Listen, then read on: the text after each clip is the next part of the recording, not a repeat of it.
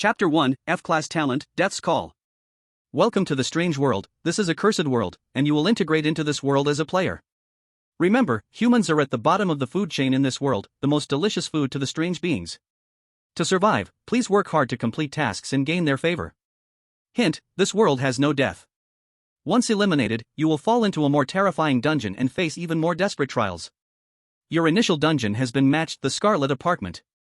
Inside the room, it was like a drop of ink falling into a bowl of clear water, dark and blocking the light. Ji Yan opened his eyes. At this moment, his brain crashed. Having bought plenty of scratch-off lottery tickets, he never won more than 20 million, but instead, he won in the game with only a 1 in 10 million chance. This must be the legendary Chosen One. Ji Yan's smile was tinged with bitterness. At this moment, a virtual game panel popped up in his sight. After dawn, the strange beings will awaken. Please hurry and familiarize yourself with the surroundings and gather information about the strange beings. This will increase your chances of survival. There are 3 players in room 404, and 3 strange beings. Each strange being's interaction will trigger different tasks. If the players fail to complete them, they will face varying degrees of punishment. Hesitation will only lead to defeat. Rather than crying in despair, it's better to quickly gather yourself and find a way to survive first. Ji Yan slapped his face, looked around the simple room, then walked out. Soon, he discovered 2 other people in the living room, clearly the other 2 players. They were eating sticky food at the dining table. Although it looked disgusting, the 2 ate quickly, without even chewing, only swallowing. This way of eating was purely for filling their stomachs. The female player paused for a moment when she saw Ji Yan. The male player didn't even glance at him and continued eating hungrily. Hey, this is interesting. How long has it been since a new player came to our little house? The girl, with 2 ponytails, had a delicate face and looked at Ji Yan in surprise. The boy tore off a piece of black, sticky meat, glancing at the girl player. Why are you worrying so much? It's not like no new player has come before. While we still have time, fill your stomach. Once those strange beings wake up, even drinking water will be hard. Upon hearing this, the girl quickly lowered her head and continued eating in large mouthfuls. Ji Yan walked over, looking at the food in the bowl. The boy pulled the plate closer to himself, his eyes cold, guarding the food. This is our food, you have no share. If you want to eat, go complete a task. The boy had never been fond of new players. These new guys didn't understand the rules at all. Helping them would only create dependence, and once they encountered trouble, they'd come to ask for help, dragging you down with them. Definitely a burden. I just want to roughly understand the rules of this dungeon. Ji Yan had the awareness of being a new player. The 2 in front of him were clearly seasoned players who had been surviving here for a while. In this unfamiliar environment, with no useful information, he could only try to see if he could gather some from the old players. The boy clicked his tongue, but didn't say anything. The girl, however, thought that helping the new player might be useful, and more people meant more strength, after all. She simply summarized, in this house, we all play the roles of children, and the other 3 strange beings play the father, mother, and grandmother. If you want to live here and get food, you have to unconditionally complete the tasks assigned by these 3 strange beings every day. Oh, by the way, let me introduce myself. I'm Louis Tong, and this is Dong Chu. When her name was called, Dong Chu was clearly unhappy. His eyes flicked over, mocking, Lou, big beauty, did you forget the last new player? What happened after you helped him? He just clung to you like a dogskin plaster, dragging you into trouble, and you still haven't learned your lesson? He cursed in his heart that this woman never learned. Louis Tong's pretty face suddenly became unpleasant. She glanced at Ji Yan, didn't say anything more, and continued eating her last bit of food. At this moment, Dong Chu suddenly remembered something and unexpectedly took the initiative to speak to Ji Yan. Every player has a talent attribute.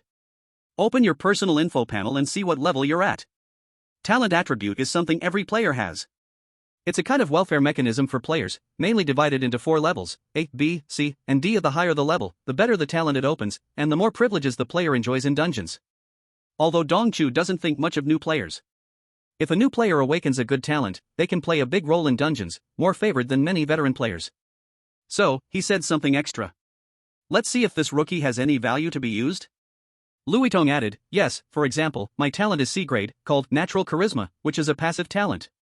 In any dungeon, my appearance will be more liked by the strange creatures than other players. In simple terms, my favorability will be 5% higher than other players. Don't underestimate this 5% chance. In a task once, another player and I both stepped on a trap, and the strange creature had to grab one of us as punishment. In the end, because I looked more pleasing, the other player ended up being unlucky. Louis Tong spoke with a hint of pride on her pretty face. Dong Chu, however, snorted and complained, how mocking, even in the strange world, it's all about looks. Ji Yan opened his information panel. Ignoring the basic status bars at the top, his eyes fell on the last column, the extremely eye-catching talent attribute, where the F stood out. F? Ji Yan froze for a moment. Damn. Didn't they say the lowest is D grade? Why do I get F? Even the two veteran players were stunned when they saw the F grade talent. D grade talents are already weak to the point of being almost useless. For example, someone's D grade talent, speed of light, the privilege is to teleport in dungeons. At first, it sounds amazing, but in reality, it only teleports 2 centimeters, which is no different from not teleporting. There's also a worse D-grade talent, invisible. The privilege allows invisibility in dungeons, but as soon as a player or strange creature gets close, the invisibility is immediately cancelled. These talent attributes seem good on the surface, but once tagged as D-grade, they are severely weakened. D-grade is already at the bottom of the barrel, so it's hard to imagine how horrible F-grade could be. Dong Chu immediately frowned, and the little remaining goodwill vanished, not wanting to have any more connection with this unlucky guy. An F-grade talent might even cause harm to the players around him, better let him handle it himself. Louis Tone's gaze also showed sympathy, but she didn't have any other intentions. She subconsciously tried to comfort him. Don't be discouraged. It's still better than having nothing. It all depends on the player's own abilities. Ji Yan secretly wondered if he was cursed by the god of bad luck. He stubbornly clicked on the talent explanation. Talent, passive, F-grade. Name, known inside and out. Detailed explanation, by making eye contact, you can see the underwear of all strange creatures and players. Ji Yan's vision went dark. Okay. This talent is indeed ridiculous. But immediately, a prompt sound echoed in his mind. Ding. The player has successfully awakened the talent, F-grade. Due to a bug, this is an abandoned talent. Due to the bug effect, your talent has been remodified. Talent name, omniscient and all-knowing. Talent detailed explanation, triggered by touching a strange creature's personal items, you can obtain all hidden information about the strange creatures. A simple few lines of hints made Ji Yan feel dazed. So it turns out, F-grade means this. But how did he awaken a talent that was abandoned due to a bug? He couldn't understand. But right now, Ji Yan didn't want to think too much. The simple talent explanation made him clearly understand how useful this talent was. He could spy on all the hidden information of the strange creatures. This meant he wouldn't have to risk his life like other players to gather information bit by bit. He only needs to touch with his finger, and he can thoroughly investigate every strange secret. Ji Yan didn't mention the bug in his talent. Hidden cards, if possible, should be hidden as much as possible. Showing off only satisfies personal desires, and brings no real benefit. A flower that blooms brightly certainly attracts attention, but it also wilts quickly when picked. At this moment, the mottled clock struck again, ringing 6 times. 6 o'clock in the morning, it means the day has dawned. The strange one has awoken. The moment before, Dong Chu and the others were eating, and the next moment, like soldiers hearing the roll call, they quickly cleaned up the trash from the table and rushed toward the dormitory passage. When Ji Yan followed, he heard a few eerie door sounds. The reason it was called eerie is because the sound was like something sharp scraping across the door, very piercing. When Ji Yan smelled a rotten stench in the air, a hoarse voice, like the tearing of vocal cords, came faintly from the dark corridor. Is there a new child today? Come to father's room quickly, let father have a good look at your body. Ji Yan's mouth twitched. No, the first sentence after waking up is to specifically ask to see me? Chapter 2, Hidden Information, Charming Eerie Mission. After hearing the father's eerie voice, Dong Jia and Louis Tong both felt their hearts drop. Then, with a gloomy look, they turned to Ji Yan. This newcomer not only has a shitty, dying F-level talent, but on top of that, the game hasn't even started yet, and he is specifically called out by the most dangerous, death-prone father Eerie. How unlucky can one be? Dong Jia even suspected that an F-level talent must come with a bad luck attribute. Ji Yan's face also didn't look good. According to Louis Tong's introduction, the room has a layout of 6 rooms and 1 hall, 3 of which are eerie, and 3 are for the players. Among them, the mother has the fewest danger zones. She loves her children excessively, so there's no worry about the relationship deteriorating. However, because of her overly twisted love, she often triggers painfully dangerous tasks. Next is the grandmother. Perhaps because of Louis Tong's talent, she uniquely favors her and has no good feelings toward male players. The father has the most danger zones. He has a bad temper, an eccentric personality, and he especially dislikes his children, even deliberately targeting them, picking faults in everything. Previously, most players had failed because of Father Eerie. Under the death-like gaze of Dong Chu and Louis Tong, Ji Yan steeled himself and walked into the dim corridor. The door slowly opened, and the ceiling lamp in the dormitory swayed, casting a dim orange light. As soon as Ji Yan entered, the door tightly closed behind him. A strong smell of blood filled the room, and Ji Yan clearly saw a large amount of bloody fragments scattered on the floor. A strange creature, its body pierced with steel nails, skin and flesh swollen like it had been given excessive hormones, covered in terrifying, disgusting tumors, grinned at Ji Yan. It held a skull still covered in chunks of meat, smiling as it asked Ji Yan, "Do you know who this is?" Staring at the maggots crawling in the eye sockets, Ji Yan was silent for a moment and calmly said, "My brother, or my sister, I suppose?" Father Eerie was a little surprised, throwing the skull into Ji Yan's arms. "Pretty smart. There are many more of your brothers and sisters here, would you like to see them?" It stood up, its massive body like a black bear, imposing and dangerous, and opened a cupboard. Inside the cupboard, there were a dozen skulls piled up, with the flesh scraped clean, covered in flies and maggots. The scene was extremely shocking. "Do you know why they all stayed here?" Facing Father Eerie's mocking gaze, Ji Yan whispered, "They made you angry. So you know my temper isn't good. I don't like disobedient, incompetent, clumsy children. Like you.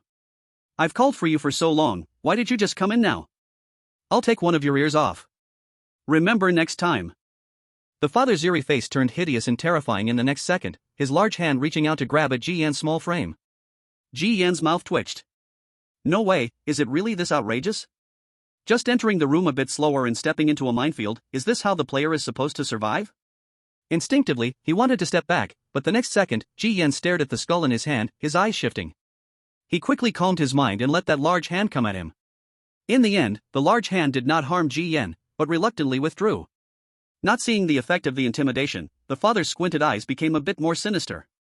The scarlet corners of his mouth twisted into an ugly smile. "Just kidding, why no reaction?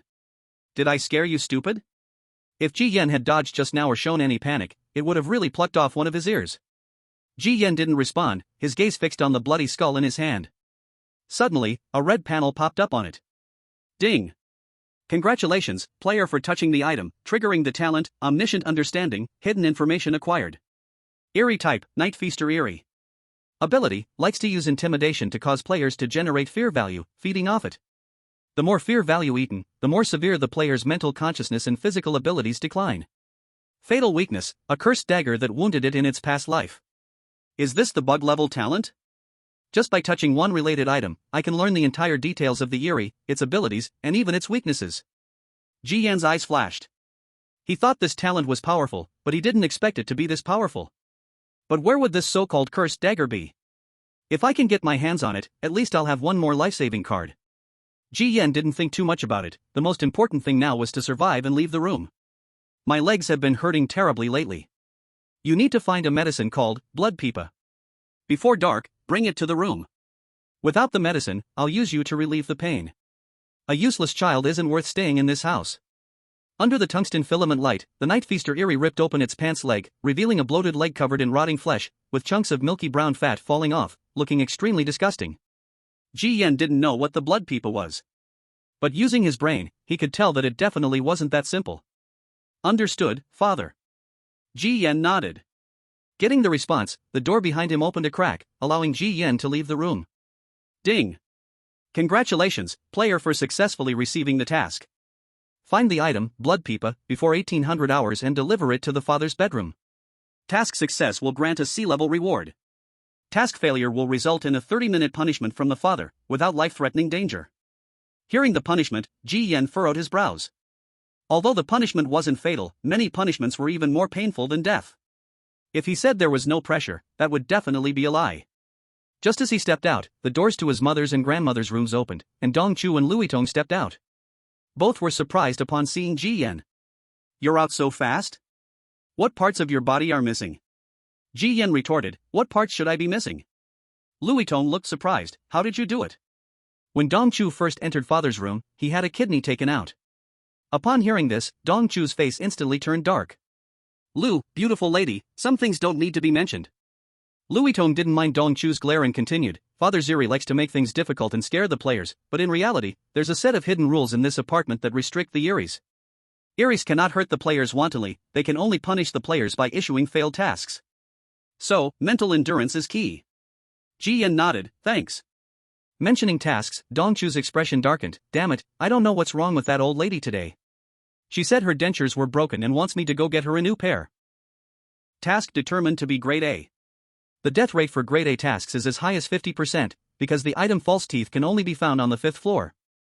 And in this apartment, the higher the floor, the more terrifying the tenants. After slacking off for several days, Dongchu hit the jackpot the moment Ji Yan arrived today. He even wondered if this damn newbie brought his bad luck and spread it to him. I'm fine, the creature that's been haunting my mother has always had a bit of affection for me, it only asked me to go downstairs and borrow a bottle of soy sauce. System judged the task as grade C. Louis Tong said, glancing at Ji Yan, what about you? What task did you get? Ji Yan scratched his nose, I'm good too, grade C task. That creature wants me to find a medicine called blood pipa to treat its leg. But as soon as he mentioned blood pipa, Ji Yan noticed both of their expressions turn strange. Blood pipa? Ha, as I guessed, that creature gave you this task too. You've hit the jackpot. Dongchu laughed and left, but that smile sounded like he was gloating. Ji Yan frowned slightly, is blood pipa hard to find? Louis Tong sighed softly, blood pipa isn't hard to find, we all know where it is, room 101 in the apartment. But before you, 4 players were already assigned this task, and only one made it back alive. The only one who came back looked like he aged decades, his body was completely devoid of flesh, and he barely said a word before he died. Louis Tong's eyes were filled with pity, so, I suggest you think of another way out. Room 101 is a monster that eats people. Ji Yan. Chapter 3, Task begins, the creature behind the door. Ji Yan guessed it wouldn't be that simple. But after hearing Louis Tong's words, his expression still looked a bit ugly. What kind of creature lives inside room 101? Good luck. I hope I'll see you at dinner tonight. Louis Tong was also seeing such an unlucky newbie for the first time. Leaving behind a pale and powerless encouragement, she left the house to quickly complete her task. As fellow players, a kind reminder was the most she could do. If Ji Yan wanted to find a way to survive, it still depended on him. Ji Yan pondered for a moment, then turned and left the house as well. No matter what, he still had to check out room 101. He couldn't be scared away by just 2 sentences. Following Louis Tong's directions, Ji Yan quickly walked through the filthy, miserable corridor and arrived at the 1st floor of the apartment. Outside room 101, 2 players had been waiting for a long time. Why is there still a newbie?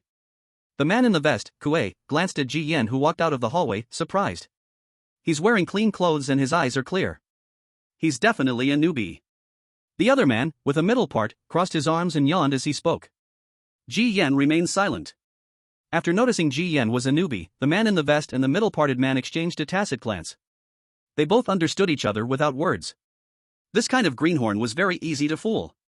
In this apartment, tricking newbie players into exploring dangerous areas had already become an unspoken rule among the veteran players. Newbie, I've dealt with the resident in room 101 a few times. If you want to survive, listen to me. I'm happy to guide you. The man in the vest took the initiative to speak. Then I'll leave it to you. Ji Yan nodded nonchalantly. He wasn't blind. The way they exchanged glances was naturally caught by his eyes. In this strange world, everyone was fighting to survive. Who had the time to help others for no reason? Even Louis Tong's words, Ji Yan didn't fully believe. And seeing the 2 men's relaxed demeanor, they didn't seem to know how dangerous room 101 really was. Ji Yan's eyes flashed. With the advantage of information, he might be able to use these 2 to find out how deep the waters of the room really were. The 3 of them hadn't entered yet, and each of them had their own hidden intentions. Creak. The door to room 101 slowly opened, and a man's head peeked out. His gaze was hollow, lifeless as he stared at the 3 of them. We are here too. The man in the vest took a step forward, just about to state their purpose when he was interrupted. Here to do the task, I know. Come in, we're lining up. The man in the white clothes turned sideways and opened the door. Looking into the abyss-like darkness of the room, the 3 men in vests exchanged a glance and, gathering their courage, stepped inside. But as Ji Yan was the last to enter the room, he suddenly felt a sharp pain in his waist. Looking down, he realized he had been injected. As he watched the man in white pull out the needle expressionlessly, Ji Yan wanted to say something, but what followed was a spinning dizziness and he passed out. No idea how much time passed. Ji Yan shivered from the biting cold. When he opened his eyes, he found himself in a pitch-black room. Calling it a room was an exaggeration, it felt more like a cold, sterile prison cell. Dim, damp. Iron chains, locked cuffs. On the iron table were a bunch of horrifying tools of torture. Ji Yan was about to move but realized that his hands and feet were shackled by chains. He turned his head and saw that the other 2 players were also in the same situation. And the man in white who opened the door was now sitting on the filthy floor. He was eating some gooey, runny food from a plate, staring at them with a creepy look in his eyes. What's going on? We're guests. You're breaking the apartment rules. Do you know what the consequences are? Hurry up and unlock these damn cuffs. The man in the vest and the one with the middle part of his hair yanked at their chains and shouted at the man in white. Even though they were experienced players, they were stunned. They'd never encountered such a bizarre task start. They walked in and got injected. When they woke up, they were already shackled. Who plays a game like this? The man in white didn't say anything, just quietly watching the man in the vest and the one with the middle part yell. Only Ji Yan remained silent, quickly scanning the surroundings. In a few corners, he saw some shriveled skin-like dolls. No, those weren't skin dolls, they were corpses. They had been drained of blood and flesh, leaving only a thin layer of skin covering the bones, looking light and flimsy. Obviously, these were previous players.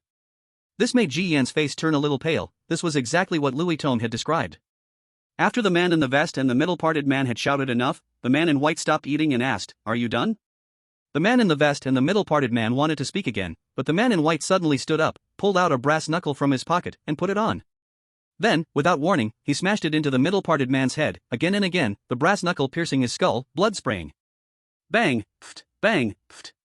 Soon, the blood and flesh were a mess, and the middle-parted man was completely offline. The man in white turned to the man in the vest and asked, "Can we be quiet now?" The man in the vest's face turned pale, and he nodded. The man in white wiped the blood from his face and sneered, "Is this it? Just a little blood, and you're all scared? This was just a little blood?" His brain matter had exploded out. Ji Yan stared at the man in white, wondering if this guy was the owner of room 101. But to his surprise, the man spoke the next second. "Let me introduce myself. My name is Chung Fong, a player living in room 101. Both of them were stunned. The guy who could casually smash someone's head with a brass knuckle, without a hint of emotion, was actually a player? Noticing the surprised expressions from Ji Yan and the man in the vest, Cheng Fong waved his hand and put on an expression of helplessness. "Don't look at me with that creepy gaze, I'm just a poor worker too. I killed him for 2 reasons. 1, to make you quiet. 2, that monster doesn't like the skinny ones, they're not nutritious, so I needed to filter out the bad ones." Hearing these 2 bizarre reasons, the man in the vest instinctively glanced at Ji Yan, as if saying, "Isn't he skinny too?" Cheng Fong also glanced at Ji Yan, "He's quieter." Ji Yan. Let me keep it short. It's actually quite simple. Do you see the room behind me? Go in, come out, and your mission is complete. The man in the vest looked at him as if he was treating them like children. Finally, Ji Yan spoke up, "Going in is easy, but coming out might not be so simple, right?" Cheng Fong didn't hide anything and responded straightforwardly. Pointing at the shriveled bodies in the corner, "If you can't get out, you'll end up like this. Don't worry, my job is to handle the bodies. If you can't get out, I'll try to bury you in a better place. As for that creature inside, if you serve it well, not only can you leave alive, but you'll also get the items you want for your mission." As he spoke, the door behind him suddenly opened a crack.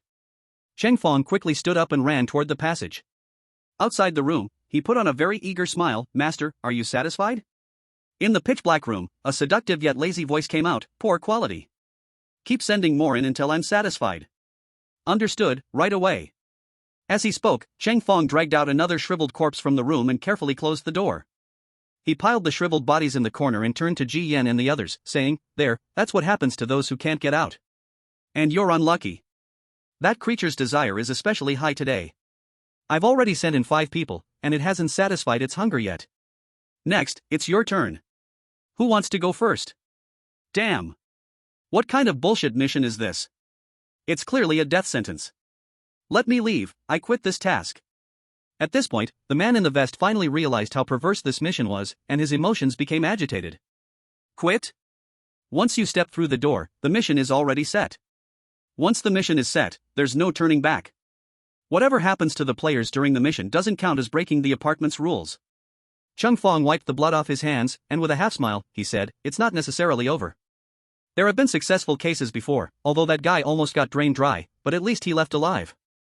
Unlike the man in the vest who was shouting and only thinking of escaping, Ji Yan quietly asked, "So, what exactly is that creature inside?" "I don't know what kind of creature it is. All I know is that the female creature has an insatiable desire every day. Men are not just her nutrients, but also her needs." "Isn't that a succubus?" The man in the vest broke out in cold sweat. Cheng Fong sneered coldly, "A succubus is just a low-level creature. It only sucks out some kidneys.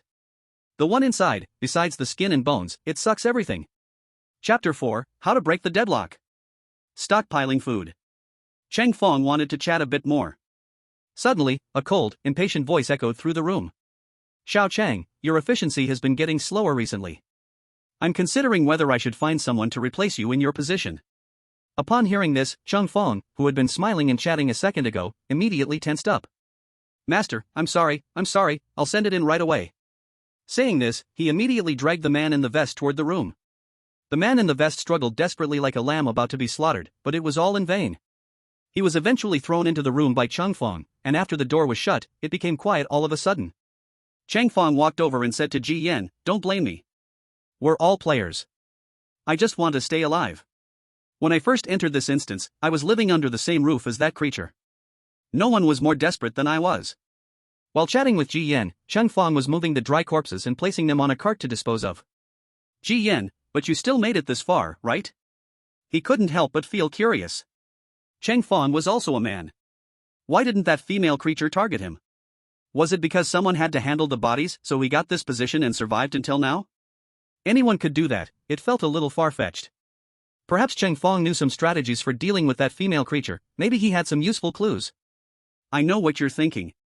Cheng Fong immediately saw through Ji Yan's thoughts and waved his hand. Stop daydreaming. Living with that ravenous female creature, me surviving until now has nothing to do with any strategy. It's pure dumb luck. Ji Yan was puzzled, dumb luck? Cheng Fong suddenly smiled, and that smile strangely carried some pride. My talent is the most useless, a D rank. You could say. In this copy, there is no special advantage, but it happens to be very effective against that female ghost, and even saved my life.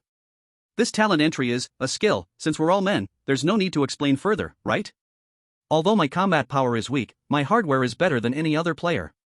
Do you understand what 32 means? It's enough to apply for the Guinness World Records. Thanks to this special skill, that female ghost couldn't bring herself to drain me dry and gave me the task of handling the bodies, letting me survive until now. Although I have to deal with bodies every day and screen players, this apartment is still much better than what many players have.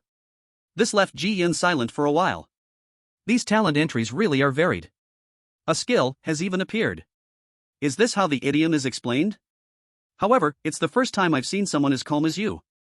The others sent here by now would have already wet themselves. Ji Yan shook his head, shouting and screaming is pointless. Even if you die, you'll just be sent to the next dungeon. I'm on my first day in this dungeon, there's no foundation, dying wouldn't be a loss. Hey, you're pretty clear-headed? Don't worry, I'll handle your body gently when the time comes. Looking at Ji Yan's defiant expression, Cheng Fong was a bit surprised, with some appreciation. Ji Yan ignored this remark and looked at the various tools on the metal table beside him. What are those? Tools for serving that female ghost. Don't be surprised, they're exactly what you think. When that female ghost gets excited, the things she plays with are downright perverse, enough to shatter your worldview. Actually, without Cheng Fong saying it, Ji Yan had already roughly guessed what those toys on the table were. Whips, iron chains, silver needles, these were all normal. There were even knuckle dusters and electric batons, making his eyelids twitch. Just thinking about it sent chills down his spine. But at that moment, Ji Yan saw hope in those tools. Have those been used? Used on the unlucky guys before you. Didn't you see they're still damp? Cheng Fong was still confused about why Ji Yan asked this, but the next second, he saw Ji Yan grab an iron chain, pick up the tools with his hands, and carefully examine them. What are you doing? He was stunned for a moment. Observing. Cheng Fong choked. He watched as Ji Yan picked up one tool after another. Not only did he carefully stroke them, his eyes were also shining. There was even a bit of excitement on his face. He shook his head and couldn't help but mutter, I thought that female ghost was perverted enough, but I didn't expect there'd be an even more twisted one. At this moment, Ji Yan was indeed surprised.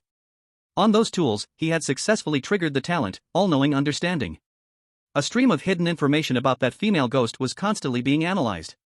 With hidden information, it meant there were definitely other strategies to deal with the female ghost. As Ji Yan quickly scanned the hidden information, his expression began to change, becoming more and more exciting. Creak. At that moment, the door at the end of the corridor opened again. So soon? It's not even been 5 minutes. Cheng Fong froze for a moment, then hurriedly dropped the body in his hands and ran towards the door. As he got closer, a shriveled body was thrown out. It was the man in the vest. At this moment, he was skin and bones, his skin wrinkled, but he wasn't dead yet. His eyes were hazy, and he hoarsely said, "Let me go, really, there's not a drop left." At the same time, a trembling voice came from the room. "Not nearly enough. Keep sending them in, I want more nutrients." Cheng Fong's heart sank. What's wrong with this female ghost today? They've already sent 6 people in, and she's still not satisfied. In fact, she's become even more greedy. He looked at the corner where only Ji Yen remained, and even he started to feel a sense of crisis. This is bad. At that moment, Ji Yen put down the tool in his hand and walked over to Chung Fong. He said to Chung Fong, "Send me in." Chung Fong wasn't used to seeing a player who didn't need to be forced. "You're so eager, I don't even know what to do now." "You're really rushing to die in the next dungeon?" Ji Yen said, "It's not necessarily a dead end. Just satisfy her needs, and it'll be fine." Chung Fong kicked the man in the vest at his feet. "Ha! Didn't you see this big guy get sucked dry to bones in less than 10 minutes? Where do you get your confidence with that small body? That's because you guys are useless. I'm F*King 32 centimeters and you say I'm useless?" Facing Chung Fong's heated anger, Ji Yen gave no response. He pushed open the door and stepped into the pitch-dark room. Through the hidden information he collected from the female ghost with his talent, he had formed a bold guess. If this guess was wrong, even his ashes might get scattered. But if he wanted to survive, he had to be bold. He decided to take the risk. Bang! The door shut, and the sight dimmed. The room was scattered with many props, even some bloodstained ice spikes and hammers. At first glance, it looked like a murder scene. Ji Yen was scanning the surroundings when suddenly a violent force struck him. His whole body was thrown to the ground. A strange smell filled his nose, and a beautiful face appeared before him. "Why did you throw in such a useless thing?" Touching Ji Yan's body, the female ghost's delicate face showed nothing but dissatisfaction. Before Ji Yan's eyes, with every intimate touch, lines of hidden information appeared. Enchanting ghost, loves to devour the essence and flesh of men. Doing so not only enhances her ghostly power but also maintains her beautiful appearance by absorbing bone marrow. Men are her best skincare product. Congratulations! The enchanting ghost before you happens to be in a crazed state of peak desire yet cannot be satisfied. So, to survive, how will you break this dead end? Seeing the teasing message, Ji Yen thought to himself, this F-grade talent is getting more and more human-like. Pain stung his skin. The sharp nails of her tools pierced into him. The enchanting ghost looked down on Ji Yan's small body with extreme disgust. Since there's no good piece left, let's bring Xiao Cheng in. Poor guy will just have to suffer a bit. Honestly, I hate wasting such a fine meal like him. The enchanting ghost sighed, her eyes full of regret. Outside the room, Cheng Fong, who was secretly eavesdropping, turned pale as he heard this. It felt like the sky was collapsing. He's doomed. Even the old staff like him weren't spared. What the hell was wrong with this female ghost today? Her desire was like a bottomless pit. Ji Yen hid one hand under his body, then suddenly spoke, "How do you know I'm no good if you don't try?" "You? I'm no worse than the guy outside. I've got a big treasure on me. Want to see it?" Hearing that, the enchanting ghost's blurry eyes instinctively moved downward. "Really? I can't see it. Who said it's down there? It's up here." As soon as he finished, the enchanting ghost lifted her head, and Ji Yen pulled out the hand hidden behind him, gripping a hammer tight, and smashed it down on her flawless face. In an instant, blood splattered everywhere. Chapter 5, Obtaining the Ghost Item, Activating Enchantment. Like porcelain, the enchanting ghost's cheek cracked. The sharp end of the hammer pierced through her face, embedding deep into her bone. Ji Yen didn't stop for a second. He pulled out the hammer and smashed it again and again onto her face. Blood quickly spread across the floor. The horrifying sound made the scene look like a mad killer was brutally torturing an innocent girl. Only after 20 swings did he finally stop. Drip. Warm blood dripped from the hammer. Ji Yen gasped, his right hand numb with pain. He looked nervously at the fallen enchanting ghost. The tension wasn't because he feared she was dead. What he held was just an ordinary tool. For a ghost, it couldn't cause any real harm at all. The hammer, said to be a weapon, was actually just a prop for the ghost and her praise play. From the split, bloody mess of her head, waves of burning white smoke began to rise. The enchantress slowly stood up, the terrifying wounds on her face visibly healing. She looked at Ji Yen with an ambiguous gaze. "Is this your precious treasure?" Ji Yen calmly nodded, "Yes." "How does it feel?" The enchantress lightly wiped the wound on her face with her fingertip, like broken porcelain, cracks constantly emitting white smoke. "Don't say, it's quite exciting. This feeling, I surprisingly like it. But, it's still not enough." As soon as the words were spoken, the hammer had already been swung to the enchantress's face. It knocked her slender body over, and Ji Yen quickly grabbed a chainsaw from the table, pressing it onto the enchantress. The chainsaw in his hand was raised and then swung down, the terrifying sound of the chainsaw mixed with the sound of flesh being torn, creating a spine-chilling symphony. No mercy at all. From the hidden information gathered outside the room, Ji Yan had already guessed. This enchantress had a strong S.M tendency. And she was on the M side. Pain would make her extremely excited, stimulating her mental pleasure. And this, the enchantress herself hadn't even realized. She frequently enjoyed torturing and draining her prey. Over time, her spirit had gradually dulled, and she was becoming more and more unsatisfied. No matter how perverse her treatment of prey was, it could no longer satisfy her. Until now, Ji Yan's reversal of making her the prey had actually opened the door to a new world for her. This move was bold, and there was an element of gamble. But at this moment, looking at her tortured, blood-soaked body with her cheeks flushed with intoxication, Ji Yan knew he had made the right bet. Outside the room, Cheng Feng, who was anxiously waiting, thinking he was about to step into the battlefield himself, had a confused expression. He was leaning by the door.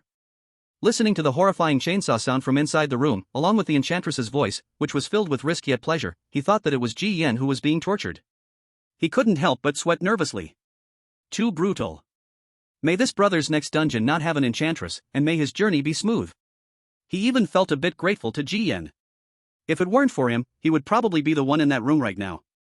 Listening to the unending sound of the chainsaw, Cheng Feng turned his head and found a bigger container, guessing that Ji Yan couldn't completely move out of the room and could only collect pieces bit by bit. Inside the room, the bloody scene continued. Ji Yan vigorously swung the chainsaw in his hand, but after 5 minutes, the teeth were broken, the chain snapped, and the chainsaw was completely ruined. He frowned. Such poor durability? Looking at the enchantress's flushed, hot face, still unsatisfied, Ji Yan dared not slack off, quickly feeling around for the scattered tools and using everything he could on her. Not knowing what tool he had grabbed, a message panel suddenly popped up in his vision. Ding! Congratulations, player has obtained the hidden cursed item, Satan's execution device, successfully triggering, talent. Level, rare. Detailed description, a perverse murderer, who claimed to be Satan, used it to execute 10 innocent women consecutively, after which the murderer disappeared, but the cursed item, stained with sinful blood, remained. Hidden information, after performing 10 skull-crushing critical hits on the cursed, this item can be fully activated, accompanied by the curse effect, soul burn. Cursed items were equipment items attached to players, with various types like damage, defense, survival, support, etc. They were divided into levels: normal, rare, collection, legendary, and epic. Some advanced cursed items were even more coveted than talents. Ji Yan was stunned for a moment. This F-level talent could even access the hidden information of cursed items? He looked at the cursed item in his hand, a spiked hammer. Different from other tools, it felt extremely cold and made his hand chill. This was a killing tool that had taken the lives of 10 people. It was unimaginable how much resentment it carried. Cursed items could cause real damage to the cursed, and Ji Yan worried whether using this would kill the enchantress. Worries aside, his actions did not slow down. As the mesmerizing spirit was about to wake from her intoxication, she swung her arm with full force and slammed it onto the red face. This hit shattered half of her head, with the huge wound breaking open and releasing thick, intense white smoke, as the mesmerizing spirit let out a painful scream. Ji Yan's heart skipped a beat, and just when he thought the mesmerizing spirit was about to go into a wild rage, that tragic scream turned into a high-pitched, blissful cry.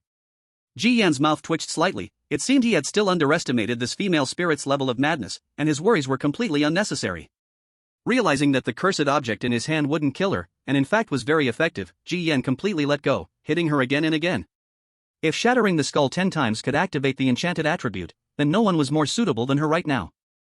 This was simply the perfect way to farm a damage puppet. And so, after more than 10 minutes of bloody skull smashing, the floor and corners of the walls were completely dyed red. Covered in blood and brain matter, Ji Yan tiredly leaned against the wall, sitting down, while the nail hammer in his hand, after going through refining, had turned a blood red and shiny, successfully activating the enchanted effect. Ji Yan's eyes lit up. Now that he had a cursed object in his hand, at least he had some confidence in the dungeon. At least he wasn't a soft target anymore. As for the mesmerizing spirit, she stood up again, and Ji Yan was numb. He had shattered her skull 11 times, with the last blow carrying the soul burn effect. The terrifying black flames directly burned away half of her head, and if it were any other spirit, they would have turned to ashes.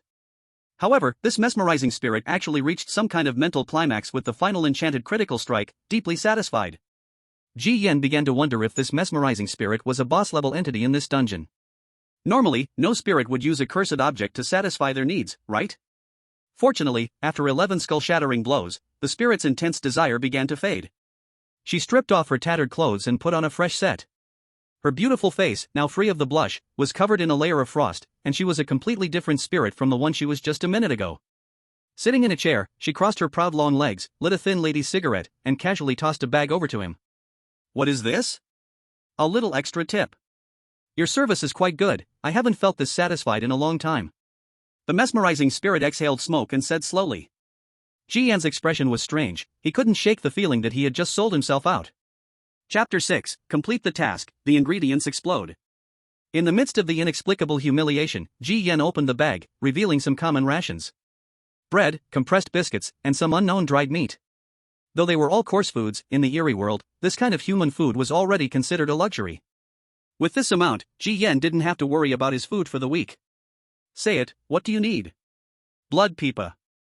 As soon as she heard blood pipa, the mesmerizing spirit immediately understood, "You are the child of that drunken fool from 404. "Yes, my father has terrible leg pain and asked me to come here to find medicine." "Who told you that was medicine?"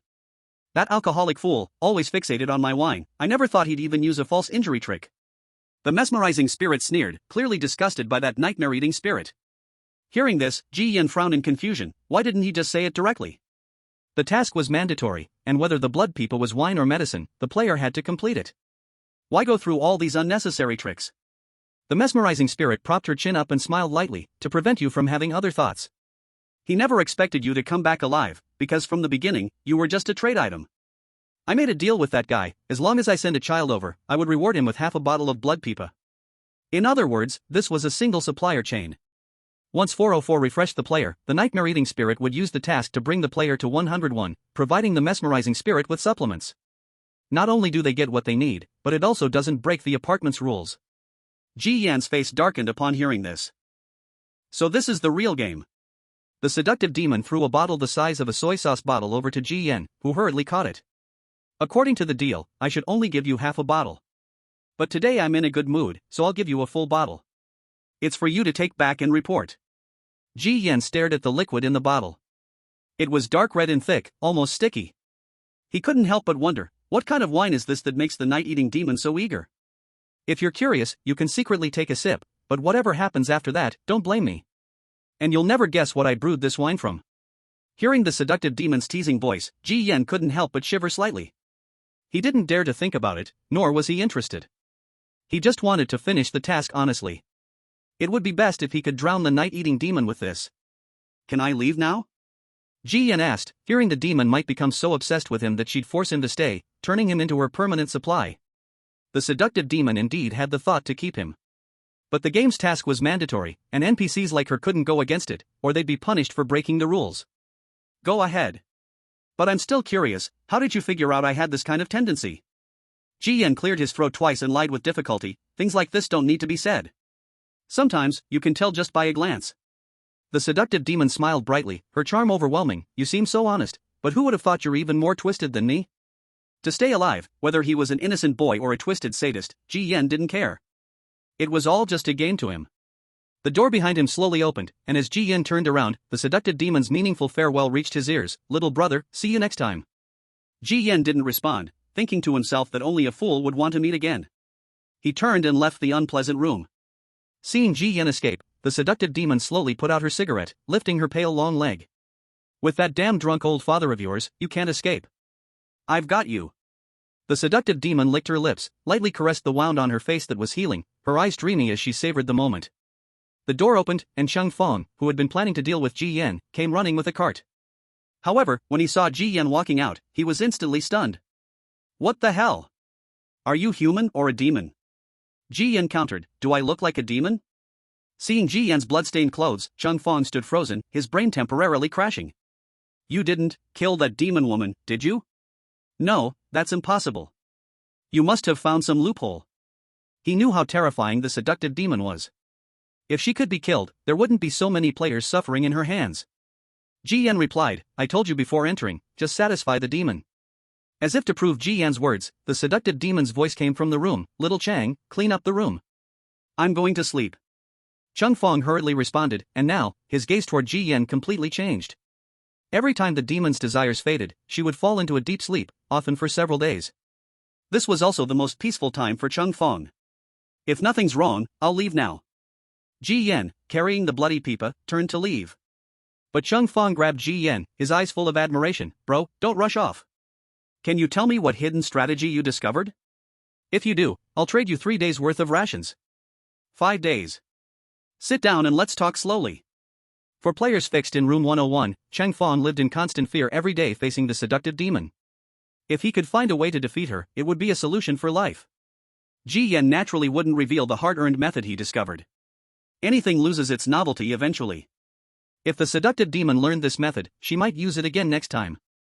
If he told Cheng Fong, the guy would rely on it, and the seductive demon would quickly become numb to it. The next time, it would definitely not work. This would be cutting off his own escape route. No strategy, just pure strength. I told you, weapons are useless if the firepower isn't enough. Otherwise, a 32 centimeters gun is just a decoration. Dropping these words, Ji Yan turned around and left, leaving Cheng Fong, who had a face full of ridicule, unsure whether to believe it or not. Walking out of room 101, the task was finally completed. Ji Yan let out a long breath, relieved that this hellish first game task was finally completed, albeit with twists. Not lingering, he turned and rushed upstairs. Soon, he arrived back at 404. Louis Tong and Dong Chu had not yet returned, so Ji Yan walked straight into the room of Yen Shirgui. Damn rabbit, you're still not out? As soon as Yen Shirgui saw Ji Yan, his face immediately darkened. He instinctively assumed Ji Yan had not left yet. According to his private deal with Mei Gui, if Ji Yan went to 101, he wouldn't return alive. The only thing that would come back to him would be the blood pipa sent by Cheng Fong under Mei Gui's orders. Father, I've already got the medicine. Taking off the blood pipa from his waist, Ji Yan placed it on the table. What did you say? Yen Shirgui froze for a moment, staring at the bottle of dark, brilliant red liquid. With just one look, he was sure it was Mei Gui's blood pipa. He looked at Ji Yan's unharmed body in disbelief, countless questions flooding his mind. How did this kid come back alive? How did you get it? That sister is very easy to talk to. I told her my father's leg was badly rotting, and he couldn't sleep at night. After hearing that, she was deeply moved and gave it to me. Hearing Ji Yan's made-up story without any change in his expression, Yen Shirgui's face immediately darkened. That woman would be moved? This bullshit, he wouldn't believe it even if he died. But when he saw the blood pipa, Yen Shirgui's mind was consumed by it, and he didn't even have the energy to think about how Ji Yan, this trading item, managed to survive. He twisted open the wooden stopper and greedily poured it into his mouth. Soon, Ji Yan smelled an extremely unpleasant odor. That smell was strongly fishy. It was like alcohol but not quite like alcohol. Why was it so irresistible to Yen Shirgui? Get out of here, don't stay and block my view. Yen Shirgui's eyes started to wander, filled with intoxication, and he impatiently muttered to Ji Yan. Even though Ji Yan had brought back a full bottle of blood pipa, he still didn't get any favorable treatment. In his eyes, these players were there to serve him, they were more like slaves than children. If he wasn't happy, he would just kill them and replace them. Ji Yan didn't speak, turning to leave the room. When closing the door, he heard Yen Shirgui's voice, filled with both love and hate. That woman's blood down below, how did she brew it? I've never had such a wonderful drink in my life. Ji Yan coughed sharply. He immediately felt a chill down his spine. Damn it! So the raw material was menstrual blood? This weird world, everything is getting crazier than the last. Chapter 7, The Mask of the Strange Object, The Lights Out Rule. As soon as Ji Yan stepped out, the game broadcasted in his mind. Ding! Congratulations to the player for successfully obtaining the blood pipa and completing the sea-level task. Task reward obtained, Scissorhands Mask. Level, Rare. Description: Once, a man named Edward wore this mask to seek revenge for his beloved girl. For each person he killed, he would cut off their face and stitch it onto the mask. What a love that lasts until death, don't you think? Ability: Using the strange object increases the player's perception by 5%. Ding! Talent triggered, obtaining hidden information about the strange object.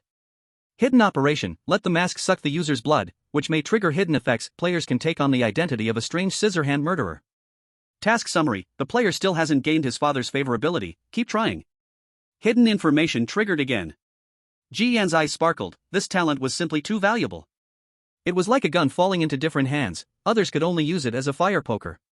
But he could shoot all the bullets, turning it into a killing weapon, utilizing its true value. Looking at this, even if Ji Yan obtained a low-level strange object, he could still upgrade it through his talent in another form, right? As for the rating, Ji Yan didn't care. That Yen Shirgui was a cold-blooded snake. Even if you tried to please him 1,000 times, he would think it was deserved. Ji Yan never expected to gain any favor. The eerie object taken from the toolbar as a reward was a clown mask. What was chilling was that it was sewn with bloody, torn faces, giving the unsettling feeling of staring into the eyes of the dead, extremely disturbing. How do I make the mask absorb my blood? Ji Yan hesitated for a moment. He poked his finger into the mouth of the mask. In the next instant, he felt a sharp pain. It felt like being pierced by something sharp, but when he pulled his finger out, blood started to drip from his fingertip. Looking at the mask, it seemed to come to life, with the human skin on it wriggling, like a series of terrifying ghost faces, wailing in agony. On the edges of the mask, white bone spurs grew. The whole mask seemed to be alive. It was terrifying and bizarre. This should count as activation, right? Ji Yan wasn't sure. When he tried to put it on to test its effect, a stunned voice came from behind. Did you not leave, or did you run back? Ji Yan turned around and saw Dongchu's face, which looked like he was waiting for a joke. Dongchu was about to tease him, but when he saw the human skin mask in Ji Yan's hand, his expression froze for a moment. Ji Yan, expressionless, put away the eerie object and ignored Dongchu, turning to walk towards the living room. After being ignored a few times, Dongchu frowned, increasingly displeased. In the living room, Louis-Tong had also returned. Why are you back? She saw Ji Yan and thought he had come back without completing the task. The task is done. Why would I come back otherwise? Ji Yan sat down and took out the course food he had gotten from the strange thing. The moment Louis-Tong and Dongchu saw the course food, they believed him. But Room 101 was known for its deadly level. Only 3 hours had passed, how did he finish it? Ji Yan tore open the compressed biscuit package and simply said, "Got lucky." The strange thing liked the way I looked, so it gave me half a bottle of blood loquat. The two exchanged a glance, unsure if they believed him. But no matter what, Ji Yan was still alive and eating, so it must mean he passed. Upon hearing "got lucky," Dongchu's face turned as ugly as if he had eaten a fly. Damn! Why don't I have this luck? His task was to get his grandmother a set of fake teeth. Following the task instructions, he went to the 6th floor to search, but not only did he find nothing, he nearly got caught by the strange tenants of the 6th floor to be turned into a human specimen. In the end, the task failed, and the grandmother became corrupted, ripping out one of Dongchu's eyes as punishment. Ji Yan had not yet noticed, but now this guy had turned into a one-eyed dragon. It looked quite ridiculous. Ji Yan had no good feelings toward this guy, so he didn't want to listen to his complaints and kept eating the food in his hand. Louis-Tong, having completed her task, also got today's share of food, but compared to the coarse food Ji Yan had, hers was much poorer. Only Dongchu was the most miserable. Not only did he not get today's food, but his relationship with the strange grandmother had worsened. The only reason he had survived in the 404 shack until now was that he had gained some favor with the grandmother, which prevented him from being targeted by the nightmare-eating creature that pretended to be his father. Nightmare-eating creatures had the highest player death rate in the task stages. But among the 3 strange beings in the shack, they were the weakest. Thus, under the protection of the mother and grandmother creatures, the nightmare-eating one had not targeted Dongchu or Louis-Tong, but it was always lurking, watching. Now, with only one eye, Dongchu felt an intense sense of danger. Without food, Dongchu had to take out the food left over from yesterday. Perhaps influenced by the strange environment, the food, already sticky, was now covered with a layer of black fur. After only a couple of bites, Dongchu spat it out. Then, he turned his head to look at the biscuits in Ji Yan's hand, and his stomach protested fiercely. Clearing his throat twice, he was about to speak, but Ji Yan interrupted directly, "Stop staring. You're such an experienced player, are you really interested in these coarse grains I'm holding?" Ji Yan looked back at him with the same expression Dongchu had earlier when he looked at Ji Yan. Dongchu's face darkened. Beside Louis-Tong, the laughter was almost uncontrollable. "Give me a piece of cookie, and I can reveal the strange messages about your mother and grandmother. A compressed cookie in exchange for a life-saving clue, isn't that quite the bargain? You better think quickly, or I might change my mind later." Dongchu continued to lower his stance. He had to eat, not just because he was hungry, but for tomorrow's condition. The Bizarre World was a game-like universe, where players had to consume nutritious food daily, otherwise, their physical stats would drop significantly the next day.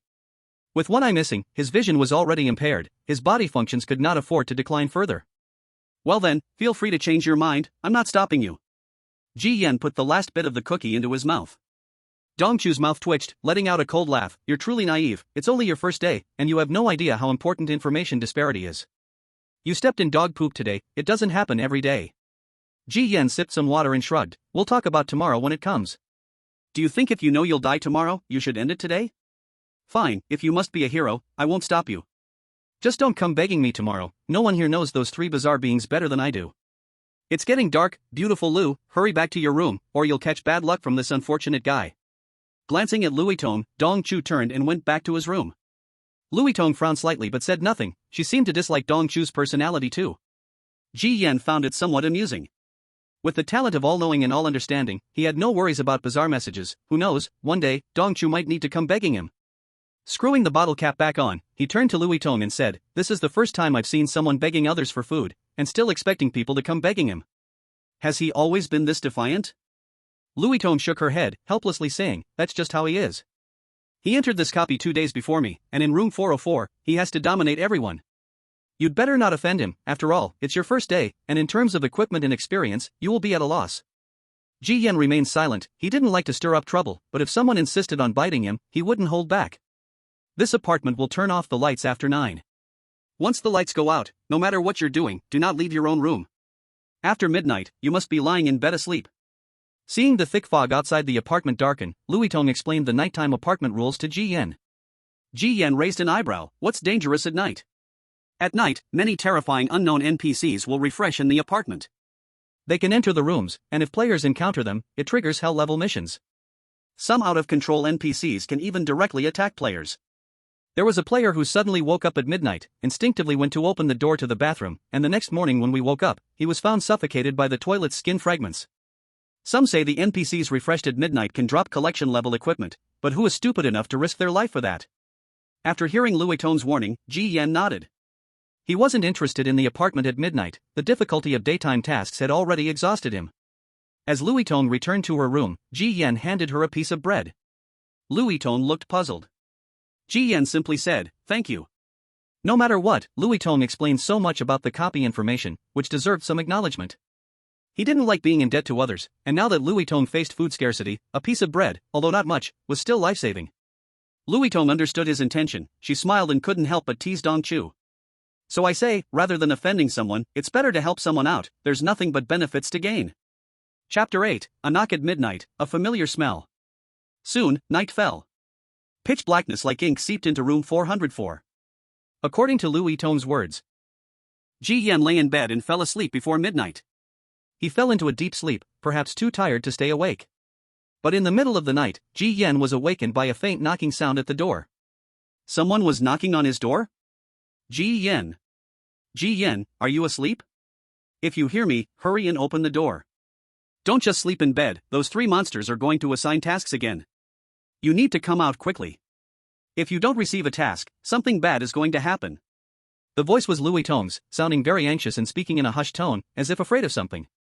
Ji Yan listened, turned over, and then continued to sleep. He didn't know what was outside the door that could mimic the player's voice. The trap was just too clumsy. Even if the real Louis Tong was outside, he still wouldn't get up to open the door. After the lights went out, players just needed to sleep peacefully. No oddities could do anything to you. Outside, Louis Tong kept anxiously calling for Ji Yan, and after receiving no response, started to become impatient, making a sharp and unpleasant sound. Then came a chilling sound of nails scraping against the door. After an unknown amount of time, Ji Yan heard a sound of a door opening. Ji Yan opened his eyes. It sounded like it came from next door, where Dong Chu's room was. Why was he opening the door? He should know how dangerous the apartment is at this late hour. Confused, Ji Yan heard no other odd noises after the door opened. He soon fell back into a deep sleep. At 6 o'clock the next day, the grandfather clock in the living room chimed. Ji Yan got up on time, and Louis Tong and Dong Chu were already sitting in the living room, waiting for today's task.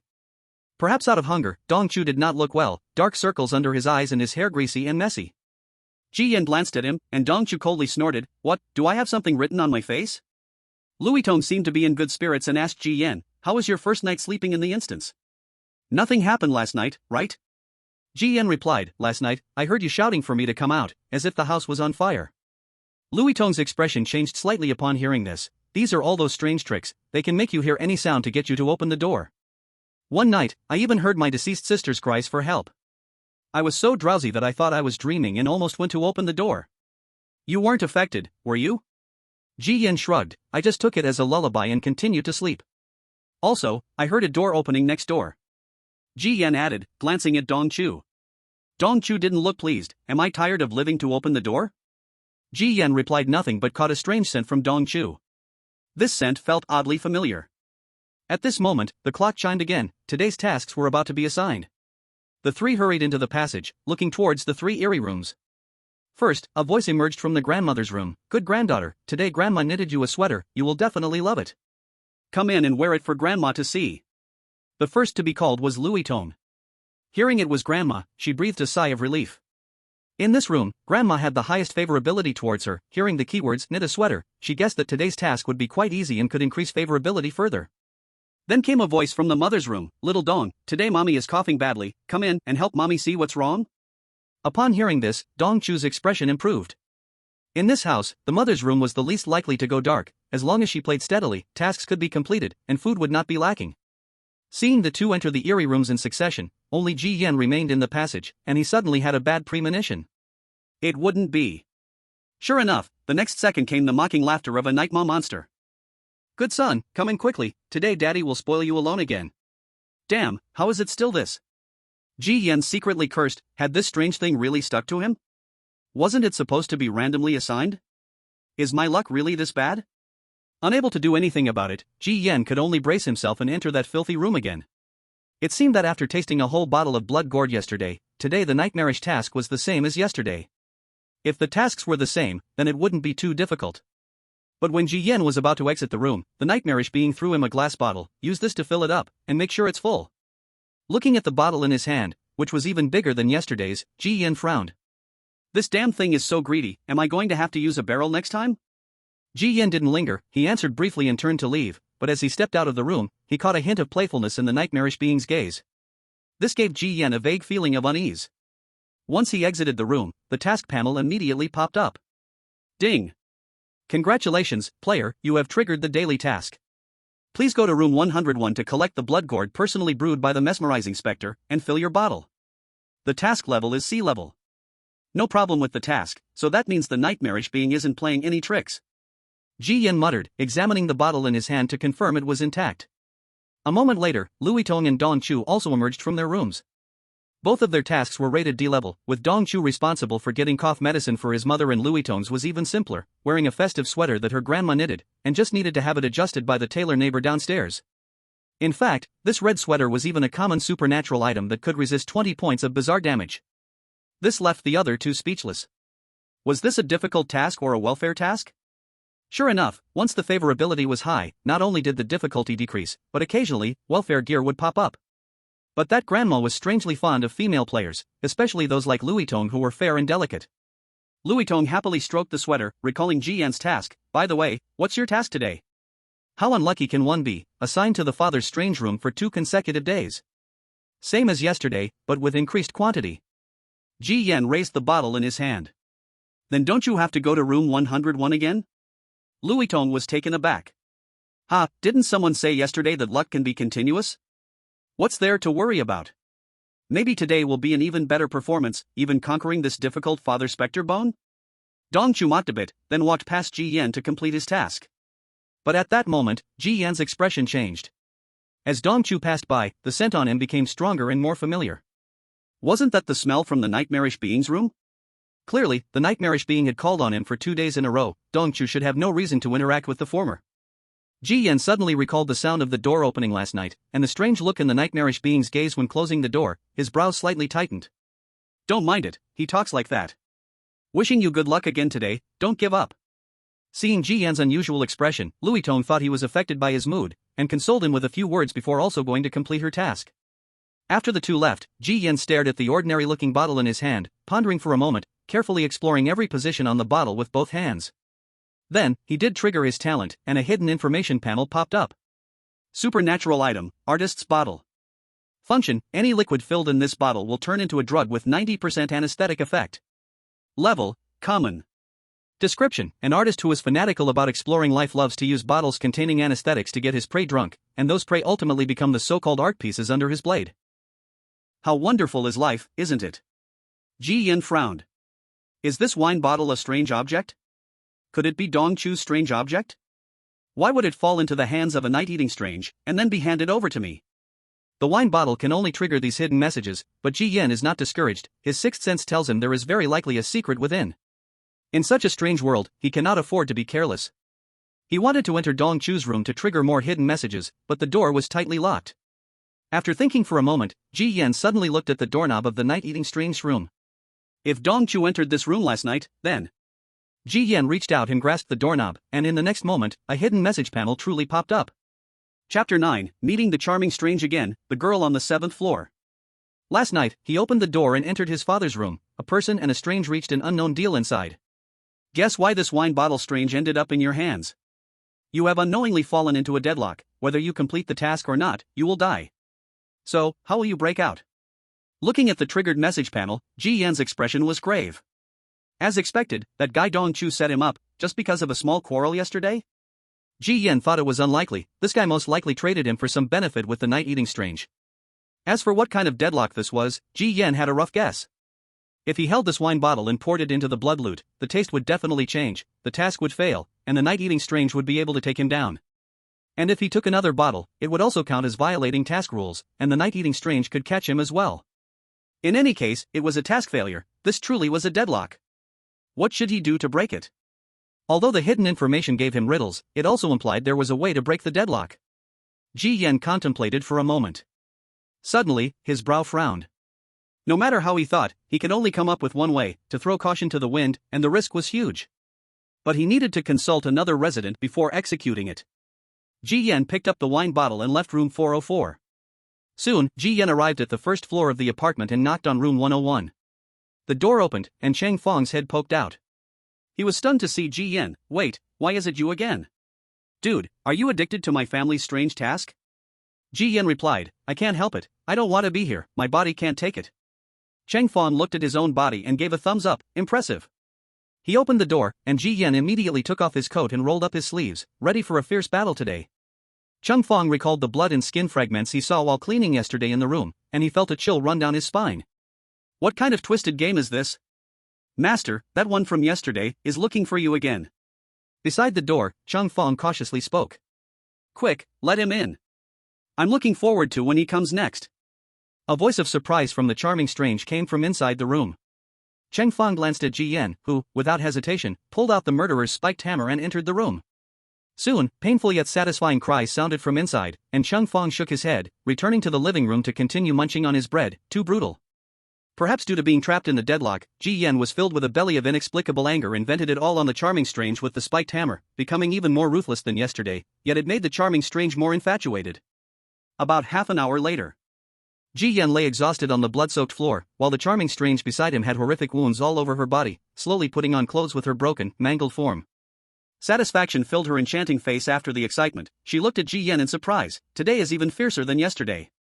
It seems you are even more addicted than I am. Do you want me to dig you out of that dead drunkard's hands? Did you replace Xiao Chang's position? You big baby, you are way better than that kid's 32 centimeters. The enchanting, slender fingers caressed the eerie hammer, covered in her hair and blood, with an intoxicated expression. Ignoring the fierce and wild words that couldn't even pass the review, Ji Yan said, Sister, everything needs freshness, doing the same thing every day will eventually become boring. Ji Yan had no interest in snatching Chang Fong's life-saving job, nor was it necessary. Speaking of which, I have something I want to ask you, sister. Seeing it was the right time, Ji Yan seized the opportunity to get to the point.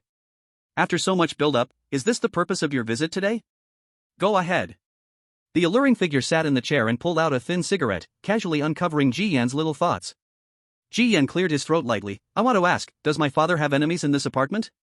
So many, you could say all the residents of the building are his enemies.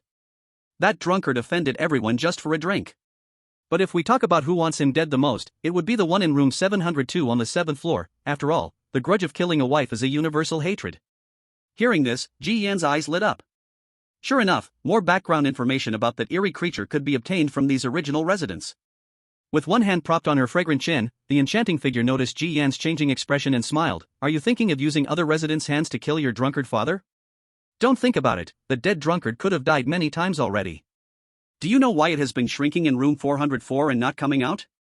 It's relying on the rules of the apartment to keep living like a turtle. Ji Yan shook his head in response. Sister, you're overthinking. My father has been extremely kind to me, how could I have such a vicious thought? I'm just curious, asking a couple of questions out of worry for my father's safety. As he spoke, Ji Yan took out the artist's wine bottle and handed it to her.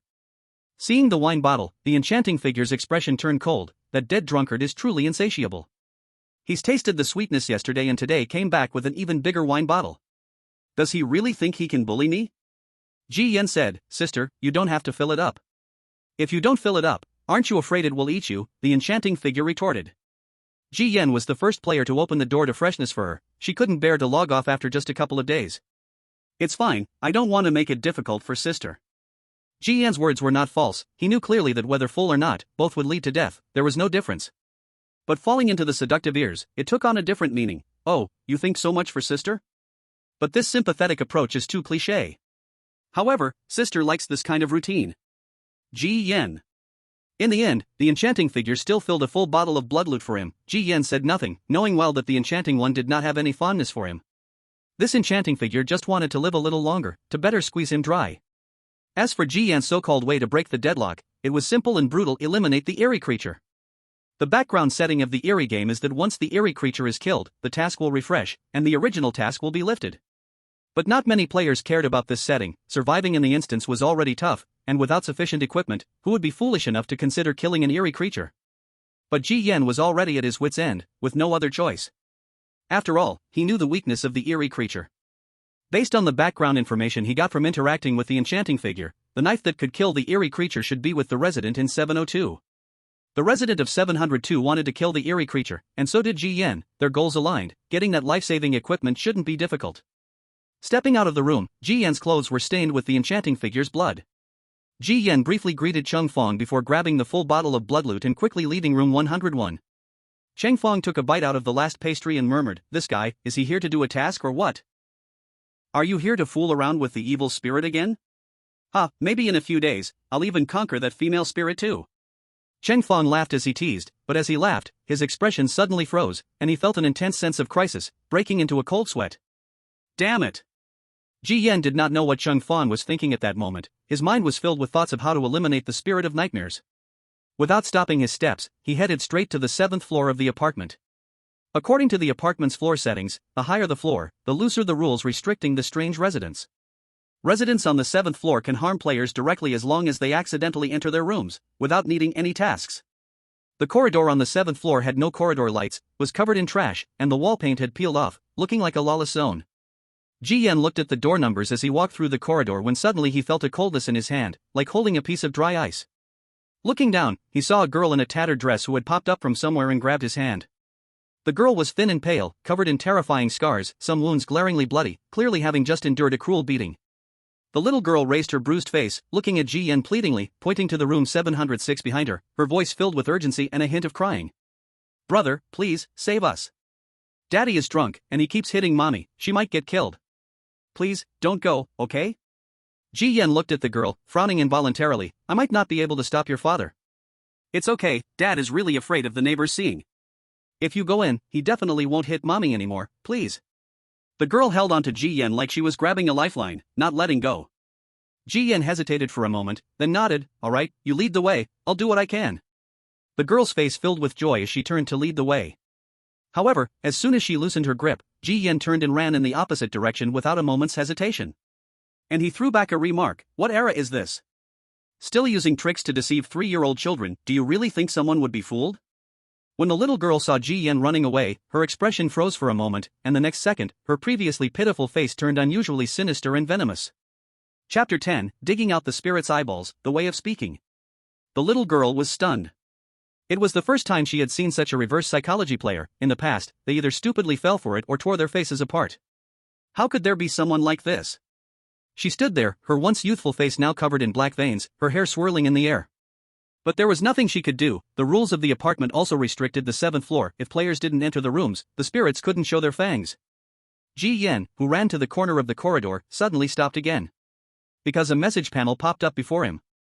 Mirioko's spirit likes to skin human bodies, wear them, change its appearance and body to confuse more prey. Enjoys digging out human bones to suck on the marrow, which enhances its disguise skills. Weakness, fears objects of purine. Hidden hint, their eyeballs can be used to enhance several strange items and are also a favorite food of many spirits. Don't you want this welfare delivered to your door? This time, the hidden hint was straightforward and clear. This object of purine, one could guess what it was with a little thought. Nothing could be more in than the bottle of blood pipa in his hand. After all, it was brewed from the blood of that female spirit. Originally prepared to retreat to his room and wait for the next prey, Ji Yan, after seeing this hidden information, paused for a moment and turned around to walk back. Fortune favors the bold. In this strange world, if one does not seize opportunities, they will never land on one's head. The little girl, who had been waiting for the next prey, was also confused to see Ji Yan returning. Sorry, I just went to get a weapon. I was afraid your dad would use violence against me too. So I took a small hammer for self-defense. Ji Yan's smile was innocent, holding in his hand a seemingly unremarkable hammer. The little girl paused. For a moment, she couldn't tell if Ji Yan was really foolish or just continuing to tease her. Ji Yan urged, hurry and take me. Isn't your mom about to get killed? Okay. Brother, don't run this time. Stick close to me. The little girl grabbed Ji Yan's shoulder hard with her small hand, causing a painful grip, pulling him toward room 706. Since I took the initiative to return, I wouldn't give you another chance to escape. As long as you step over the doorframe, no one can save you. Looking at the door getting closer, the little girl's mouth couldn't help but pull up, turning bright red and terrifying. Step. She stepped over the doorframe. Immediately, another footstep followed. Ji Yan's heel also crossed over the doorframe. In that instant, a mysterious force was released in the corridor. That was the apartment rule protecting the player Ji Yan being lifted. As soon as an outsider entered the residence room, the rules would clash and nullify. This meant that the strange resident could treat these invading prey without restraint. The petite body swelled, the thin skin ruptured and tore, with sticky blood splattering out, like a golden cicada shedding its shell, the limbs grotesquely growing, the monster revealing its true form, eager to feast. Brother, don't worry about my parents for now, I have a worse problem in my stomach, only you can help me. As the monster revealed itself, it twisted its throat bones 360 degrees, facing backward, as if it had already anticipated Ji Yan's terrified and shattered face. However, it did not see Ji Yan's face. The first thing it saw was a bloody hammer coming straight at it. I'm hungry, so let me feed you a treasure. Ji Yan attacked first. During the monster's transformation, he interrupted the spell. With a crack, the monster's jaw shattered, blood and flesh splattering out. Roar! The monster let out a strange cry, its head dizzy, followed by a horrific burning sensation in its jaw. Little brat, I will suck every bone out of your body clean. Realizing it had been played, the monster roared furiously, its size expanding to 8 feet tall, its limbs grotesquely long like spider legs. Before it could rage, Ji Yan's second hammer came crashing down. Ji Yan felt that making threats was the least useful thing. For those few seconds wasted talking, his fist would already be smashing into the face. The second hammer landed on its head, emitting a large cloud of white smoke, along with a strong, foul smell spreading out. The monster screamed, its flesh-rotted skin was like sulfur, corroding its body. What is this thing? The monster clutched its rotting face, letting out a sharp, terrified sound. Ji Yan did not respond, aligning his index and middle fingers, precisely inserting them into the monster's eye socket, and with a yank, a stream of sticky blood came out. Gripping the round eyeball, Ji Yan turned to leave. You dead rat, you think you can dig out my eye and just leave? Understanding Ji Yan's intention, the monster, clutching its rotting face, attempted to chase after him, its defensive threshold hitting the peak. Ji Yan stepped out of the doorframe, turned to look at the pursuing monster, and raised the whole bottle of blood. The soul-piercing scent made Ji Yan's head spin. You tricked me, I tricked you, isn't this world all about these characteristics? The eagle wants to eat the chick, but ends up getting one eye pecked out by the hen, it can only consider itself unlucky. You can't be dumber than an eagle, right? If you want to chase me, I don't mind dumping this whole bottle of treasure on you and digging out one of your eyes, just consider it a bit of interest, you still have to praise me for being generous. The monster stopped its pursuit. Without an eye and with half its face destroyed, it stared fiercely at Ji Yan, not daring to advance. Ji Yan's words had little deterrent power. But the whole bottle of blood in his hand was real. It didn't know what that thing was, nor how much it could hurt itself. The ghost could only watch as Ji Yan dug out one of its eyes and walked away. Holding the sticky eyeball, Ji Yan found that it could still spin, like a separate living being. Ji Yan temporarily didn't use this eyeball, it was still in the toolbox. His primary goal was to go to room 702 first. Because the door numbers on the 7th floor were mixed up, Ji Yan spent some effort before finding it. Just as he was about to knock, the door suddenly opened. Ji Yan blinked and walked in. When he saw the environment inside the room, his expression froze slightly. The messy living room seemed to have been abandoned for a long time, but that was not surprising. It was just that on the balcony hung body after body, they were wrinkled, black, and shriveled, with their toes constantly dripping with corpse oil, caught in basins. 2 cats, one black and one white, crouched there, lapping up the corpse oil as if it were goat's milk. Ji Yan looked at the 2 cats and inexplicably felt a chill. They stared back at Ji Yan with golden slit pupils narrowing. You smell like him. A voice sounded unexpectedly at his ear. Ji Yan turned around sharply and saw a purple-black swollen head pierced by an axe. His throat was suddenly seized. The other person leaned closer, sniffing Ji Yan carefully, their gaze turning terrifying. You're the child of that drunkard from room 404. Hee, I don't know why you're in my room, but all of that drunkard's children must die. Ji Yan noticed the axe on the person's head, paused for a moment, then said, wait. The other person didn't give Ji Yan a chance to speak. As soon as they caught the scent of blood feud, their mind was filled with killing intent. A dull pain surged in Ji Yan's chest. Looking down, he saw the other person's hand had actually pierced through flesh, clutching his heart. That beast's offspring all have dark hearts. The moment the other person yanked his heart out, Ji Yan pulled out a hammer and smashed it against the axe on their forehead. Clang! A sharp metallic sound rang out, and the master of room 702 released Ji Yan, clutching their head and screaming. The gaping wound bled thick plasma. Ji Yan clutched his chest, his mouth curling up. The feeling of having his heart squeezed by someone else was like a sudden heart attack, nearly making him think he wouldn't survive. I know your grudges. Die.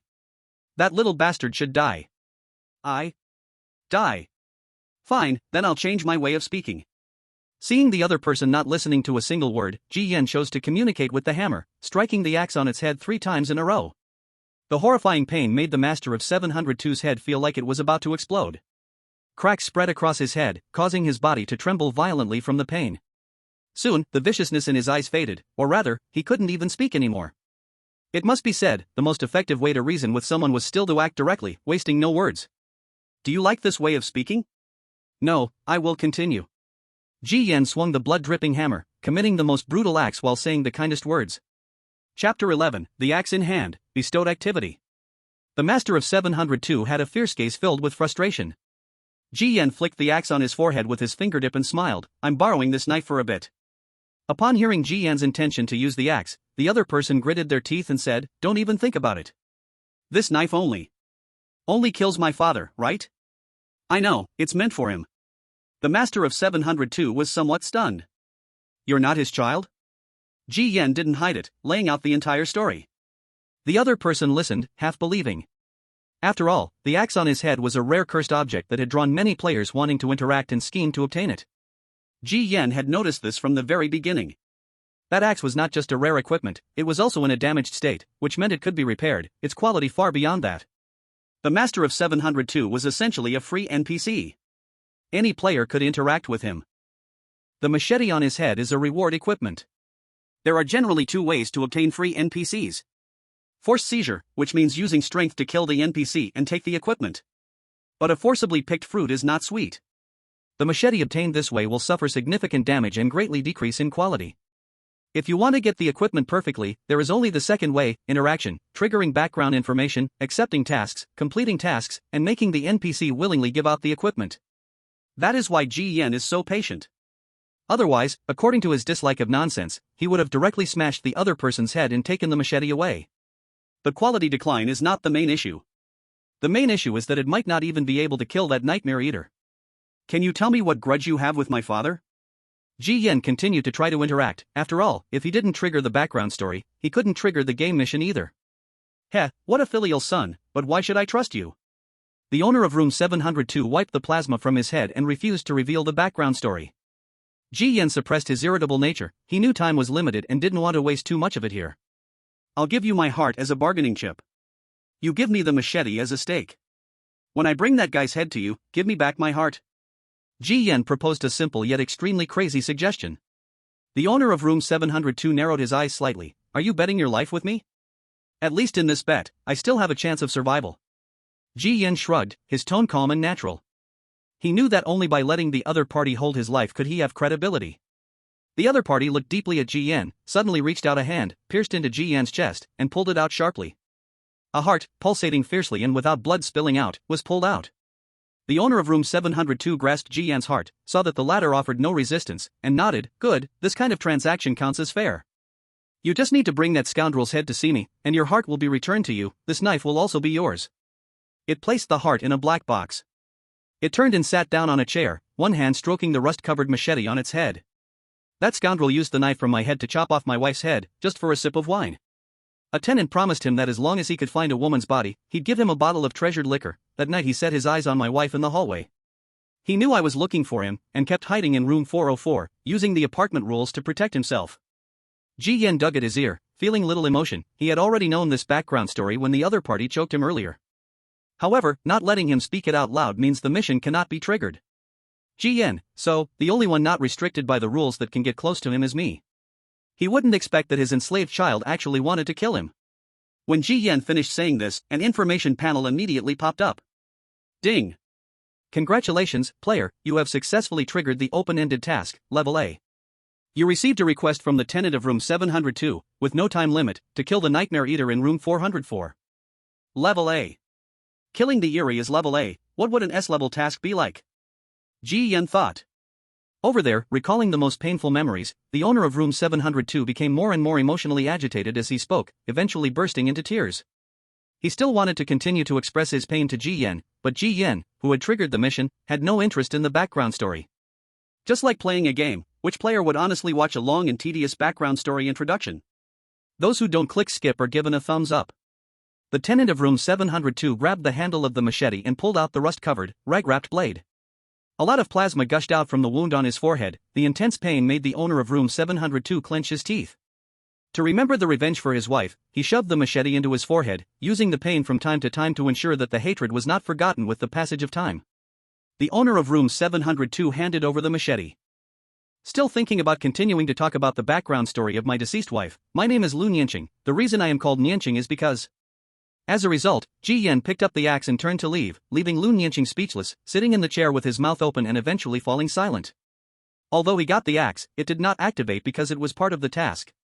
In short, in Ji-Yen's hands, this axe could only cause deadly damage to the task target, the Night Eater, and used elsewhere, it was just a rusty, useless knife that couldn't even cut skin. He got the knife, but killing the Night Eater would be quite difficult. After all, the monster wouldn't just sit there waiting for you to stab it.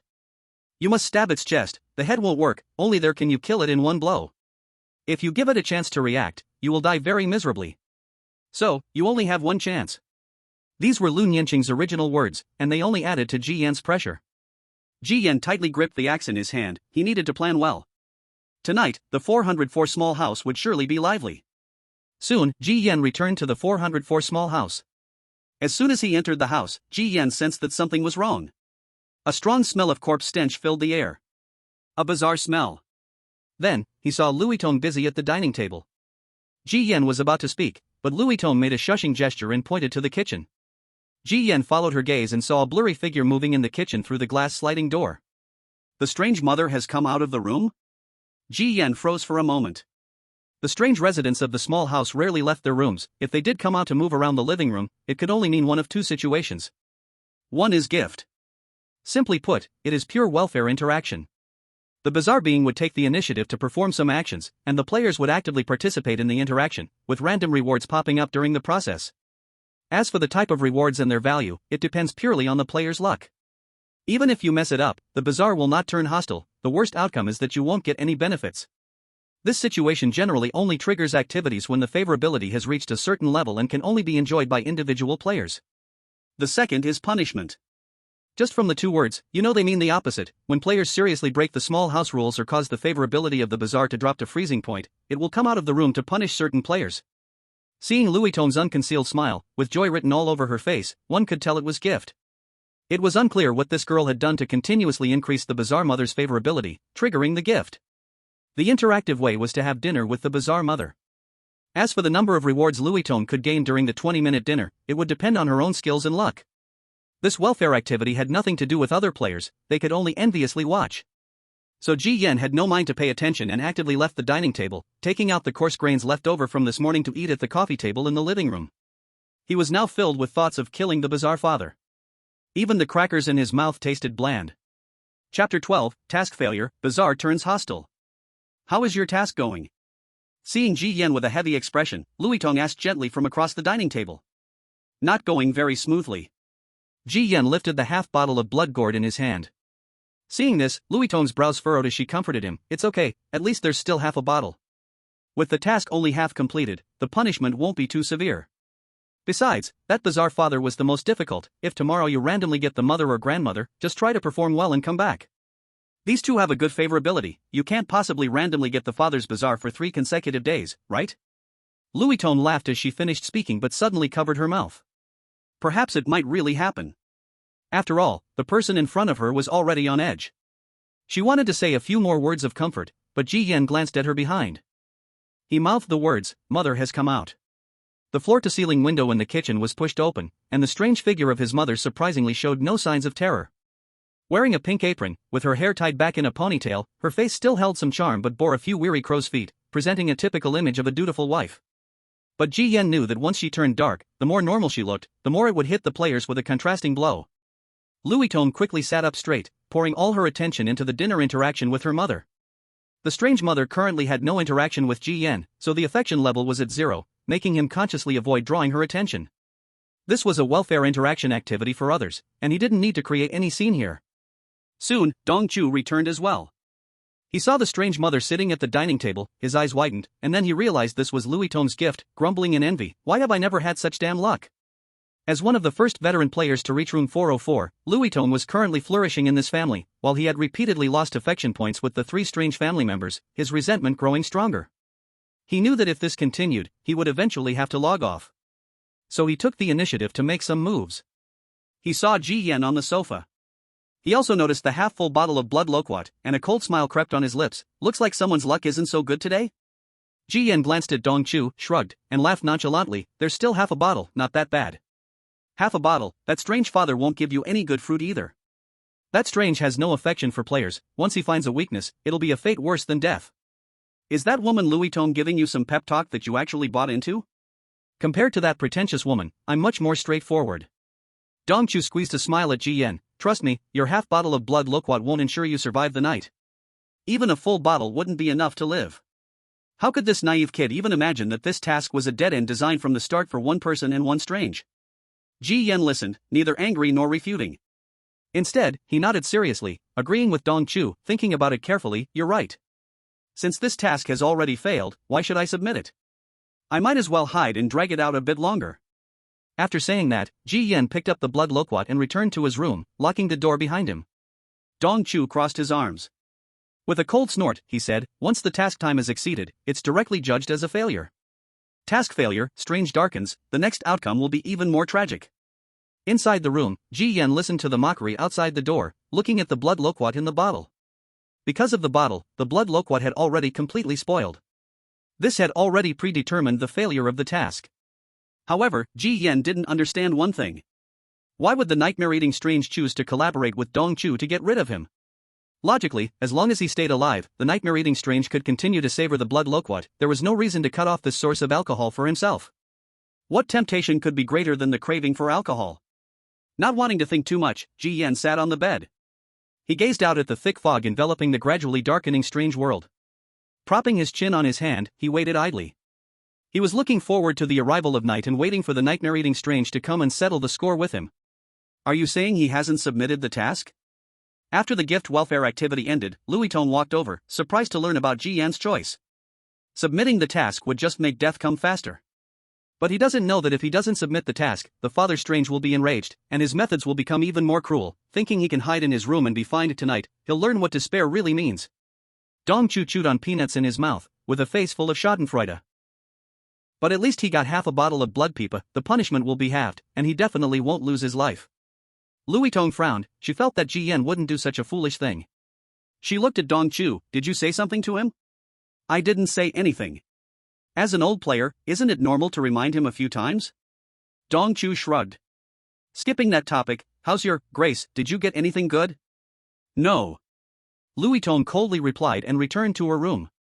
She didn't understand. Everyone was a player. Why was Dong Chu so against newcomers, even thinking of making them log out? In this strange world, shouldn't they support each other, just because Ji Yen had retorted him a few words yesterday? Louis Tong lost the last bit of goodwill toward such a person. Even this disgusting woman is starting to give me attitude. Does she really think that just because she has gotten friendly with the other 2 creepy ones, she can step on my face? Wait for the day when I take you out too. Dong Chu stared at the closed door of Louis Tong's room, a cold light flashing in his eyes. He turned to look at Ji Yan's room, feeling puzzled. This kid didn't look that stupid. Could he really be planning to wait in his room for death? Late at night, 9 o'clock, with the night falling. The lights of the entire apartment went out, darkness swallowing every corner. It seemed like a quiet night, but after the clock's hand passed 12, a door deep in the hallway suddenly began to corrode quickly, a strong smell of decay seeping through the crack. Next, the door to the father's room slowly opened. The darkened nightmare food ghost was wrapped in black mist, its eyes blood red. "Where's my wine?" Why hasn't it been delivered? The voice, filled with immense rage, echoed in the suite. Both Louis Tong and Dong Chu, lying in their beds, heard it clearly. With their eyes closed, they had to pretend they didn't hear anything. They knew Ji Yan was finished. At the same time, a message panel popped up in front of Ji Yan. Ding! The time limit for the task received by the player has ended. Due to failure to submit the task, the system determines failure. Warning! You have violated the rules by failing to complete the task, leading to your father's dark transformation. You are about to face punishment. Looking at the red warning panel, Ji Yan remained calm and silently closed the message panel. Then, he took out a piece of equipment from the toolbar. Chapter 13, Mask of the Strange Object, completing the filial piety execution. Boom! A door was violently slammed open, the doorknob shattered in parts scattered. The nightmare food ghost, radiating immense anger, had become abnormally large, its deformed muscles writhing and expanding. I ask you, where's my wine? The blood-red gaze swept through the room, locking onto that wooden bed. But when the blanket was lifted, the bed was empty. The corners of the nightmare food ghost's mouth twisted as it said coldly, "Can you escape?" In fact, Ji Yan's actions were actually more in line with what he desired. From the very beginning, he did not plan to let the former succeed in the task. Though through Ji Yan, he could intermittently receive blood pipa from the creepy 101 to quench his thirst for wine. But ultimately, it was impossible to drink freely every day. However, if he caught Ji Yan failing the task, he could hold the ladder firmly in hand, thus negotiating with the 101 creepy one, persistently. Who knows, maybe the blood pipa could be squeezed out for drinking freedom. This idea might not be feasible. That creepy woman could scare even the nightmare food ghost when she goes crazy. But, the nightmare food ghost, who had become obsessed with blood pipa to the point of having no resistance, was too lazy to think so much. Making Ji Yan fail the task wouldn't be so easy. So, he reached an agreement with Dong Chu. Players could intervene in tasks, and could only set traps for Ji Yan through Dong Chu. What Dong Chu wanted was simple. Food, and all of Ji Yan's equipment. Having lost one eye, and with scarce food, he had to find a way to survive himself. Dong Chu's ability, Survival in Despair, could only be triggered when the goodwill dropped to freezing point, and the living environment became extremely perilous. Talent would grant Dong Chu a certain privilege, allowing him to seize survival on his own. And this time, the triggered privilege is the ability to engage in a hidden trade with any family member. At first glance, this talent seems rather useless. It's merely a glimmer of hope when you are about to die, seeing if you can grasp it. But if used wisely, it can still play a great role. Tonight, some people sleep comfortably, while others are desperately fleeing. TSK. With his hands behind his head, Dong Chu has a feeling that he will sleep exceptionally peacefully tonight. As long as he wakes up tomorrow morning, he can slowly reap his rewards. In the 404 cabin, the night-eating ghost completely cannot sense Ji Yan's presence. Furrowing his brows, he looks towards the door. Could it be that he hid in that woman's room? He first thinks of the alluring ghost in room 101. After all, that woman always goes against him, so it is not impossible for her to lure Ji Yan away. The late-night apartment would refresh many exceedingly fierce ghosts. They are not the current residents of the apartment, but former inhabitants who have been driven out. These ghostly dangerous zones are numerous and easy to turn dark. If Ji Yan is wiped out by other ghosts, all the effort of the night-eating ghost will be in vain. In the living room, ghostly silhouettes flicker. They are all the original residents of 404, but later they were subdued by players. They have changed in status, becoming nighttime mode NPCs. Though they are no longer the owners of 404, they are all quite rude, watching TV in the living room, sipping tea, and sneaking food in the kitchen. A group of eliminated wastes still treating this place as their home. The night-eating ghost wants to go out to catch Ji Yan, but suddenly remembers its deadly rival on the 7th floor. If it realizes he has left room 404, it will definitely go mad and chase after him. Its eyes darken. The craving for alcohol hits. It feels like 10,000 ants are gnawing at its body, making it twitch uncomfortably. It turns to go back into the room to take a few sips to calm down. As it turns, it sees a disheveled ghost sitting in the hallway, holding a bottle of bright red wine, drinking wildly. The moment the cork was twisted open, the night-eating ghost was certain of what kind of wine it was. Blood pipa. Where did this wine come from?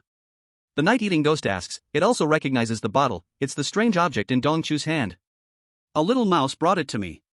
What happened to that mouse? I stole his wine and ran away. The drunken ghost is hazy, swaying the half-full bottle of blood pipa in its hand. What do you think this wine is made from? So strong, he. The night-eating ghost's face becomes sinister. It glares at the drunken ghost. Damn it, don't you know that was my prey? The drunken ghost does not respond, dazedly mumbling something. The night-eating ghost snatches the wine from the drunken ghost's hand, taking big gulps without any hesitation. Not a drop is left in the whole bottle. The night-eating ghost feels utterly satisfied, howling in a fit of ecstasy. Yet its head feels dizzy from the narcotics. Throwing away the empty bottle, the night-eating ghost, with a foggy head, stumbles towards its own room. But after taking 2 steps, its head spins even more violently. Multiple shadows of its own room appear, everything is very blurry. Lowering its head, in a daze, it sees a mottled and rusty knife blade piercing through its chest. Why does this knife look so familiar? In the next second, its pupils constrict, veins bulging. The dark drunkenness and numbness vanish completely. Suddenly turning its head, it stares intently at the drunken ghost behind, squeezing out a twisted voice from its broken teeth. Where did you get that knife? The shocked face of the drunken ghost shows no sign of inebriation, half smiling, half serious. An old friend of yours gave it to me. He asked me to send you a message. His wife misses you dearly. With the knife piercing through, blood sprays from the deformed flesh, cracks spreading outwards. As soon as these words fell, the night-eating ghost's face, full of bulging flesh. The violent shaking was filled with fear. He gripped the machete tightly. But the machete was like welded to his chest, constantly sinking deep into flesh and blood. No, no. Who are you? Why are you helping that guy 702? The drunken monster did not dare relax at all, until the blade was fully buried in the nightmare monster's body, confirming the heart had been pierced. He raised his head, and in the horrified gaze of the nightmare monster, a smirk appeared on his lips. Guess who I am? I am your useless slave son. With that, the machete was suddenly pulled out. The nightmare monster staggered down the corridor, the wound on its chest continually widening. In the living room and kitchen, the strange creatures that refreshed in the deep night all gathered, surrounding the corridor, watching the scene, bustling with excitement. Finally, the nightmare monster fell to the ground, its excess flesh visibly withering and drying, its 2 eyeballs bulging, staring fiercely at Ji Yen. Ji Yen was expressionless, gripping the machete tightly, but his hand was slightly trembling. Until he saw the corpse on the ground, which had completely turned into a heap of dried blood and flesh. You killed him. He killed him. You, how do you smell so good? The monsters behind gradually gathered closer, watching the corpse on the ground, but among them, a few seemed to have sniffed something, their noses wandering over the drunken monster's body. His cheek stung. As he touched it, the entire face skin of the drunken monster began to tear little by little. Ji Yen inwardly cursed something bad. The effect of the killing maniac mask is about to wear off. He hurriedly navigated through the crowd of monsters and quickly returned to his room. He closed the door and locked it tight. Outside were the sounds of ripping and chewing. The strange creatures of the deep night were devouring the nightmare monster. Now, even the boss of this instance is doomed, right? Ji Yen sat down in front of the mirror. Because the effect of the strange artifacts was wearing off quickly, his entire face now looked very terrifying. The features were tearing apart, exposing the pale bone to the air. At first glance, it seemed like his head was going to shatter into pieces. His cheeks were in excruciating pain because the bone spurs on the edge of the mask were pulling out from the flesh, blood staining his neck. This was his strategy. To lure his father-like monster out of the room, and then using the killing maniac mask to turn his player identity into a strange identity, seizing his father's drunken complacency to deal a fatal blow. At this moment, the eerie aura belonging to the killing maniac was dissipating, restoring the scent of a human player. He carefully reached out to take off the mask. Thick drops of black blood dripped onto the table. With a clang, the human skin mask was thrown into the corner of the table. Ji Yen caressed his intact face, finally feeling a sigh of relief. I actually killed the nightmare monster. This desperate way of breaking through felt like a dream even to him, the perpetrator. Until the game panel popped up, helping him further confirm that he had indeed broken this deadlock. Ding! The player has killed the family monster, successfully unlocking a new achievement. Hint. The player has successfully killed the family monster, the task will be recalculated. You have unlocked a new achievement, Newbie Hunter. You have received a title reward inverted clock.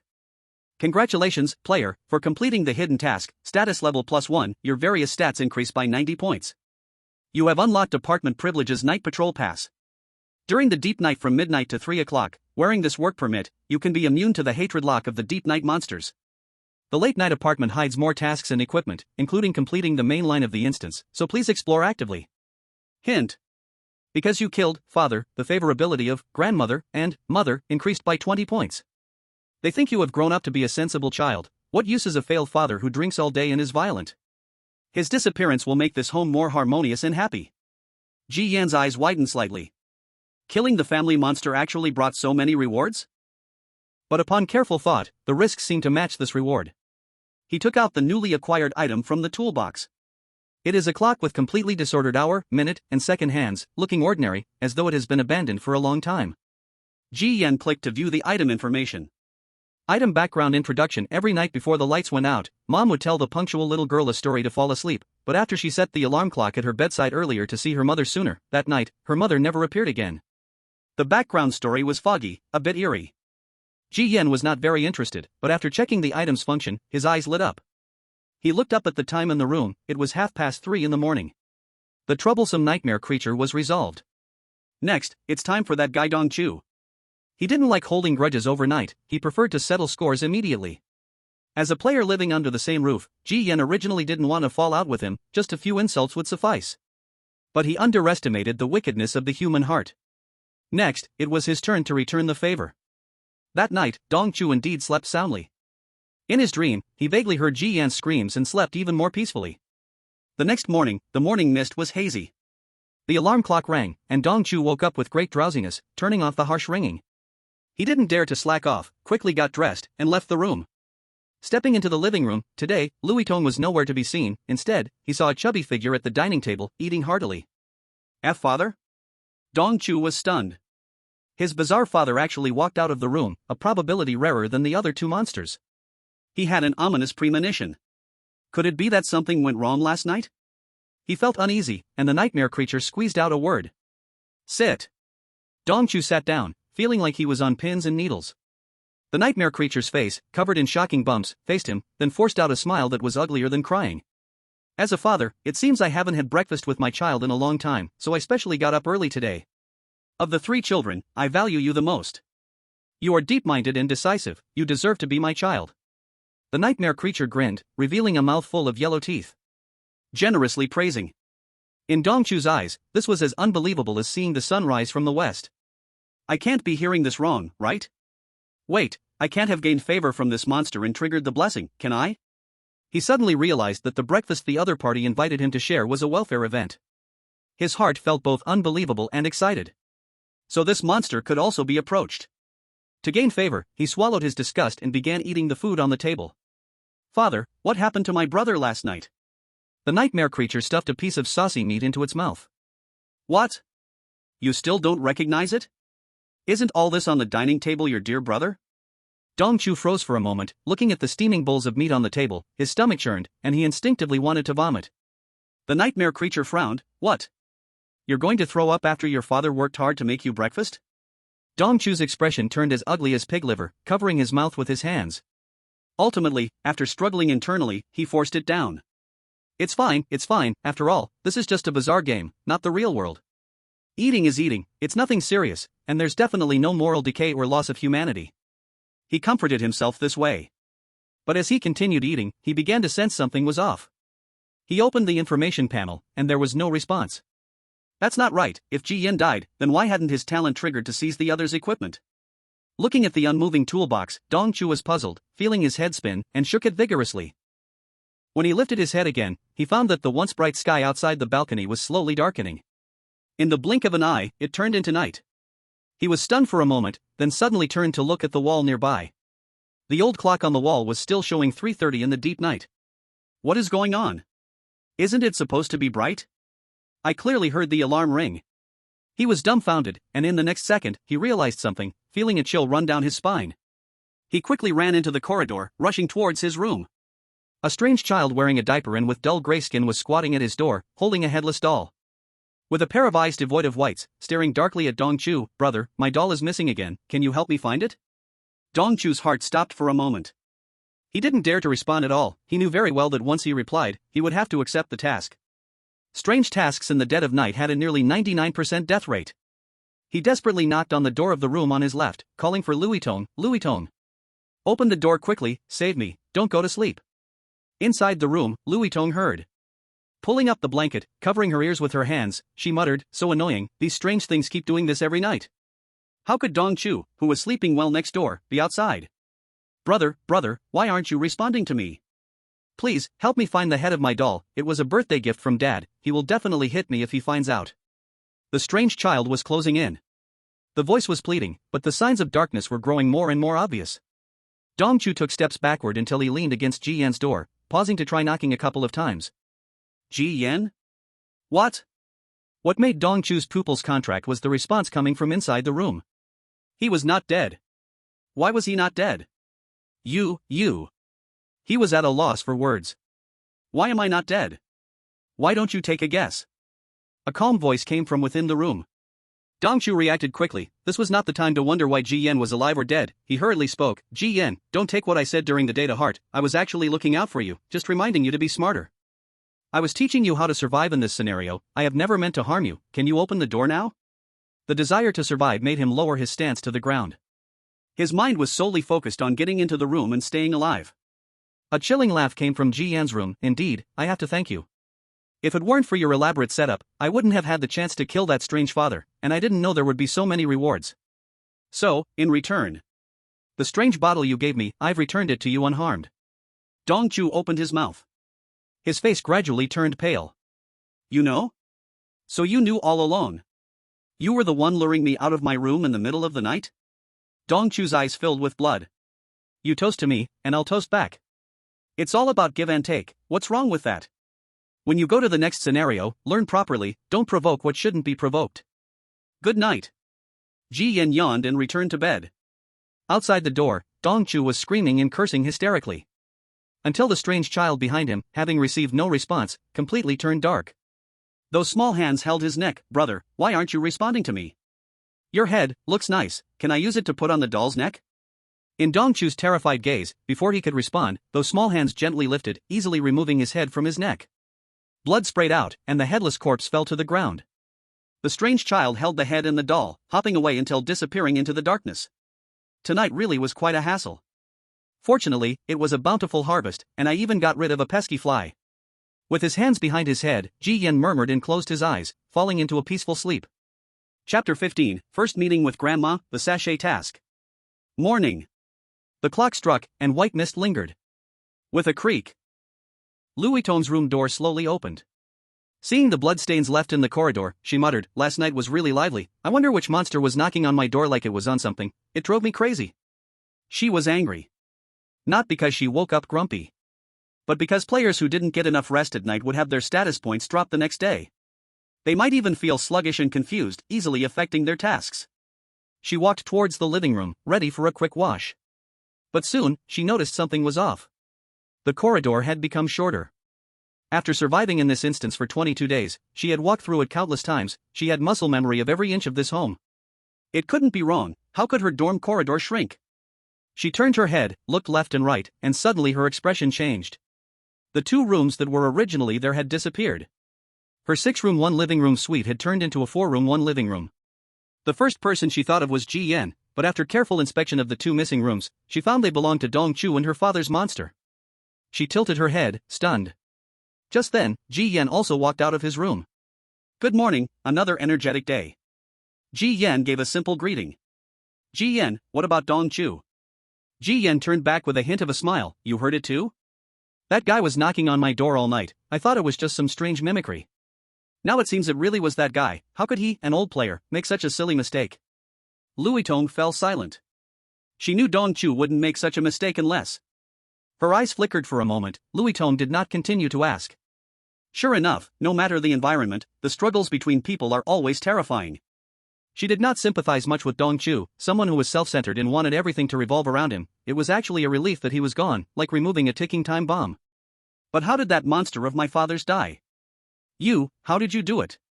Louis Tong couldn't help but ask this.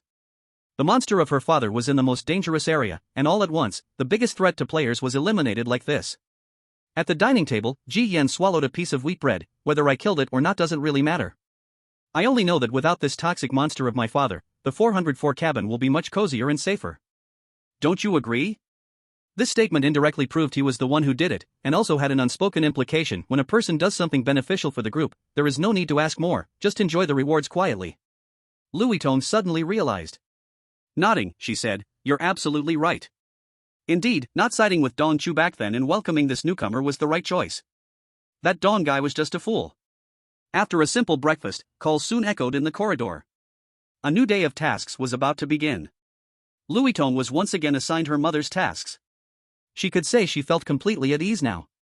Her mother's affection for her had accumulated to 70%. Once it exceeded 65%, it would trigger the blessing, welfare. Even if she failed one or two tasks, it would only lower the affection a bit, without any punishment. And when the affection fully reached 100%, it would achieve the perfect strategy, achievement, freeing her from the daily anxiety of tasks. The strategy's monster would no longer pose a risk of corruption, and if she angered other strange residents, they might even step in to protect her from disaster. At that level, the cabin could truly be called a safe haven. This was also the reason why Louis Tong and Dong Chu worked hard every day to complete tasks, trying to keep the strange family members satisfied. Without establishing strategies, it would be difficult to survive in the instance. It was just like a strategy-based nurturing game. Don't worry, Grandma is much kinder than father, although she doesn't have much liking for male players, she won't specifically target them. Louis Tong reminded Ji Yan.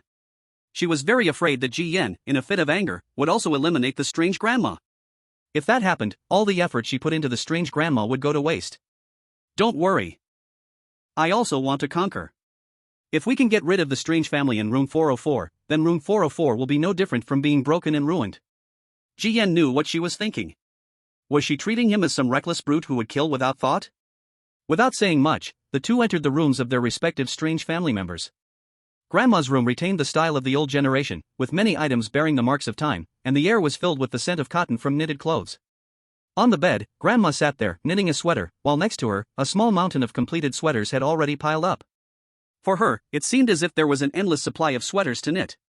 Child, although it's our first meeting, you look much more pleasing than that loudmouthed brat.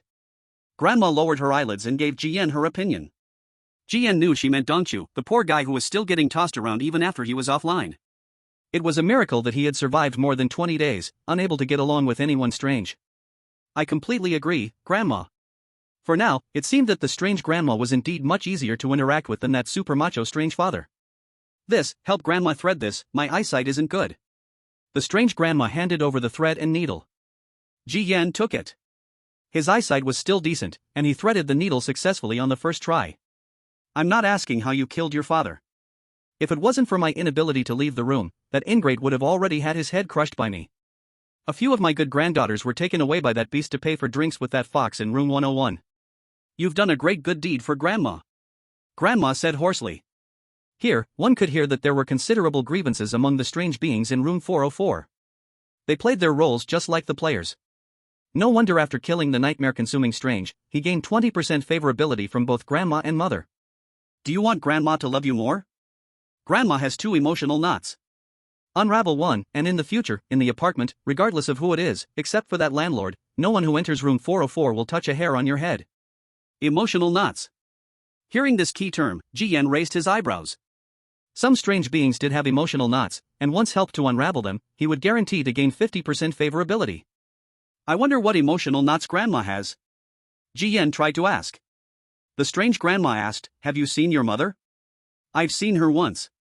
Kill her. As long as she disappears from room 404, Grandma will only spoil you from now on. Grandma put down the sweater, her eyes narrowing, smiling warmly. Ji Yan. He just knew it wouldn't be that easy. Alright, I won't make it difficult for you. Grandma casually tossed over a sachet and continued knitting. Take the sachet to room 605. Whether you collect it or not doesn't matter, just deliver it. When you come back, I'll personally knit a sweater for you. You're the first boy I'm knitting a sweater for. Grandma lifted her kind and gentle face. This benefit is not something ordinary grandmas give to others, it's because you did a great good deed last night. Ji Yan was slightly taken aback. Looking at the sachet handed over. It was embroidered with the words, peace year after year. So simple? Ji Yan couldn't help but curl his lips. Wasn't this a pure welfare task?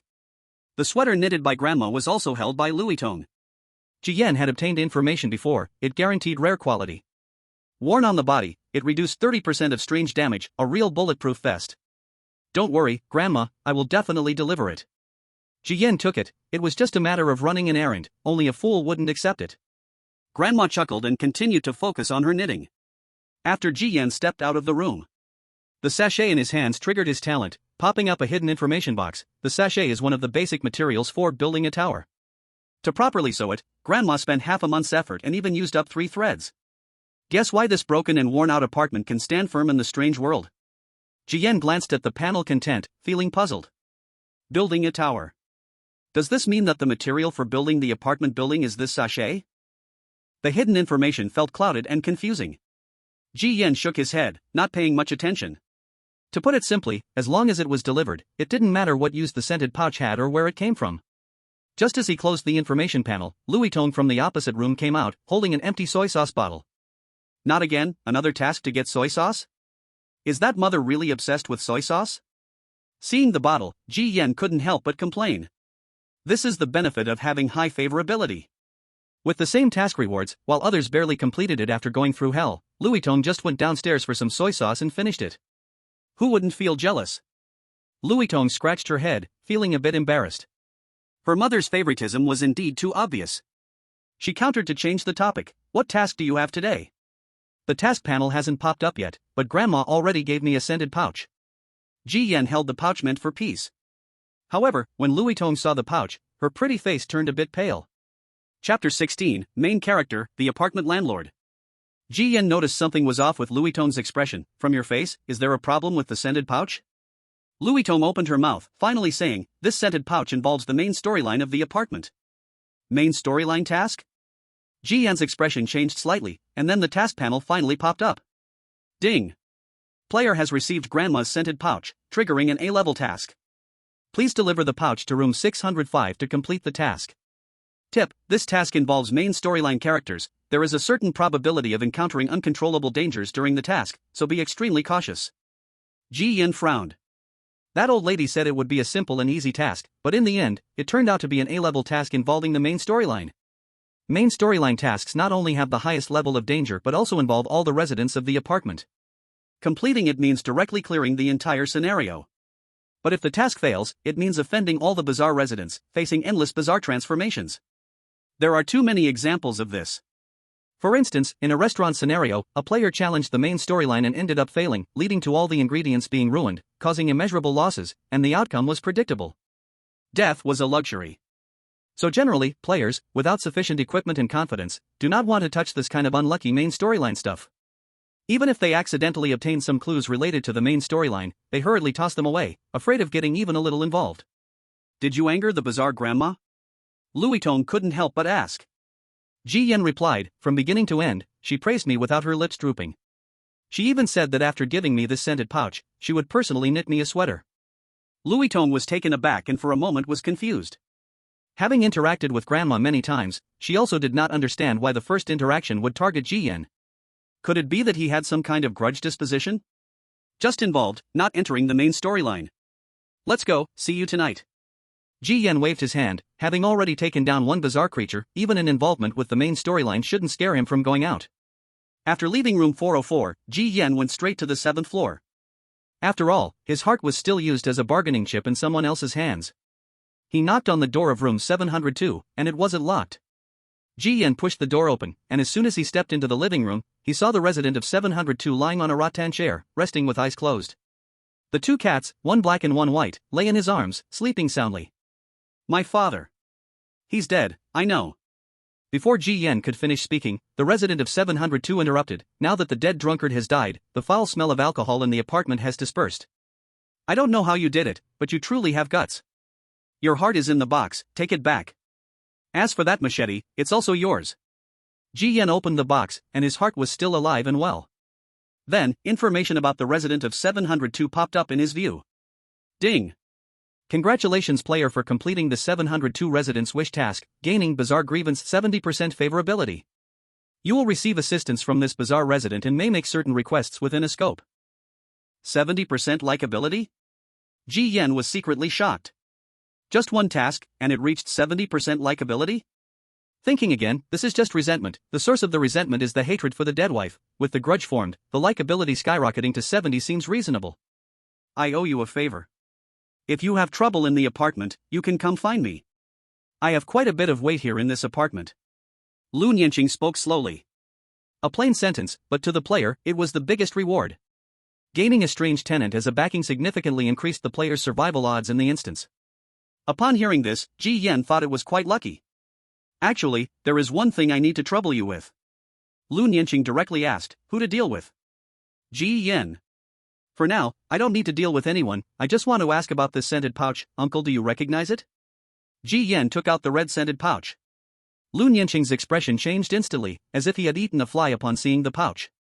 Ji Yen asked, what's wrong? Lu Nianqing replied, I want to take back what I just said. This scented pouch belongs to the landlord. If you want me to deal with the landlord, then you might as well kill me.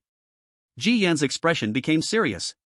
According to the background introduction of the apartment instance, the landlord is most likely the greatest boss of the instance. How could the strange grandma have his things? Looking at the scented pouch in his palm, Ji Yan felt more and more like it was a hot potato, wishing he could throw it away on the spot.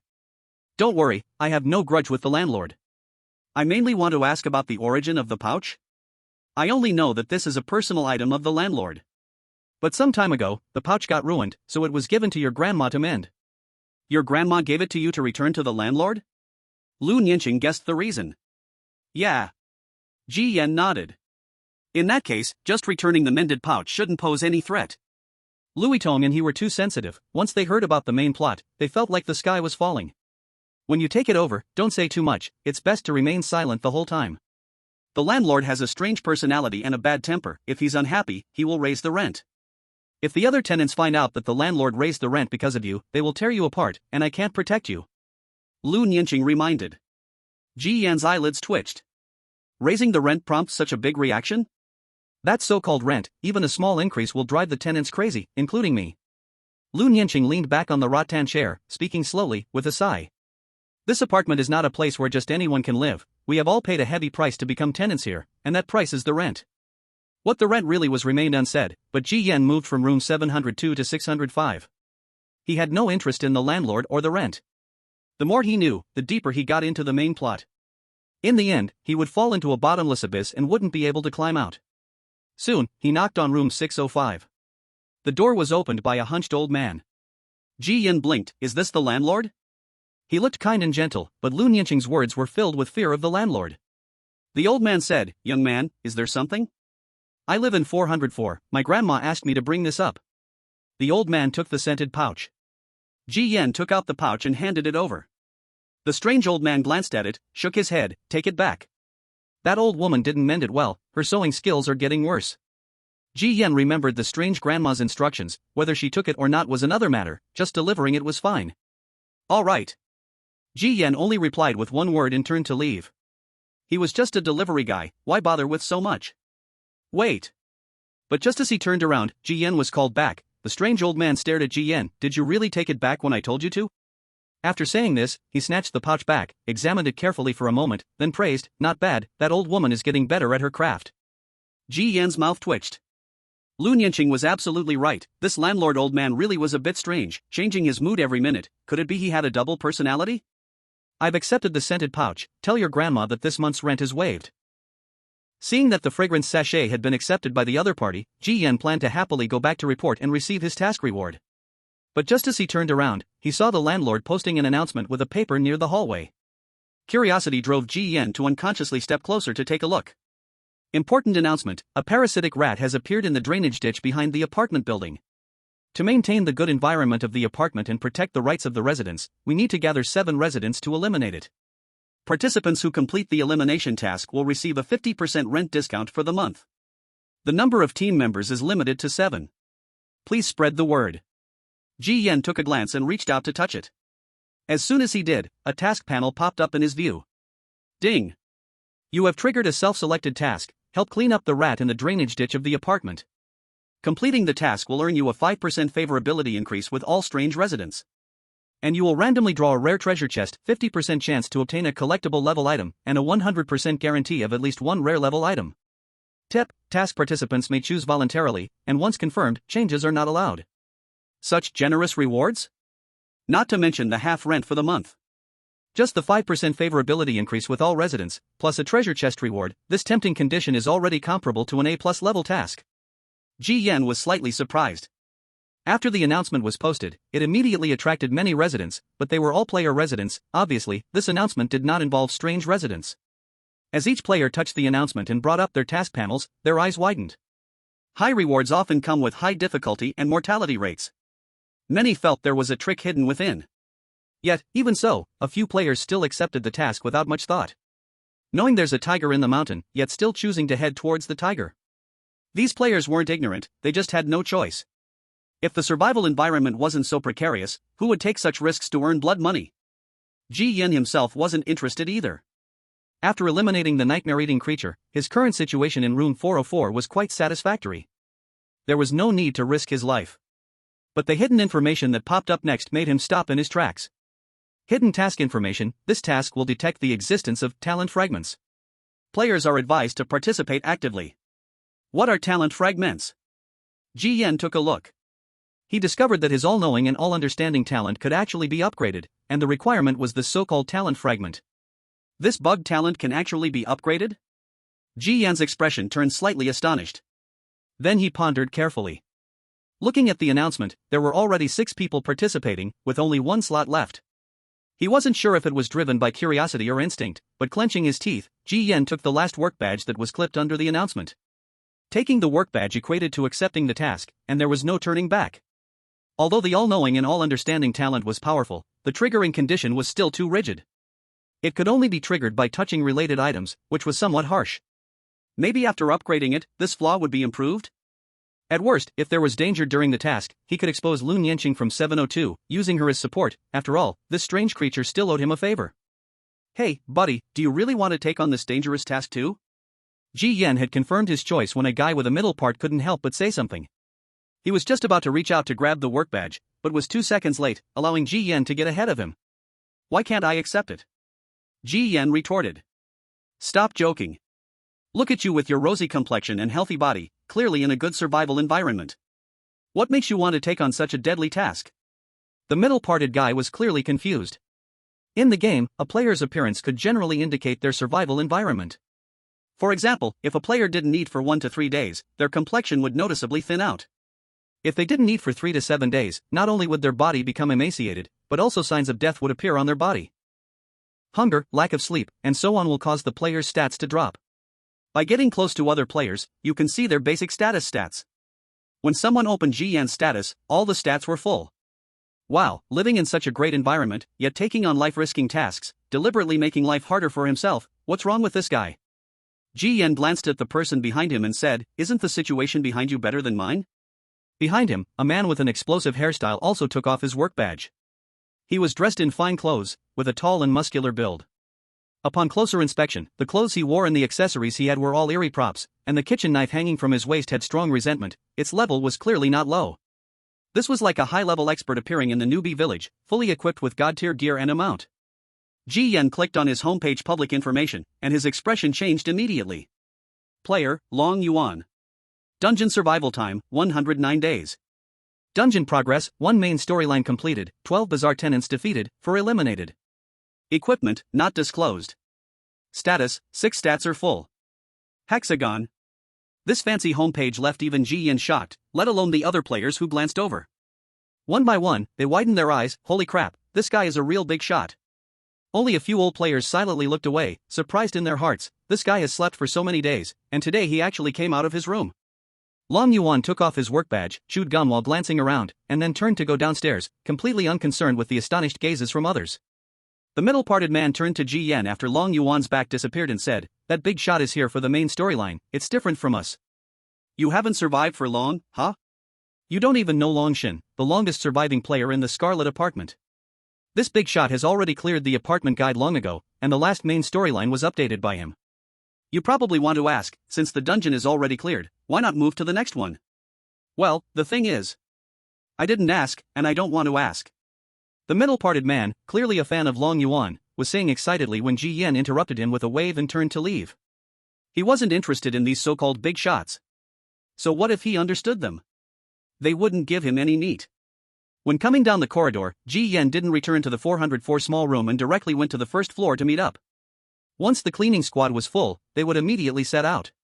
They had to return before dark, whether the mission was completed or not.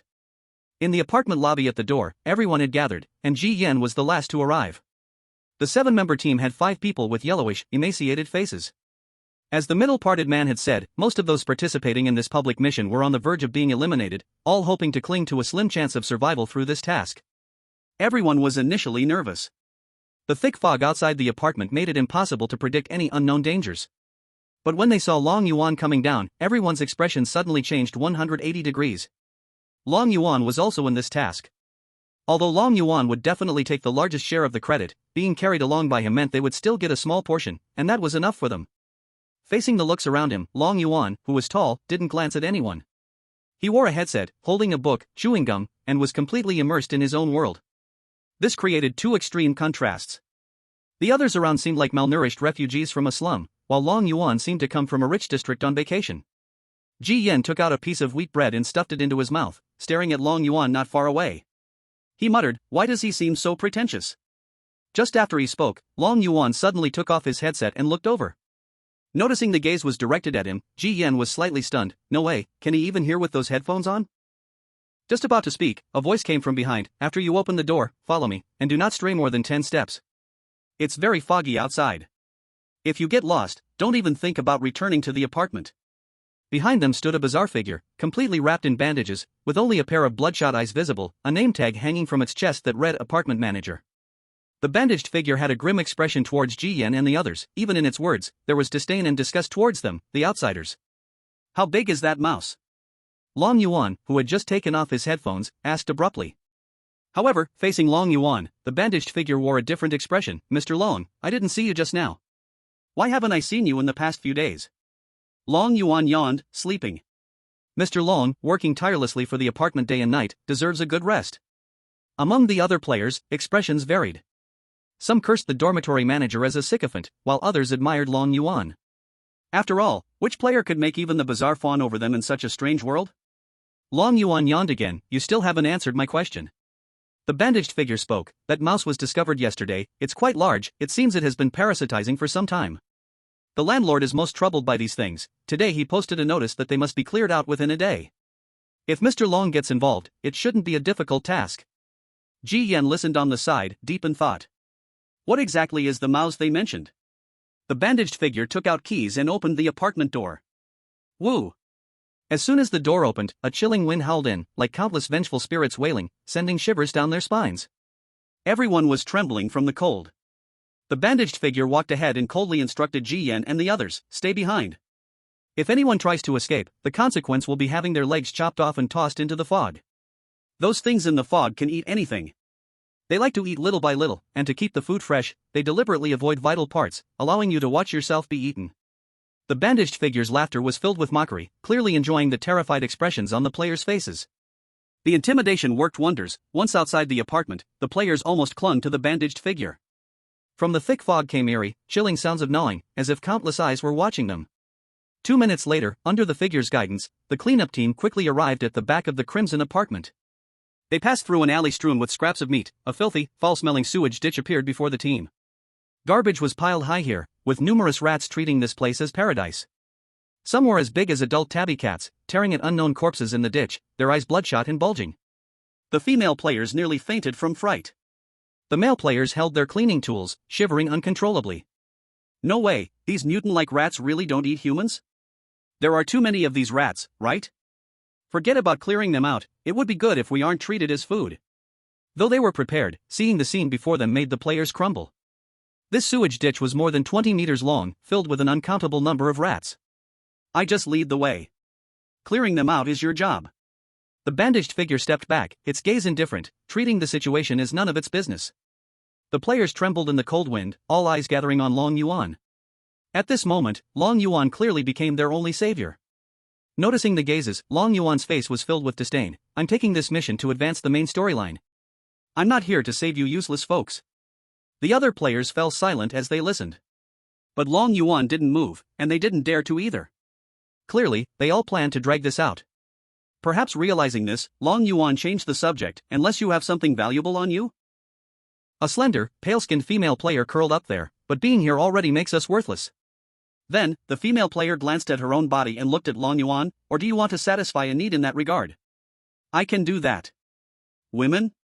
Ha, in this hellish place, the body is the cheapest." Long Yuan crossed his arms and shook his head with a cold smile. "Then, what exactly do you want?" a male player asked foolishly. Seeing that he had them in a tight spot, Long Yuan clapped his hands and stated his purpose. "Your blood still holds some value."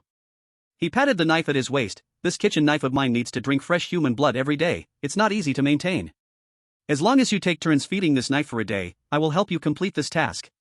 It won't take much blood, just about 1,000 milliliters." Upon hearing this, a few people's faces turned pale. 1,000 milliliters. For a strong person, drawing 1,000 milliliters would already be overwhelming. Not to mention they were all malnourished, and some hadn't eaten for 3 days and showed signs of anemia. Isn't this asking for their lives? At the back, Ji Yan looked at Long Yuan's smile and understood something. Human blood nourishes the weapon. Long Yuan never had good intentions from the start. Due to apartment rules, players were prohibited from conflicting with each other, and as he needed fresh human blood for his knife, he couldn't kill or force directly, he could only use this task to indirectly coerce these players in desperate situations to help him feed the knife. Even advancing the main plot might just be a secondary goal. This 1000 milliliters of blood, once drawn, is no different from a slow death. Ji Yan shook his head. These people are too innocent, expecting a savior in this bizarre world. Long Yuan has survived for more than 100 days, almost clearing the instance. It's obvious he's no good Samaritan. Time is short. You have no way out, but I do. I have gained 60% favorability from the landlord. Even if I turn back to the apartment now, I would only lose a bit of favorability. Right? Long Yuan glanced back at the bandaged ghost behind him. The bandaged ghost replied, Mr. Long, as a distinguished guest at the apartment, this privilege is naturally allowed. Several players looked at each other, their faces filled with despair. Long Yuan spat out his chewing gum, his gaze playful. He has survived in this strange world for so long, he understands human nature all too well. Only Ji Yan remained silent. He turned to those countless rats, drew out his machete, and moved closer. A rat with bloodshot eyes saw Ji Yan approaching and, far from being afraid, bared its fangs, posing a threat as if it wanted to eat him. Without hesitation, Ji Yan stepped forward, swung the knife down, the blade penetrated, and blood splattered. Seeking help? Ji Yan never sought help from anyone. These rats were rampant, it was impossible to clear them one by one. Since Long Yuan had a way to complete the task, he surely had other methods. As for what method? His talent would surely tell him the answer. Wielding his machete, he quickly killed several rats. Soon, when he killed the 7th rat, a familiar hidden information panel indeed popped up in Ji Yan's sight. Chapter 19, Desperation of the Ken Spirit and the Rat Infestation of the Apartment. They are like maggots attached to bones, troublesome and deadly. To drive them away, one must solve the root cause. Once the source leaves, these plagues will disperse. Source? Ji Yan paused for a moment. Indeed, clearing blindly wouldn't work. But what was the source? Where was it? As he pondered, Ji Yan gripped the machete and continued to kill. Whatever. Any questions, his talent would provide answers. The other players watched Ji Yan stubbornly eliminating the rat plague, shaking their heads. With thousands of them, how could he clear them all? He had to resolve it before dark, and now there were only about 4 hours left. Simple-minded. Long Yuan mocked as he spat out, but noticed the machete in Ji Yan's hand. The cursed wife's machete from 702? How did this guy get it? Long Yuan raised his eyebrow. In the Crimson Apartment, he had conquered 70% of the task levels, and the remaining 30% were tough nuts to crack. Among them was the task level 702. He had spent 2 days trying to get it but failed, so he stopped wasting his energy. Unexpectedly, it was snatched away by other players. Long Yuan clicked on Ji Yan's main page panel. It was so simple it could be described as being impoverished. Survived in the game for 5 days? Long Yuan was shocked, then relieved. Looks like this newbie got lucky. Then that machete is mine. Long Yuan smiled. Taking gear from such a rookie was like a daily routine for him, he had all sorts of ways. Meanwhile, Ji Yan was unaware his machete was being targeted, as he caught those mutated rats one after another. Almost every 5, a hidden information panel would pop up. Young man, don't waste your effort, it's impossible. Why not join us to draw 1000 milliliters of blood? After getting the task food, maybe resting for a few days could help recover. The players said this, but they didn't even believe it themselves. Ji Yan seemed not to hear their words, focused on killing rats and acquiring hidden information. Creep spirit, a type of plague spirit, naturally bringing plague disasters. In this Eerie world, it has no fixed home and likes to inhabit buildings filled with deep grievances, nourishing and expanding the plague by consuming the resentful souls, thereby enhancing its own strength. Got it. This should be the source spirit. Ji Yan's eyes brightened, and at that moment, he noticed the mutated rats suddenly rushing backward, as if attracted by something. In his line of sight, he saw a figure covered in filthy sewage slowly crawling out from under the dirty drainage ditch. Though it was called a person, it was actually a spirit. After it crawled out, the surrounding mutated rats quickly made way, dragging a lot of dirty water, and moved to the corner of the apartment. Crouching down, it was digging at something, then started to eat with wide mouthfuls. Under its strange eating, the entire Crimson Apartment trembled violently. The huge building was surrounded by black resentment, as if countless vengeful souls were wailing. In just a few minutes, the wall corner was eaten away to a bull-sized hole by the creep spirit. As soon as the hole appeared, the mutated rats rushed in one by one. Delicious, so delicious. So tasty. Can't finish it all, so delicious. The apartment building swayed dangerously. Those rats that crawled inside gnawed on anything they found. Like termites, they seemed unwilling to stop until the apartment was hollowed out. A foot crushed a mutated rat into meat paste, and the resident of room 101 on the first floor was the first to suffer, filled with disgust. Damn it! Not only is rent in this apartment so high, but they can't even solve basic hygiene issues. So frustrating. Outside, Cheng Fong was also wailing. Damn! Such a big rat, good gracious, how are there so many? The cold and indifferent Meiguei spoke to Cheng Fong, don't let the rats enter my room. If one gets in, you will have to leave here. Cheng Fong felt so wronged, constantly muttering, why do I have to do all the dirty work? I must have sinned in my last life. As time passed, more and more residents in the apartment voiced their grievances. The landlord swept the corridor, listening to the complaints and snorting coldly, transmitting his voice outside, let them hurry up and eliminate the rats. If they can't eliminate them, don't come back. This apartment never lacks tenants, especially these pathetic outsiders who can't even pay rent. The bandaged spirit received the landlord's words and relayed them to the cleaning squad. The cleaning squad was already under great pressure, and hearing this, they finally compromised to Long Yuan. Brother Long, I'm willing to help you feed that knife, please just take action quickly. I'm willing, too. 1,000 milliliters can at least let me live. If I can't return to the apartment, it's definitely a death sentence. I would rather die from blood extraction than be devoured piece by the Eerie in the fog. Faced with their compromise, Long Yuan had no significant fluctuations, his gaze fell on Ji Yan not far away. There's one more. The players hurriedly urged Ji Yan again. Ji Yan shook off the bloodstains on his hands and glanced at Long Yuan indifferently. Why rely on him? These plagues were brought by that Kenjing Gui. Once that Gui is dealt with, the plague will naturally disperse. Over there, the Kenjing Gui was gnawing at the apartment building, its originally frail body slowly swelling from the feast. Long Yuan unexpectedly smiled, you actually know about Kenjing Gui? Indeed, once Kenjing Gui dies, the plague will scatter. But, it's like having the problem right in front of you, everyone knows the answer is in the book, but how many can solve it? Long Yuan rested his hands behind his head. Kenjing Gui needs at least a collection quality weapon to kill, and you need to understand its weaknesses too. Among the few of you here, who has that equipment, and who has that confidence? A few players were left speechless. A female player quietly spoke to Ji Yan, brother, for everyone's sake, you should compromise. Yeah, look at your condition, you can take some damage, we haven't complained after going days without food. Hurry and agree. If he leaves, we're all done for. Don't let your selfishness ruin us all. The instinct for survival made several players take turns lecturing Ji Yan, some persuading, some pressuring. Just as Ji Yan was about to speak, Long Yuan suddenly changed his mind, I changed my mind. He pointed at Ji Yan, you, on top of this condition, have to add one more thing, that machete belongs to me. Reason? Ji Yan retorted. No reason, I simply find you unpleasant. You agree, I'll save you all.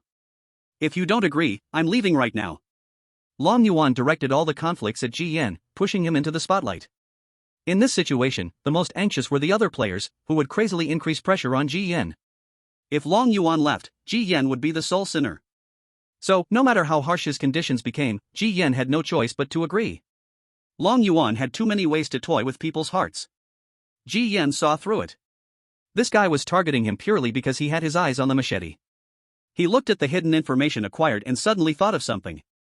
What if you can't kill that Kenjing Gui? Ji Yan asked. This kind of disaster Gui, I've killed no less than 10 in this dungeon. What do you think? Ji Yan replied, there's always an exception to everything. Long Yuan laughed in anger, if I can't kill it, this machete is yours.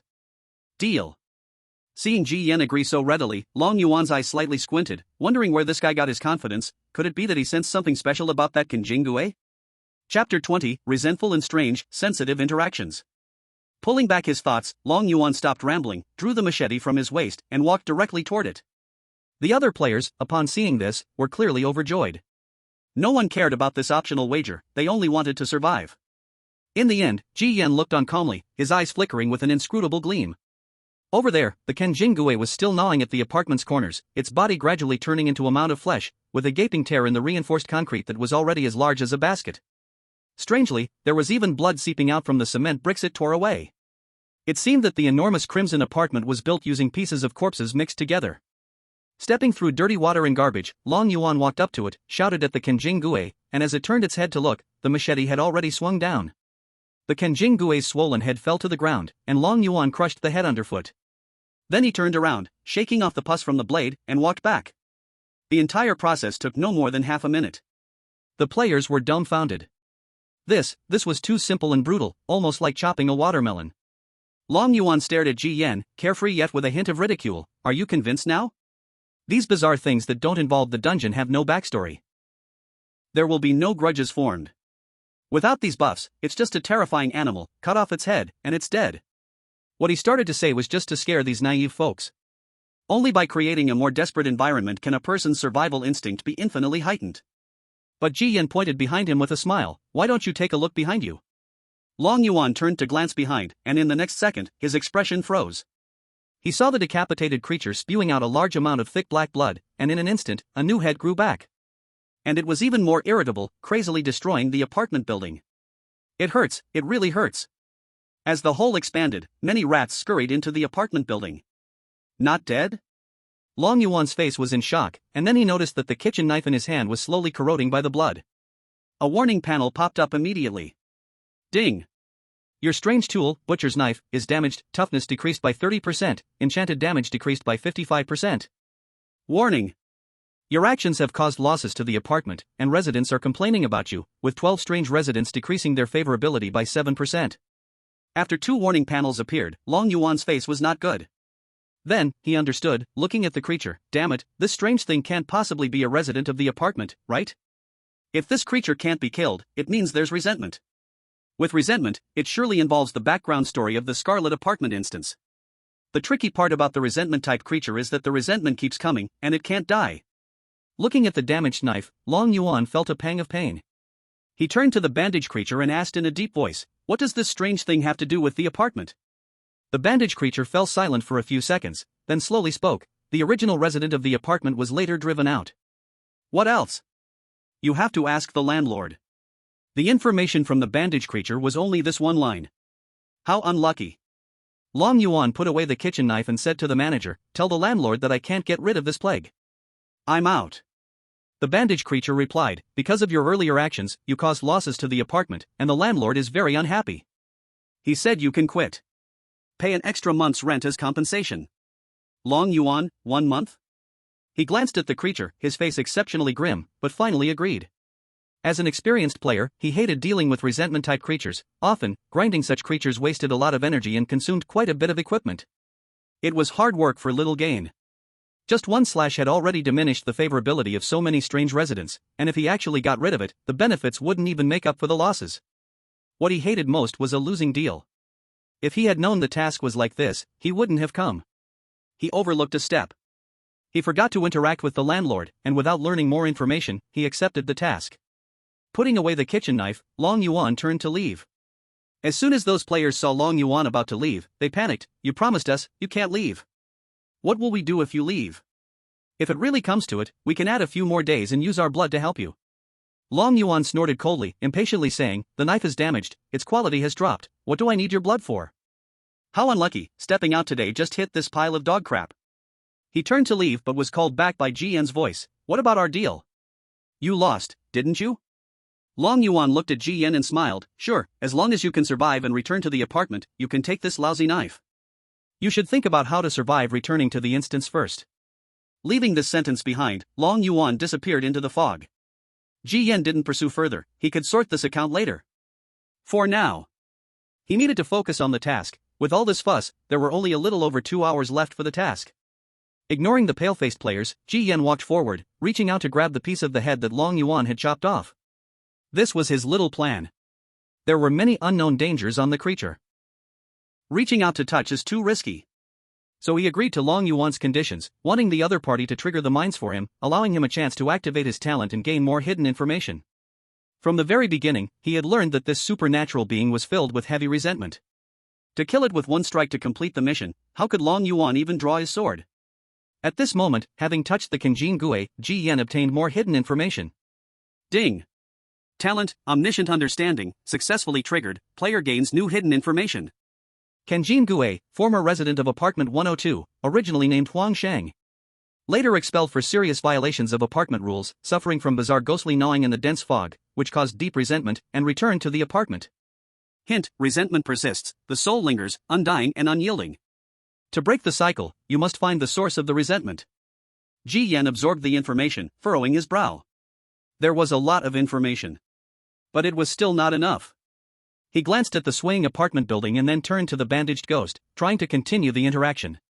However, the bandaged ghost was like a mechanical NPC, with only one line: it was once a resident of the apartment, later expelled, and no second interaction line. What a mechanical being! Ji Yan shook his head. Since there was no information from other interactions, he could only seek it directly from the entity itself. Ji Yan approached, but after the Kenjin Gui was struck, the mutated rats became extraordinarily aggressive, not giving him a chance to get close. Huang Shang. Ji Yan could only shout his name from a distance. As a result, the Kenjin Gui became even more agitated, smashing corners and growing more ferocious. Warning! Your actions are causing more damage to the apartment, and the residents' goodwill towards you is decreasing. A total of 14 supernatural beings now harbor malice towards you. Ji Yan. The corner of his mouth twitched. Even shouting could provoke such a reaction? This Kenjin Gui was like a sensitive skin, it couldn't be touched or shouted at. Any slight provocation accelerated the destruction of the apartment. Was this task even playable? But then Ji Yan noticed something unusual. The Kenjin Gui's lines changed. Chapter 21, Breaking Through the Wall, Living Towards Death. Room 102 is my home. Although I've forgotten many things, I still remember that there is something very important to me inside room 102. Let me in, let me in. The Kenjin Gui, Huang Shang, uttered a hoarse voice. He desperately gnawed at the apartment walls, trying to burrow in, but his massive body was stuck. The voice was slurred but full of pleading and unwillingness. Ji Yan's expression was pensive.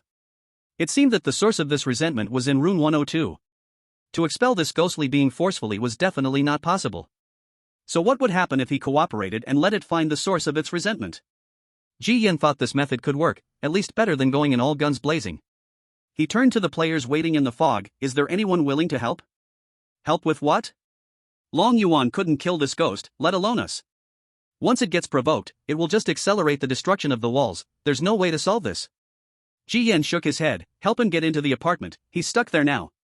We have to help him break open an entrance. As soon as he said this, everyone present was stunned. No, we came to eliminate these rats. You actually want to help these things invade the apartment? The bandaged ghost, observing everything, also stared weirdly at Ji Yan. I know it sounds like a death wish, but this is the only way to complete the mission. With time running out, it was best to have some help. But no one paid Ji Yan any mind, they all felt he had gone mad. Seeing no one agree, Ji Yan shook his head, pulled out a hammer, and walked over, starting to chisel at the apartment's walls alongside the Kenjin Gui. The mutated rats around the Kenjin Gui, originally harboring hostility toward Ji Yan, scattered upon seeing his actions. Ding! Player, due to incorrect game operations, is damaging the copy map, causing dissatisfaction among supernatural residents. A total of 12 now harbor malice towards you. The warning panel popped up again. Ji Yan ignored it. He never liked it in the first place. Let malice be malice, he didn't care. Ji Yan held the strange nail hammer and swung it forcefully again and again. With each piece of the wall he chipped away, fresh blood seeped out. This made Ji Yan's eyelids twitch, thinking that this apartment building hid a significant secret. Perhaps, these bleeding walls were related to the main storyline. He really has gone crazy. Does he want to die even faster? The players behind watched, cold sweat running down their backs.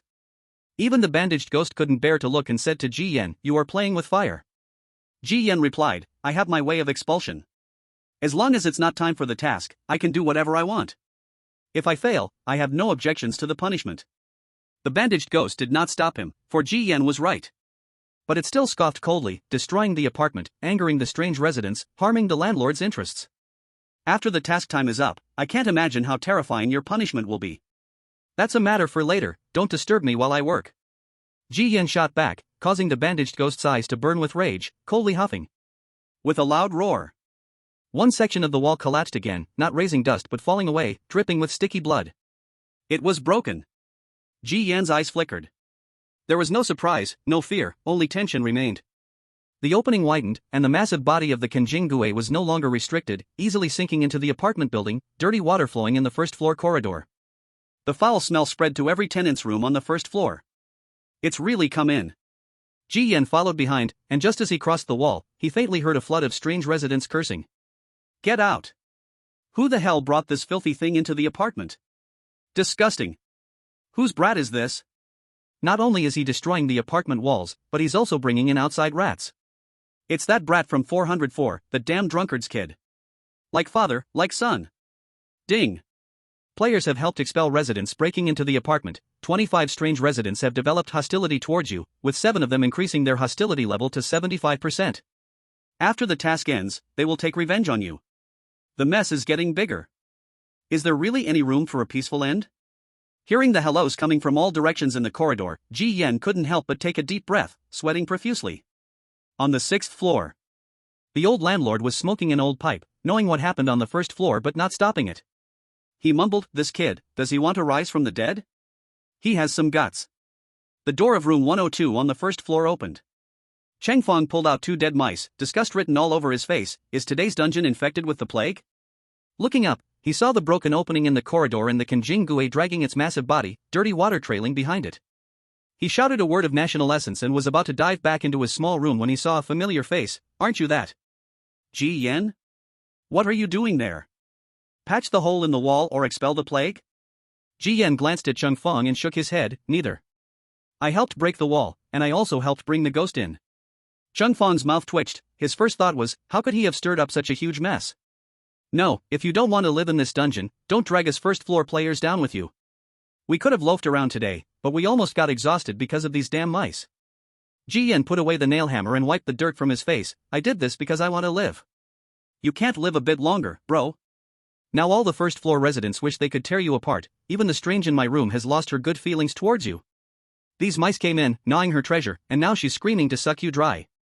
Ji Yen did not pay attention. Cheng Fong wanted to say something more, but suddenly shut his mouth and turned to run back to his small room.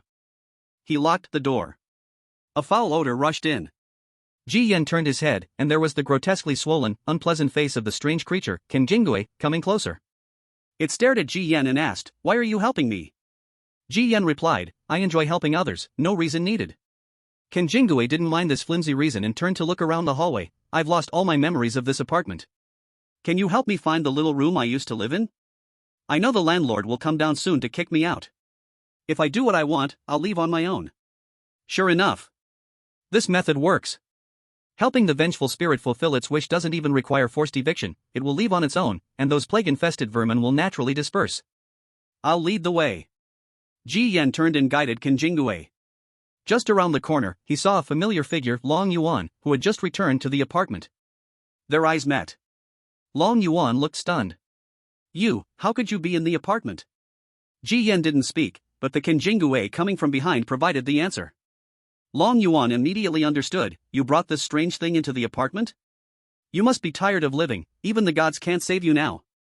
Ji Yen coldly replied, "The gods don't save me, I save myself. Get out of the way." Chapter 22, A Wall of Blood, the Backstory. Long Yuan narrowed his eyes, unwilling to get involved, and turned to walk upstairs. Standing in front of room 102, Ji Yen knocked on the door. No one answered. Looking at the dust on the doorknob, Ji Yen realized this room had been unoccupied. Behind him, Kenjingue stepped forward, grasped the doorknob, and directly opened the door. Creak. The room's condition surprised Ji Yen. Every inch was cleaned thoroughly, not even a single vase or key tray out of place. The floor gleamed brightly, indicating someone had lived there, but the outside was covered with dust. As Kenjingue burst in, every step splashed dirty water everywhere, but the mutated rats didn't follow, all huddling at the doorstep. Back in the old home, Kansas Jingue was extremely excited, examining and touching everything in the room. "Nothing has changed, this is my old home, but where is it?" Ji Yen stood behind, glancing at the clock on the wall. Less than an hour left until the task ends. If Kenjingue didn't leave the apartment with the plague within this hour, those enraged strange residents would probably tear him apart instead of using the task's punishment. "Ah.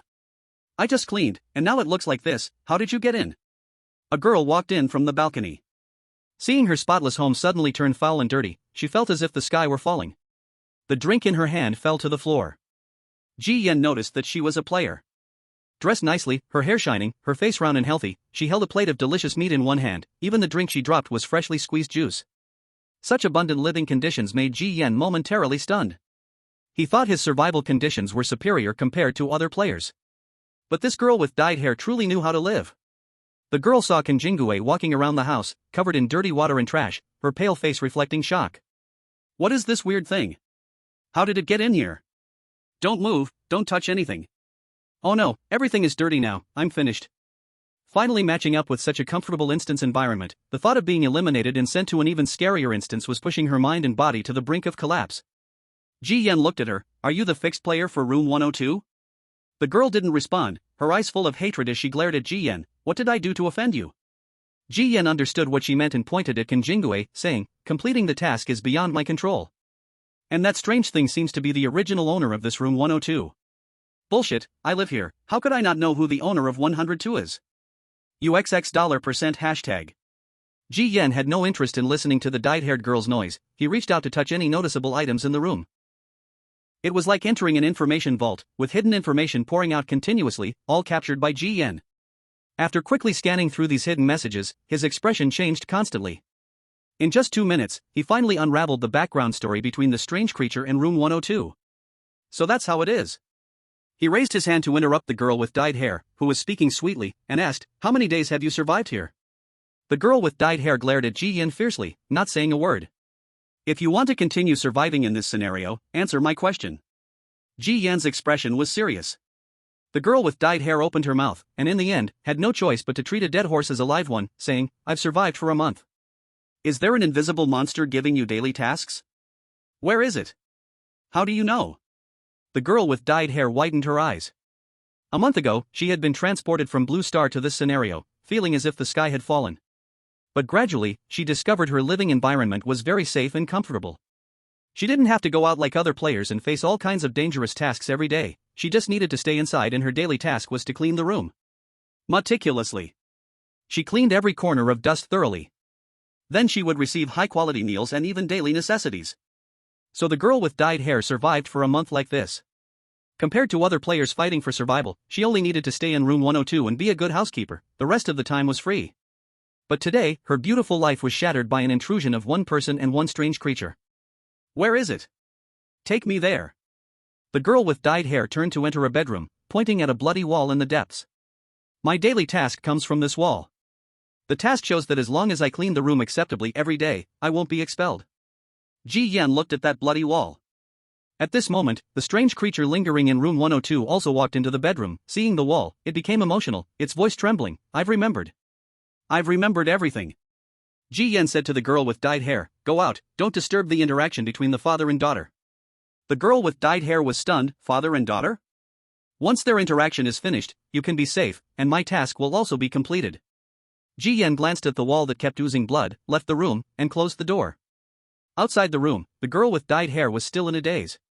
Her mind was filled with question marks, and before she could speak, Ji Yen cleared his dry throat and asked first, do you have something to drink? I am only responsible for cleaning the things in this house, I don't have the right to use them. The girl with dyed hair pouted. Ji Yen glanced at her, then at the drink in her hand. The girl with dyed hair hesitated, reluctantly handing it over. Don't drink it all at once, I've saved up this bottle of juice for 3 days. But Ji Yen guzzled down a big mouthful without any hesitation. The girl with dyed hair gritted her teeth in anger. Can you finally speak? Ji Yen wiped the corner of his mouth. Let me tell you a story. Once, a father and daughter lived in an apartment, but later the father was unable to pay the rent and was about to be evicted by the landlord. Outside the apartment, the environment was extremely dangerous. Being evicted would mean certain death. The father thought of a way to allow his daughter to live in the apartment forever. Can you guess what it was? The girl with dyed hair was stunned for a moment, thinking of that bloody wall, and instantly felt a chill run down her spine. The father bricked the girl into the wall? Correct. The father exploited a bug in the apartment rules. No wall could be moved, merging the body with the apartment. The landlord had no way to retaliate, and because of room 102, it became known as a haunted house, unable to rent out. Though the daughter was trapped inside the wall and could not move, at least she was still alive. After the father was evicted from the apartment, the dangerous outside world eroded him, turning him into a ghost of a man, losing most of his memories. But he still retained one memory, which was that his home was in apartment 102, and there was someone very important to him there. He forgot who this important person was, living like a zombie with this obsession, wandering in the dangerous world as a resentful spirit. One day, he returned to this apartment, familiar memories awakened partially, and then he frantically tried every possible way to enter the apartment. Ji Yen breathed out softly. Looking at the hair-dyed girl who was stunned, he said, "This is the background story of your room 102. Chapter 23, Cleaning Up the Mess, Nighttime Task. A bit cliché. After hearing the background story, the hair-dyed girl fell silent for a while, and finally summarized it with one sentence. Whether it's cliché or not doesn't matter, what's important is completing the task. Ji Yen was constantly watching the time and listening to the movements in the room, growing anxious. Fortunately, after a few minutes of interaction, the door slowly creaked open. Ken Jingui walked out, his face covered by thick black hair, like a water ghost's gaze, making people feel uneasy. The hair-dyed girl fearfully hid behind Ji Yen. "Thank you, seeing my daughter living here safely has fulfilled my final wish. I should leave now, I've caused you so much trouble." Ken Jingui spoke slowly to Ji Yen, the obsession that tortured him finally breaking like a shackle. Ji Yen sighed in relief deep down, but soon thought of that large hole in the wall again, feeling worried. How to deal with this big hole? Who will fill it? Ken Jingui raised a hand, reached into his mouth, took out a key from his throat, and handed it to Ji Yen. "If you encounter trouble, use this key to open room 801. That tenant may not be easy to talk to, but perhaps, maybe, they will help you out of respect for my relationship." Ken Jingui's tone sounded uncertain. But he knew Ji Yen risked offending all the tenants in the apartment by forcibly breaking open the wall to let him in. This was not a small trouble, and he had to show his gratitude. The only compensation he could think of was this. Ji Yen twitched the corner of his mouth and bitterly smiled. "Brother, you shouldn't be saying perhaps or maybe. The tenants on the 8th floor are all tough characters. If your face doesn't work, this isn't gratitude, it's pure revenge." Ken Jingui rasped, "I know how hard it is to survive in this apartment, I've done what I can. If you encounter trouble, you can come to this room, my daughter will help you." After giving these instructions, Ken Jingui walked out, and the rats that had gathered by the door quickly scattered. Ji Yen held the key in his hand. The game prompt sounded in his mind. "Congratulations, player, you have received a task bonus, the key to room 801. Tip: the tenants on the 8th floor have complex background stories and quirky personalities. Do you think the key in your hand is a blessing or a curse? Why is even the game prompt so cryptic?" Ji Yen held the key, feeling it was unusually hot in his hand. Louis Tong had previously said, the announcement reported that currently, there are only 4 tenants on the 8th floor, as the highest level of the apartment building, the rent is twice that of the other tenants, and many rules don't bind that floor. Each tenant has multiple background stories, with tasks triggered being at least A+ level. Each one comparable to a small boss in a dungeon. Ji Yen kept squeezing the key, hoping to trigger a talent, but still found no hidden information, so he had to give up. "Why are you still dazed? Get out. It's getting dark, I have to hurry to clean the room." The hair-dyed girl rolled up her sleeves and said to Ji Yen. Ji Yen came to his senses, apologized to the hair-dyed girl for the disturbance, and hurriedly left the room. "What kind of person am I? In the end, I have nothing and still have to help clean up the mess." The hair-dyed girl complained without care. But fortunately, she had not been expelled and could continue to stay in room 102 to survive. But then she felt the call from the blood wall and hurriedly entered the room. The blood oozing from the blood wall had increased even more. The mottled wall, blood creeping, finally gathers into 2 words, "Thank you." Over here, when Ji Yen returned to the corridor, Ken Jingui had already left, taking those intruding mice with him. But the first floor, after such a commotion, was already a sight no one could bear. Filthy water and garbage littered every corner, the stench unbearable. "It is satisfied and has left, but what about me?" Looking at the huge mess in front of him, Ji Yen rubbed his head in frustration. As soon as he finished speaking, a chill swept over him from behind. Ji Yen's heart stumbled, and as he turned, the landlord had already stood behind him. As the boss of this instance, even though the old man looked friendly, there was always an indescribable pressure. Like a bottomless abyss, the unseen depth was the most terrifying. "Good news and bad news, which one do you want to hear?" The landlord squinted his eyes, smiling in a way that sent chills down the spine. Ji Yen hesitated. "Good news? The good news is that those bothersome mice have left, consider your task completed." Ji Yen showed no joy. "What's the bad news?" "The bad news is that you completed the task in the worst way possible. The benefits of the task cannot compensate for the gaping hole in the wall and these messes on the first floor." This did not change Ji Yan's expression. He straightforwardly asked, "So how do I compensate?" The landlord laughed. "You, a young punk living on parasitism in 404, can't even afford your rent. What will you compensate with?" Ji Yan shook his head. "If I can't fix this hole, old man, you wouldn't be wasting your breath with me here. Those first-floor residents who hate me to the bone are already taking their anger out on me. It's you who should stop them, old man." The landlord shook his old smoking pipe, somewhat surprised. "Heh, you're quite sharp. I'll give you a task for tonight. If you complete it, I won't pursue the issue of the huge hole in the wall. A task in the dead of night. That death rate is double that of daytime." Ji Yen tried hard to find an excuse, but isn't it a rule that all residents rest at night? Why not change it to daytime? This task cannot be completed during the day. You brat has a night patrol pass, you can't fool me. You have two choices, the other being that I throw you to those residents for punishment. What do you think, young man? Facing the kindly landlord, Ji Yan smiled an ugly smile. Old man, do I look like I have a choice? The landlord patted Ji Yan's shoulder. Young man, I have high hopes for your abilities. We are all residents of the apartment. For the sake of maintaining a good environment, we should all do our part, right? Don't feel indebted. If you complete the task given to you well, I will personally give you a gift. The kinder the landlord became, the less confidence Ji Yan felt, so he asked directly, Old man, no beating around the bush, how many people have done this night job? So far, about 11. Are there any successful cases?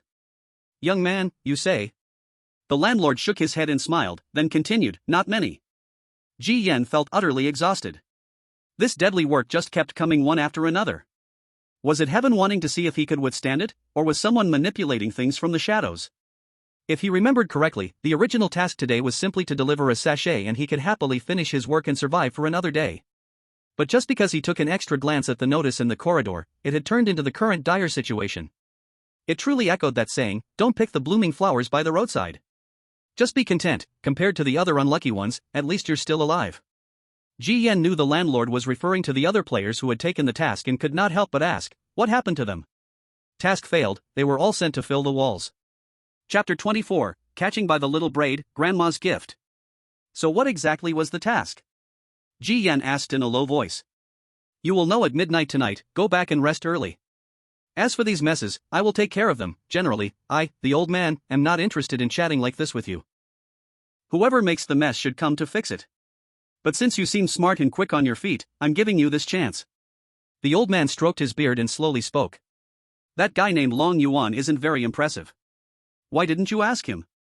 Ji Yan deliberately mentioned Long Yuan. You can't compare to him. That kid has made no mistakes and owes no rent. Ji Yan suddenly understood. I see, he has no little evils to grab hold of.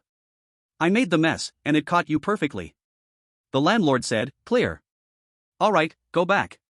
Don't be a bother here. The landlord picked up his smoking pipe and stepped aside. Ji Yan didn't continue the conversation. Talking too much with this type of boss might trigger some deadly quests. As Ji Yan went upstairs, the landlord shook off the ashes and called into the corridor, come out to work, hurry up, it's almost dark. In the corridor, as the voice echoed, the wall slowly began to writhe, revealing dozens of pale white eyeballs. As Ji Yan went upstairs, he confirmed the completion of this announcement quest, and the game prompt sounded. Ding! Congratulations, player, for completing the announcement quest, helping the apartment get rid of the sewer rat plague, and creating a good living environment. All residents have increased their favorability toward you by 5%. Ding! Because the player's method of completing the task was incorrect, first-floor residents collectively generated 15% malice value towards you. Announcement quest reward, Players Unit 404, next 7 days rent halved, received a rare purple treasure chest. Congratulations, player, for collecting a piece of talent fragment. Talent upgrade progress is currently 1/3. Please work hard and continue collecting. Still need 2 more fragments? Ji Yan pouted. He felt deceived. This was never made clear from the beginning, misleading him to think that 1 piece would be enough for an upgrade. Is this system learning the tricks from those bargain websites? Collecting 3 pieces isn't going to trigger a progress bar, is it? Ji Yan shook his head, looking at the fluctuating favorability value, feeling even more speechless. So, after volunteering for half a day for the apartment, not a single thank you, and he offended several residents instead. Ji Yan truly couldn't figure out, if his method of completing the task was wrong, what was a better way to do it? If he didn't let the strange spirit in, there was no way to dissolve his obsession and let him leave willingly, forcibly driving him away wouldn't work either. But seeing the task reward, Ji Yan felt a little better. He wasn't in a hurry to open the treasure chest, he first returned to Unit 404 to report back to his grandmother about the task. Back in 404, as soon as he entered the door, he got a prompt. Congratulations, player. Because you have the rent for 7 days in room 404, mother and grandmother think you are a responsible child, and they have increased their favorability toward you by 20%. Ji Yan's eyes sparkled. In the living room, Louis Tong had returned early and was already sitting at the dining table eating dinner. Seeing Ji Yan covered in filth, she almost didn't recognize him. She thought he was that strange spirit that had snuck in, but upon closer inspection, she was taken aback. Weren't you just delivering a sachet? How did you end up like this? It's a long story. Just think of me as having fallen into a ditch. Ji Yan said helplessly. By the way, it seems pretty lively on the first floor. I heard someone say, some idiot, trying to dig into the apartment building, made a mess of the first floor corridor, flooding it with dirty water, driving the strange residents on the first floor into a rage. I guess that poor guy is in for a terrible time. How could one person cause such chaos? Ji Yan couldn't be bothered to explain. He took off his shirt and headed to the bathroom. After washing off the grime, Ji Yan knocked on his grandmother's door and walked in. Grandma, the sachet has been delivered, and the landlord accepted it. On the bed, Grandma, wearing reading glasses, was knitting a sweater, looking kind and gentle. That's good. But now, you've gotten into a big mess. Grandma didn't look up but knew clearly about Ji Yan's current situation. He had just crawled out from one task pit and fell into another pit dug by the landlord. Ji Yan gritted his teeth and forced a smile, saying, "It is only right to do some volunteer work for the apartment, it's nothing troublesome." Grandma chuckled lightly a couple of times and slowly spoke, "You are like a duck." Ji Yan asked, "Huh?" "Boiled all over, but the mouth is hard." Grandma put down her knitting, looked up at Ji Yan, and said, "That landlord is very clever, he never makes a losing deal. Our apartment building looks strong and stands firm in this world, but in reality, it is full of holes. These holes, he will always find ways to make you outside tenants fill them. What a mess on the first floor, he makes it seem like a good deal for you, but in fact, he's just giving you an even worse mess. You shouldn't pay attention to that notice." Ji Yan didn't speak. Saying more now would be useless. "What kind of job did that old man throw at you?" "I don't know yet, I only know it's after midnight." Hearing after midnight, Grandma shook her head. "It's a terrible task." Clearly, she knew but didn't say anything, and Ji Yan, understanding her, didn't ask further. "All right, this is a sweater personally knitted for you, take a look." Grandma handed over a dark red high-neck cardigan, which didn't look old-fashioned. Ji Yan took it, and instantly a hidden information box popped up. "Congratulations! Player has obtained a strange item, the white silk sweater, which can withstand 3 fatal strange damages and boost player's mental value by 25%.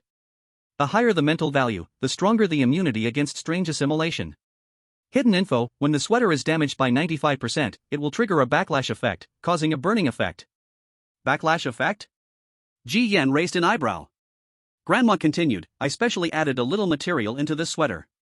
If you encounter danger at night, the sweater will protect you, but the time is limited. Within that time, find a way to save yourself."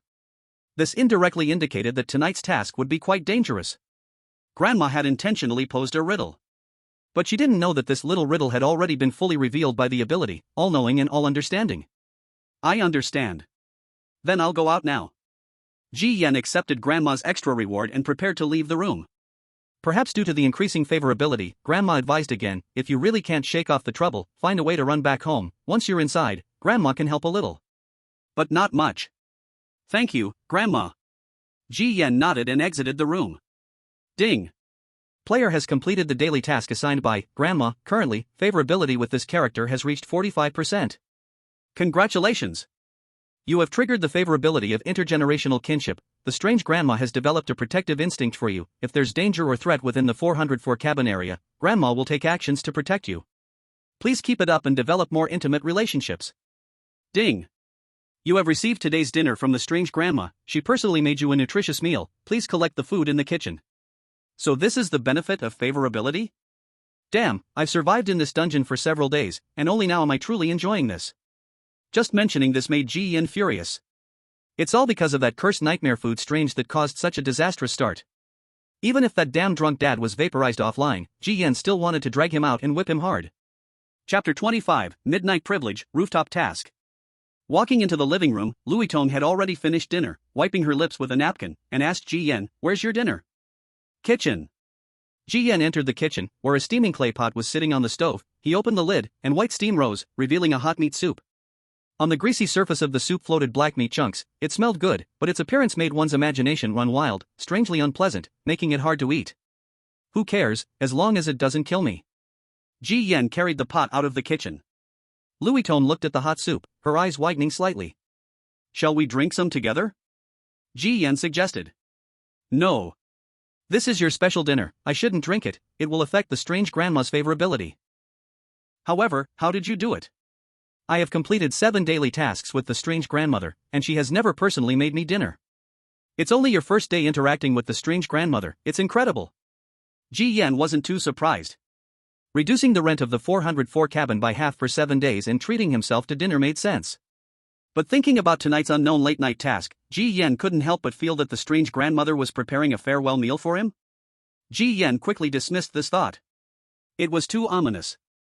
Louis Tong refused, and Ji Yan did not continue to invite her. Starving after a long wait, he quickly scooped a bowl and started eating. The black meat was unidentifiable.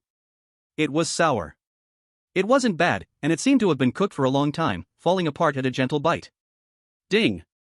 A reminder to the player: due to consuming the special nutritious meal, the body absorbs extra, and all status values are fully restored.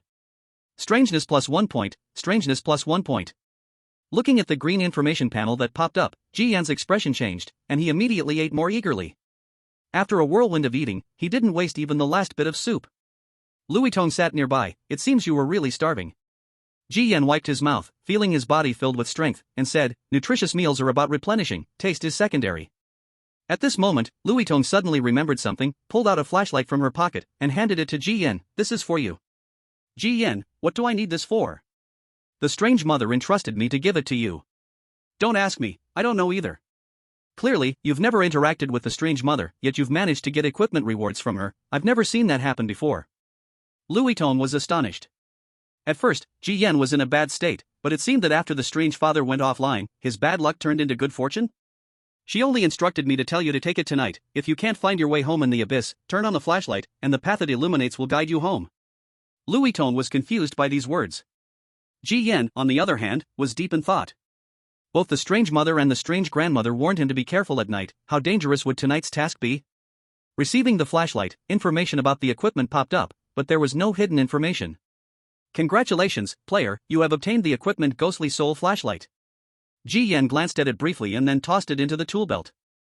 Thinking carefully, it was true that his mother and grandmother took too much care of him, but then again, he had killed the strange father and reduced the rent. With the double boost in favor, triggering these protective rewards seemed reasonable. Soon, the sky darkened. Players working in the apartments returned to their own little rooms. Ji Yan lay in bed, but he couldn't sleep at all. It wasn't insomnia, but rather he was too energized. Because of that soup, all his status values were full, and it was clear that the grandmother had planned this step long ago. If a player lacked sleep, their condition would significantly drop, leading to confusion, dizziness, and severely impacting game performance. Taking advantage of his free time, Ji Yan opened the neglected tool belt and the unopened treasure chest. Opening blind boxes always filled him with excitement. He clicked to receive, and the item popped up in front of him.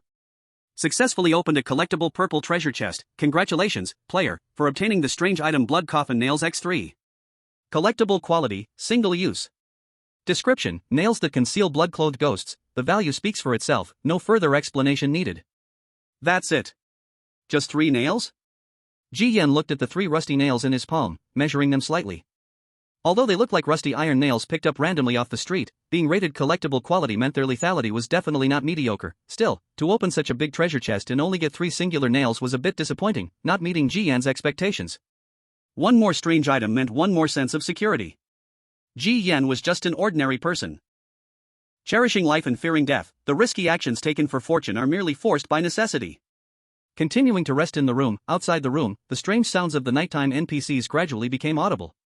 Unexpectedly, the door was knocked again, and Ji Yan chose to ignore it. Until he heard the clock strike midnight, Ji Yan opened his eyes, got out of bed, and took out the night patrol permit, fastening it to his chest. Ding! The strange item is activated, and you gain the privilege to go out at night. Before 3 a.m., you will be immune to all nighttime strange hatred. Tip: immunity only, please do not actively provoke. The door continued to be knocked, and Ji Yan opened it. Outside the door lay a strange being without a lower half, dragging its mutilated waist, raising its half-rotten face, just about to attack. In the next second, it seemed to have lost its target and its expression turned dull. Then, it silently turned around and went to knock on Louis Tong's door next door. Ji Yan blinked, turned around again, and walked towards the living room. In the living room, it was still bustling at midnight. Fuzzy and horrifying shadows, like homeless wandering spirits, roamed every corner of room 404. As a human, Ji Yan felt every hair on his body stand up while walking among them. But because of the badge on his chest, these nighttime oddities seemed to be blind to him, passing through his side. It's 12 o'clock, why hasn't the old man arrived yet? As Ji Yan was pondering this, the door was knocked again. In the next second, the nighttime oddities in the living room scattered like mice startled by noise. What just scared them so much? Although Ji Yan murmured this, he had a rough idea of who was outside the door. Sure enough, when he opened the door, the old man in a white tang suit stood in the corridor, one hand holding an old smoking gun, the other hand carrying a birdcage. Inside the cage, a parrot stared intently at Ji Yan. The old man is walking his bird at this time, what great interest, Ji Yan responded perfunctorily. But deep inside, he was complaining, who walks a bird after midnight? That's just plain weird. Smooth talker. After saying this, he handed over an old-fashioned key. Go do your job. This is the key to the rooftop door. Ji Yan took the key, feeling puzzled. What should I do? The rooftop water tank in the apartment has a problem. Recently, many residents have complained, saying the tap water is dirty. You need to clean it. As he spoke, the landlord's wrinkles relaxed, squeezing out a strange smile. It's just a bit of dirt in the water tank, you just need to clean it. The task is very simple. The landlord patted Ji Yan on the shoulder. Although Ji Yan tried hard to trust his words, both the smile and the tone were telling him. This task is not simple, it could be deadly. Old man, you might as well stop smiling. The more you smile, the more anxious I become. Looking at the landlord's nuclear cancer smile, Ji Yan couldn't help but speak. Finish early, and you can rest sooner. When you pass the 8th floor, don't linger, and don't run around. There are many places in this apartment you shouldn't enter, especially as someone who just arrived a few days ago. Even with that badge on your chest, it's just decoration to some residents, useless. The landlord didn't say much more, giving a few last instructions before turning to leave. Ji Yan held the key and left the room, heading upstairs. At night, the apartment felt even more terrifying, with many blurry strange shadows wandering through the corridors. These nighttime strange NPCs, in theory, could trigger some tasks. If you completed them, they wouldn't make things difficult for you. Those with a bad temper wouldn't trigger tasks at all. With just a few interactions, they would directly open their mouths to attack. Thus, players without nighttime privileges, even if given 100 guts, wouldn't dare to come out at night to seek death. Even those with privileges wouldn't dare to jump around carelessly. The privilege badge only works on most strange beings. Some particularly horrifying entities are not affected by these privilege settings. They are like missing virus Trojans, and any protective mechanism in the apartment can't trap them. Ji Yan left 404 and rushed up the hallway, unwilling to linger even one more floor. In the hallway, there were also many strange figures lingering at night. Some even ignored the privilege badges and could interact with Ji Yan. Ji Yan ignored them, his mind focused only on the rooftop. Reaching the 7th floor, the eerie figures in the hallway were fewer, but various chilling sounds echoed. On the 8th floor, the hallway was pitch black, utterly silent and lifeless. Upon careful thought, it seemed he had connections on both the 7th and 8th floors. Let's not mention the person on the 8th floor. The one on the 7th floor, Lun Yanqing, owed him a huge favor, but he didn't know how much weight she carried in the apartment. Ji Yan had already made his plans. If he encountered any insurmountable danger on the rooftop, he would run directly to Lun Yanqing's room and let her handle it. But upon reaching the rooftop, he found the door was open. Who opened the door? Ji Yan stared at the unlocked padlock, unable to guess whether it was a player or something strange. He drew out his hammer and cautiously stepped out onto the rooftop. At the top-level rooftop of the apartment, cold winds howled, biting like ice. A crimson crescent moon hung high in the night sky. Ji Yan glanced left and right, and the next second he noticed a slight movement behind him. He turned sharply and precisely caught a flying brick. Looking up, not far away, a girl with twin ponytails was in shock. Oh no, surprise attack failed. Sister, let's run. Run? That's a player, not something strange. The single ponytail sister grabbed her running sister with irritation and spoke sharply. Ji Yan crushed the brick in his hand and clapped his palms. Looking at the two girls, he noticed they were identical twins. Even their clothes were the same, only their hairstyles set them apart. You should be glad I'm a player. If I were strange, you wouldn't have had a chance to run. The single ponytail sister helplessly said, Don't mind, my sister is all over the place, she gets startled by everything. Ji Yan looked at the twin sisters and tried to ask, So, you both were also tricked by the landlord to handle the cleaning the water tank task? The task is indeed this, but it wasn't triggered by the landlord, it was triggered by our strange family in 705. The twin sister shook her head and spoke. They were players living in 705, and their strange family was a creature that died in the bathroom, pretending to be their brother. Because it drowned in the bathroom, it stayed submerged in the overflowing bathtub all day, like a fish, unable to leave the bathtub, unable to leave the water. But in recent days, due to the tap water quality turning into thick black blood, the strange brother grew increasingly irritable and began to darken. The twin sisters wanted to continue living safely in 705, so they had to solve the water quality issue. Through their task, they obtained the rooftop key from the landlord, but when they came up during the day, they found no issues with the water tank, so they returned at midnight to check, whereupon they encountered Ji Yan. Ji Yan suddenly understood. They also wore privilege badges, possessing a nighttime protection mechanism, which somewhat surprised Ji Yan. These sisters looked like game newbies but actually had privileges and were residents of the 7th floor. Checking the information on both of their profiles, they surprisingly had survived for 45 days. It seems they truly had skills. One shouldn't judge solely based on appearance. How's your task progress?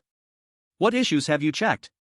Ji Yan glanced at the cement-constructed square water tank over there and asked. We didn't go over, and we don't dare to go. It's terrifying, the twin sister, Zhong Ting, hugged her head, her flushed face full of fear. Terrifying? Ji Yan squinted his eyes. What did you see? The twin sister, Zhong Yi, covered her sister's mouth, clearly showing she was much shrewder, her expression toward Ji Yan holding a hint of caution. She spoke first to ask, you said you were sent by the landlord, do you have the rooftop key? Ji Yan replied bluntly. Just throw the key over. Seeing the key, Sister Zhong Yi finally felt at ease. She spoke up, we don't know what's in the reservoir, we heard it. Heard it? Before sister could speak, the younger sister jumped in, yeah, our talent is telepathy. In the instance, my sister and I can not only communicate in our hearts but also hear strange voices during tasks. An A-level talent is so powerful, right? The younger sister's face was full of pride. Sister covered her face and gave her a light smack on the head. You little brat, I'm begging you, shut your mouth. She felt frustrated. Why start by exposing the talent like that? If it weren't for her being the elder sister protecting her, this foolish younger sister surviving even a day in this cruel instance was a miracle. Ji Yan listened, slightly surprised. Can hear strange voices? This talent is really useful.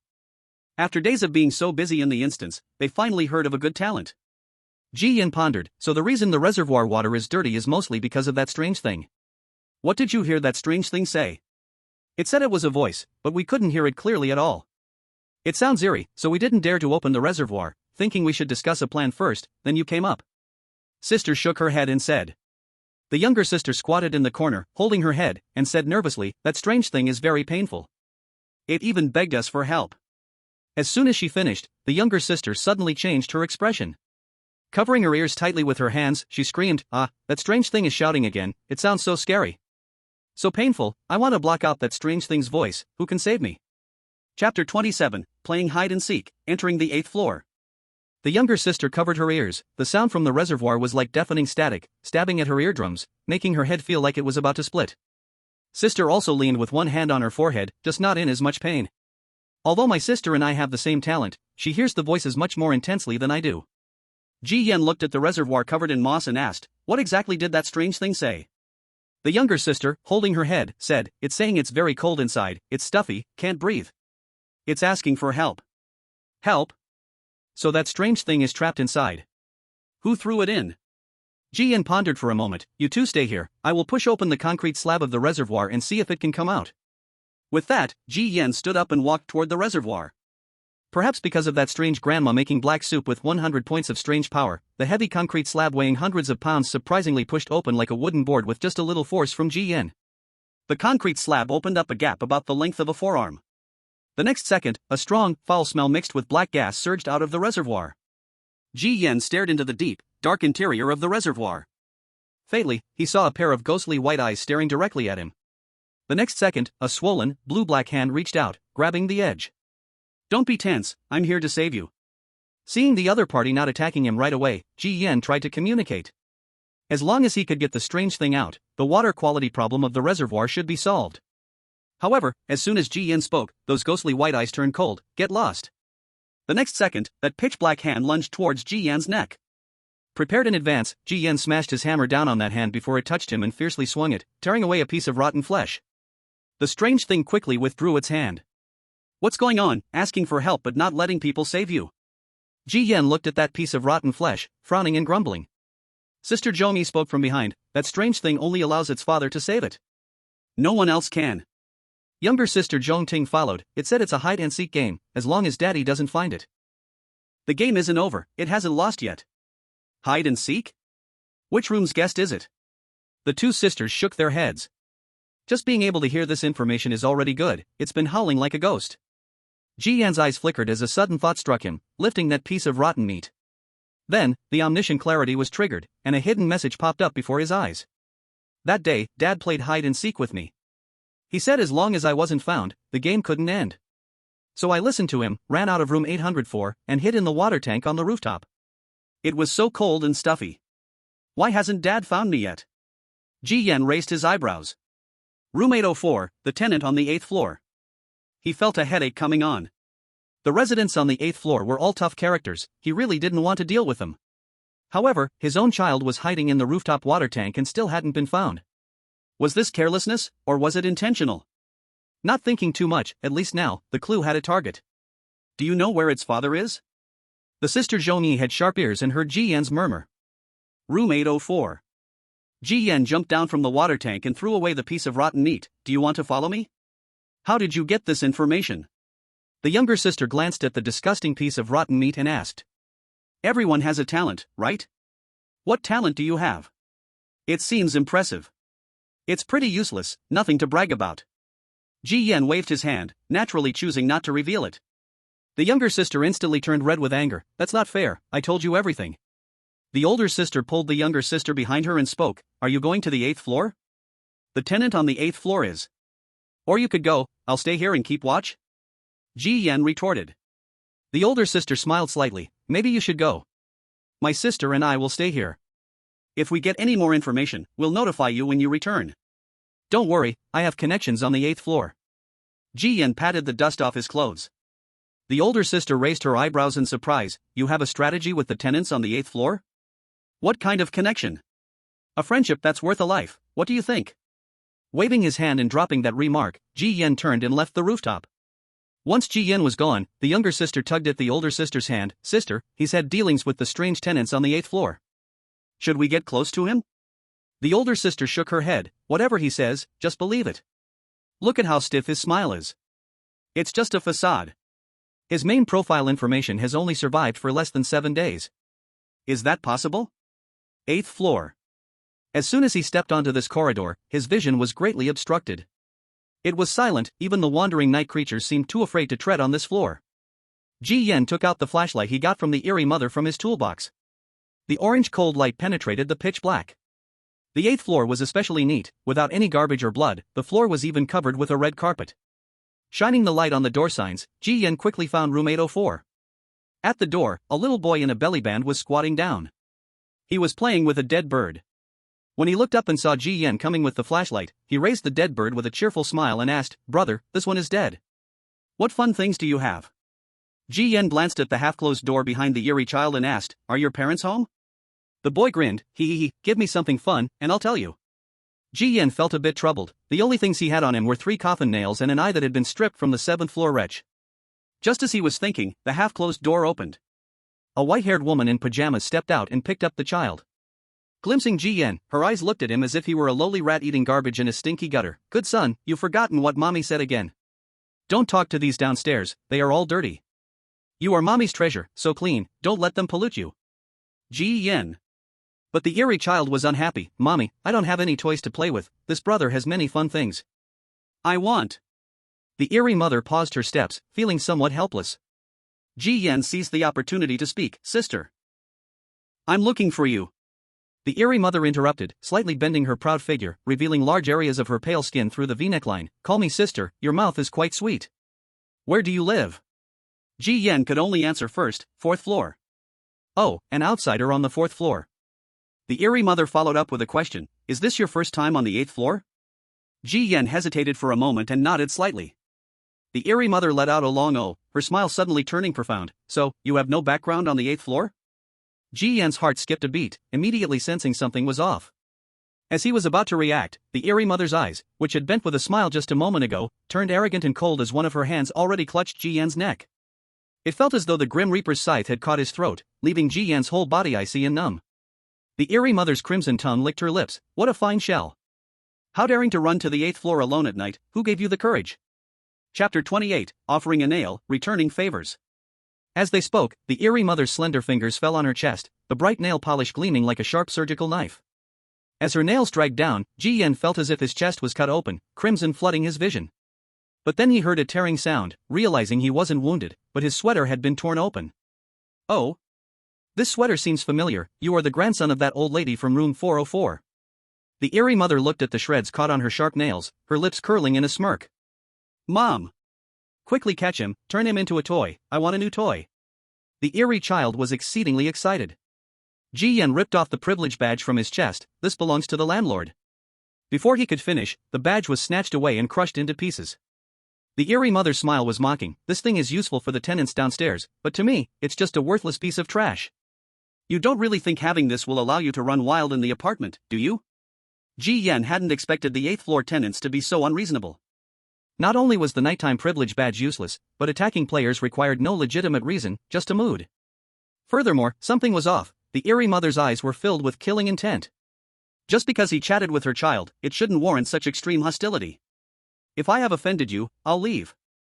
Now that you want to run, I'm afraid it's too late. How good do you think the quality of this sweater is? The Eerie mother's nails grew sharper and longer, waving in the air like blood knives drawn from their sheaths. This was personally knitted for me by my grandmother. If she knew it was ruined, she would probably come and demand an explanation from sister.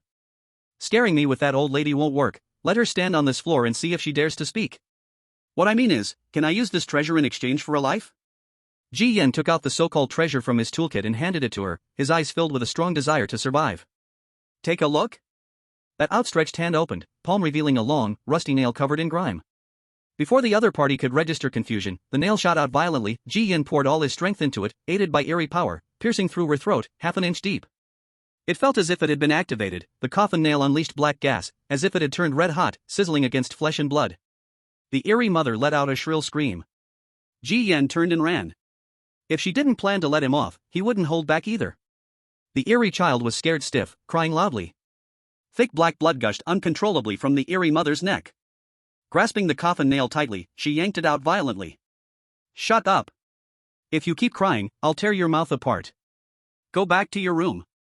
The Eerie mother twisted her grotesque face, glaring at the Eerie child, who was scared into silence, fearfully retreating back inside.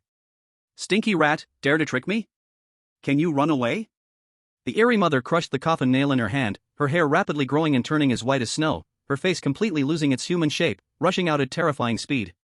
On the other side, Ji Yan held his mother's flashlight and quickly ran down the stairs. He heard frantic yelling coming from the hallway and didn't dare to slow down at all. Running down the 7th floor, Ji Yan rushed towards the end of the hallway without any hesitation. Bang bang bang. The door of room 702 was knocked on. Ji Yan shouted, Mr. Liu, open the door quickly. The door opened a crack. Lu Nianqing showed half of his face. I have a bad feeling. You knocking on my door at night is probably not a good thing. Ji Yan was panting heavily. Let me in first. Help. A resident is trying to kill me. You don't know, so many residents die every month. Most of them die from wandering at night. You don't sleep at night, like to seek excitement? Even saying this, Lu Nianqing still opened the door. Who did you provoke? I'll help you this time, but we'll be even after. After closing the door, Lu Nianqing turned to look at the disheveled Ji Yan. Ji Yan listened to the noises outside, hesitated for a moment, and then slowly spoke, the residents upstairs. Hearing 8th floor, Lu Nianqing's face darkened. You said, except for the landlord, you wouldn't help anyone else. Lu Nianqing's mouth twitched, and he could only grit his teeth and ask again, who did you provoke? I swear, I was just passing by, and that bear kid's mother wanted to kill me. I'm just as confused. Ji Yan tried to make himself sound as innocent as possible. That family of 3 and 804? That family has a terrible temper. Lu Nianqing squinted. That woman wouldn't have such a murderous intent for no reason. You must have done something. As soon as he finished speaking, the door behind him suddenly began to visibly rot. Lu, hand that kid over. I don't have the mind to trouble you. Lu Nianqing paused for a moment and calmly said, I don't understand what you're saying. Tell your child to play marbles less upstairs, it's too noisy at night. There was a moment of silence outside, followed by the Eerie mother's gloomy voice. What, are you going to protect that little mouse? You can barely pay rent, a pitiable widow who can't even get enough to eat, and you still have the mind to be someone else's support? That nasty kid made a hole in my neck, you can't protect him. Crack crack. From the rotting door's gap, a mass of white hair surged in, reaching toward the floor, and was about to break in. Lu Nianqing rubbed his brow, looking very helpless. He asked Ji Yan, do you have the machete? Yes. Let me borrow it. Ji Yan didn't say much and took out the machete and handed it over. Gripping the machete, Lu Nianqing turned towards a spot on the door and stabbed out directly. A strange sound came from outside, and immediately, the white hair that had entered retreated swiftly as if startled. When the machete was pulled back, a few drops of black blood clung to the blade. Lu Nianqing threw it back to Ji Yan and called out to the outside, stop screeching like a shrew outside. There's no one in my room. If the neighbors see it, and the rumors get to your sensitive husband, he'll think I've been unfaithful. The Eerie mother's voice was almost through gritted teeth. Lu Nianqing, if you really want to get involved, then take your time. I can't deal with you, but when my hot-tempered one comes, let's see if you can still be tough. The noise outside gradually faded.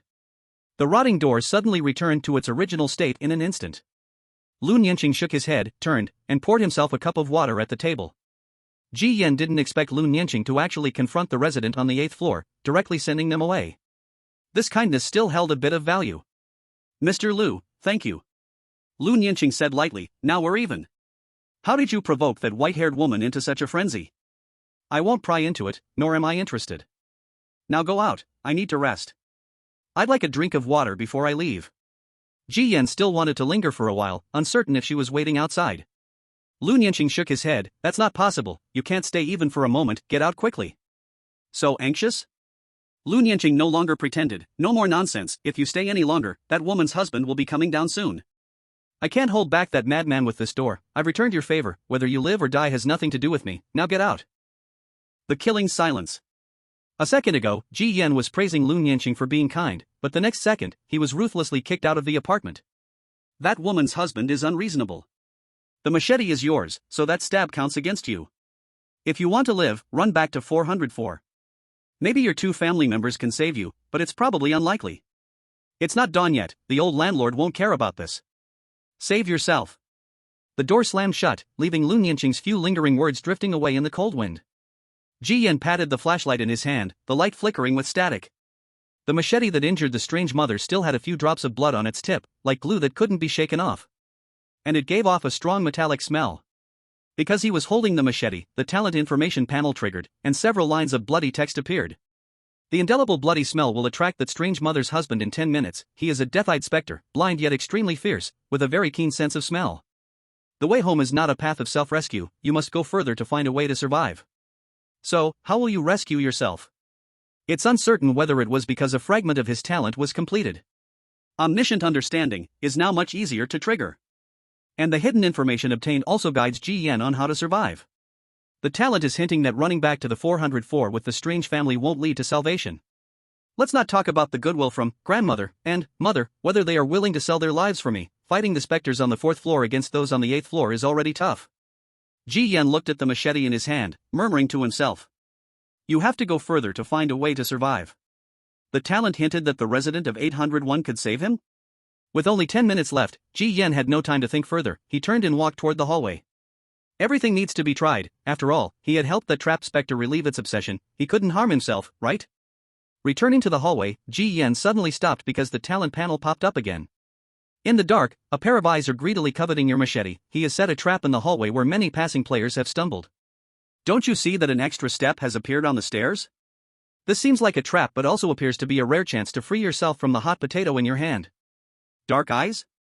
A sly player in the game? Looking at the second obvious hint and then at the machete in his hand, Ji Yan's eyes suddenly lit up.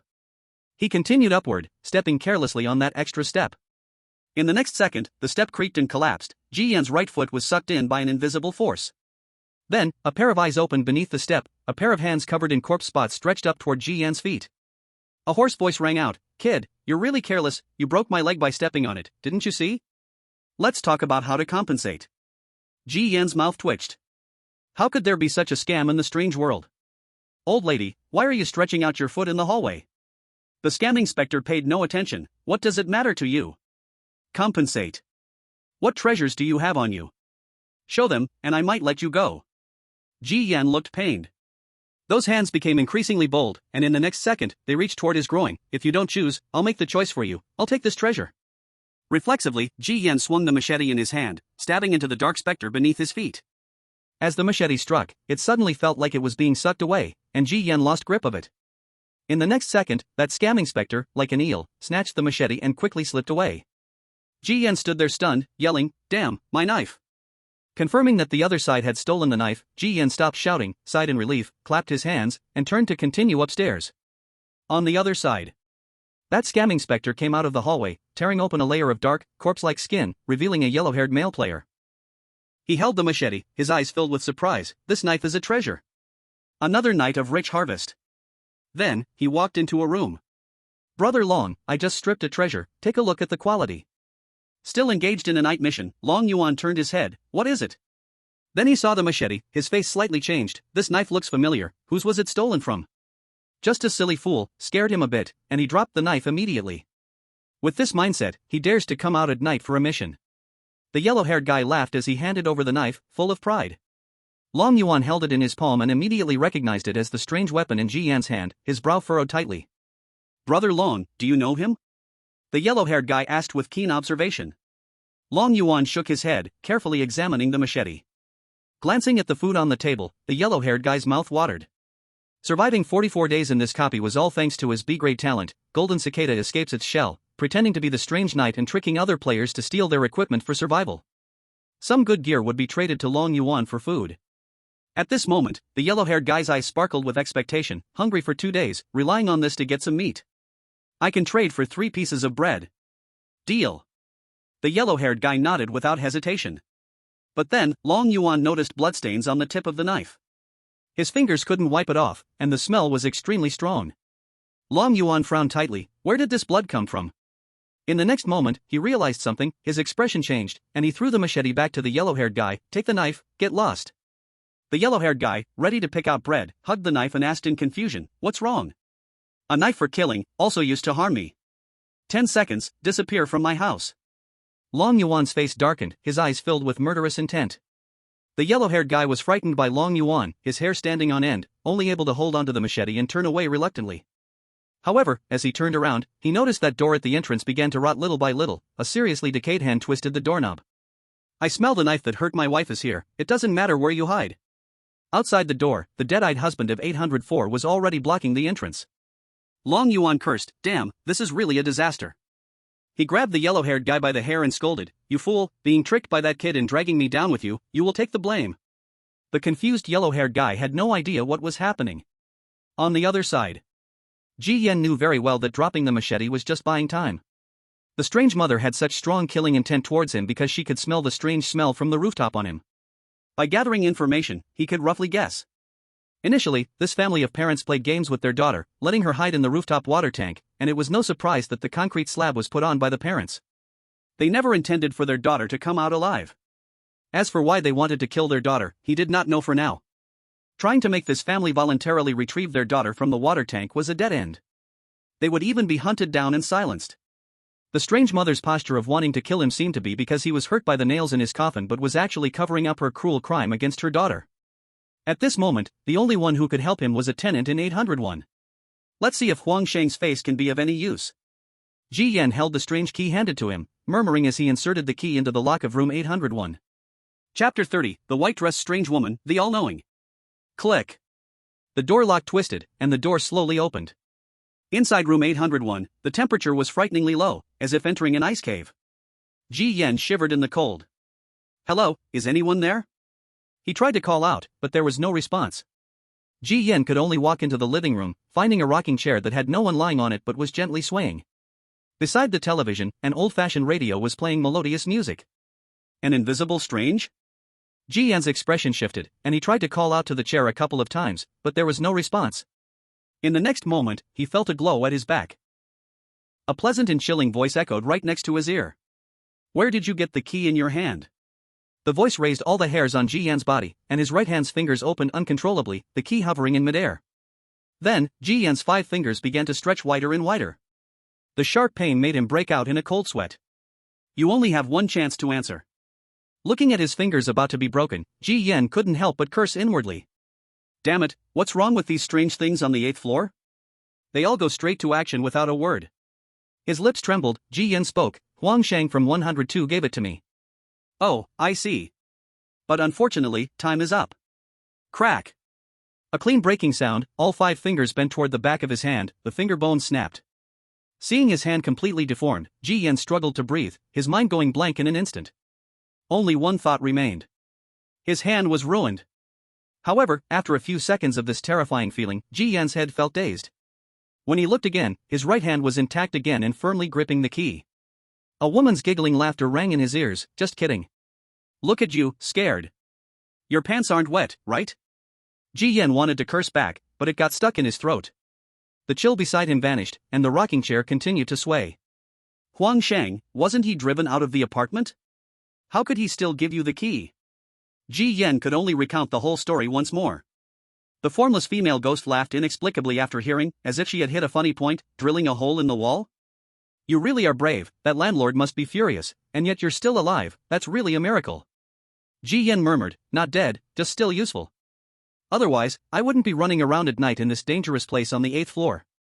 The rocking chair continued to creak, the sound grating on the ears. So, what mess do you have? Ji Yan rubbed his nose, a little trouble. The family in 804 has some grudges. As soon as he finished speaking, the formless woman appeared in Ji Yan's view, dressed in a pure white dress, her black hair cascading like a waterfall, her face as flawless as white jade. Ji Yan was momentarily taken aback. The appearance of the tenant in 801 was not inferior to that of the charm on the first floor, just too pale. 804? That family is fierce, especially that aunt, just like a shrew. The little favor from Huang Shang was just him lending me a bit when I couldn't pay the rent. When I returned it, that guy even added interest. It wasn't really a favor at all.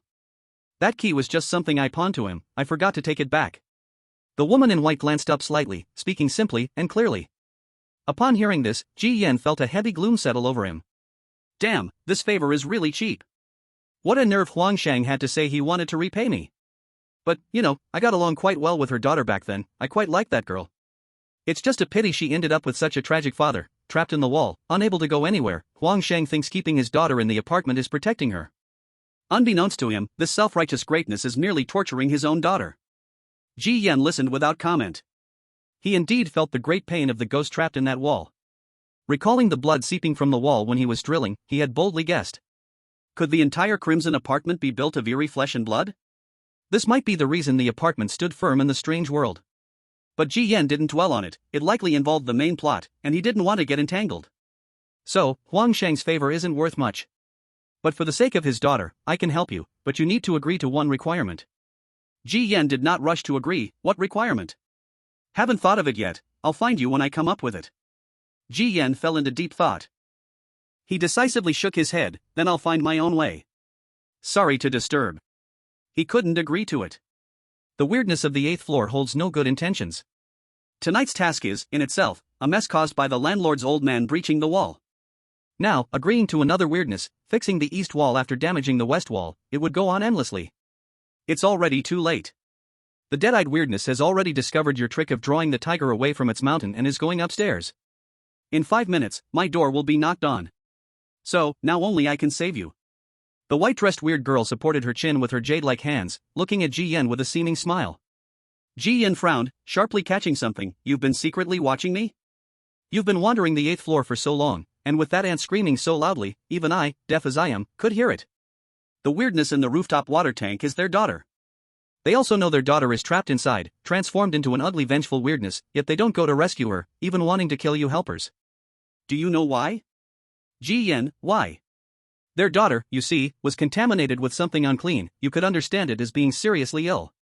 If she stays in 804, they won't just be evicted, they'll also be infected by their daughter, turning into that form of neither human nor ghost. Moreover, that daughter isn't biological, just a foster child. So the couple came up with this clever plan. Since they couldn't get rid of her, they tricked her into the water tank. Not only avoiding infection but also dodging the scrutiny of the landlord and the apartment rules, yet they still underestimated their daughter's illness. Even the apartment's water quality can be contaminated. So once they know you came for their daughter, they will definitely want to kill you. Firstly, they worry that their innocent daughter will learn the truth, crawl out of the water tank, and continue to haunt them.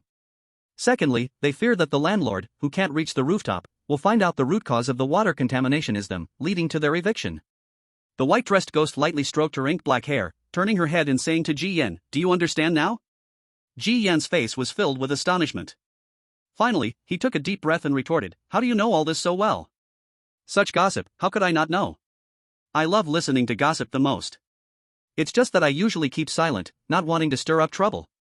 Every household on the 8th floor has its own bloody gossip." The white-dressed ghost chuckled, and under the moonlight, her exquisite face left people in a daze. Thinking about how she knew all the movements between the 7th and 8th floors without leaving her place, Ji Yan couldn't help but feel his scalp tingle. What kind of origin did this weirdness have? Chapter 31, Methods to Seek Death, Physical Sleep. After listening to the white-dressed ghost, Ji Yan frowned and spoke, so this task was impossible to complete from the start. The white-dressed ghost stood up from the reclining chair, her graceful figure in the hazy moonlight was dreamy and captivating. That's not necessarily true. Her pale and stunning flawless face approached Ji Yan's line of sight, and her red lips curved. "I have a way. But it's pretty damaging, a bit of a death wish. Let's see if you dare to do it." Seeing the wicked smile blossoming on her cheeks, Ji Yan said, "I've already done plenty of death-seeking things, as long as it works." It's actually quite simple, use the Emperor to command the lords. I know that couple, they will definitely explode. But, this bad guy has to be you. Ji Yan's eyes flickered, and he immediately understood. Though it felt a bit forced, at present, this seemed to be the only effective method. No problem, I'm not new to being the bad guy. A few minutes later. The door within the entrance quietly opened. The couple of weirdness from 804 followed the scent and found their way here. In the dim entrance, two weird shadows scanned the room and then landed on the white-dressed ghost reclining on the chair. Miss, do you love to join in on every commotion? Turning the pages of the book in her hands, the young lady smiled lightly. I just like to watch the excitement. When did you come together? The strange mother's face was twisted in rage, her neck gaping wound exceptionally noticeable. That little boy's smell is right in your room, you've hidden him. The strange father was unusually tall, his head wrapped in blood-soaked cloth strips, with his eyes reduced to two bloody holes. That kid hurt my wife, Miss Bai, you better stay out of this. We are all neighbors on the same floor, don't make things too ugly, he's just an outside mouse. You wouldn't help someone from outside and not your own, would you? The strange couple was notoriously arrogant and domineering in the Scarlet apartment. But they still feared Miss Bai from room 801. After all, when this woman first moved to the Scarlet apartment, she directly moved into the most ferocious room 801. And she was still safe and sound, which already indicated that this woman wasn't easy to deal with. If you don't believe it, go find it yourselves. But, you know, in my room 801, there are many tenants sharing. You have a bad temper, and they have even worse tempers, so keep it quiet. Miss Bai flipped through her books, her eyes not even lifting once. The strange couple looked uncomfortable. They also feared room 801, but in the end, they still gritted their teeth and came in to find someone. On the other side. To cover his scent, Ji Yan put on the scissors hand human skin mask, changing his identity to that of a strange tenant. He directly reached room 804. Although the mask's effect could only last for about 10 minutes, it was enough for him to steal the house. The bone spurs of the human skin mask pierced through his face's skin, tightly sticking, as if it had grown together with Ji Yan's face. The nauseating smell of blood still filled his nose, making this feeling extremely unpleasant. The door of room 804 was left slightly open. In the foyer, a strange child was crouching there, playing with two dried, shriveled heads the size of coconuts. Kid, how about I take you to a fun place? Ji Yan looked at the torn bloody face, trying to speak kindly. The strange child looked at Ji Yan's face, his eyes full of stars. Uncle, your face is so pretty. Can you take it off and put it on a little ball?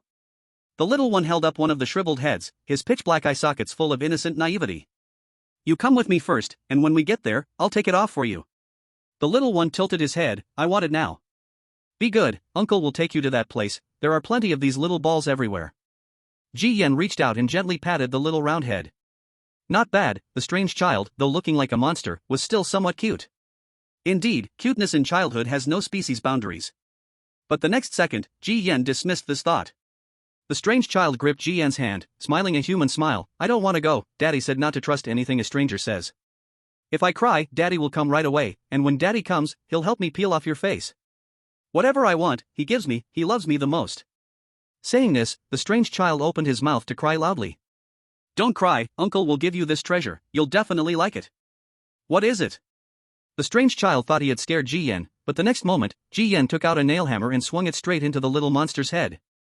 With one swing, the child didn't faint. Instead, he grabbed his head and cried even louder. Ji Yan swung again. Crying?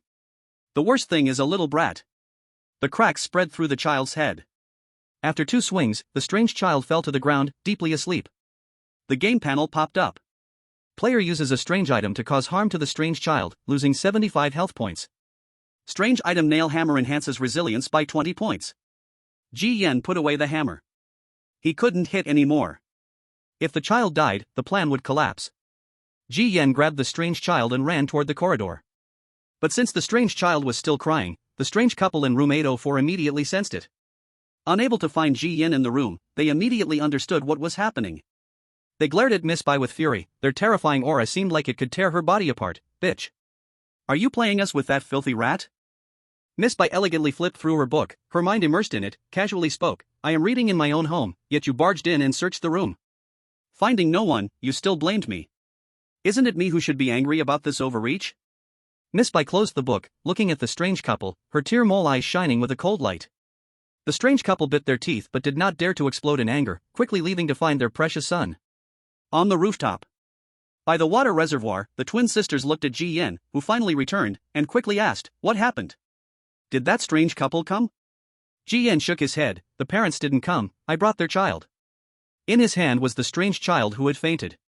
The younger sister asked blankly, why did you bring their child here? But the older sister's face changed. Are you crazy? This will make them darken. That's a resident on the 8th floor. This is the most direct and effective way to get them up here. Ji Yan walked over to push open the cement cover of the water reservoir. Within the dark interior, a pair of chilling white eyes opened, filled with intense resentment. Dare you come? Clearly, the earlier hammer blow from Ji Yan was still held in grudges against. Don't be angry, I brought you a family member, let's see who it is. After that, Ji Yan threw the strange child into the reservoir and directly sealed it with the cement slab.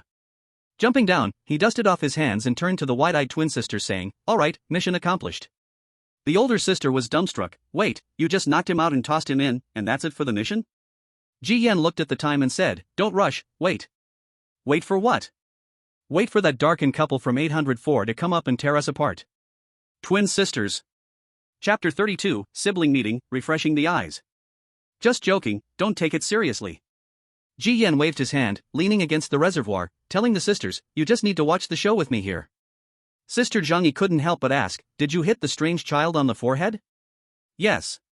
The night apartment rules are ineffective. What do we have to stop two dark and strange residents from the 8th floor?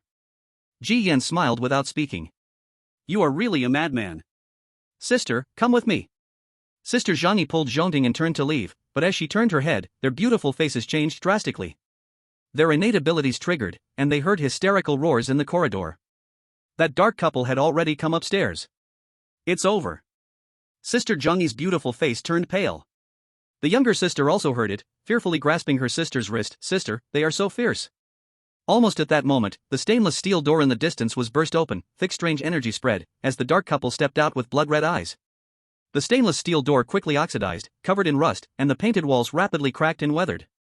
Dead mouse, you took our child? Don't worry, that woman in 801 can't save you. Hand over our child, and we can make your death a bit more painless. Compared to the twin sisters who appeared deathly pale, Ji Yan's face was still calm, forcefully suppressing his wildly beating heart. He knew he was also gambling. Now, it all depended on whether throwing the strange child inside would trigger a chemical reaction in the reservoir to meet his expectations. I didn't take your child. Your child asked me to take him to a fun place, and then, I let him play with his sister, whom he hasn't met before. Once Ji Yan said this, the couple's eyes visibly bulged with rage, darkening even more terrifyingly. The twin sisters and Ji Yan even saw red warning panels pop up in front of them. Warning!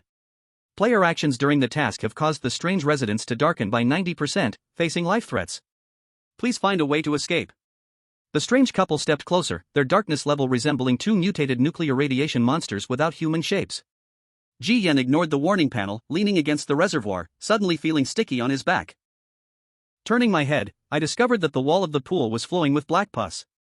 Looking up, I found that the reservoir seemed full, with a large amount of black dirty water surging out. A pair of swollen black hands gripped the cement cover. Slowly climbing out was a ghost with sticky hair all over its head. It crawled out slowly like a mutated spider, holding a ghost child that was still unconscious in its hands.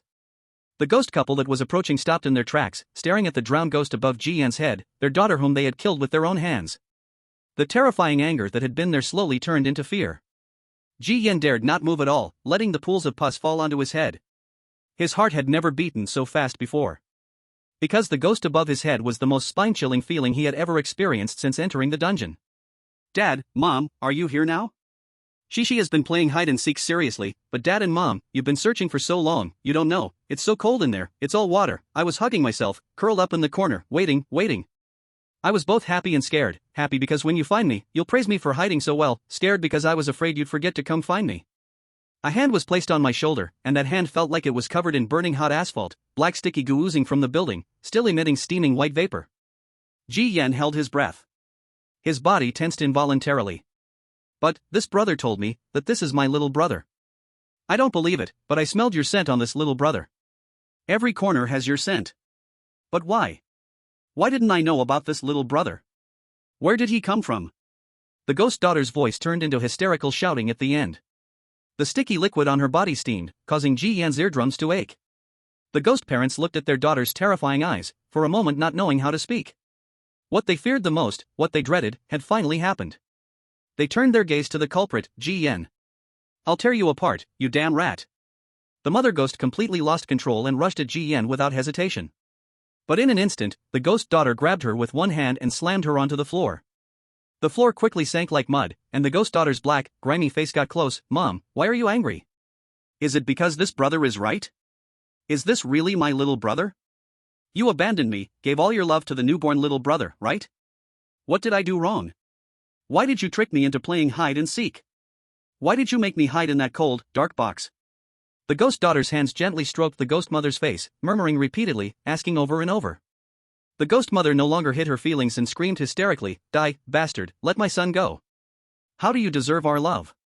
Because of that damned curse on you, you turned us into something that's neither human nor ghost, and we almost got kicked out of the apartment. Do you know why we picked you up from the outside? It was for the rent, to meet the requirement of 804 for a family of 3 to move in. You were just a despicable replacement for my son. If we had known about your curse, we should have just thrown you into the stinking gutter to be eaten clean by those rats. The ghost mother vented her anger, every word laced with disgust, murder, and curses. The ghost daughter listened, but gradually calmed down.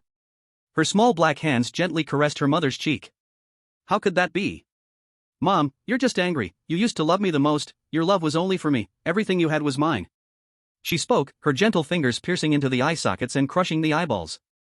Her hands were like red-hot irons, melting the skin and tearing apart the skull. With a soft twist, the head split open like a pomelo under the ghost mother's piercing scream. The scream suddenly stopped. The ghost daughter's forehead drooped. Cheek pressed against the torn head, feeling the blood plasma flowing and the warmth radiating. Mom, you're so warm. Cece hasn't been so close to Mom for a long time. It's really cold inside. You are indeed the best mom in the world. Looking at the horrifying and disgusting scene in front of him, Ji Yen felt as if his eyes had been washed anew. Surviving for so many days, he thought he had become immune to the bloody, disgusting, and terrifying factors. But now he just wanted to say, he was overconfident. He could even clearly smell the temperature and scent emanating from the brain matter. That strange daughter, holding the chunks of her mother's head, was radiant with happiness. As for the twin sisters beside her, the younger sister had long since fainted. The elder sister was also suppressing her churning stomach, trying hard not to throw up. Over there, the strange father looked at his dead wife, his mad daughter, his unconscious son, and the shattered family. He didn't go insane. Instead, cold sweat poured down as he turned like a mad buffalo, charging left and right without hesitation toward the corridor. Chapter 33 The so-called rent and construction materials. The strange father rushed into the corridor and disappeared in the blink of an eye. Ji Yen turned his head and found that only the torn body of the strange mother was left on the ground. The strange daughter was also nowhere to be seen. What kind of strange daughter is this? So fierce? Ji Yen felt a chill run down his back. Just now, for a moment, he felt like his head had been split open. Elder sister Zhongyi held her unconscious younger sister, her face had lost much of its color. Is this your way? Her eyes were filled with disbelief. This was too crazy. It was simply suicidal. Ji Yen saw her gaze and stood up, forcing calm as he wiped the slime off his shoulder. Yes. Although there are some deviations, everything is still under control. Elder sister Zhongyi glanced down. You should pat your legs first, they are shaking so much. I just sat too long, and it got numb. Ji Yen coughed twice. He turned and leaped onto the water tank, turning on the flashlight to peer into the interior through the stone slab. After a moment, he covered the stone slab back on. Jumping down, he clapped his hands. Now the issue with the water tank should be resolved. Probably after dawn, the residents whose water quality was polluted will calm down. That family in 804. Elder sister Zhongyi hesitated to speak. They will solve their own problems, we outsiders shouldn't meddle. I'm just being helpful, assisting a pair of parents to find their long-lost daughter. Elder sister Zhongyi couldn't stand Ji Yan's slick tongue any longer and chose to remain silent. If that broken, malevolent strange mother had rushed at him a second earlier, he would have been torn apart, yet he could still talk tough like this. She felt somewhat impressed. The task is done. If there's nothing else, I'll go report to the landlord. Ji Yan breathed a sigh of relief. Tonight had been exhausting. The only thing he felt sorry for was that he had lost a machete. Footsteps came from the entrance. Ji Yan stepped out but then halted, his heart thudding. Could it be that strange father circling back to settle the score with him? Then, he saw the girl in the white dress from 801 walking out, her exquisite face still wearing that incongruous smile. So, how's my method? Pretty effective, right? Ji Yan was somewhat stunned because that mad strange girl was currently cuddled in her arms. She wasn't unconscious but asleep. What about her father, and that brat? Ji Yan asked. The girl in the white dress replied, torn apart by this little girl, what else could happen? Ji Yan looked at sleeping Cece. Although he didn't care what happened to that strange girl, he still asked, so what will happen to her? This girl has a good relationship with me. She's quite pitiful, I'll take care of her from now on. Although the rent will go up, but what can I do? I was born kind-hearted and can't bear such suffering children. The girl in the white dress gently stroked Cece's soft hair, a faint smile on her face.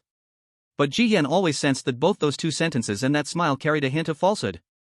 Without asking, Ji Yan nodded slightly, said a simple goodbye to the twin sisters, and was about to go downstairs. Don't forget, you owe me a favor. The woman in the white dress spoke mysteriously, her smile bright. My name is Su Xin, I live in 801. When I have thought it over, I will come to find you. Ji Yan felt a headache coming on. This really seemed never-ending. Climbing out of one pit, only to jump into another. Upon thinking carefully, it seemed that he had been played by this woman. Even though it was his idea to propose a solution, he had only delayed that strange couple, while the execution and efforts were still on him. If he died, she would lose nothing. If he escaped, he would owe her a favor. The key point was, he still had no choice and couldn't go back on it, not to mention reasoning with her. Watching Ji Yan leave the rooftop, hesitating to speak, Su Xian turned around, her beautiful eyes landing on the twin sisters. Her red lips curved up, well done. Sister Zhongyi met her gaze, and after a moment, finally understood, you have your eyes on him. You let us get involved in the reservoir pollution, just to use us to approach him. Su Xian smiled, pretty smart, I almost doubt that it's the younger sister that gave all the intelligence to the elder sister? Elder sister Zhongyi didn't say anything, as long as the task was complete, she only cared about her younger sister. But she was very clear. The prey targeted by this resident of 801 would find it very hard to escape. Just what she was after in that Ji Yan was still unknown. What a unlucky person. Zhongyi embraced her younger sister, murmuring a comment. On the other side, Ji Yan had descended to the first floor of the apartment. In the hall, the landlord old man was lying on the rattan chair, gently swaying, beside a birdcage. Inside it a white-yellow parrot stared at Ji Yan, imitating human speech, saying, Big fool. Big fool. The big fool has come. Ji Yan's face darkened slightly. He spoke to the landlord, old man, the task regarding the reservoir is resolved. The landlord closed his eyes, gently waved the old fan in his hand. I knew I didn't mistake you, you're diligent and efficient. Whether it's the drainage ditch outside the apartment or the reservoir on the rooftop, your cleaning efficiency exceeded my expectations. Ji Yan smiled with his mouth but not with his heart. He thought, could it be that I should be awarded a Cleanliness Model Award? However, your method of handling things is still so terrible. The landlord shook his head, gave him a compliment, then bashed him. Ji Yan's face darkened even more. He secretly grumbled, it's a life and death task, being alive is good enough, do I still have to worry about satisfaction?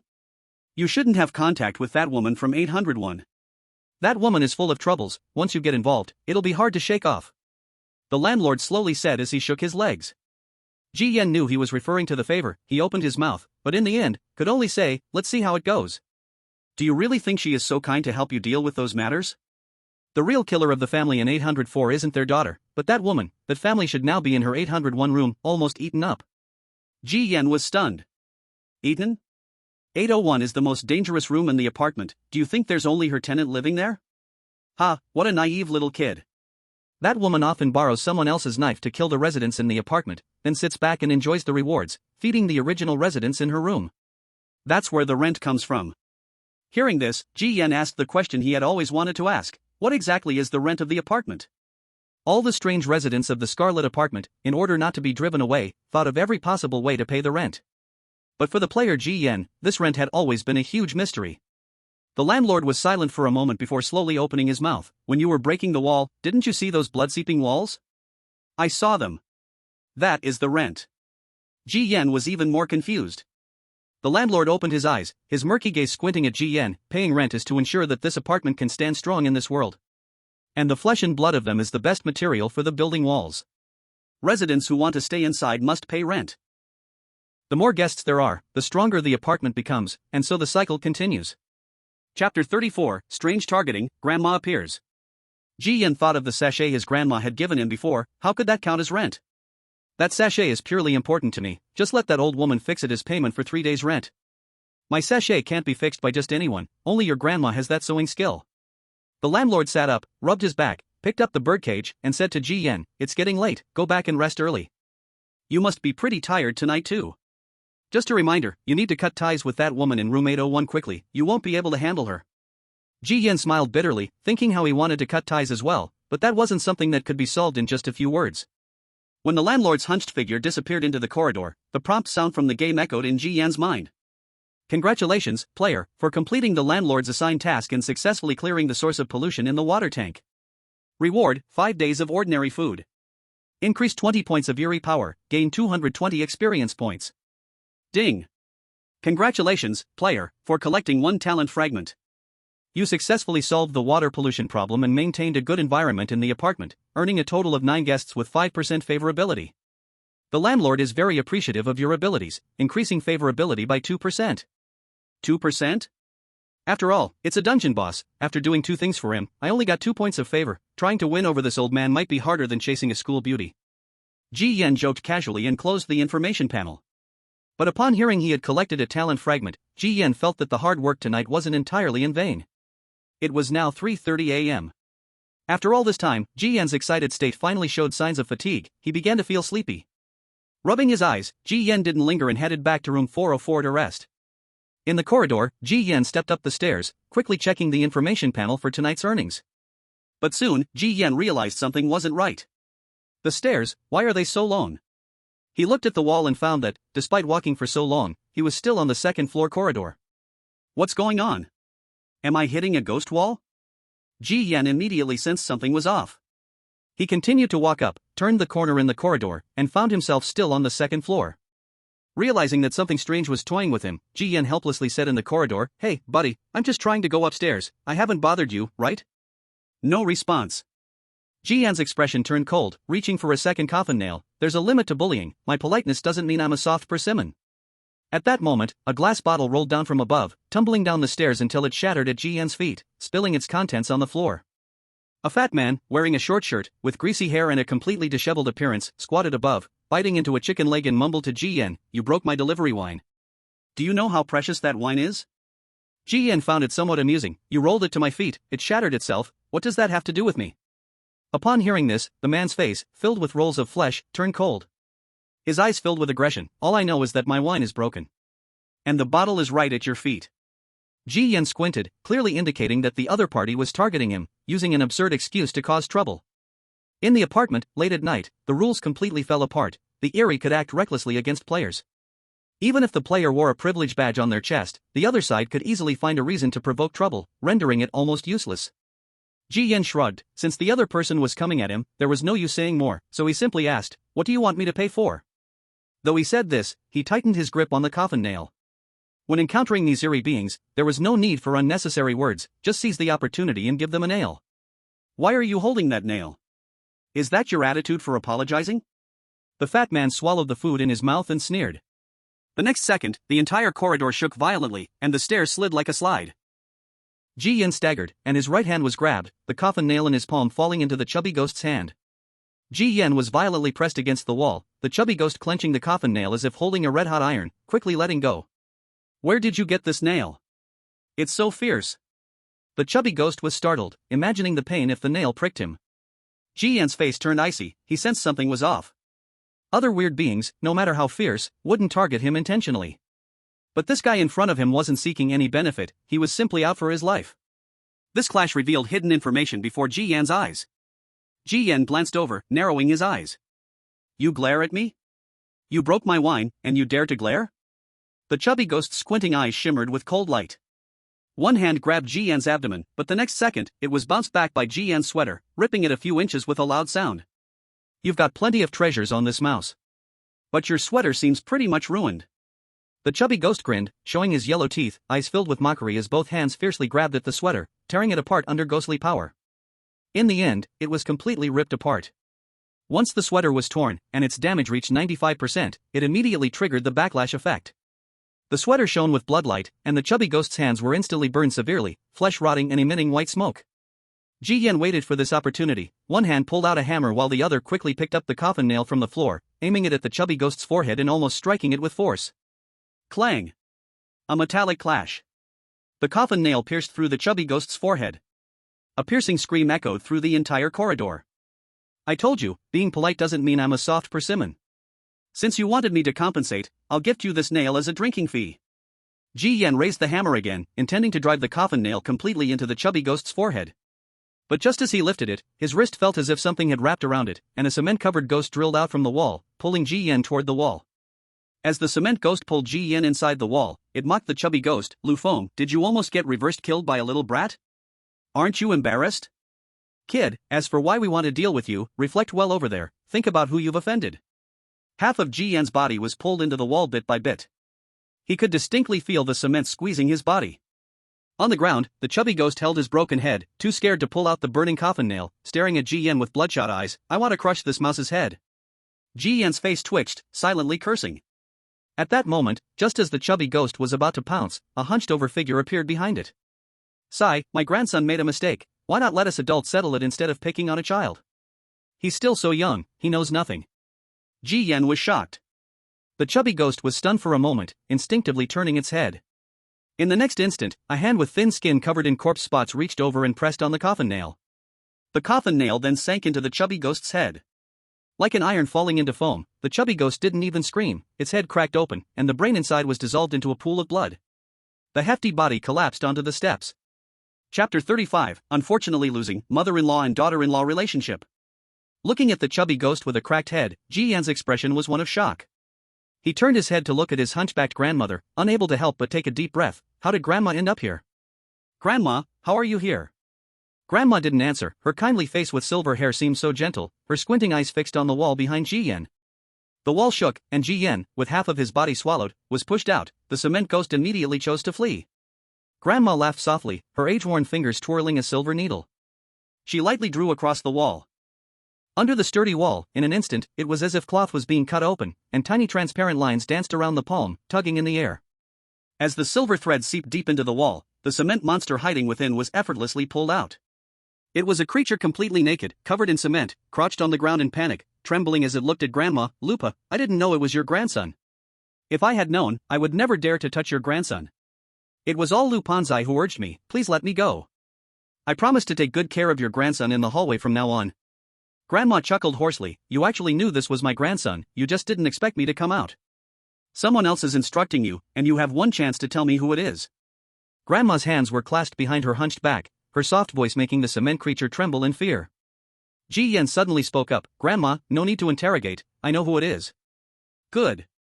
Grandma did not ask further, her fingertips gently twirling in the air.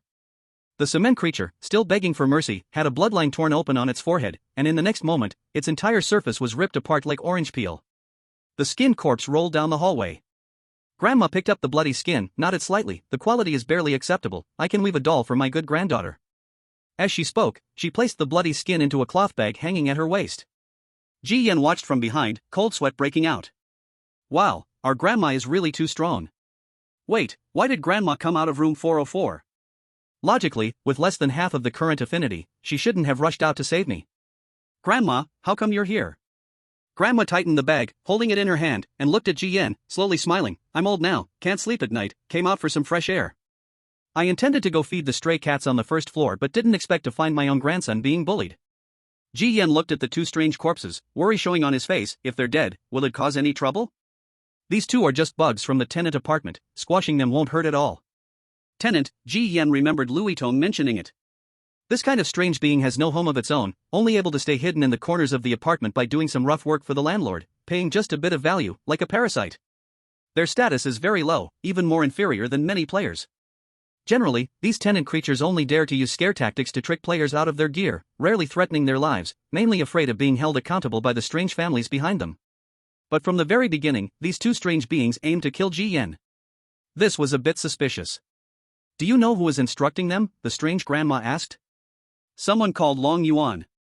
The hidden information that popped up earlier had already told Ji Yan the answer. Grandma murmured an "oh," her wrinkled face showing a slight change. Grandma knows him? He's the precious grandson of old Wang from 703, that family treats him like their treasure. But that old lady doesn't like him, he's too slippery. The strange grandma said slowly. This also indicated that Long Yuan had not been involved in any plans concerning her grandson. Even though she knew it was Long Yuan's doing, Grandma merely expressed her dislike, showing no intention to stand up for Ji Yan. Clearly, she did not want a feud with the strange beings from the 7th floor. Ji Yan felt this was normal. After all, Grandma, to put it simply, was just a strange being living on the 4th floor. Dealing with the strange from the 7th floor must be tough. Being able to save himself was already impressive. Still, Ji Yan found it puzzling, just a few rude remarks, and they were intent on killing him. This mindset was really similar to Dong Chu. Ji Yan did not want to bear the silent loss, but thinking about that guy's max-level gear and experience, he decided to let it go in the end. Go back and rest, you've had enough for tonight.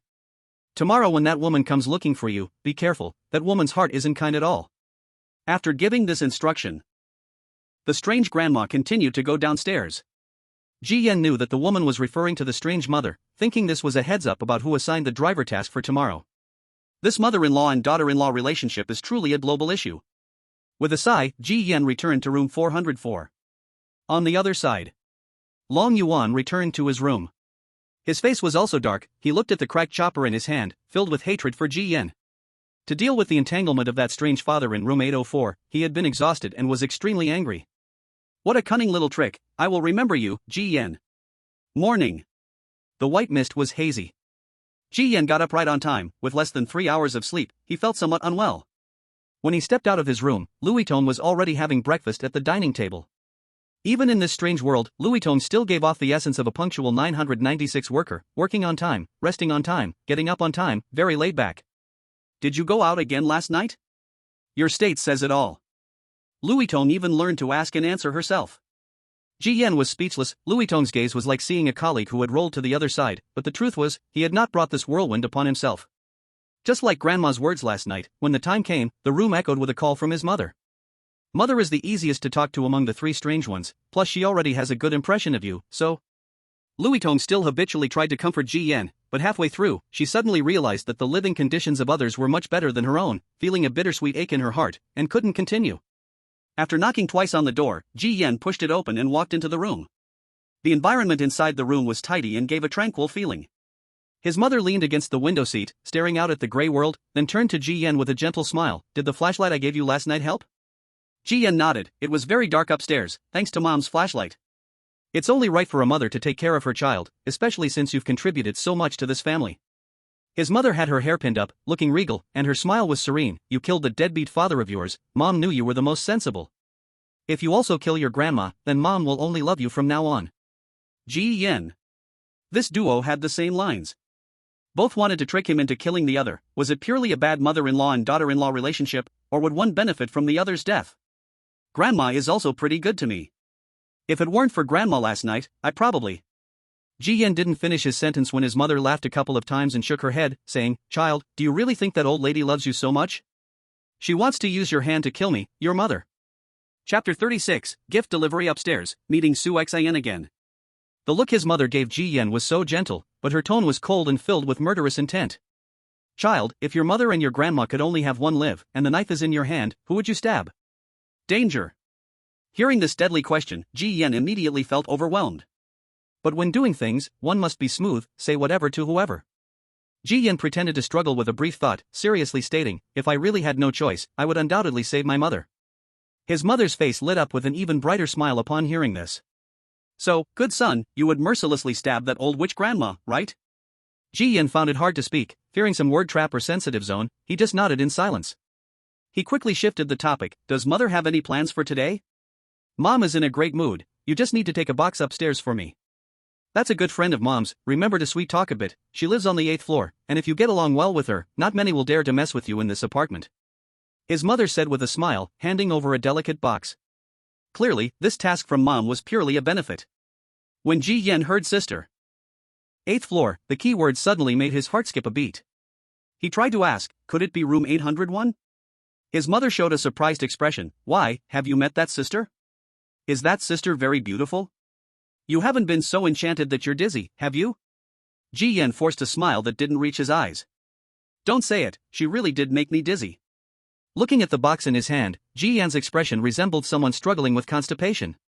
The landlord told him to keep his distance from the woman named Su Xian, but now, that distance was impossible to maintain. What is in this box? Just some skincare products. In this apartment, Mom and your sister Sue are the only good sisters, so they often share everything. His mother propped her chin on her hand, looking at Ji Yan with a knowing smile. My son's charm is so great, perhaps you can win her over and make her your mother-in-law. Mom really knows how to joke. Ji Yan laughed, but his smile was very dry. Mom, I'm going to take care of something first. Ji Yan didn't have the heart to continue the conversation and simply said a few words before leaving the room. Watching Ji Yan leave the room, his strange mother continued to gaze at the gray world outside the window. The smile at the corners of her mouth disappeared. After a long time, she coldly murmured, "Humph, that woman met him first. Is she eyeing my son?" After leaving the room, Ji Yan weighed the box in his hand. It was very light.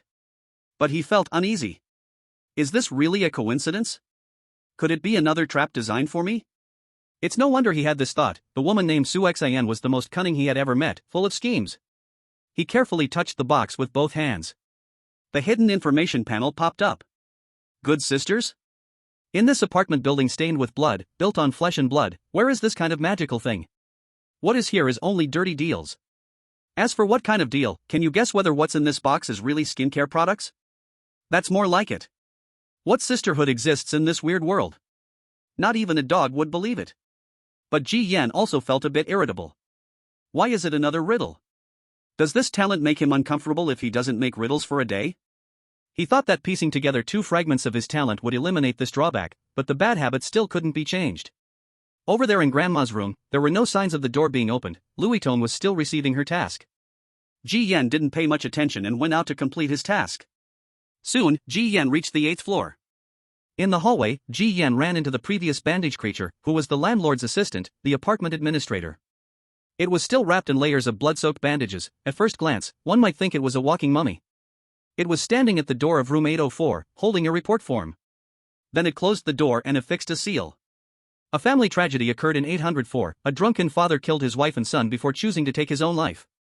The foster daughter will be adopted by Miss Su from room 801. Ji Yan listened and touched his nose, saying nothing. The bandage creature noticed Ji Yan and closed the report form. I didn't expect you to actually survive. The landlord mentioned you. There aren't many outsiders who can make the old man praise. Ji Yan curled his lips, not seeing it as an honor. That old guy was also quite cunning. What did he praise me for?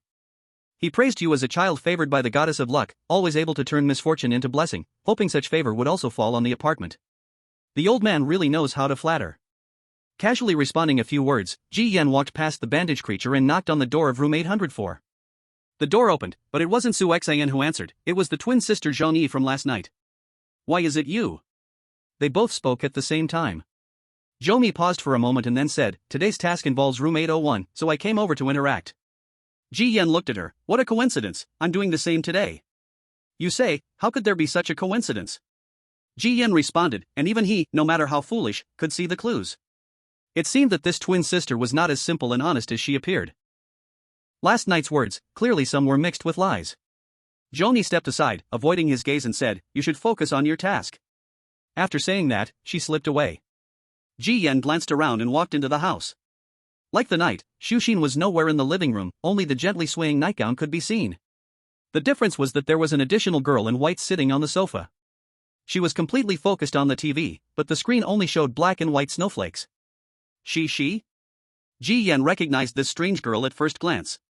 Now, she was completely different from last night, covered in dirty water and slime. Although this girl had indirectly saved him, just thinking about how she had torn off his mother's head made his scalp tingle.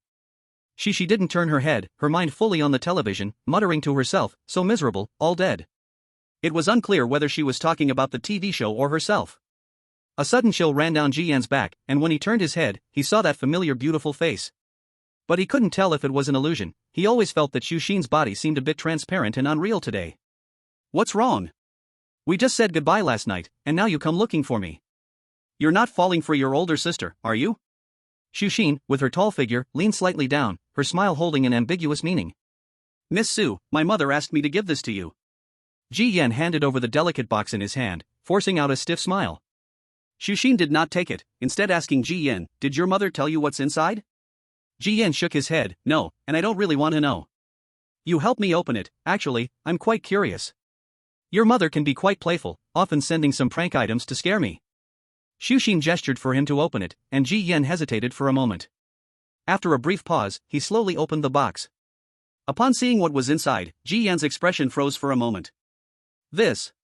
Chapter 37, Main Task, Apartment Thief. As the box opened, Ji Yan's expression changed, then he turned the box towards Xu Xin. Inside the box was a set of exquisite cosmetics, bright red as blood. Look at you, so nervous, I thought there was a bomb in the box. Xu Xin laughed and picked up a lipstick, applying it to her cracked lips. Ji Yen remained silent, staring at the cosmetics, catching a faint familiar smell of blood in the air. Of course, whether it was what he was thinking, Ji Yen didn't care, he just wanted to finish his task quickly. Since the item is delivered, I won't disturb Miss Su any longer. Ji Yen made a sound and was about to take his leave. Why are you in such a hurry to leave? Afraid I might eat you? I brewed a pot of tea, why not moisten your throat before you go?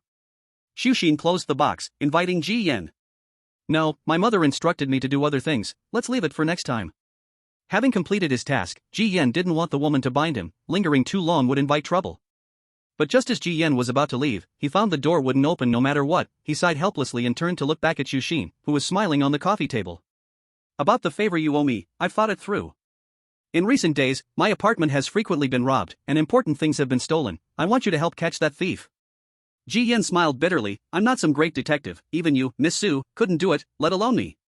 How could a strange thing that could steal in room 801 be just a simple character? I actually think you can catch him, compared to anyone else in the apartment, I find you the most reliable. But no one else has the guts like you do. Last night, in such a dangerous situation on the rooftop, you remained so calm. Ji Yen, at this point, stopped pretending. To be honest with you, Miss Su, that was just on the surface. I changed my pants right after I got home last night. Miss Su didn't say anything but sipped her tea while watching Ji Yen. In the end, Ji Yen had no choice but to compromise. Alright, I'll do my best. The door to the bedroom opened. Ji Yen looked at the room, which was decorated normally. What did you lose? Did you not notice the 2 holes dug in the corner of the wall? Xuxin leaned against the door, arms crossed. Ji Yen noticed that there were 2 holes in the wall above the bedside table. And blood was constantly oozing out from those 2 wall holes. Did a thief break through 2 pieces of cement? Ji Yen feigned surprise on the surface. But in his heart, he knew very well that the walls of the Scarlet apartment were built with countless bloody flesh. Breaking through the wall was the #1 taboo of the apartment rules. How did that thief manage to dig away without suffering the punishment of the rules, and still come out unscathed? You go take a look, see if you can find any clues? Su Xian did not answer, raising her forehead to gesture. Ji Yen stepped forward, reaching out to touch the 2 bloody wall holes. This touch, however, changed his expression. His all-knowing and all-understanding talent, like a car radar hitting a wall, was frequently triggered. Lines of hidden information in blood-red characters floated before his eyes. A great fire consumed, causing 12 children to die in this room. Their charred flesh was bricked into the walls, embodying the 12 natives of 801, becoming the most evil room in the Scarlet apartment. No tenants dared to reside here, leaving the room in a closed state, until one day, a woman in a black dress with a black umbrella moved into 801, and the 12 children got their teacher. A week ago, a thief broke into 801 and stole 2 children, causing cracks to appear in room 801. This is not a simple thief, it can ignore the landlord's surveillance, evading the punishment of the apartment rules. Warning! This side mission is severely tied to the main story. Accepting this task will bind 80% of the probability to the main storyline. Please choose carefully whether to accept. Seeing the last hidden warning, Ji Yan's eyes darkened. Is it a blessing or a curse? It is a curse that cannot be avoided. This main story mission ultimately cannot be escaped. Ji Yan also wondered, what kind of thief is so capable that even the landlord and apartment rules can't punish them, openly digging through the blood wall right under their noses? He continued to reach out and touch. Soon, another hidden message popped up. A child inside the wall saw the general features of the murderer, tall, with many human faces all over the body, wearing a red string bell around the waist, making a harsh bell sound while walking. It pulled the brother and sister out of the wall, devouring them, and then the teacher returned, and the murderer escaped through the window. Full of human faces? Ji Yan lifted an eyebrow. Any clues? Su Xian noticed and asked. Ji Yan repeated the features of the thief. Su Xian, there are no such disgusting tenants in the apartment. Then she added, however, we cannot rule out the possibility at night. At night, the apartment would spawn many strange tenants. But to directly break into room 801, ignoring the apartment rules and avoiding the landlord's surveillance to eat the flesh of the natives, he really hadn't heard of such a domineering ghost. Come over at 12 o'clock tonight. Come for what? Ji Yan asked. Come with me to catch the thief. Su Xian's eyes revealed a cold light. Sister, I've been staying up late at work for several days in a row, I'm exhausted, please let me off.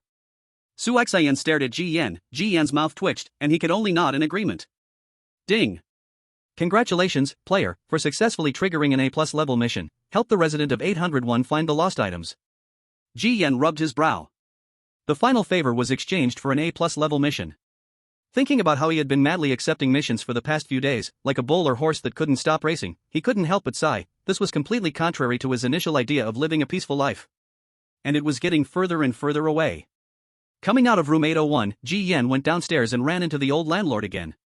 The old man was carrying a stack of announcements, beginning to post them on each floor's hallway. Another announcement mission? Learning from the last lesson, Ji Yen had no intention of joining the fray this time. Passing through players drawn by the announcements, Ji Yen turned and went downstairs. But unexpectedly, this announcement mission could even seep into the game panel. Still going downstairs, an announcement prompt popped up in his view. Emergency announcement. Complaint received, many tenants have recently reported property loss in the apartment. The landlord calls on the tenants to collectively capture the thief, and there are heavy rewards for participants. Ding. The player's instance activates an S-level mission, all players can choose independently. Mission type, mainline. Standard completion, catch the thief. Perfect completion, catch the thief and help the tenants recover their lost belongings. Mission reward, mark the current instance as a stronghold and obtain the key to leave the apartment door. Warning, failing the mainline mission incurs no punishment, but the thief poses a significant danger. Mainline mission? Ji Yan's expression changed. That thief was actually the boss of the latest mainline mission? He now understood why room 801 triggered a side mission and why it was so closely tied to the mainline mission. The purpose of these two missions was essentially the same. This thief has incredible skills. Ji Yen took a deep breath. Eating flesh and blood from the walls, being designated as the latest mainline boss, what kind of monster is this? Ding. Player Long Yuan has accepted the mainline mission, current participant count 1/1. Ding. Player Yuan Qiu has accepted the mainline mission, current participant count 2 halves. Ding. Player. After the mainline mission was announced, a continuous stream of players joined in. As the only S-level mission, the danger index is the highest. Logically speaking, many players could barely hope to survive and wouldn't even want to glance at the mainline. However, seeing players rushing to take the mainline mission was beyond Ji Yan's expectations. If one didn't know, they might think this main line was a pie falling from the sky. Among the players participating in the main line, Ji Yan also saw his sister Louis Tong's name. This is really getting more and more interesting. Ji Yan closed the pop-up panel and returned to room 404. In the living room, Louis Tong hadn't gone out for a while after receiving the strange family task. What's wrong? Is today's task from Grandma very difficult? Ji Yan noticed her expression was quite poor. Louis Tong clutched her messy hair, a rare headache showing on her face. Grandma is in a very bad mood. Her 3 knitted sweaters were stolen, that's her 2 months of hard work. She wants me to find the stolen sweaters back. The mission is rated as A+. This is too strange. I've gained nearly 70% favorability from Grandma, how can I still receive an A+ level task? Louis Tong felt she was about to break down. Hearing this, Ji Yen couldn't help but rub his forehead. First, it targeted Miss Su, and then it stole Grandma's sweaters. From that announcement, many tenants have suffered. That thief seems to be planning to steal everything from the entire apartment. Ji Yen, I see you are also participating in the main line. This task from Grandma is severely related to the mainline mission. By participating in the main line, it's equivalent to being tied to those players. If we collectively catch the thief, we will definitely be able to retrieve Grandma's lost sweaters, and also share in the mainline mission rewards. Louis Tong's understanding is shared by many players, too. No wonder after the mainline mission popped up, players actively participated. Of course, another reason is that the leading player is Long Yuan. After all, this guy had completed the previous apartment instance's mainline mission. With him in the team, it's like having a reassuring pill in their stomachs. Ji Yen is well aware that this guy won't let others reap the benefits of his achievements. Others may be forced by circumstances, but I suspect that Long Yuan is aiming for the task rewards. Louis Tong, having survived in the instance for some time, naturally knew the character of Long Yuan. He completed the previous mainline mission just to get the apartment door key. But unfortunately, in the end, the task was only rated as standard completion, and the rewards were greatly reduced, so he didn't get the key. This time, he must want to fight for it again. Louis Tong propped her chin on her hands and said to Ji Yen. Ji Yen, puzzled, responded, getting the key is to go to the next instance. But the next instance is an unknown danger. He is currently enjoying life in the Scarlet Apartment instance. Is going to a new, strange instance not a form of suffering? Louis Tong shook her head. If we mark this instance, its nature will be completely different. It's like saving a game. If you die in a new level, you can jump back to the save point, keeping your progress in that level without starting over. Marking is pretty much the same thing. If Long Yuan gets the mark, after he leaves this instance and dies in another, he can trigger a death save and return to the Scarlet Apartment instance. Moreover, he retains all his progress in the apartment, and he can still enjoy the benefits of guest goodwill. But I wonder how many times this mark can be used. Marking executes a death save each time. Long Yuan definitely wants to challenge new instances. He will continue to expand his instance territory. If all goes well, he might even jump back and forth between several instances in the future. New instances mean new challenges and a chance to broaden horizons. No matter how patient a player is, they wouldn't want to stay in the beginner village forever. In this vast, eerie world map, no one truly wants to be a frog at the bottom of a well for life. Some want to unveil the mysteries and see the true size of this world, while others remember their original intentions, seeking ways to return to Blue Star. Upon hearing this, Ji Yan's eyes couldn't help but light up. It seems this main quest isn't entirely bad. In terms of rewards, it can be considered the greatest privilege. Soon, Ji Yan also opened the information panel and chose to participate in the main quest. Aren't you supposed to help your mother take something upstairs? There's no need for. Ji Yan interrupted, it's a long story. In any case, we are now teammates on a quest. Louis Tong helplessly remarked, but we have no leads on the main quest now. With so many guests in the apartment, catching a thief is like finding a needle in a haystack. I hope the other players can advance the main quest. Seeing Louis Tong's indifferent attitude, Ji Yan pulled out a piece of compressed biscuit, eating while saying, why rely on others for hope? We can also push forward the main quest. Louis Tong looked at Ji Yan, not seeming to joke, why do I feel like you have your eyes on the rewards for that main quest? Ji Yan replied, the reward is secondary, I don't like having my fate in the hands of others. So what clues do you have? I can say I have none for now, but I have a direction for action. I'll go out tonight to take a look. He felt that continuing to interact with Miss Su from room 801 tonight would surely yield some results. Speaking of action, the players involved in the main quest in the chat box are already gathering for a meeting. They are probably going to exchange clues and discuss strategies about how to catch that thief. Ji Yan said, the more people there are, the more chaotic it can become. Wait. Before Ji Yan could finish, Louis Tong interrupted, I think I should go join them, maybe I can help somehow. You should act on your own for now. If there's any progress, I'll inform you right away, good luck. Louis Tong obviously did not intend to act together with Ji Yan. She always preferred to stick with Long Yuan's larger team. This was the choice of a normal person, and Ji Yan understood, nodding his head. After Louis Tong left, Ji Yan looked towards his grandmother's room, hesitating for a moment, swallowing the last piece of coarse grain, and knocked on his grandmother's door. Hearing his grandmother's response, Ji Yan gently pushed open the door. His grandmother had also fallen victim to the thief's dark hands. Perhaps through interaction, he could gain some useful clues? With the talent of omniscient understanding, Ji Yan's greatest advantage was the hidden information that others did not have. This was also the reason he felt confident in choosing to go solo on the main quest. Chapter 38, Instance Background, the so-called rent. Ji Yan pushed the door open and walked in. The room was in disarray, with knitted clothes scattered everywhere. Grandma was sitting there, her aged body shrouded in a layer of dark energy, looking exceptionally terrifying. Warning! The Eerie family member, Grandma, is currently in a semi-darkened state. To avoid unnecessary danger. Once darkness seeps into the strange, any player's affection will plummet sharply. So, even the beloved granddaughter Louis Tong received no warm farewell as she tossed away an A+ level task. Facing the panel's alert prompt, Ji Yan didn't care and picked up the sweater from the ground. Grandma, I heard from my sister that we've been robbed. Grandma, covered in black corpse spots, twisted the silver needle in her hand, looking lost in thought. That thief took away Grandma's most treasured sweaters. Without those 3 sweaters, Grandma will be evicted from the apartment, and you won't see Grandma again. Ji Yan's expression changed, is it that serious? Then he thought of something and cautiously asked, are those 3 sweaters the rent for Grandma? That's right, the rent for the next 2 months. It's also Grandma's hard work from the past 3 months.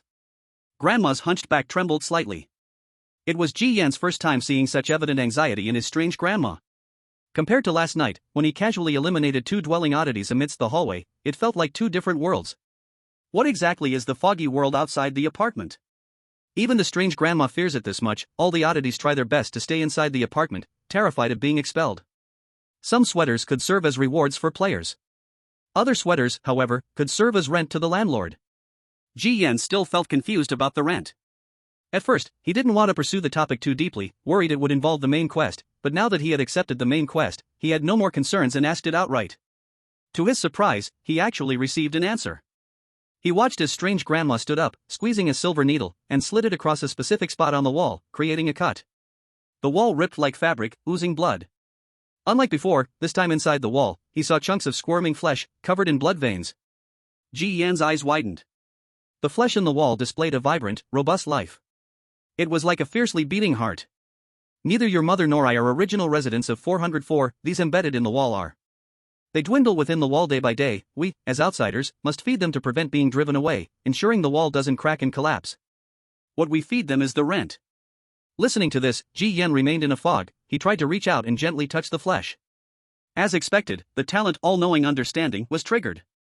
With the information he obtained, Ji Yan finally resolved the last section of his confusion. Ding! The player interacted, triggering a talent, successfully acquiring the overall background introduction of the instance. Once, a great fire occurred in the apartment, claiming the lives of 176 original residents. Their flesh and blood merged into the walls and floor. In this strange world, these tormented remnants became indestructible building materials. Though indestructible, the apartment faces countless damage and wear each day in the strange world. Outsiders must assume the responsibility of feeding the original inhabitants. They need to restore the items left over from that fire and deliver them to the landlord, who will then feed them into the walls to nourish the original residents. The items left from the fire enhance the original residents' resentment, causing their flesh to grow and making the walls stronger. So the so-called rent consists of items left from the original residents' fire. Completing the instance information, Ji Yan suddenly felt enlightened. No wonder the rent is so strange and varied. Some rooms charge sky-high rent, while others are cheap. Thinking carefully, room 801 indeed deserves to be called the most dangerous, with the highest rent. There are easily over a dozen original residents. Miss Su can live in 801, having managed to nourish a dozen original residents to standard. She is no ordinary character. Those 3 sweaters belong to the 3 children of the original residents. Without those clothes, the wall will start to crack little by little, and your grandmother will also be evicted from the apartment. Grandma pinched the silver needle, slowly mending the wall, making the marks invisible. She turned to Ji Yan. "Grandson, you must help Grandma catch the thief quickly." As she spoke, she took out a dark knitted sweater from under the table and handed it to Ji Yan. "Your sweater was damaged last night. Grandma made you a new one. If you go out tonight, wear it well and don't catch a cold." As soon as Ji Yan heard this, his eyes lit up. He didn't expect that the interacting darkened grandmother would also create new gear. This sweater could save his life at a critical moment, and in his eyes, it was much more useful than those extravagant items. Ding! Congratulations player, you have obtained the strange item Grandma's knitted sweater, quality collectible. Effect, can resist 3 instances of ordinary eerie fatal damage, with a maximum resilience threshold of 110 points of eerie power. The higher the eerie power damage, the greater the degree of wear, no backlash effect. Having received the benefit, Ji Yan naturally had to be proactive. Does Grandma have any impression of the thief? Grandma did not answer, sat back in her chair, drooped her eyelids, and shook her head. Repeating in her mouth, "Find back the sweater, find back the sweater." Seeing that there was no more information to interact with, Ji Yan could only exit the room. It seemed the outside guests had no clues about the thief, and he could only wait quietly for tonight. Ding! Congratulations player, you have completed today's task. Deliver the gift to 801, the Eerie Mother's favorability increases by 5%, and the resident in 801 has increased by 10%. You have received 30 points of Eerie power increase, which has been automatically added. You have obtained a hidden message. The mother has also fallen victim to the mysterious thief, losing a necklace of the indigenous people. Worried about being evicted, she chose to transact with the resident of 801 by gifting. Indeed, the mother was no exception. But unlike Grandma, the mother still has a backup, which is Miss Su from 801. It seems that if she can't pay the rent, Miss Su will pull the mother up. What kind of treasure is that set of cosmetics? What could it be that makes Miss Su help the mother? Ji Yan shook his head, not wanting to think about those trivial matters. Now the mysterious thief was like a walking top-ranking merit. All players wanted to catch him. Catching him would mean helping a big part of the Eerie residents escape from deep waters. A main task might just progress halfway for the entire apartment. Not to mention, there was also the privilege key. Ji Yan naturally would not be negligent. Nightfall quickly arrived. Ji Yan wore the nighttime privilege badge and walked out of his room. As soon as he opened the door, Louis Tome from next door also opened her door. She wore the night action privilege badge on her chest as well. "When did you get this privilege?" Ji Yan was a bit surprised. This badge took him quite some effort. Those who participated in the announcement and joined the team to catch the mysterious thief were all distributed this privilege badge. "Don't you know?" Louis Tong counter-questioned. Ji Yan felt embarrassed. Okay. He had only enjoyed this privilege for 2 days and it was already commonplace. "Do you also think the thief will show up at night?" "Not just me, the entire team thinks this way. First, the apartment rules are ineffective at night, making it more convenient for the thief to act.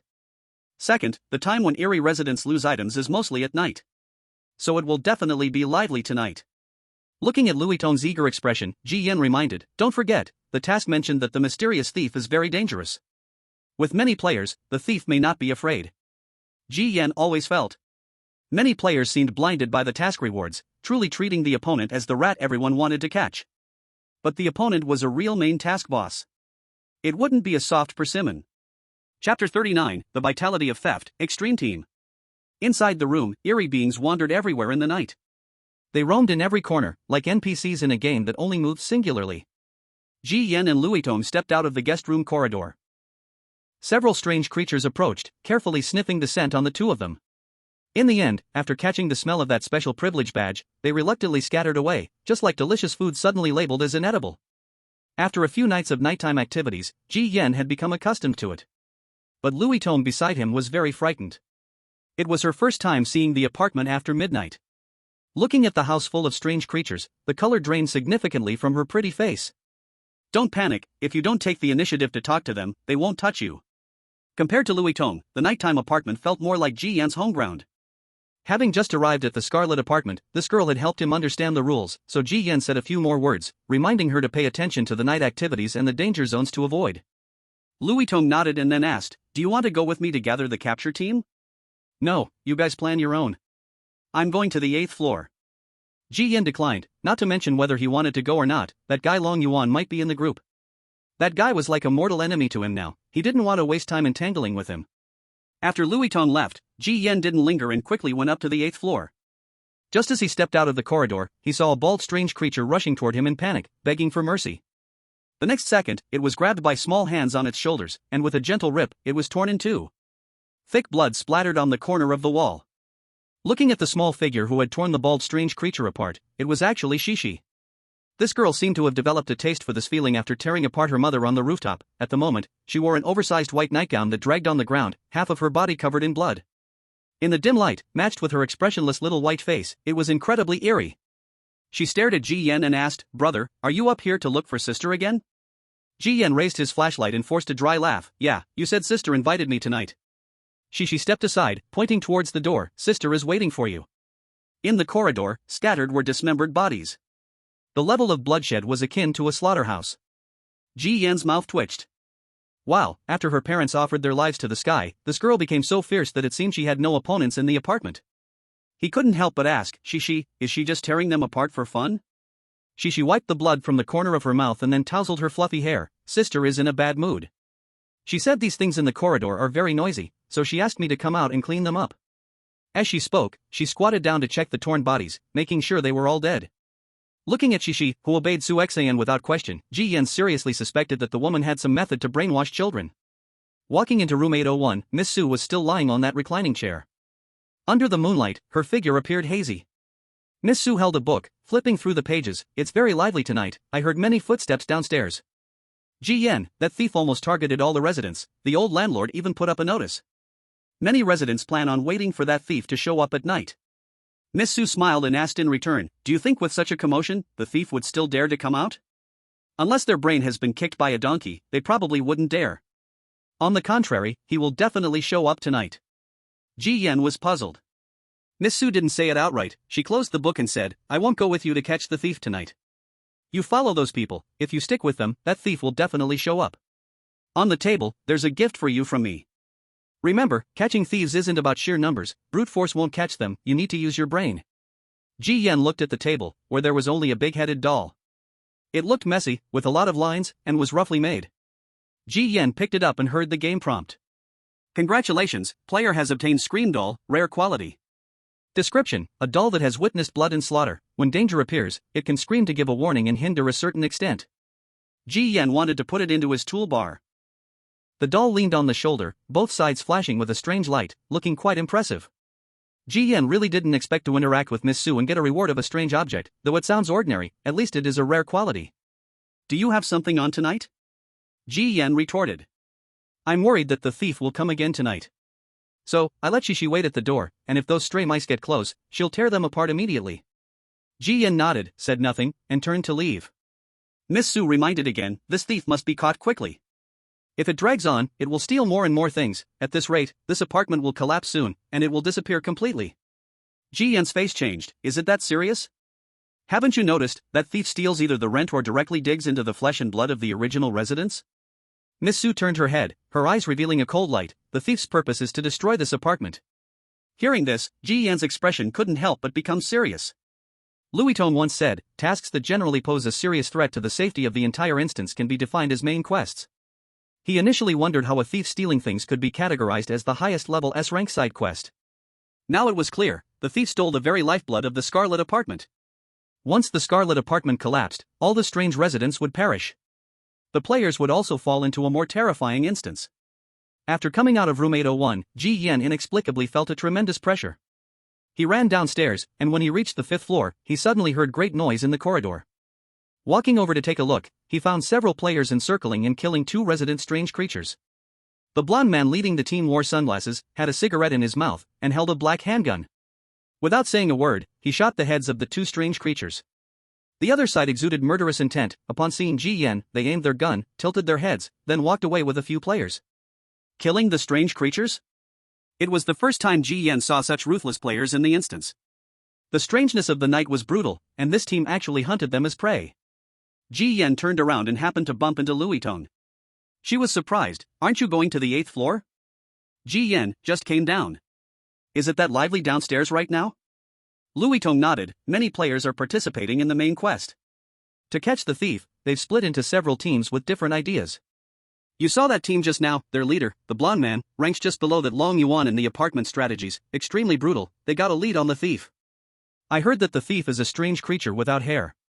Then, they began the slaughter. They believe that as long as they kill all the resident strange creatures without hair in the apartment, the thief will surely be gone too. After hearing this, Ji Yan couldn't help but laugh. What a genius. That blonde guy looks like a genius, after all, who wears sunglasses at night? Chapter 40, Mysterious Strange Creature, Run and Die. Why are you here? Where's your team? Ji Yan asked, looking at the flashlight in her hand. Our team also got a clue. I heard that the thief hums a nursery rhyme while moving, which scattered everyone's search. If someone spots the thief, they inform the chat group. If players survive more than 4 days, they can activate the player chatbox panel. Ji Yan hadn't paid too much attention. This reminder made him realize he had just activated this panel. When the panel opened, he found the chat group bustling with activity. In just a moment, it hit 99+. Players participating in the main quest were sharing various information about the thief. Some said the thief has no hair. Some said the thief is a deformed strange creature. Some said the thief makes a baby crying sound. Each had their own claim, and all were very sure. The players got this information from their own strange family members. For example, Ji Yan learned from 801 that the thief was covered in human faces, and when it walked, there was a piercing sound of bells. But which version is true? Why does every household have different descriptions of the thief? Could there be more than one thief? Ji Yan pondered, resting his chin in his hand. Louis Tone was also confused by the different pieces of information held by the players in the chat. I'm getting more and more confused. Ji Yan closed the chat box. Too much information was making his mind chaotic. Miss Sue wanted him to follow those people, so he could only wander around these few floors for now, observing the situation. At that moment, the screaming doll on his shoulder suddenly moved, turning its head to fixate on a certain direction. Louis Tone was surprised. Why is your doll moving? Is it a reward from your mom or your grandma? Ji Yan followed the doll's gaze to the corner of the passage and spoke. It's guiding us to somewhere. Following the doll's lead, Ji Yan turned the corner and entered a fire escape, quickly encountering a 5-man team led by a blonde man. These people had dragged a strange family of 3 who was hiding in the apartment. Both parents' heads were smashed in, leaving only a strange girl, curled up in a corner, with a vacant stare. Faced with the squad desecrating her parents' bodies, she seemed stunned, as if numb and expressionless, waiting for her fate. The blonde man wiped his black gun. After shooting several strange creatures, the eerie aura wrapped around the black pistol grew thicker and darker. Killing strange creatures feeds the gun. The eerie gun in the blonde man's hand could clearly enhance its quality through killing strange beings. It was similar to how Long Yuan nourished his blade with blood. He pressed the gun's muzzle against the strange girl's head, tapping it twice, coldly provoking, I killed your parents, you should be angry, you should hate us. Instead of just staring like a dead fish. The stronger the hatred from the strange creatures killed by the eerie gun, the more significant the absorption would be. Seeing the girl, who resembled a piece of wood, the blonde man frowned, clearly displeased, and spoke to taunt her. The strange girl looked at her parents' shattered heads and twitching bodies. There was no sadness or hatred, just a confused question. My dad, mom, and I just wanted to live. We didn't eat people, we didn't harm anyone, why do you want to kill us? Little sister, there's no need for a reason to kill pathetic little insects like you. The blonde man deadpanned a phrase and was about to pull the trigger. Suddenly, Louis Tong spoke. Huang Ran, that family of 3 doesn't have any characteristics of a thief. What's the point in killing them? The blonde man, Huang Ran, lifted his eyes and sneered. For fun, is that okay? The players following him mocked. What a messiah in a chaotic world. Can you still see sympathy in a world of strangeness? This is a dungeon, not Notre Dame de Paris. A few people laughed and cried at the same time. Louis Tong's face turned awkward as she glanced at Ji Yan beside her. But Ji Yan's attention was entirely on the screaming doll on his shoulder, which continued to twist its head 360 degrees. Then, it fixed its gaze deep into the passage and opened its mouth, letting out a scream. This scream startled everyone present. What on earth is howling? You scared me. Several players cursed. Ji Yan remained silent. He heard a sound in his ear. A piercing, ethereal sound of bells. He held his breath slightly.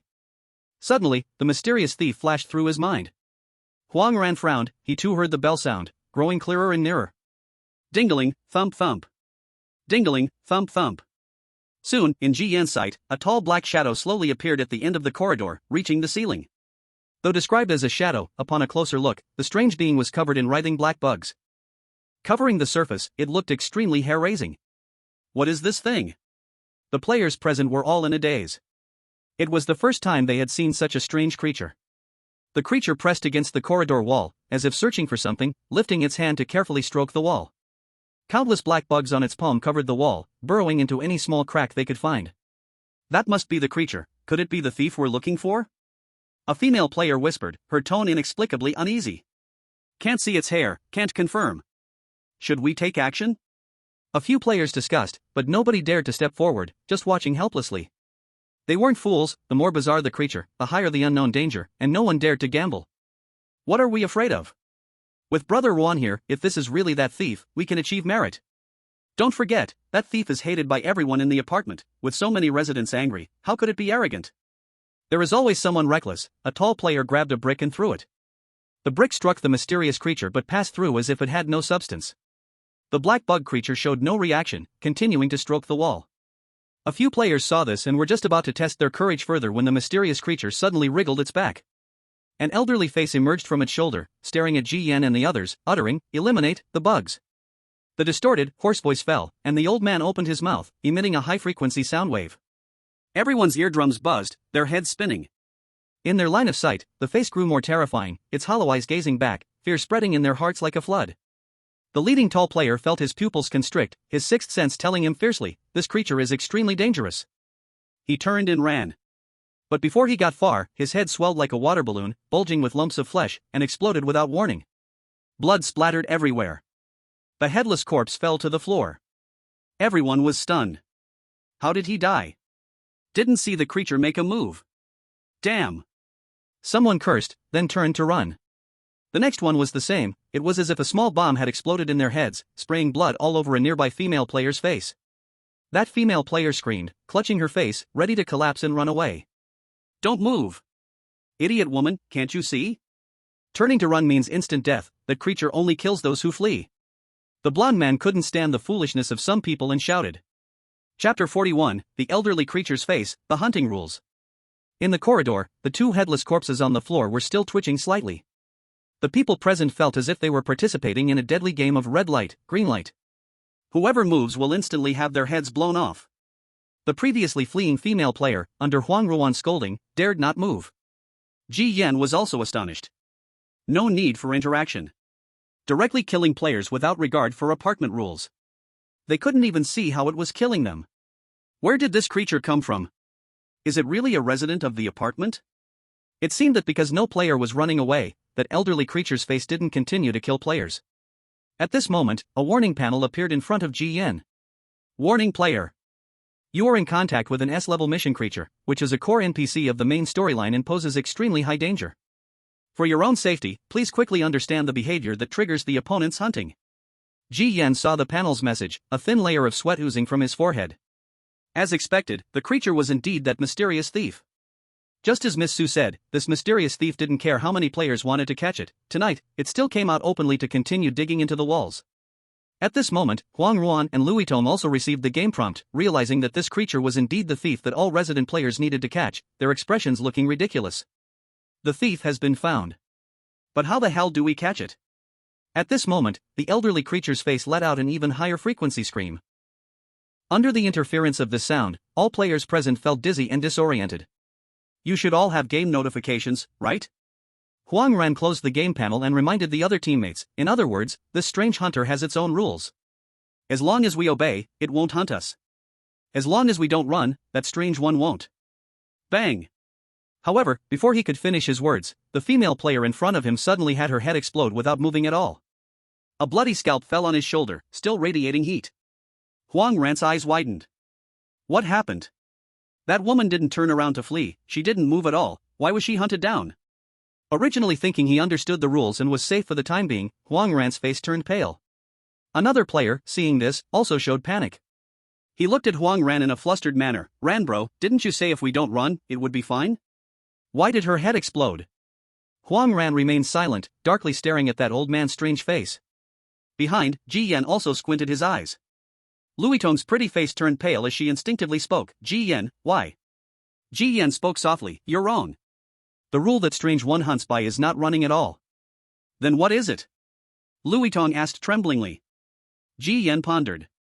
He stared at that old man's strange face and continued, I have a guess, but I can't be sure yet. How can we be sure? We just need a few more people to die to confirm. There were 8 players present, including Ji Yan and Lui Tong. In just 1 minute, another player's head exploded, blood splattering everywhere.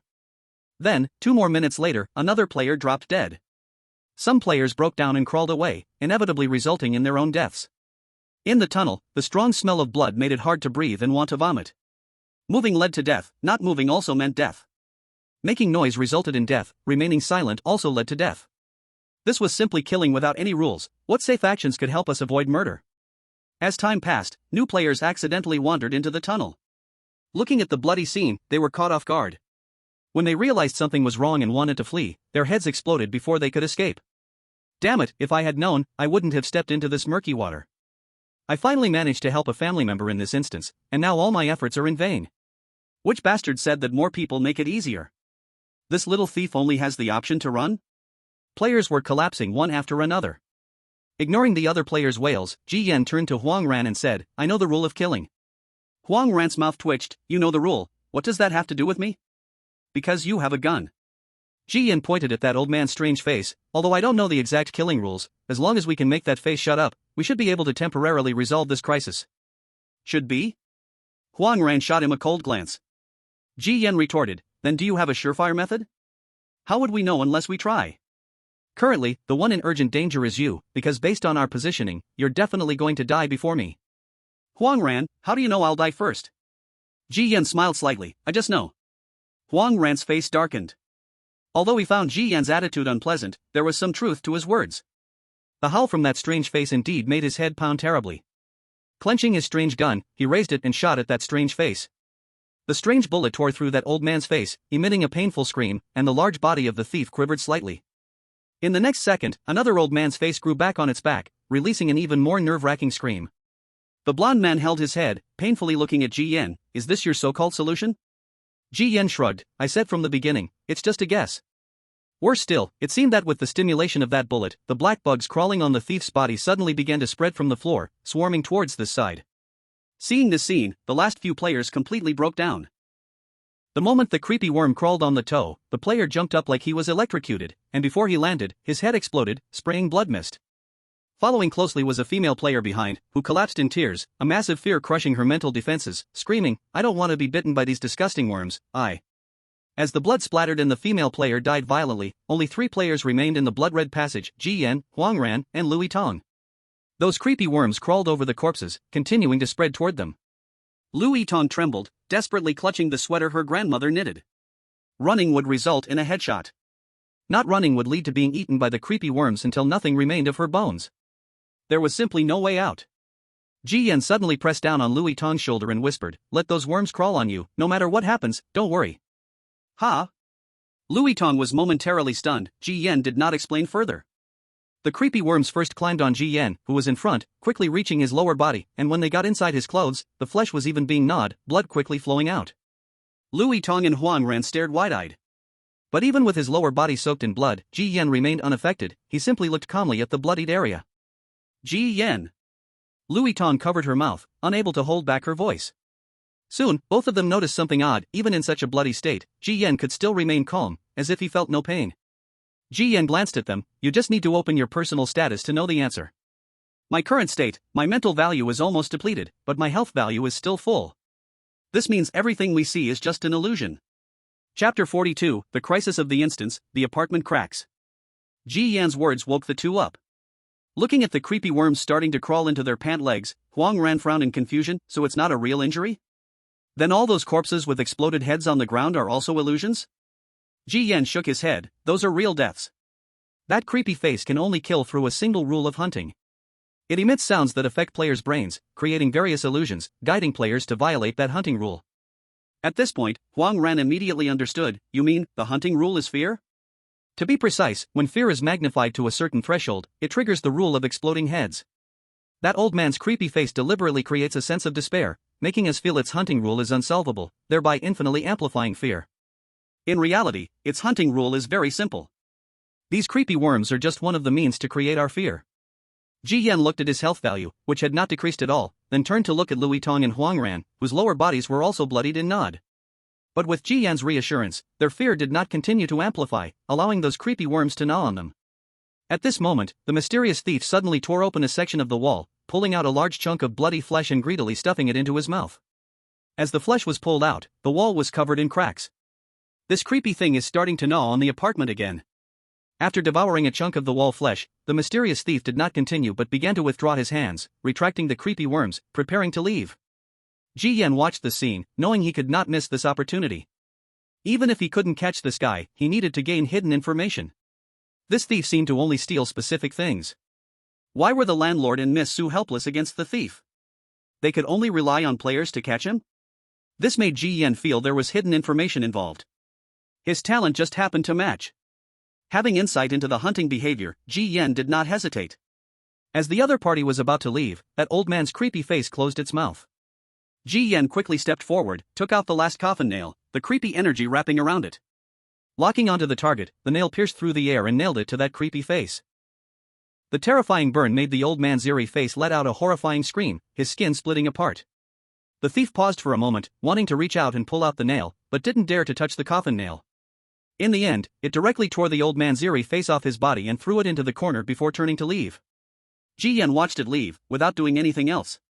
After the thief departed, the illusion was lifted, the horrifying airy insect disappeared, and Louis Tong and Huang Ran, who were originally covered in blood, returned to their previously unharmed appearance. I thought this eerie creature was so powerful, but in the end, it was just a scare tactic. Once the thief left, Huang Ran spat in disgust, feeling very annoyed and unwilling after being tossed around so roughly. He looked at Ji Yan. You just let it run away? Ji Yan glanced at him. If you were so powerful, why didn't you chase it? I simply overestimated that eerie creature, never imagined its hunting rules could be so simple. If I had known its killing rules from the start. No more ifs.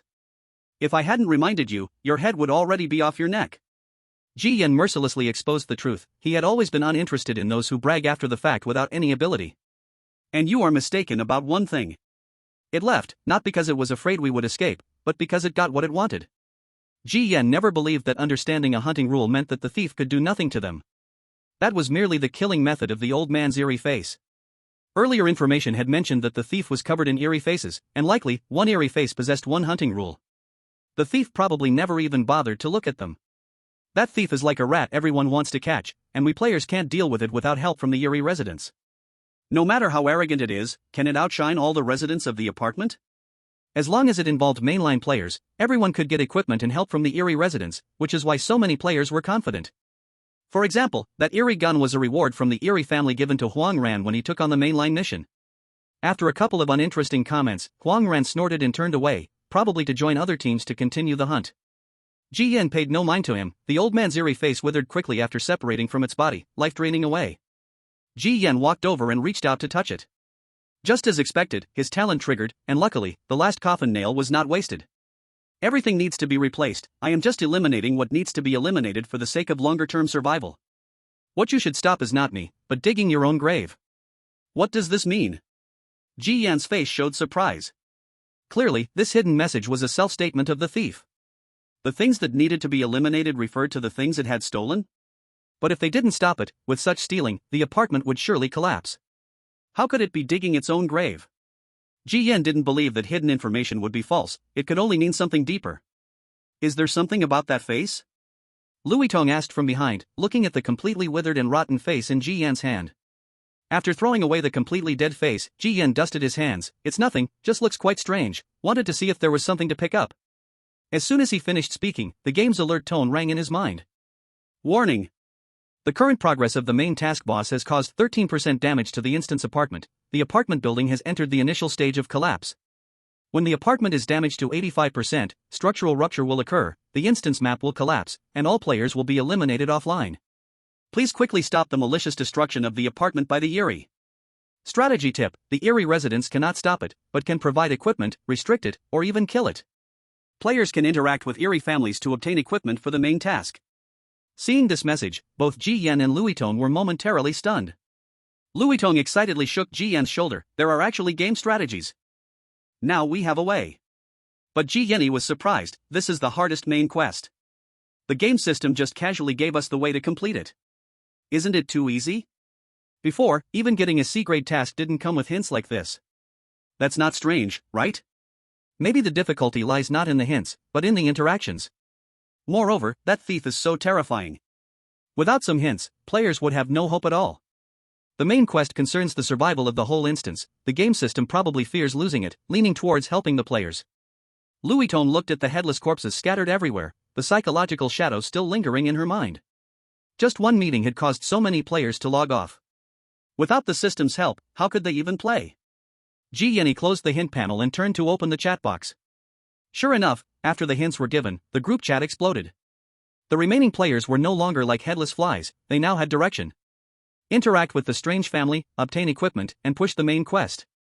Their urgency came not only from the crisis of the instance but also because of the enormous rewards tied to the main quest itself. Louis Tong tugged at Ji Yan. Let's go back to 404. What are we going back for? To get strange objects from the family. Now that we have some information about that thief, we can definitely get more useful strange objects. Other players have already set off, we can't fall behind. Ji Yan thought for a moment, then turned to walk down the hallway. Then let's head back to 404 first. As they went downstairs, they could already see cracks appearing on the walls and ceiling, thick black blood oozing from the crevices. Just as the game system said, the apartment was truly collapsing bit by bit. And just as Ms. Su said, that strange thief was the lifeblood of the apartment. But Ji Yan always felt that everything was too straightforward. This was the most difficult S-grade main quest. When he returned to the room, Ji Yan entered his grandmother's bedroom.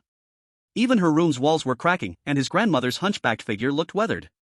Did you catch that thief? The strange grandmother wiped her sweater, her murky eyes looking at Ji Yan. Ji Yan shook his head. Grandma, I encountered the thief. But it had a weapon, and our little thief-catching team suffered quite a few casualties. We were unarmed, and we could only watch it escape. Ji Yan's words were not subtle. He was just short of reaching out to demand equipment. Without it, they couldn't even catch a little thief. Upon hearing this, Grandma didn't think much. She opened a box and took out a silver needle, about the length of her finger, handing it to Ji Yan. Take this. This is a stitching needle my grandma has treasured for a long time. Many fabrics were opened up using it. I don't know what that thief looks like or what capabilities it has. But as long as you scratch it with this needle, it will definitely feel threatened. Grandma closed the box, looking at Ji Yan with a sense of entrustment. My dear grandson, I've entrusted my family heirloom to you. You have to stand up for yourself and definitely stop that thing. Grandma really doesn't want to leave this apartment, let alone see the day it collapses and perishes. I've lived here for too long, with too many hopes left here. In the outside world, Grandma can't survive. Chapter 43, Legendary Quality, Encirclement and Hunt. Looking at the silver needle in his hand, Ji Yan saw a related information panel appear. Congratulations player, interaction successful, obtain strange object, Grandma's stitching needle, quality, legendary. Description of the strange object: this is a stitching needle filled with jealousy and hatred. The sister was always favored by her parents, until one day her brother came to the family and almost took everything from her. She discovered that whenever her brother cried, Mom and Dad would shower him with affection. One night, she picked up a stitching needle and sealed her brother's mouth. Since then, his cries can no longer be heard. How wonderful.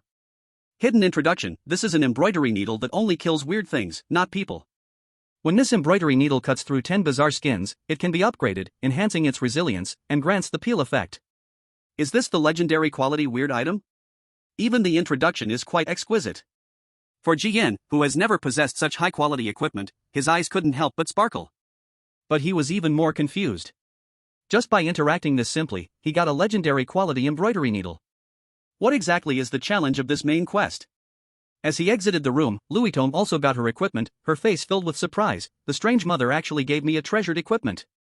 She was holding a blood-dripping kitchen knife. This is the chef's knife of the strange mother. Whenever there is disharmony between neighbors, the strange mother always takes this knife out to resolve any conflict, showing how much she treasures it.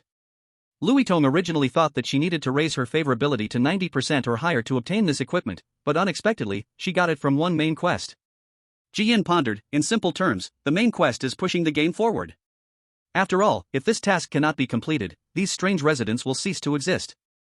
At such a critical moment of survival, instead of hiding, it's better to bring out all these treasures. Louis-Tome nodded, then suddenly remembered something. Right, you should quickly look at the chat group. A player has revealed the position of that little thief weird. Hearing this, Jian raised his hand to open the chat box. There really was a player in the chat box revealing the whereabouts of the thief weird, but Jian didn't show much reaction, calmly said. Now that everyone knows the deadly weakness of the thief weird, everyone is scrambling to hunt it down. How could there still be someone so selfless to reveal the position of the thief weird in the group? Louis-Tome raised her eyebrows. You mean the position is fake? It might be true. The purpose of proactively revealing it should be because they don't have confidence in taking it down, trying to find a fool to consume that thief weird. Jian simply analyzed, such a tactic in this survival environment could be guessed easily. Now they have a deadly weapon, and also know where the thief's deadly weakness is. How could they not be confident in killing that thief weird? Louis-Tome asked with confusion. Jian countered, if you have an iron spear and know that stabbing the tiger's heart is certain death, do you have the confidence to kill it alone? Louis-Tome was enlightened. She slapped her forehead, feeling that at such a critical moment, her intelligence was plummeting. So should we go? Yes, just like the one who revealed the position in the group, hiding in the shadows is enough. Jian closed the panel and spoke. In the lobby on the first floor of the apartment. Swarming bizarre insects spread like a black tide around. The thief weird paused here, as if surveying the surroundings. Then, facing the load-bearing wall, it stretched out its hands, its fingers like shovels, prying apart a gap, tearing the wall little by little. Blood splattered, the flesh inside the cement wall wriggled, displaying full vitality. The thief weird pondered for a moment, then began to ruthlessly tear open the flesh, letting the wall emit silent wails, stuffing the original inhabitant's flesh into its mouth to chew. Warning! The progress of the main quest boss is currently causing 23% damage to the apartment replica. Players participating in the main quest, please quickly stop the malicious destruction. At this rate, by tomorrow morning, this apartment replica will have collapsed. As they moved toward the revealed location, the warning in the replica rang out once more. Louis-Tome's charming face showed obvious anxiety. Jian remained calm. Being anxious is useless. Thinking from another angle, the ones who are anxious are those weird things. If the apartment collapses, we players will only be sent to the next replica, but those weird things would really have the sky fall, homeless. Louis-Tome smiled wryly. She discovered that this person could really remain calm no matter when. Was this his first time playing the game? Soon, they arrived at the first floor lobby. As expected, the scene was already very lively. Players had already started to surround and kill the thief monster. When faced with a new wave of attacking players, the thief monster's back twisted, revealing two horrifying and eerie faces, and it lunged at the approaching players. The scene was exceptionally bloody and brutal, with skin fragments and severed limbs everywhere. Louis-Tome began to understand. Every time the thief monster revealed an eerie face, a rule of hunting activated, indiscriminately hunting players. How terrifying would that be? Even more terrifying was that no one knew how many eerie faces the thief monster had. She couldn't help but take a deep breath and said to Jian, "You were right, even if we know the thief monster's weakness, it would still be hard to kill it." Jian remained silent, his eyes slightly narrowed as he stared ahead. In a hidden corner across the room, he saw Long Yuan's familiar face. The other side was also observing from the shadows. The information that exposed the thief monster's location was probably released by him, letting other players consume it while he waited for an opportunity. But currently, things were not going as planned. Those players in the lobby hadn't even touched the thief monster before falling dead, let alone trying to kill it. But soon, Jian was proven wrong. A sudden scream erupted in the hall. A sound like a gunshot, yet also like a strange wail, rang out. A bizarre bullet pierced through the faces of the thief monster, directly penetrating its body. The eerie face fell to the ground, quickly withering away. The thief monster drooped its head, touching the gaping hole in its chest. Its fingers delved inside and pulled out the bullet. The bullet was a piece of finger bone. Just a squeeze, and it turned to dust. It turned its head, and the next bullet followed quickly, destroying its second eerie face. The thief monster staggered, and the creeping eerie insects covering its body fell off and died. This scene stunned the players present. Ji Yan turned his head and saw Huang Ran from before, still holding that eerie gun, but now wrapped in black mist, clearly enhanced in quality. It's useful. That thief has lost 2 eerie faces and is clearly injured. This eerie thing seems defenseless against long-range strange weapons? Does that mean its hunting rule actually has a distance limit? Damn. If you'd said that earlier, what I have the most is long-range strange weapons. The staggering thief monster was clearly hurt. This excited all the players observing in the shadows, and they began to adopt long-range attack methods. Strangely, even in this situation, the thief monster still did not try to escape. It continued to tear through the walls, feeding on the flesh and blood of the inhabitants within. More eerie faces began to grow all over its body, each one wailing and resisting the players' attacks in turns. Louis Ton's elegant face changed slightly. It would rather stand and be hunted than retreat. Does this malicious Eerie really hate the apartment's residents this much? It would rather destroy everything than back down. Ji Yan said nothing. He looked at the faces that had been smashed and still retained a hint of life, knowing his opportunity had come. Chapter 44, Doctor, Patient, and the Real Culprit.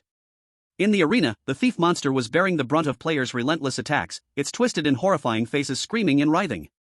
A large number of eerie insects fell from the thief monster, yet it showed no intention of escaping. Instead, it accelerated its destruction of the wall, devouring the blood and flesh of the embedded inhabitants.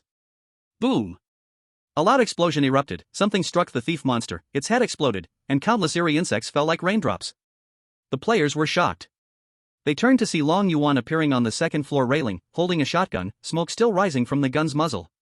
It's that Long again. I was wondering why this guy hadn't shown up yet. I've been hiding all along. As soon as Huang Ran saw Long Yuan, his expression darkened first. As the second-ranked player in the progress, he had always viewed Long Yuan as his greatest rival, being pressed down by him all the time. That main boss's head is gone, it should be dead. Before a player could finish his sentence, he saw the thief ghost's head slowly repairing, and the wails of the ghostly face skin on its body became even more ear-piercing. It looks like to kill this ghost, we must smash all the ghostly face skins on it.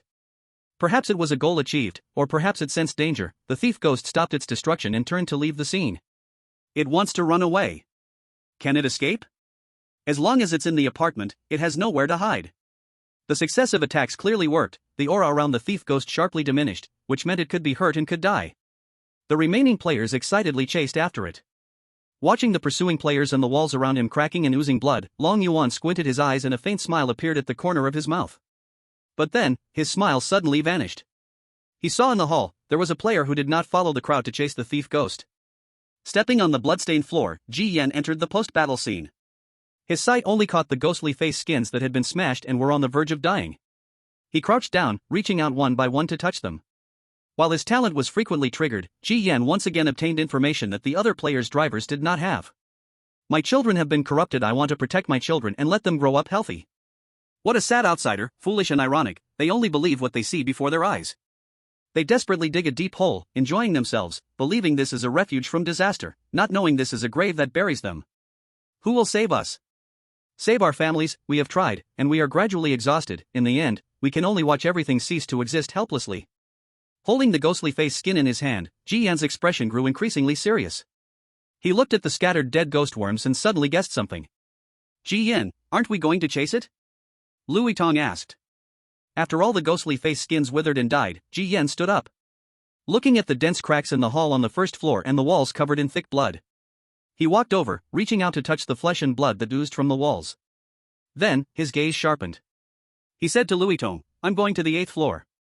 If you trust me, go back to 404, don't get involved in the main storyline anymore. Hearing this, Louis Tong was stunned and asked, did you discover something? Ji Yan didn't answer, turning and running upstairs. He had no time to explain. Whether Louis Tong listened or not was her business. The care he offered as a fellow player under the same roof was already enough. Ascending the staircase, Ji Yan stopped on each floor to observe something, before continuing up. Soon, he reached the 8th floor.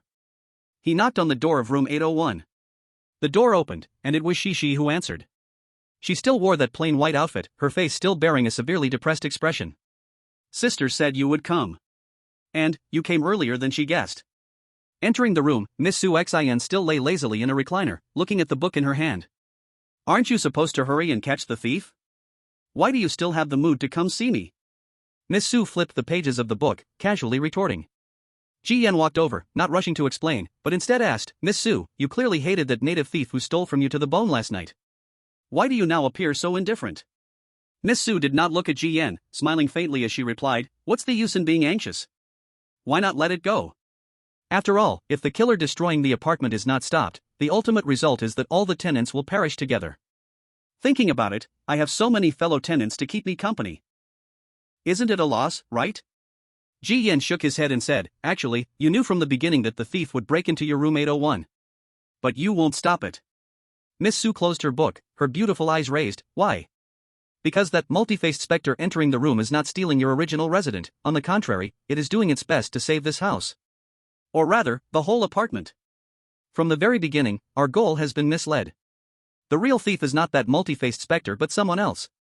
The apartment has suffered serious damage, with the specter gnawing at the apartment's lifeline and continuously contaminating the original residents within the walls. The appearance of the multi-faced specter actually plays the role of a doctor.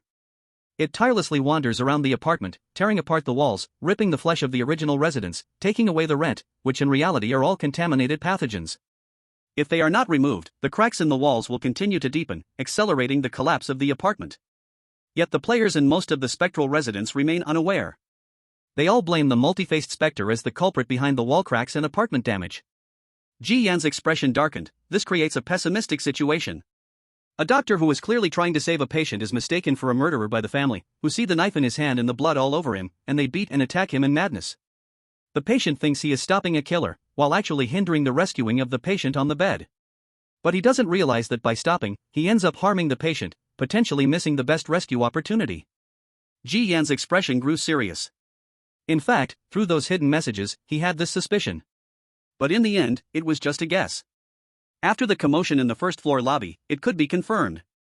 More so, it was a sixth sense, everything was proceeding too smoothly. After listening to Ji Yan's words, Miss Su tossed the book aside, a hint of a smile appearing on her exquisite face. Your analysis is quite insightful. You really sound like a great detective. Then according to your reasoning, everything is correct. Then where is the real culprit gnawing at the lifeline of the walls and pushing the apartment towards destruction? Ji Yan pondered for a moment. He countered with a question. I guess the apartment has a basement, right? How do you know this apartment has a basement? Upon hearing Ji Yan's words, Miss Su's beautiful eyes flickered, and a calm smile appeared. I noticed when I went from the first-floor lobby to the 8th floor. The cracks on the first floor are the largest, looking like they could collapse at any moment. The higher up, the fewer the cracks. So it's not hard to guess that the real thief, the culprit causing the apartment's destruction, is in the basement or perhaps beneath the apartment. The source of the apartment's damage is likely due to the foundation being gnawed away. It's just that the multi-faced specter is extremely unfortunate. Its actions and unknown identity perfectly align with those of the real thief, which is why it is seen as the hated thief. Ji Yan's words were speculative, but his tone was firm. If it weren't for the hidden information obtained through talent, Ji Yan would have also been misled, trying to find ways to kill the multi-faced specter and accelerate the destruction of the apartment instance. From the hidden information gathered, one could guess that the strange faces on the multi-faced specter were also the original residents of the apartment. They were just possibly aged or rejected for other reasons. That black bug specter was responsible for containing these ousted original residents' faces, waiting for the apartment to face a crisis of destruction, then coming out to do its best to save the building. But their help only addresses the symptoms, not the root cause. To truly save the apartment, it still relies on the players. There is indeed a basement, but the key. Miss Su picked up a cup of hot coffee from the table and tossed in 2 sugar cubes. The key is in the landlord's hands? It is indeed in the landlord's hands, but he will not participate in this crisis. He has been sleeping during this time. Miss Su took a sip of coffee, her answer casual and indifferent. Ji Yan frowned. The apartment building is about to be destroyed, and the landlord is actually sleeping? He felt it was absurd. The landlord looked like the biggest boss in the apartment dungeon, yet in the main storyline, there was no part for it at all? Miss Su stirred her dark brown coffee with a spoon. This old man doesn't get involved in many things. His thinking is very old-fashioned. If the apartment really faces destruction, he would see it as fate and would willingly perish with the apartment in this world. Miss Su's words awakened Ji Yan. The landlord seemed like the biggest NPC of the Crimson Apartment dungeon, but in reality, it was just a foolish NPC controlled by the dungeon's rules. Ji Yan shook his head. There must be a way. Since I can find the true culprit hiding underground in the apartment, it shows that this is definitely not a dead end. Miss Su looked at him with a hint of approval. Not bad, your brain can be quite sharp sometimes. How to get to the apartment's basement? Besides the landlord, the locals also have means. But, the locals are very hostile toward us outsiders. It's hard to communicate with them, let alone ask them to help you get to the basement. Miss Sue's words suddenly inspired Ji Yen. His eyes sparkled. I just thought of a special local. Maybe she can help me. While speaking, Ji Yen bid farewell to Miss Sue and was about to leave. Wait. I'll give you one more gift.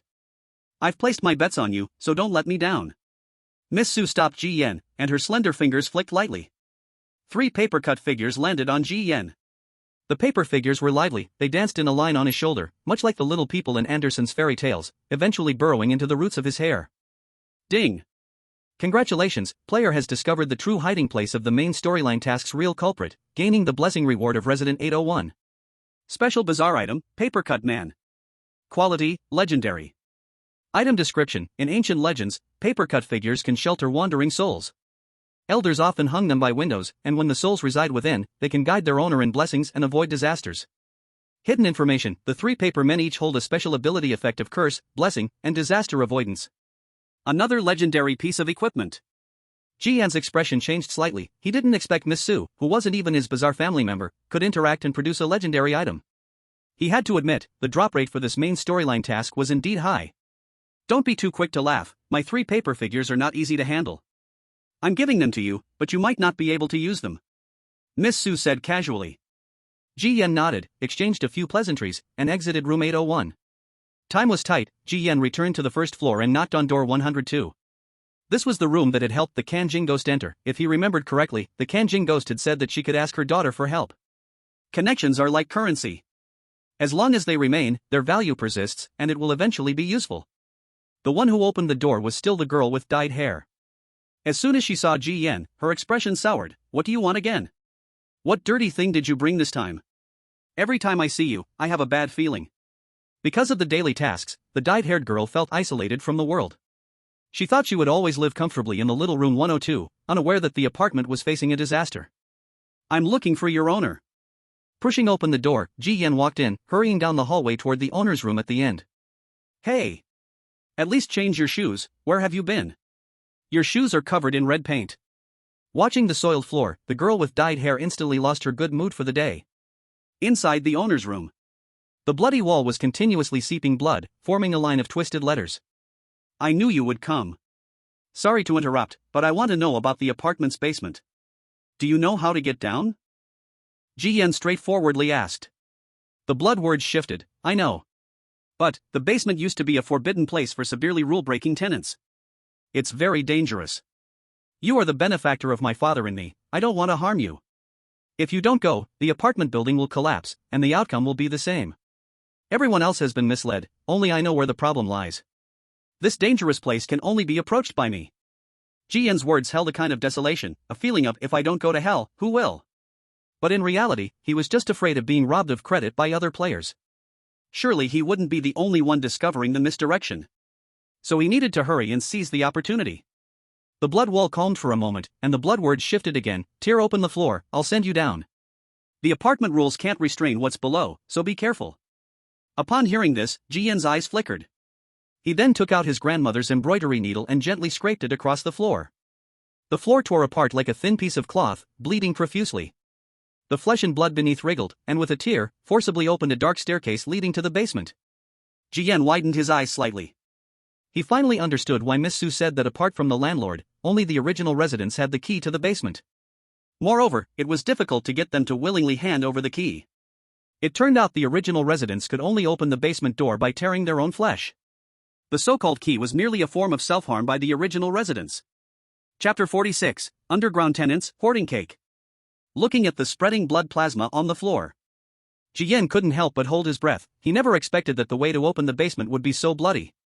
He looked at the blood wall and nervously asked, "Are you okay?" The blood wall did not respond. After a while, it formed a distorted word, pain.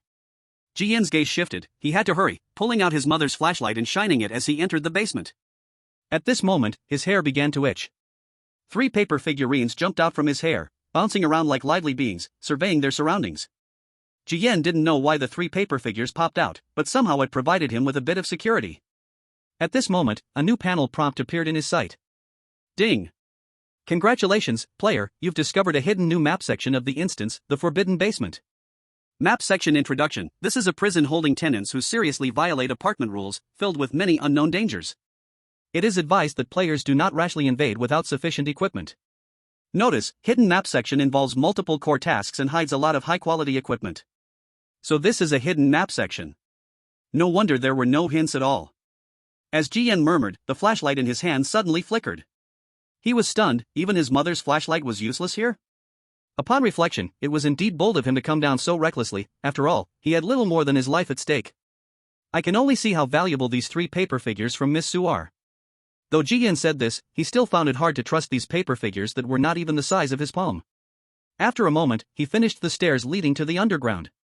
As his shoes stepped onto the thick dust, GN knew he had entered the new map section.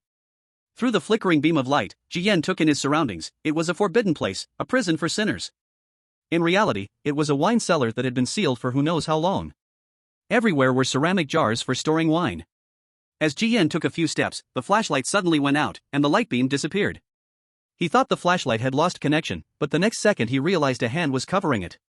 Pulling the flashlight away, GN saw who it was. It was a disheveled, eerie old man, hunched and twisted, resembling a real-life goblin. He grinned. He smiled and said, "I told you, there will always be a few who are awake enough to find the source of the problem in the basement."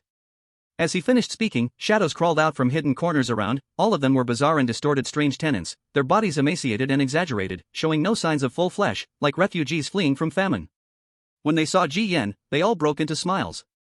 "We are saved, the anxious hearts can finally be at ease. Our apartment is saved, it won't collapse."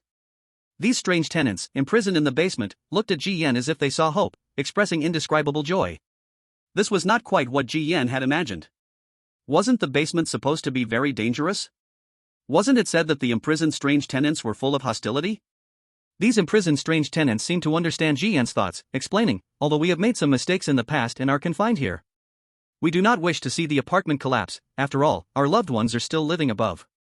So we are waiting for a tenant to come down and save this apartment." GN looked at the faces of these strange tenants, noticing that the 3 paper figures on their bodies showed no signs of attacking. He asked, "So, who is destroying the foundation of the apartment?" Just as the imprisoned strange tenants were about to speak, footsteps came from the stairs behind. GN's expression darkened.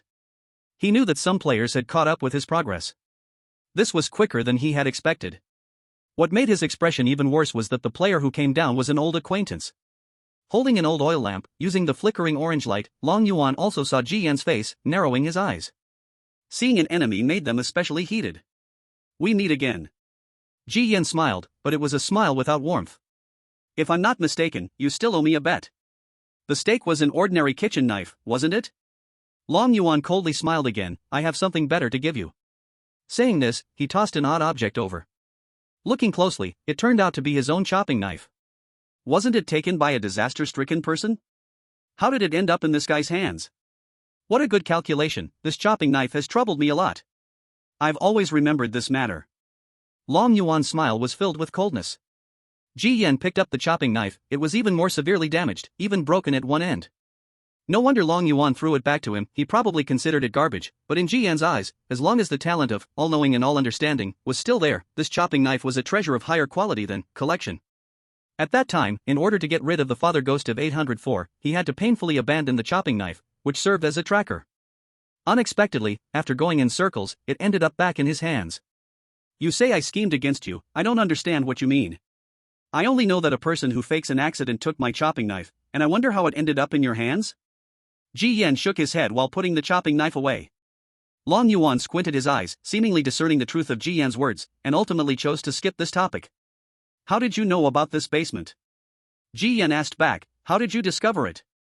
The atmosphere fell into silence.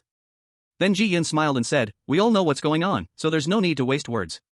If I am not mistaken, you knew from the start that the real culprit destroying the apartment was in the basement.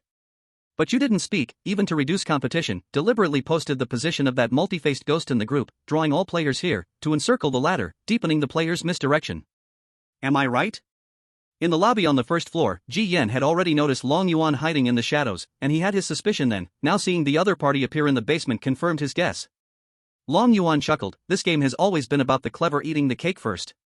"You should thank me. If it weren't for me, there wouldn't just be the 2 of us in this basement now." GN did not deny, "Indeed, I should thank you." Since that's the case, rather than fighting to the death, why don't we join forces to complete this main task? After all, we don't have much time left. Those stupid guys have already surrounded and killed that multi-faced monster, they'll soon realize what's going on. This cake, we can now share it between the two of us. Long Yuan took the lead and expressed goodwill. He really didn't want to continue wasting time and miss the opportunity. Ji Yan did not object, this was the most critical moment. Then, he looked at the captive monsters. Do you know where the culprit that destroys the foundation of the apartment is? We know, but that guy is fierce, are you sure you can handle it? Before Ji Yan could speak, Long Yuan scoffed and said, just lead the way, we'll take care of the rest. Chapter 47, The Black Coffin Curse, Long Yuan's Talent. Guided by the captive monsters, they entered the deepest part of the secret room. There were no ceramic jars here, and the air was filled with a strange and foul stench. At the end, an ancient towering tree grew there, which was not a tree but a bush-like structure made of countless scarlet flesh. The ceiling and floor of the basement were covered with veins and blue veins, with countless distorted human faces covering its surface. Those human faces were crying out in agony. Even more horrifying was that on one side of the human face tree, a thick black liquid could be clearly seen, gnawing at most of the human faces, leaving them riddled with holes. The scene before them was filled with a bizarre Cthulhu-style atmosphere. Nauseating yet intriguing. Ji Yan and Long Yuan felt their eyes suffer a strong shock. An old woman with a twisted and emaciated face trembled and pointed at the flesh tree. This is the foundation of the apartment's copy. The skins covering the foundation are the true forms of the original residents of the apartment. The landlord comes down every once in a while to check and feed them. Only by allowing them to grow and their flesh to seep into the walls can the apartment be reinforced. But now, as you can see, the foundation is riddled with holes, and the apartment is on the verge of collapse. Those black parasites live by gnawing at the foundation, and by now, they have spread to an uncontrollable extent. Upon closer inspection, those black substances were actually countless black maggots writhing underneath. Long Yuan felt his scalp tingle. If there were a player with obsessive cleanliness here, they would probably die on the spot. You just sat there and did nothing? Ji Yan glanced at them. A bald old man rasped, we have no way to do anything. Those parasites are completely integrated with the foundation, rashly removing them will only accelerate the foundation's death. A short old man replied, only by eliminating the source of these parasites can we save this apartment. He pointed to the back of the apartment's foundation. There, a decaying coffin was placed. Parasites continuously crawled out from the coffin's opening. That coffin is the culprit. We don't know where it came from, nor how the coffin lid was opened.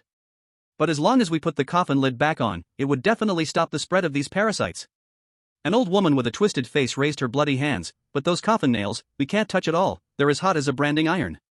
So, we can only rely on you to seal the coffin. As they spoke of the source of the illness, Ji Yan and Long Yuan received a hint from the game panel. The game panel popped up. That meant they were on the right track. As long as they covered that black coffin tightly, this troublesome main task would come to an end. Long Yuan's eyes showed fervor. Ji Yan, however, remained cautious. At such a crucial time, he dared not pop the champagne early. Guided by the captive monsters, Ji Yan and Long Yuan crossed the writhing veins and approached the coffin. They clearly saw that a few coffin nails had been pried open and had fallen to the ground. 4 in total. In Long Yuan's eyes, these 4 coffin nails were nothing but 4 equal parts of a naked cake. He looked at Ji Yan, each person gets 2, shall we split the reward in half? Ji Yan shook his head, it won't be that simple. That coffin is so wicked, how can it just be sealed up for us? Long Yuan, how do we know if we don't try? You don't dare, so I'll step on this landmine first. After saying that, he walked straight ahead, picked up 2 coffin nails from the ground, and approached the coffin. As the black coffin lid slowly closed, Long Yuan held one of the coffin nails in his hand, but before he could hammer it in, a large amount of fresh blood suddenly poured out from his 7 orifices. The next second, he collapsed to the ground, his death was horrifying. Ji Yan's eyelids twitched. Did this guy just die so easily? Why did he suddenly bleed from all 7 orifices and die? Could it be that this black coffin has some kind of lethal radiation? And the next second, something even more shocking happened. He wiped the blood from his mouth and nose, quickly backing away. He cursed, the coffin and nails are both cursed, touching them means death. Ji Yan's eyes flashed, guessing something, is this your talent? My talent is an A-grade talent rebirth. Once I accept a task, it triggers once. So, every task gives me 2 lives. And after rebirth, it tells me the reason for my previous death. Long Yuan answered Ji Yan's question unexpectedly seriously. Wiping the blood off his palm, Long Yuan said to Ji Yan. Ji Yan, with a hint of doubt, said, talent is the most important trump card for players, and you're telling me this so easily? Long Yuan, now we are in the same boat, no need to hide anything. I've already stepped on one landmine, now it's your turn to show off.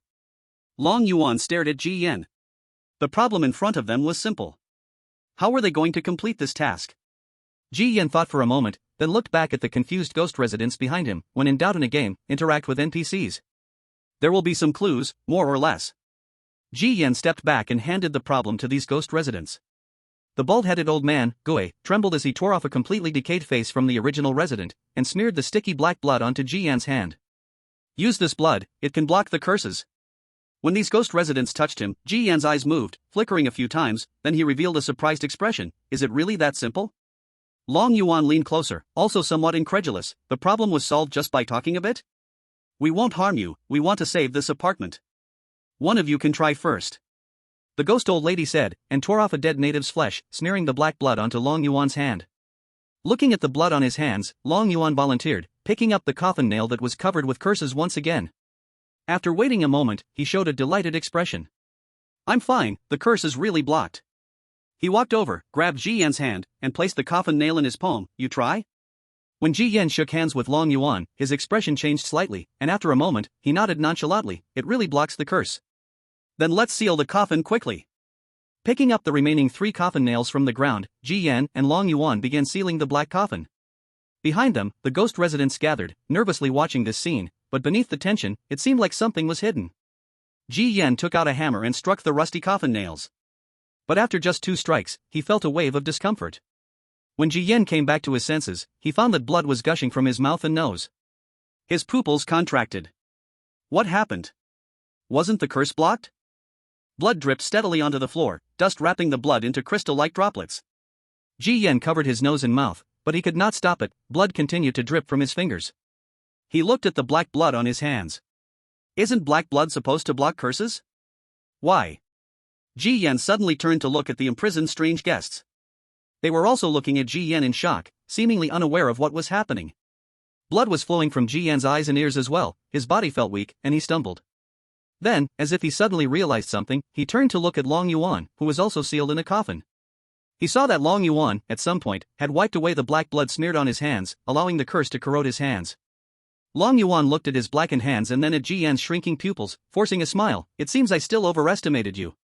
You are not as tricky as I thought. I'm even curious about how you found this basement. Ji Yan coughed up thick blood, his cold gaze locked onto Long Yuan's mocking smile. Your talent is nothing like Nirvana rebirth. I just casually made that up, you can't really believe it? Long Yuan's eyes were indifferent. As for cake, I, Long Yuan, have never shared with anyone. Consider it my last warning to you before you leave this instance. The most terrifying thing in a strange game is not the strangeness itself, but always the human heart. As Long Yuan's words fell, Ji Yan spat out a large amount of blood, collapsing onto the floor, blood pouring from his 7 orifices until his life force drained away completely. A rookie who can't even survive 10 days thinks he can play with me? Looking at the lifeless Ji Yan, Long Yuan seized the 2 coffin nails from his hands, holding 4 coffin nails in his grip, a chilling smile on his face. The strange guests behind them couldn't help but speak up. What time is it? You two are still killing each other? The greed of humanity is like this, it can never withstand temptation, no matter how noble the words sound. As long as there's a chance, one will mercilessly kill the other. Long Yuan ignored those words and returned to the black coffin. In the last main storyline, I fell into the gutter. This time, I won't make the same mistake again. He held the 4 coffin nails tightly and began nailing them into the coffin lid one by one. 3 were secured. It was time for the last one.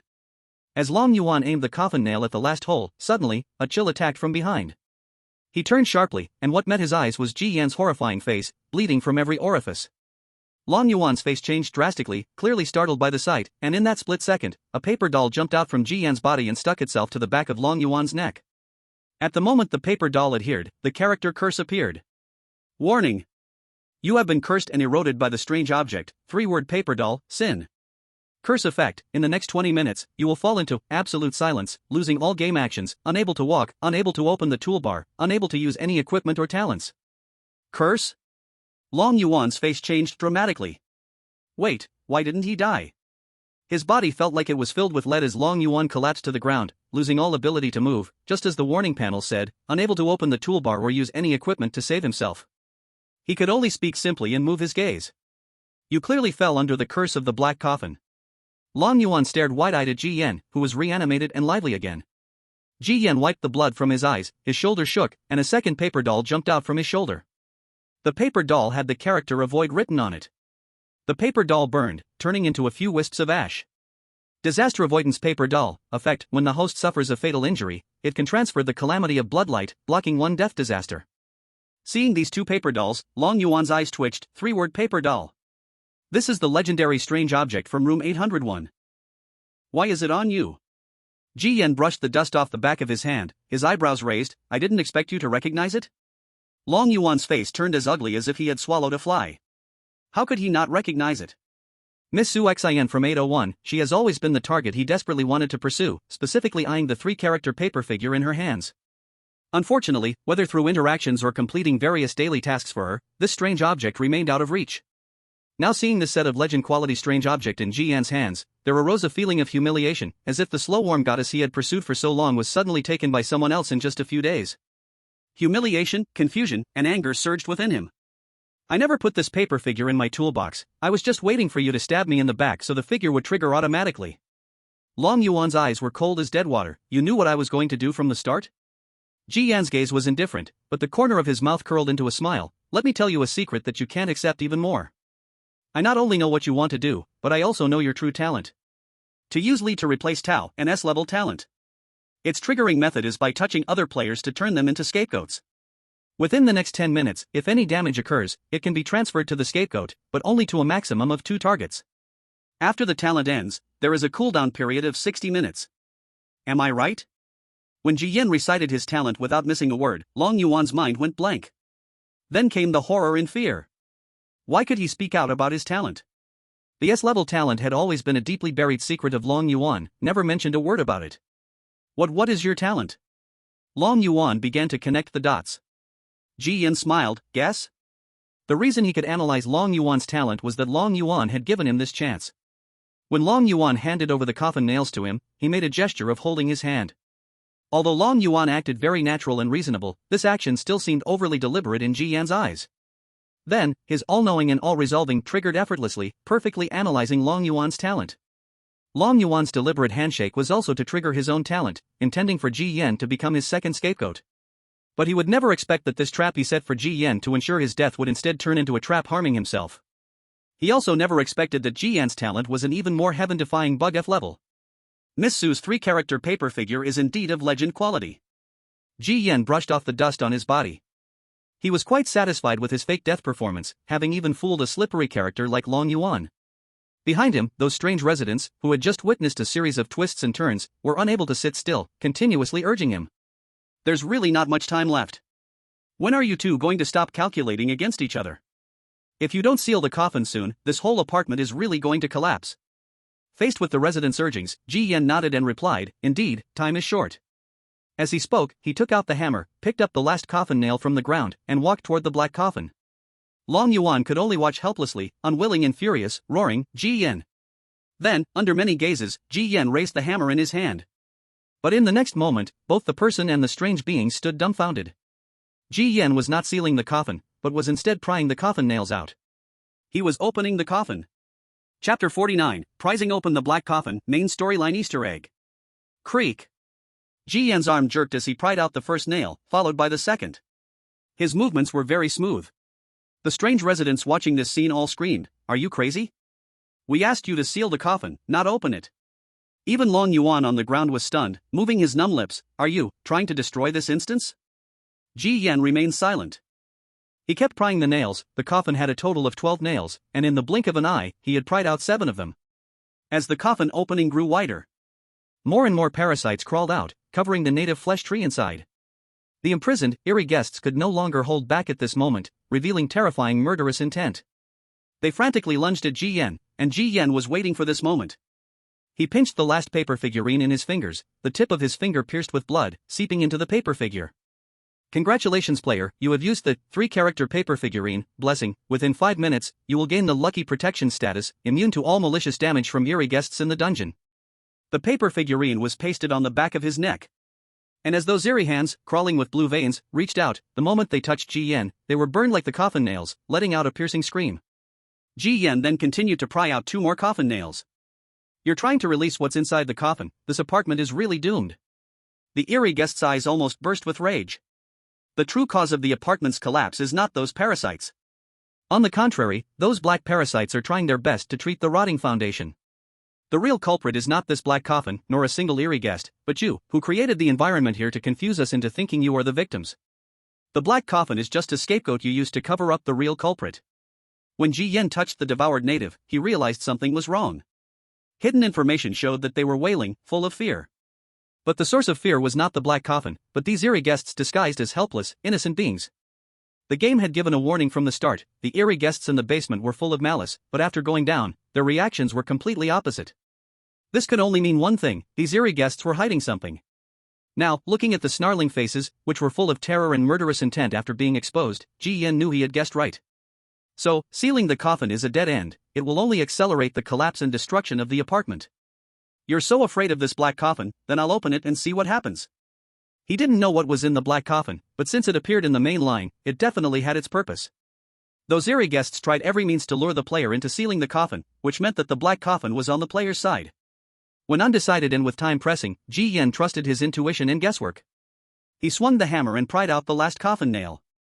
The black parasites flooded out like a torrent. Ji Yen stepped back a few steps, then in his vision, he saw a pair of hands covered with the marks of time stretching out from the edge of the black coffin.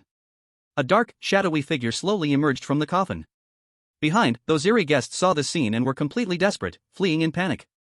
Ji Yen and the immobile Long Yuan on the ground looked at the dark, shadowy figure. A chill ran down his spine, a huge fear overshadowing them. The black mist slowly receded. When they clearly saw the figure's face, Ji Yan's eyes widened. Old man? How are you in the coffin? The landlord, with silver-white hair, yawned, stretched his back, and seemed sleepy. From the coffin, the landlord, old man, with a bit of morning grumpiness, spoke coldly. I didn't get much rest in the first place and you woke me up, you little brat. Ji Yan's mind went blank. Wasn't it said that the landlord didn't interfere with the main storyline? How did he suddenly appear in the basement coffin? Ding! Congratulations, player, you have completed the hidden operation and successfully awakened the dungeon boss, the landlord, pulling him into the main storyline. You will now receive the NPC landlord's help. The game's prompt made Ji Yan's eyes flicker. So this is how the main storyline plays out. No wonder the apartment dungeon was almost gone, and the landlord didn't make a move. It turned out to be set as a hidden NPC, left here, and transformed into an Easter egg. No wonder that group of strange residents was so fearful. If the black coffin is sealed shut, it would truly be a path to digging one's own grave. Old man, I'm afraid this is not the time for sleeping. There is a bit of an emergency over here at the apartment that needs your help. Ji Yen hurriedly spoke. The landlord shook the ash from his old pipe and coldly huffed. As long as the apartment doesn't collapse, nothing is more important than my sleep. Ji Yen forced a stiff smile. Guess what? The apartment has really collapsed. The landlord stared at Ji Yen. The vacant eye socket sent chills down one's spine. After a few seconds of silence, the landlord finally noticed someone lying on the floor. Why are you here too? Long Yuan. Immediately, the landlord raised his head and finally realized something was wrong with the apartment. In the next moment, he turned his head and saw the blood and flesh face tree, then looked at the constantly splitting walls and the collapsing blood and flesh cement. Ji Yen and Long Yuan suddenly felt an inexplicable heart palpitation. Looking up, they discovered the landlord's aura had become extremely terrifying, black veins crawling all over his body. After all, this was the boss of the instance. The darkening aura was suffocating. I just slept for a short while, and you guys turned the apartment into this? Ji Yen redirected the conversation. Old man, you have sharp eyes, you should know who is messing around. Humph, no wonder those guys have been so obedient this time. Having been locked up for so long, turns out they were just holding it in. The old landlord handed the old pipe to Ji Yen. Hold this for a while, I'll be back soon. After speaking, the old man clasped his hands behind his back and disappeared into the darkness. Soon, the entire basement trembled violently, and various creepy sounds echoed in their ears. About 2 minutes later, the old landlord returned, carrying a string of dark, grimy things. Upon closer inspection, it was a head with hair standing on end. In fact, they were still alive, constantly begging for mercy. The darkened landlord ignored them and threw all the heads into the black coffin, closing the coffin lid. The troublemakers are all here. The landlord gazed at the severely damaged basement and the rickety native foundations and spoke helplessly, but, this time the apartment is broken really badly. I don't know if it can be repaired. Ji Yen wondered, why did these residents locked in the basement do this? Just to go down with the apartment in flames? The landlord snatched back the old pipe from Ji Yen. These guys seriously violated the apartment rules, which is why they were locked up in the basement. In this place, the longer they stay locked up, the heavier the resentment becomes. I originally thought to keep them as fertilizer for the apartment, but I didn't expect these guys to pull such a stunt. The landlord spoke helplessly, his tone revealing a hint of sighing. Ji Yan simply nodded. He was not interested in the backstory of these main quests, just skipping over it. It was purely for transition and to push the upcoming plot. With the culprit resolved, was this main quest considered completed? Chapter 50 completed main quest, a bet. You guys go on up, I will handle the follow-up matters here. This place is not meant for you to come, but considering you are here to protect the apartment, I won't hold this against you. The old landlord pinched a pinch of tobacco, filled the pipe, and casually spoke, waving his hand to dismiss them. Ji Yan glanced at Long Yuan on the ground, acknowledged, and turned to leave. Looks like this time your shine was all stolen by that little guy? The landlord smoked his pipe, speaking nonchalantly. Long Yuan's expression was dark. Old man, I didn't expect that little sly one to be so cunning. Is it others who are cunning? Or is it that you can't compete with others' cunning? In this apartment, cunning is not a negative term. Every resident who wants to stay here must be cunning, or they'd have been thrown out long ago. The old landlord shook his head, his tone mercilessly mocking. Long Yuan's face looked as if he had eaten a fly, unpleasant to see. He racked his brain but couldn't understand how the other party had predicted all the traps in advance. It was as if they had received the script beforehand, making it utterly incomprehensible. At that moment, Ji Yan had already hurried out of the basement. The stuffy air suddenly turned fresh and pleasant. The floor was stitched together with flesh and blood, and Ji Yan turned to thank the blood wall. The blood wall slowly revealed a line of bloody words. How is it? Quite smooth. The culprit behind the destruction of the apartment has been eliminated. Ji Yan didn't expect that this main thread would end thanks to the landlord. However, Ji Yan could guess that there must be other ways to complete it. He had simply triggered a hidden completion method by accident. After all, the game panel also stated that the landlord only appeared as a hidden Easter egg in the main line. In the end, it all relied on the heaven-defying bug of omniscience and omnipresence. Otherwise, in this trap within a trap, Ji Yan wouldn't know how many times he would step on mines and die. This talent was something Ji Yan had only tested lightly before. Now he could see just how incredible this talent was. Ding! This main mission has officially ended. The culprit behind the destruction of the apartment has been eliminated, successfully resolving the instance crisis. Below are the performance ratings of all players involved in the main mission, along with punishments and rewards announcements. Third-class performance points, discovered the true source of destruction, located at the foundation of the apartment. Second-class performance points, discovered the way to the apartment basement. First-class performance points, uncovered the trap set by the underground imprisoned strange tenant. Special performance points, discovered the hidden Easter egg and completed the main mission. This time's score, the top performer player Ji Yan earned a total of 95 points. The corresponding performance point rewards have been allocated and sent to each player's personal mailbox. Warning! The following players who made mistakes and maliciously harmed the apartment's kind NPC will face varying degrees of punishment. The announcement of the main mission's end echoed in every player's ears, and Ji Yan immediately received his reward. He opened the reward package. There were only 2 rewards, a key to the apartment door and a repair gem. Apartment key, first-class instance privilege. Holding the key allows the player to open the door to the next instance and mark the current strategy instance as a save point. Repair gem, can repair any strange object of quality below legend.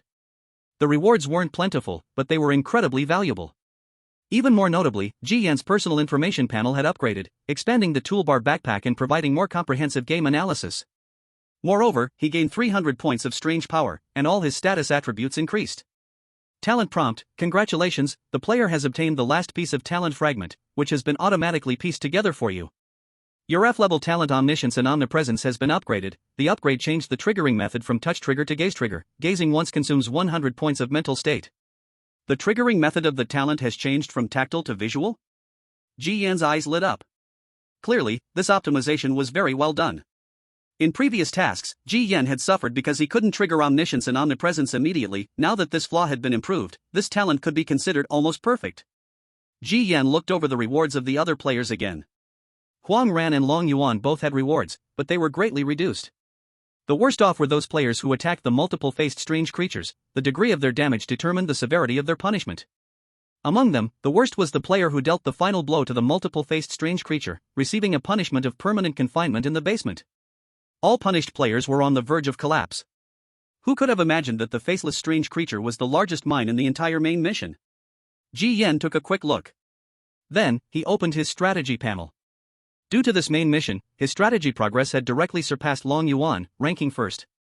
After saving the apartment crisis once, every Eerie guest's favor towards Ji Yan increases by over 40%. The main storyline is truly the main storyline. Completing a main storyline saves others months of hard work. He realized that Long Yuan could lead ahead of other players because he had completed the previous main storyline. Thinking carefully, that guy's S-level talent is indeed formidable. He can find someone to take his place and also analyze information.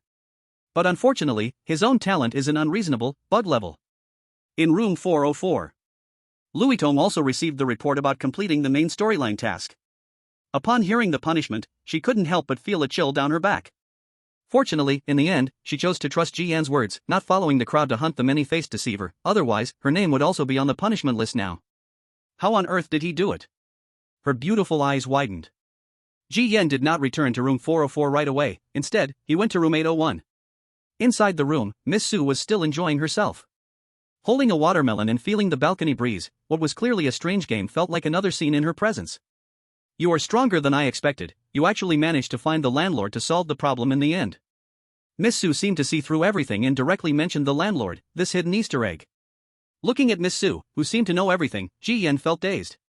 Sometimes, he truly wondered if the real boss of this scenario wasn't the landlord, but this Miss Su was the true hidden big boss. Miss Su, is there anything you don't know? Ji Yan couldn't help but ask. Su Xian smiled like a blooming flower, answering with a non-answer, how are my 3 paper dolls? If it weren't for Miss Su's 3 paper dolls, I would have definitely been finished. So I came to thank you as soon as possible. Ji Yan's reply was sincere, this thank you came from the bottom of his heart. The other party was not his Eerie family, and according to that 20% favor strategy, she had given him a piece of legendary level equipment. From the game perspective, this was tantamount to a bug. From the realistic perspective, this also did not conform to logic. Miss Su seemed to see Ji Yan's opportunity, and with a half-smile said, don't be too quick to thank me, I'm not some kind-hearted person, nor do I find it amusing. Those 3 paper dolls are my biggest treasures in room 801, countless people have coveted them, looking for ways to obtain them, including that Long Yuan. The reason I gave them to you, well, it's a bet of mine. Chapter 51, Blood-Colored Paper Doll, New Scenario. A bet? Ji Yan was perplexed. The bet Miss Su mentioned sounded like she wanted to get something more valuable from him by giving him those 3 paper dolls? But he was poor and lacked treasures. Miss Su was clearly an NPC of the scenario, yet every conversation made Ji Yan feel she was not just a dull NPC, but a real player with flesh and blood. You got the key to the apartment door, where are you going next? Miss Su asked. Ji Yan shook his head, I don't know. The world outside is so big, you must see it. After completing the main storyline in this scenario, it was essentially a standard conclusion. He was different from that small group of conservative-minded players, who thought the outside world was dangerous and thus willingly remained forever in a scenario, like a caged bird.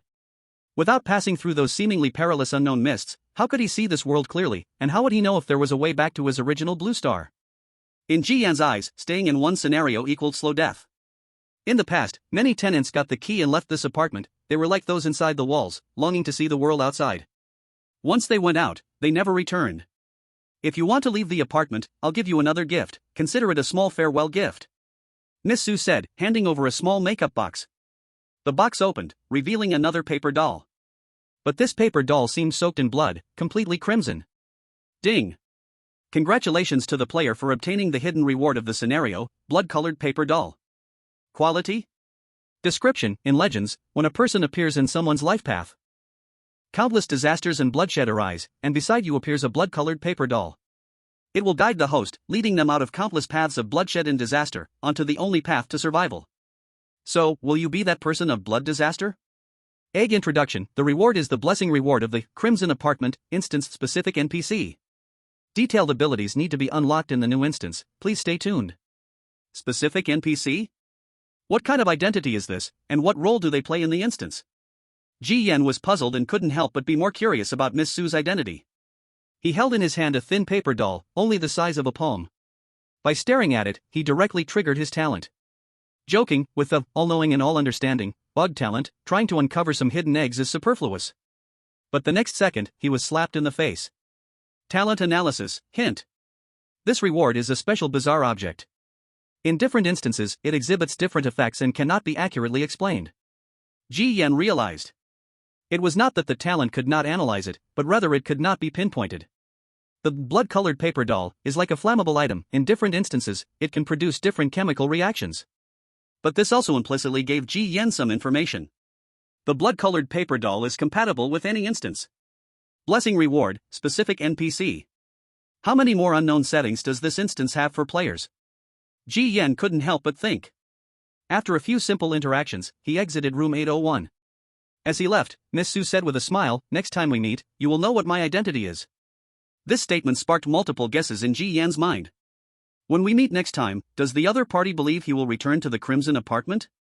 Or, is Su Xian a specific NPC in the instance capable of moving between various instances, playing different roles? Ji Yen didn't think too deeply, these matters did not need to be overly focused on. Back to room 404.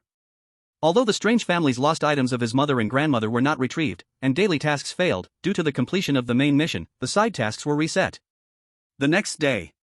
The apartment looked as if it had been worked on overnight, completely renovated, with all traces of damage disappearing. It was evident that the number of players had clearly decreased. A main task directly eliminated most of the players who were fishing in troubled waters or just getting by. When the number of players in an instance is reduced to the lowest point, a forced matching mechanism is triggered. Thus, on the other side of Blue Planet, in the early morning of the next day, several more unfortunate souls were added, sent to a strange world after having been blissfully asleep just a second before. Room 404 was no exception. Due to Dong Chu's elimination, a new player arrived the next morning to replace his identity. The new player appeared in the living room, with the same expression Ji Yen had on his first day. From dullness to shock, then from shock to despair. Ji Yen paid little attention to the new member, it seemed like welcoming the new player was already the duty of the old player, Luitong. After a day of transition, Ji Yen no longer delayed, finishing the progress of this instance. In the first floor hall. The bandaged ghost stood at the doorway, looking at Ji Yen. "I don't understand, others are dying to live in the apartment, why are you so eager to leave?" Ji Yen shrugged, "The walls, you know. Everyone finds themselves in different environments and will always yearn for the unknown. The outside world is far more cruel and dirty than you think. You will soon regret leaving the harbor of safety at this moment." It was unclear whether the bandaged ghost's words were sarcasm or a sincere warning to Ji Yen. Ji Yen dug at his ear and tossed the key to the apartment door to the other party. "That's my business.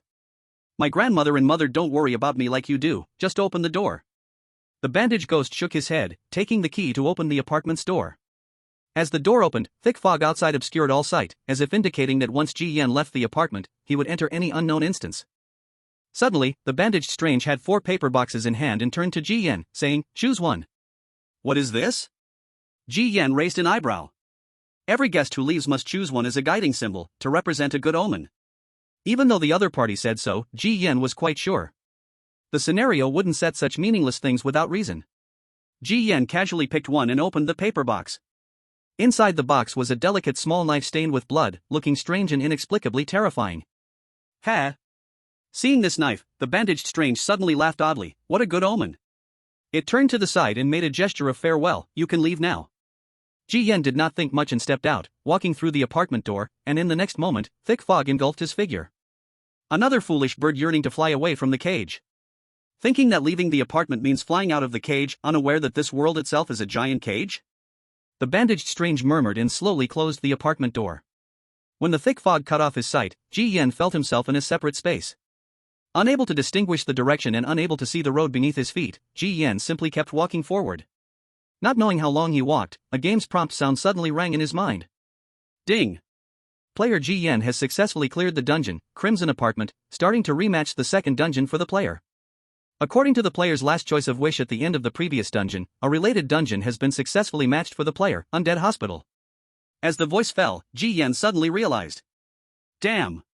The last 4 paper boxes were for selecting the dungeon. That delicate small knife stained with blood, isn't it the surgeon's scalpel of the chief doctor? Chapter 52, Undead Hospital, Abdominal Interview. When the new dungeon was successfully matched, a strong feeling of weightlessness hit Ji Yen instantly. It felt like the ground beneath him had collapsed, falling into an endless abyss. All sense perception vanished, and his brain forcefully shut down. When Ji Yen opened his eyes, it was dark before him. It seemed he was in a cramped space, struggling to breathe. Completely unaware of what had happened, Ji Yan's mind crashed for a moment. If according to the game broadcast he heard before fainting, he should have entered the dungeon, Undead Hospital, but why did he wake up in such a place? It was like being thrown into a swamp, his body submerged, feeling disgusting and sticky, suffocating him. He reached out his hands, desperately clawing at the space before him, trying to find a way out, but the walls were like thick cheese, digging through layer after layer. In his ears, the constant sounds of thud thud thud echoed like the low rumble of thunder. Those things continually pressing against him could be seen clearly. They were writhing, desperately squeezing Ji Yan, as if wanting to kill him this way. These things were living beings. No, it should be said that the entire narrow space was a living being. Even the walls were bulging and writhing. Warning! Your breathing is gradually weakening, all functions are rapidly declining, consciousness is beginning to blur, and your limbs are gradually losing strength. Please think of a way to escape this predicament as soon as possible, otherwise, you will die and log out. Accompanied by the warning panel popping up, Ji Yan's breathing became even more difficult. He could even clearly feel all his bones about to be crushed, and his chest about to explode. In his blurry vision, he saw writhing things, wrapping around his limbs like a python strangling its prey, not giving him any chance to fight back. At the same time, it seemed a large amount of water flooded into the space, submerging his mouth and nose. This made Ji Yan gradually lose his last bit of breath. In the entire dark space, all the living beings were desperately trying to kill him. The intense sensation of death made Ji Yan feel despair and strong unwillingness. Damn it! What the hell is this place? I'm not going to get killed and eliminated as soon as I enter the dungeon, only to be sent back to the Crimson apartment, right? That would be a real joke. At this critical moment, the Talent Omniscient Understanding panel was triggered, and hidden information popped up in his sight. Your existence brings it great suffering, you are connected by blood, but in this cruel elimination environment, only one can survive. It wants to eat you this way, and if you want to survive, you can only eat it. At this moment, you are weak and exhausted, needing to take in a lot of nutrients, and everything you see is a rich source of nutrition, isn't it? Look how they writhe, so full of life, so delicious. The information from the talent made Ji Yan's eyes twitch constantly. Eat? Eat everything alive in front of him? He didn't even know what these things were. At that moment, his scalp itched. A dark red color burst out from his hair. It was the blood-colored paper figure left by Miss Sue. It flickered in Ji Yan's sight, flashing a dazzling bloodlight. The words greed, anger, and delusion appeared alternately on the paper figure, ultimately freezing on greed. Then, the blood-colored paper figure passed through the pressurized space and stuck to Ji Yan's forehead. In an instant, Ji Yan's eyes turned red. A wave of crazy and intense desire forcibly surged into his mind, quickly occupying Ji Yan's last thought. At this moment, his body convulsing madly, he only had one thought in his mind. Hungry. So hungry. Why am I so hungry? I want to eat something, no matter what it is, as long as it can fill my stomach. His convulsing limbs, under the terrifying greedy thought, exploded with a strange and unique power, forcibly pushing away the living creatures that pressed toward him. His palms pierced into those creatures on the walls, tearing through like cotton. Anything he grabbed, Ji Yan desperately shoved into his mouth. Tearing, chewing, swallowing. Ji Yan, like a ravenous beast, ruthlessly repeated these three actions. Those living creatures were torn apart, spewing out a thick, choking smell, but constantly stimulating his taste buds and appetite, making Ji Yan wildly eat with unstoppable force in the cramped space. After eating the writhing creatures, he then devoured the tendrils wrapping around him, and after finishing the tendrils, he dug through the soft walls layer by layer. Hunger was like a bottomless pit, completely occupying his brain. With this eating, Ji Yan felt his body growing stronger and stronger, making his eating even more frenzied. Soon, the low gulp sound grew fainter and fainter. Faintly, he heard painful screams. That sounded like a sheep's bleating? Ji Yan didn't take an extra second to think about these meaningless things. At this moment, there was nothing more painful than hunger. There was no material more enjoyable than eating. Accompanied by the terrifying way of eating, the space grew larger and larger, and Ji Yan soon saw the light within the walls. That was the exit. Outside, there must be even more delicious things, right? Ji Yan's face was filled with excited madness as he burrowed toward that spot of light without hesitation. Swoosh, crash. Ha! At the last moment of losing consciousness, Ji Yan broke free from the cramped and confined space. A wave of blood red covered his vision.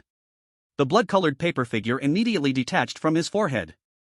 That endless appetite vanished, and Ji Yan's frenzied brain gradually returned to clarity. With blood all over his mouth, even bits of flesh hanging at the corners. Accompanied by intense nausea and physical discomfort, Ji Yan turned his head to vomit, gagging, wishing he could pull everything out of his stomach. Exhausted, he lay down on the floor, covered in water stains, blood, and unknown slime, gasping heavily. After a moment, he managed to crawl up like he was drained, and surveyed this unfamiliar environment. This was a dirty and messy hospital room. On the bed lay a bloody animal carcass. It was a mother sheep. Its belly was brutally ripped open, leaving very few organs and intestines. Looking at himself covered in blood and slime, it took Ji Yan only a few seconds to understand the scene in front of him. The originally cramped and narrow space is the womb of a sheep. And the liquid that drowns oneself is amniotic fluid, while the squirming creatures and tentacles are bloody organs and intestines. How could I have crawled out of a sheep's belly in a gluttonous manner? The game's broadcast sound immediately followed. Ding! Congratulations, player, you have passed the first interview level, breaking out of the cocoon. You have successfully become a medical student at the hospital and earned the qualification for an internship. Level Introduction, isn't life magnificent? In order for the weak fetus to come out smoothly, the mother feeds her own flesh and blood to the fetus through squeezing stimulation, allowing it to have the strength to be born. What great, selfless love. Listening to the game's broadcast, Ji Yan felt darkness before his eyes. Finally, the question marks in his mind had a specific answer. What the hell, great and selfless love? No one expected this new subversion to be so grotesquely curious right from the start.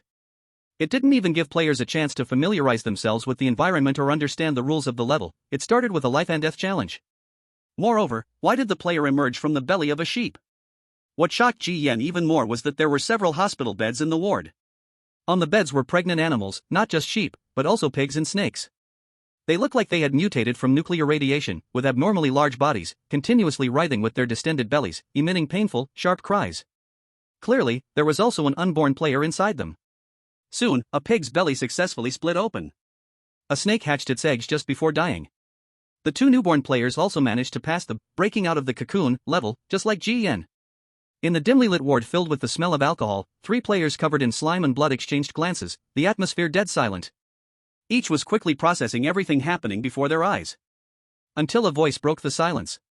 Congratulations to the 3 of you, you are the only candidates in this delivery room who have passed the interview. Next, you will work in the hospital as medical students. The voice came from behind. Ji Yan then noticed that there was an NPC from the subversion sitting in the corner of the ward the whole time. The other was dressed in a nurse's uniform, her bloody, dirty outfit wrapped around a voluptuous figure. What was terrifying was that her head was wrapped in blood-soaked bandages, revealing only a pair of cold eyes. Welcome to the Necropolis Hospital. Necropolis Hospital. Does this mean that this cesarean section is actually the interview exam for this subversion? The appearance of the Eerie nurse was reminiscent of the terrifying nurse in the movie Silent Hill. Listening to her words, Ji Yan tried hard to calm down his emotions and asked, "You said only the 3 of us were born alive? But there were still 2 beds for pigs and sheep, and they were screaming in pain, with players about to be born from their bellies. They have already been eliminated." As soon as the words fell, the Eerie nurse suddenly produced a surgical knife, and in the blink of an eye, she was beside the bed. She stabbed a player still struggling inside the pregnant pig's belly directly, killing them.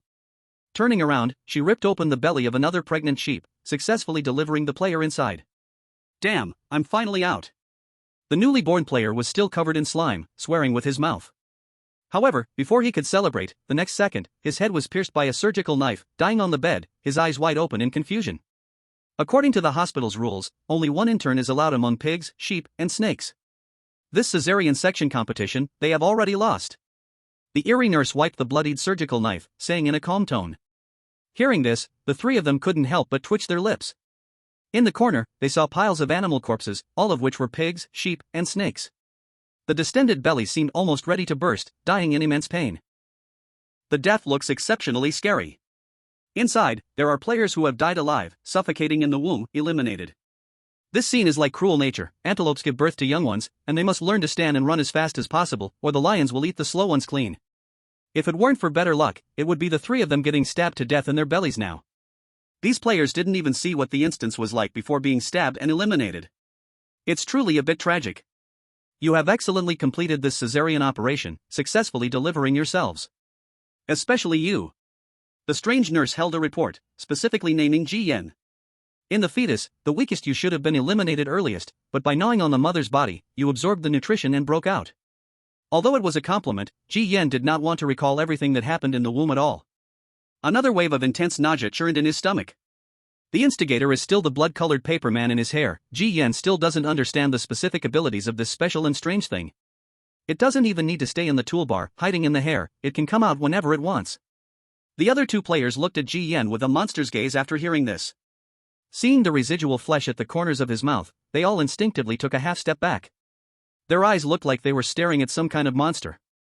Now you are officially medical students. Over there at the counter, you will find your medical boxes and work uniforms.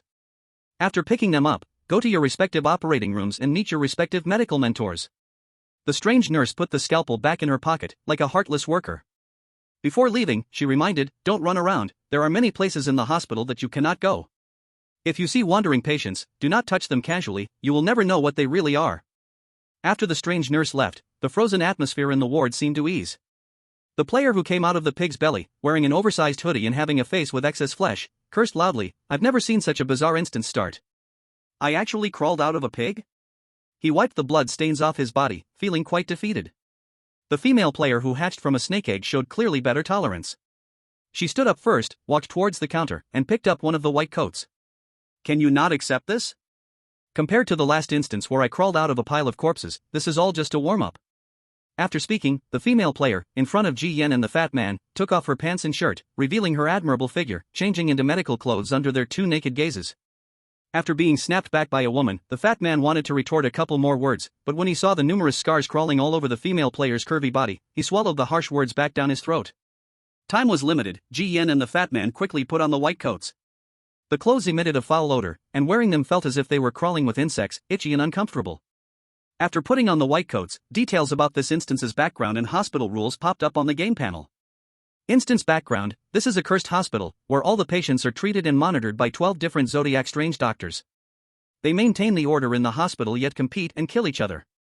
Instance Rule 1, there can only be 12 players in the hospital at any one time. Once a player is eliminated, their corresponding Zodiac doctor will give birth to a new player, becoming a medical student. Instance Rule 2, always pay attention to whether the strange doctor is satisfied with your internship performance. If the score drops below 20, it will deem you unqualified for the position and eat you, breeding a new medical student. Instance Rule 3, you are all infected with a disease, and only the strange doctors have the medicine to treat it.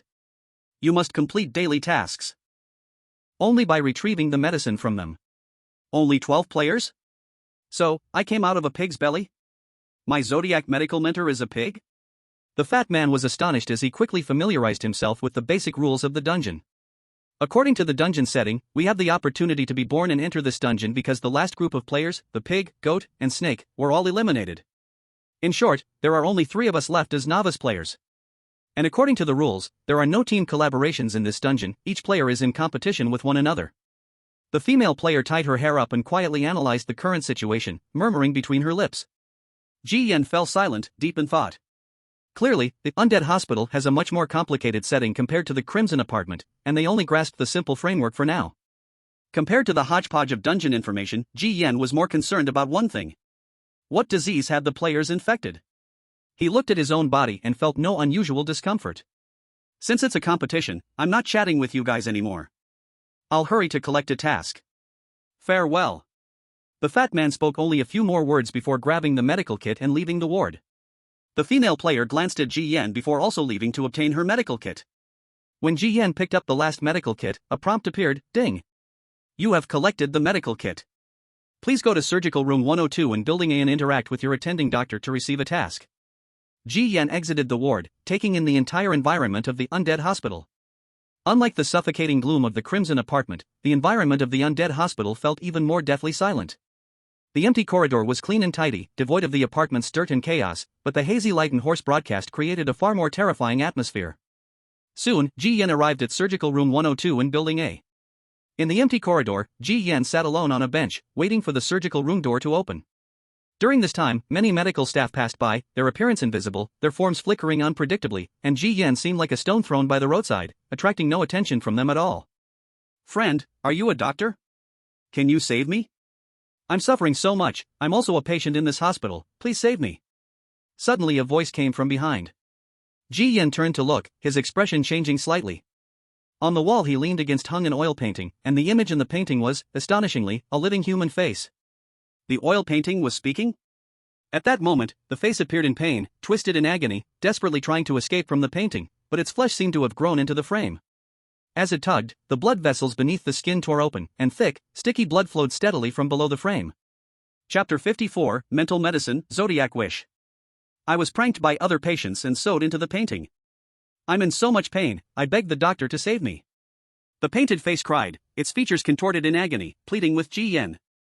Ji Yen asked in reply, "How should I save you?" "It's simple. Help me get down from the wall, I can break free myself after that." Watching the painted face rejoice with tears, Ji Yen remained calm. "Sorry, I'm only responsible for treating my patients." The painted face pleaded multiple times, but all efforts were in vain. Soon, it revealed a hideous and terrifying expression. Doctors are all hypocritical charlatans, speaking of saving lives, but in truth, they are all cold-blooded beasts. If it weren't for you dog doctors, I wouldn't be here.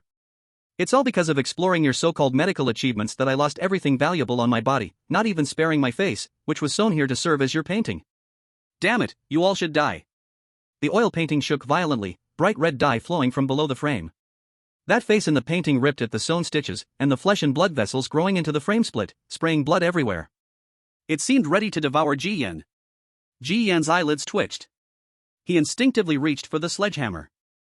But the next second, a hand wearing a bloodstained disinfected glove clutched the grotesque painted face. With a chilling scream, it was violently ripped out of the frame.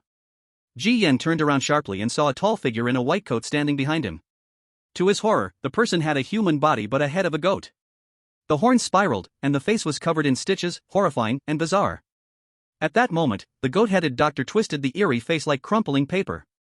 Like trash, he casually tossed it into a nearby garbage bin.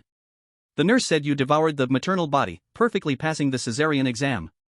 Shaking the blood from his hand, the goat-headed doctor stared with his bulging dark eyes. I am your medical mentor, responsible for your performance during the internship. Didn't the nurse tell you not to casually touch public property in the hospital? I didn't touch it, it spoke to me first.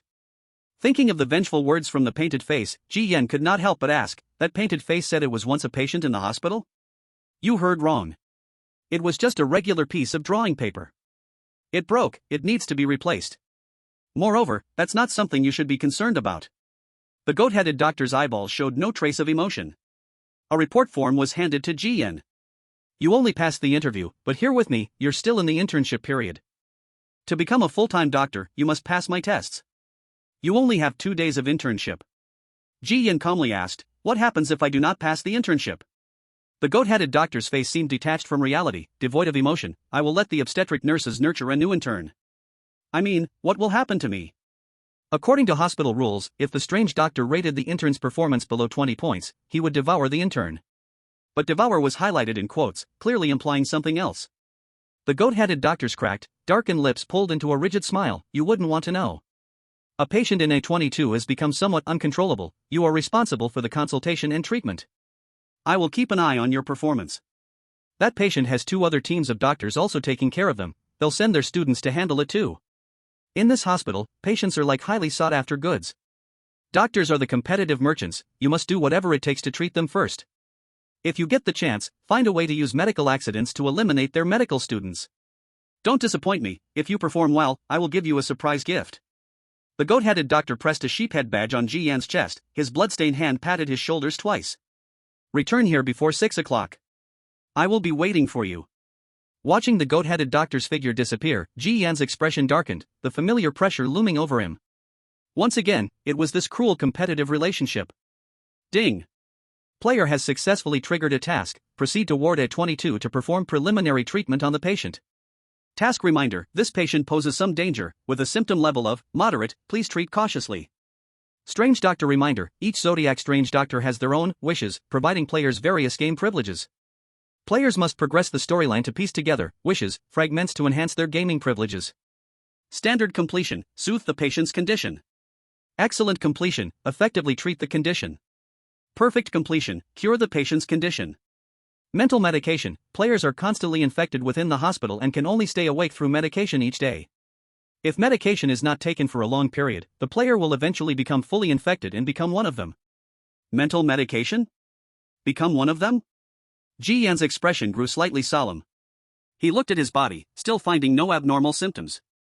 He opened the game progress panel. Now the first phase of the quest was passing the internship to become an official doctor.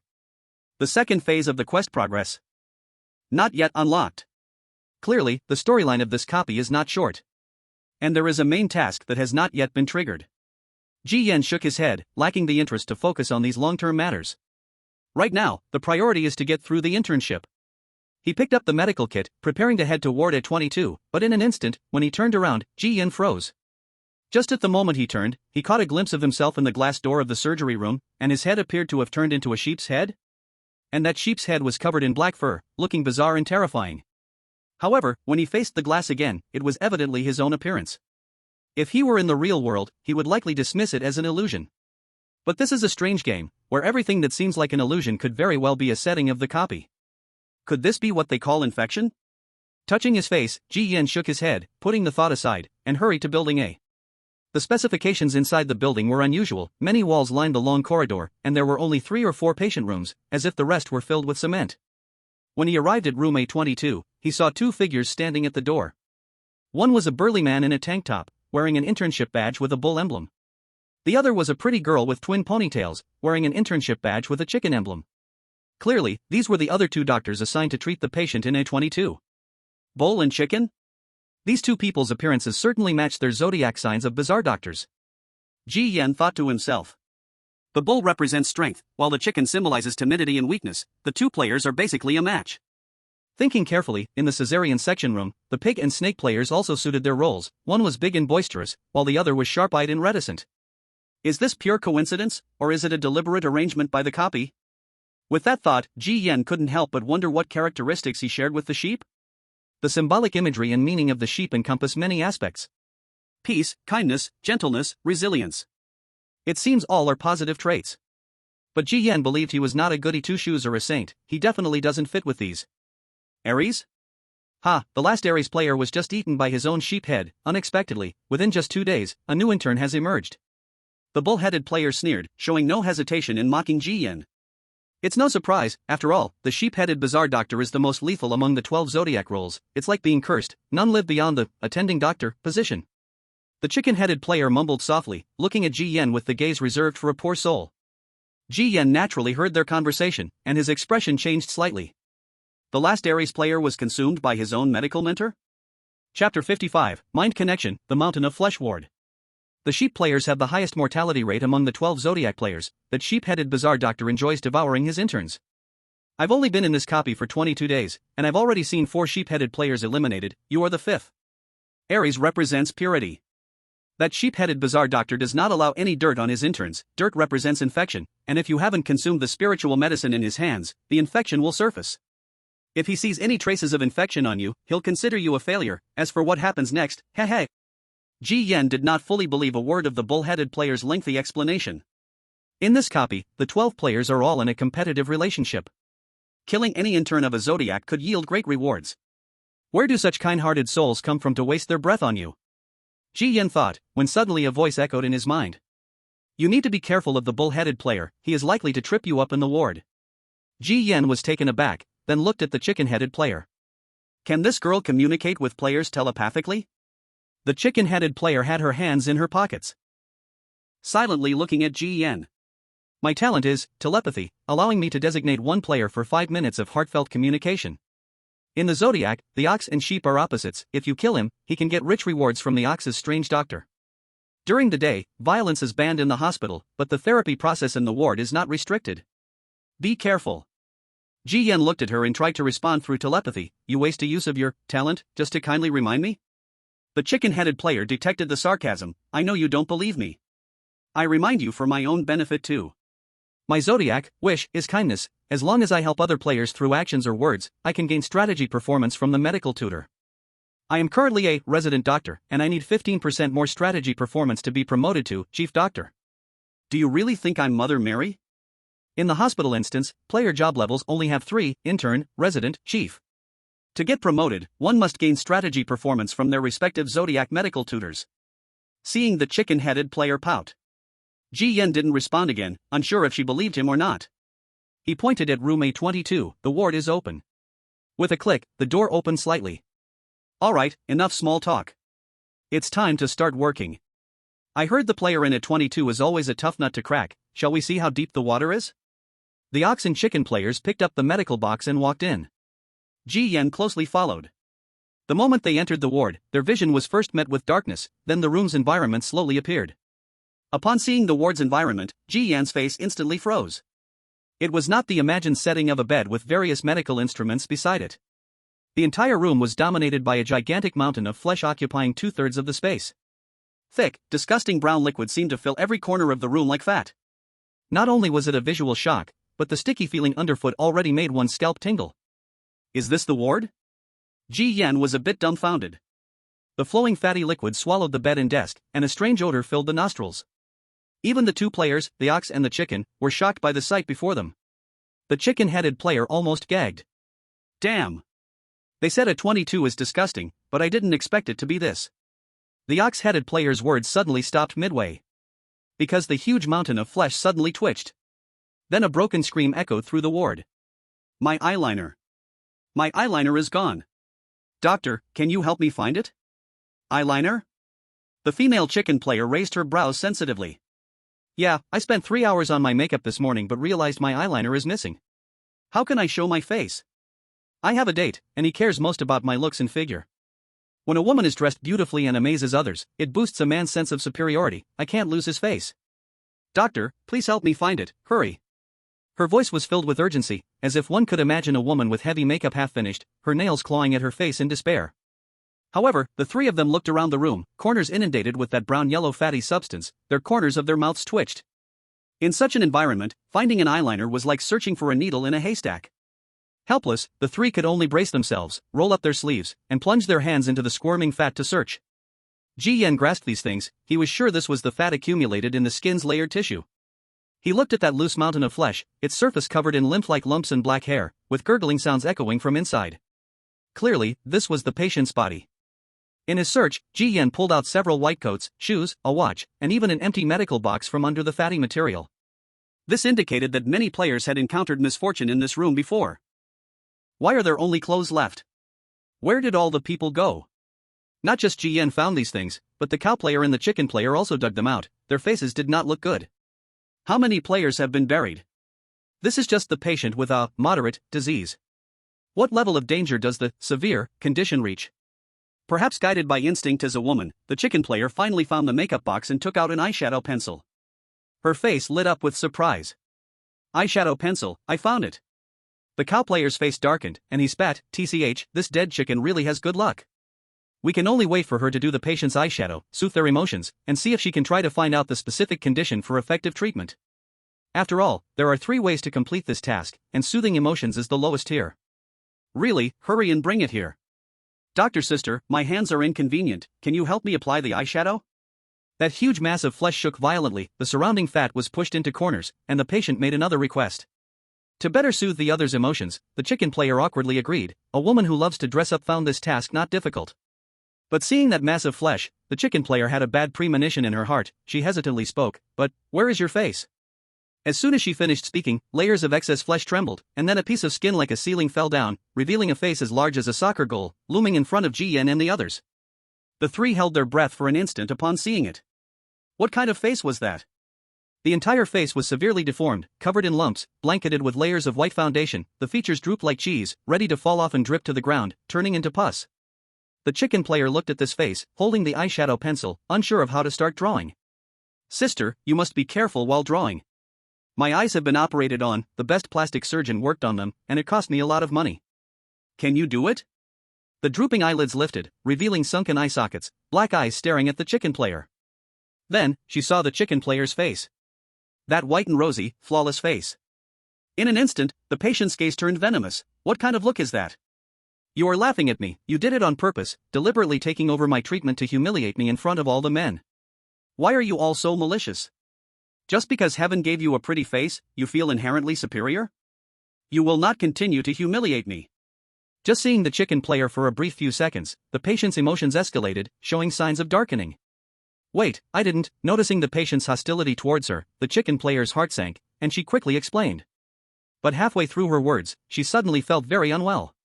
Looking down, her delicate skin seemed to have been drained of moisture, becoming shriveled and ugly. Her hands touching her face were also filled with rough wrinkles. "So ugly. Look at your appearance, hideous like a witch on the verge of death. You have no right to laugh at me. At least, my flaws can be covered with makeup. Ha ha ha." Replacing the chicken player's appearance, the patient's emotions shifted to good, and the signs of darkness disappeared. Ding! Congratulations, Zodiac chicken player, you have successfully soothed the patient's emotions. You have completed the A22 ward task with standard results. Although the task was completed, the chicken player now covered her face, feeling utterly defeated, desperately hiding her murderous look. Chapter 56, Sensitive Words, Psychological Trauma. The standard task was completed. But the chicken player felt as if 50 years of her life had been drained, turning into a small, trembling old woman. Her body covered with black spots and wrinkles. For a woman who loves beauty, that was more painful than death. But at least the chicken player was an experienced player who had cleared a dungeon before. No collapse, no screaming. Instead, she tried to hide the murderous look in her eyes and, when she lifted her head, she even covered all the negative emotions on her face, replacing them with a smile. Sister, you're already more beautiful than me. I'm jealous, but how could I mock you? That would just be asking for trouble. Beside her, the cow player and Ji Yan were left speechless. This woman, don't let her stupid appearance fool you, her mental fortitude is really strong. Really? I misunderstood my sister then. Then, sister doctor, please continue to put on my eyeshadow. The entire cheese-like face drooped, and the bull-sized eyeball sank in front of the chicken player.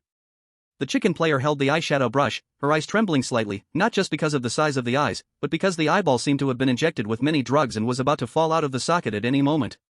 Inside the white of the eye, she clearly saw many parasitic organisms squirming like tapeworms. Gurgle, gurgle. At that moment, the patient's massive body shifted, the folds of excess flesh ruptured, and the brown-yellow fat inside spilled out like jelly, gushing everywhere. Then, a tumor as big as a basket began to swell out from inside. Next, the skin began to tear one after another, and as the fat sprayed out, those tumors sprouted like flower buds. Moreover, these tumors were still wriggling, like animal embryos. Another pimple. I hate these things the most. They grow out and look so ugly. You guys, please help me get rid of these pimples. As soon as she saw the tumors, the patient screamed.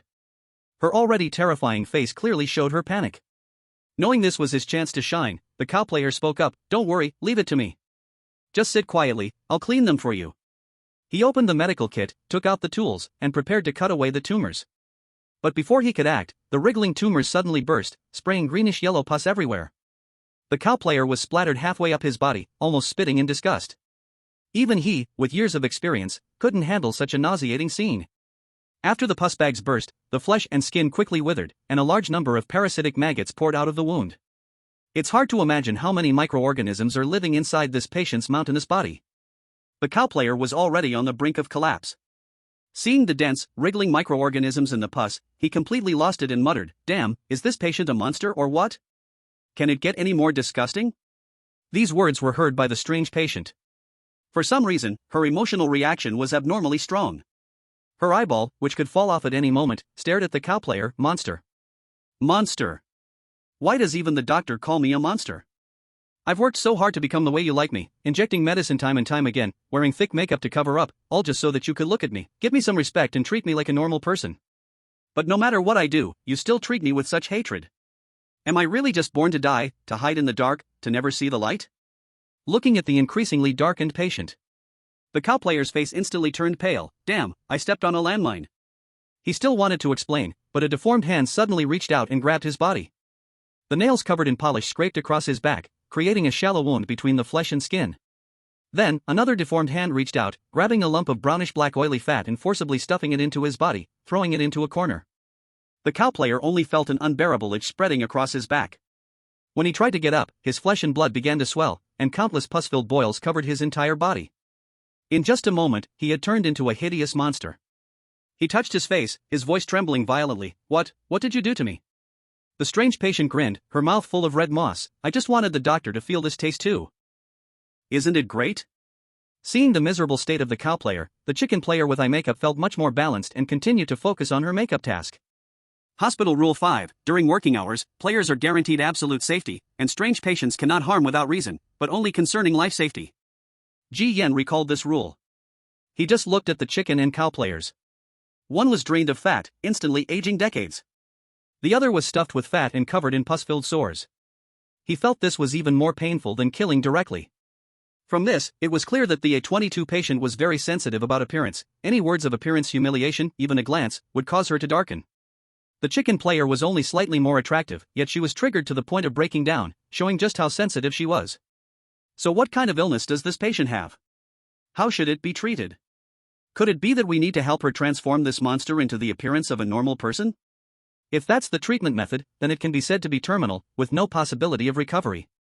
Though he hadn't been affected yet, Ji Yan obviously felt the pressure. He raised his head to stare at that cheese-like face ready to melt, exhausting his mental state and triggering his talent, all-knowing interpretation. He obtained hidden information about the patient before him. "My name is Lu Yen. I once had a man I loved deeply, a love I couldn't pull myself away from. Fearing losing him, I tried my best to meet all his needs. He liked double eyelids, so I underwent surgery on my eyelids. He despised my figure for not being slim enough, so I removed a large amount of fatty tissue. Gradually, I began to love this feeling. I longed to become the perfect woman, to correct any flaw on my body with cosmetic surgery, and for those that couldn't be fixed, I concealed them with makeup tools. However, due to the backlash from cosmetic drugs, my body developed more flaws, and I could only continue to use more medical techniques to conceal and fill them. Eventually, my body could no longer bear it. What I enjoyed was no longer the attention under the spotlight, but countless terrified and disgusted gazes. Even the person I loved the most called me a monster. But didn't I become like this because of him? It's okay, it's okay. As long as there's enough fat to fill in, and enough makeup to conceal, everything that belongs to me will come back. There must be an incredible doctor who will save my decaying body. The hidden information disappeared, and Ji Yan felt his brain spin and his body suddenly grow weak. The upgraded talent, though triggered more easily and no longer involved puzzling riddles, still consumed 100 mental points, which had a considerable impact. But consuming 100 mental points still had a significant effect. With this kind of mental consumption, he wouldn't be able to trigger it many times in a day. He needed adequate rest and physical replenishment. This means that the patient A22's illness was not physical but rather a severe mental trauma.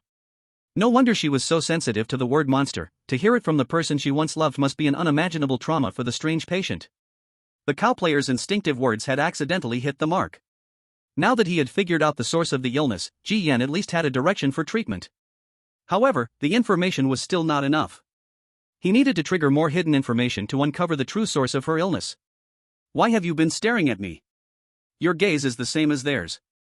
Or do you want some fat stuffed into your body too? The patient suddenly turned her gaze on Ji Yan. His bare stare seemed to stimulate her sensitivity and insecurity about her ugly figure. Her eyes flashed with coldness, and that deformed hand reached out directly. Ji Yan's face was gloomy, but his tone was calm. The strange patient had long grown tired of this perfunctory speech and sarcastically said, "Every doctor uses the same line. If you turned into my state, you'd break down worse than anyone. I do have an illness, every corner of my body is sick. Then tell me, doctor, can you turn me back into the soft-skinned, slender figure I once was? You cannot. All of you are just a bunch of armchair doctors who can only talk big." The strange female patient dragged her mountain of flesh, her face slowly melting due to drug reactions, right up to Ji Yan, her malice thick in the air. But to everyone's surprise, Ji Yan nodded, "I can." Not just the cow player and the chicken player, even the strange patient was stunned for a moment. "What?" Ji Yan continued to nod calmly, "I said I can." "Great. If you can't do it, I will drain the fat from your body to fill my rotting skin." Whether it was a glimmer of hope or just an excuse to drain Ji Yan, the strange patient's deformed hand let go of Ji Yan. The cow player, covered in ugly pus-filled abscesses, glared at Ji Yan, scoffing, "Waste of time. Whether you die early or late, it's all just death." The medical kit in Ji Yan's hands was the most basic of ones, with only a few surgical tools and simple anesthetics. Could he reshape that mountain of flesh, piled high with fat and covered in lumps, back to a slender figure? Was that even possible? The chicken player stepped aside. Having received the standard task completion reward, she was already quite satisfied. Ready to leave the ward anytime, she planned to return and report. Yet, inexplicably curious, she wanted to see how Ji Yan would escape this danger.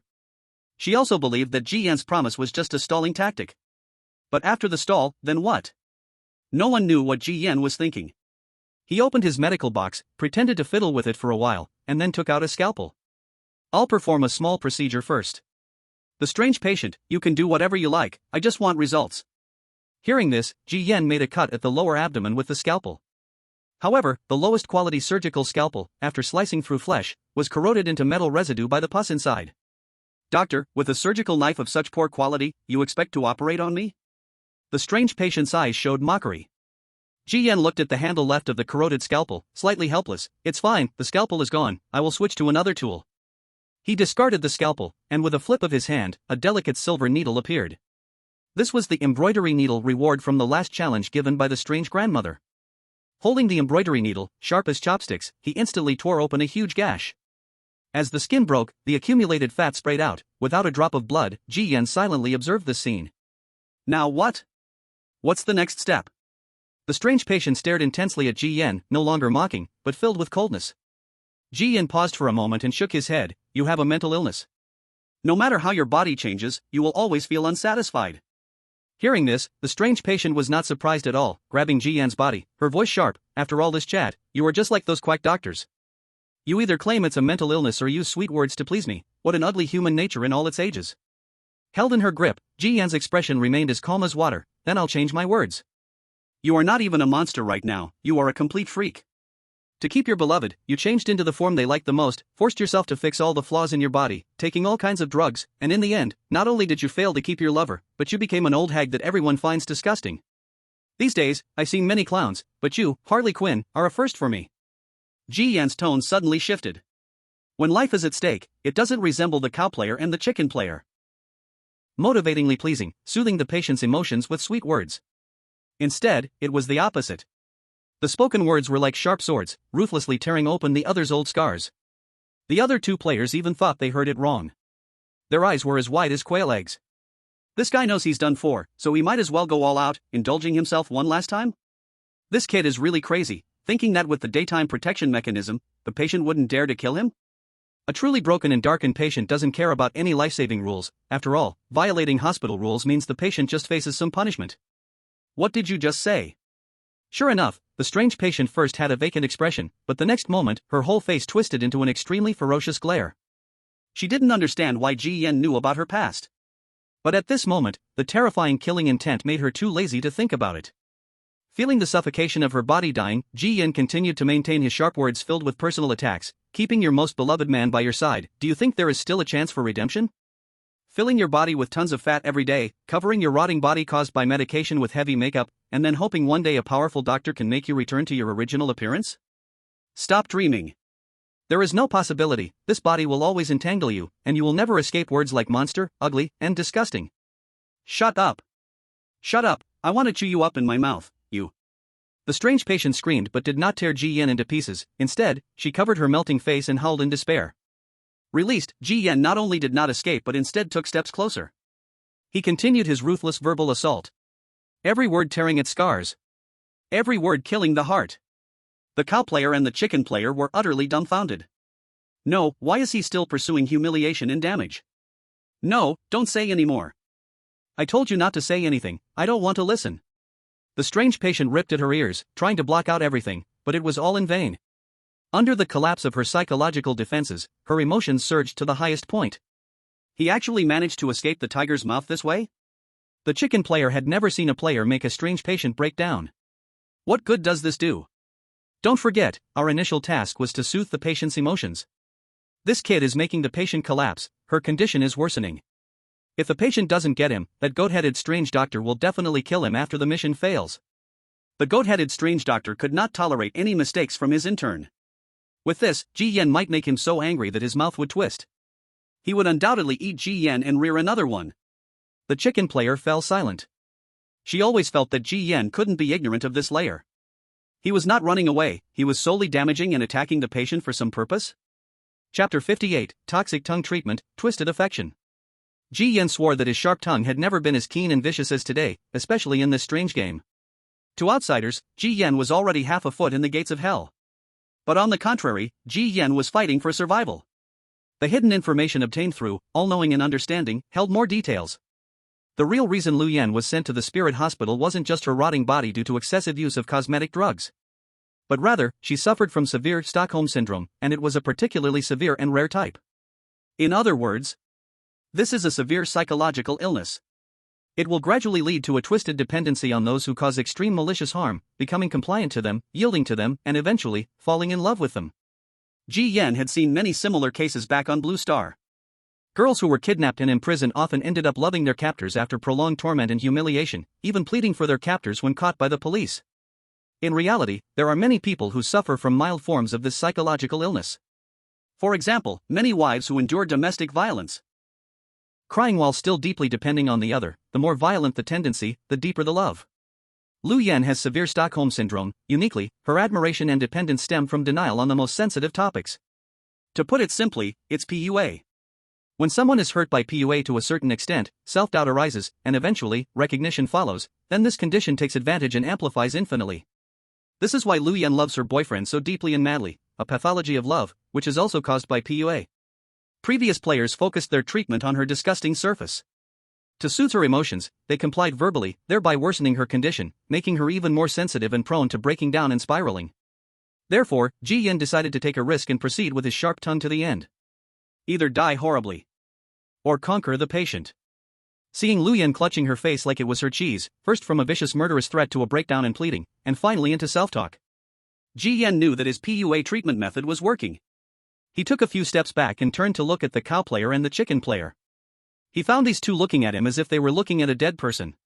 Then, Ji Yen suddenly felt all his body was bound. Once again, like a little figure, he was caught by those deformed hands. I can already imagine how miserable he will be next. The chicken player shook his head. Ji Yen looked at that totally ruined face. In Lu Yan's bloated eyes, the murderous intent was replaced by pleading and helplessness. Doctor, you are right, I am beyond cure. So, should I shrink like a mouse in a corner where no one is, rotting to death? Lu Yan looked at Ji Yen with a trembling voice, longing for some verbal comfort. Ji Yan's expression remained cold. That's right.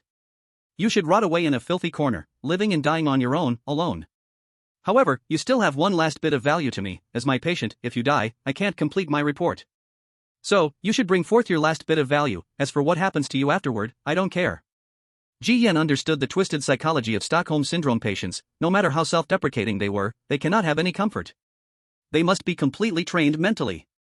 After being humiliated by Ji Yen until she was shattered, Lu Yan no longer broke down or felt inferior, but instead, she seemed to bounce back, her emotions unusually calm. The corners of her mouth pulled up into a strange smile. Yes, Dr. Yang, I should provide my last bit of value for you. Ji Yan's heart sank slightly. Because the way Lu Yan looked at herself was very strange. Hair-raising, creepy. This was a twisted look of admiration. She released Ji Yen, her tone submissive and admiring. From now on, I will live for Dr. Yang. The meaning of my life is for Dr. Yang's achievements. Ding! Congratulations, player, successfully soothed the emotions of patient A22, and effectively treated the patient's condition, excellently completed the task.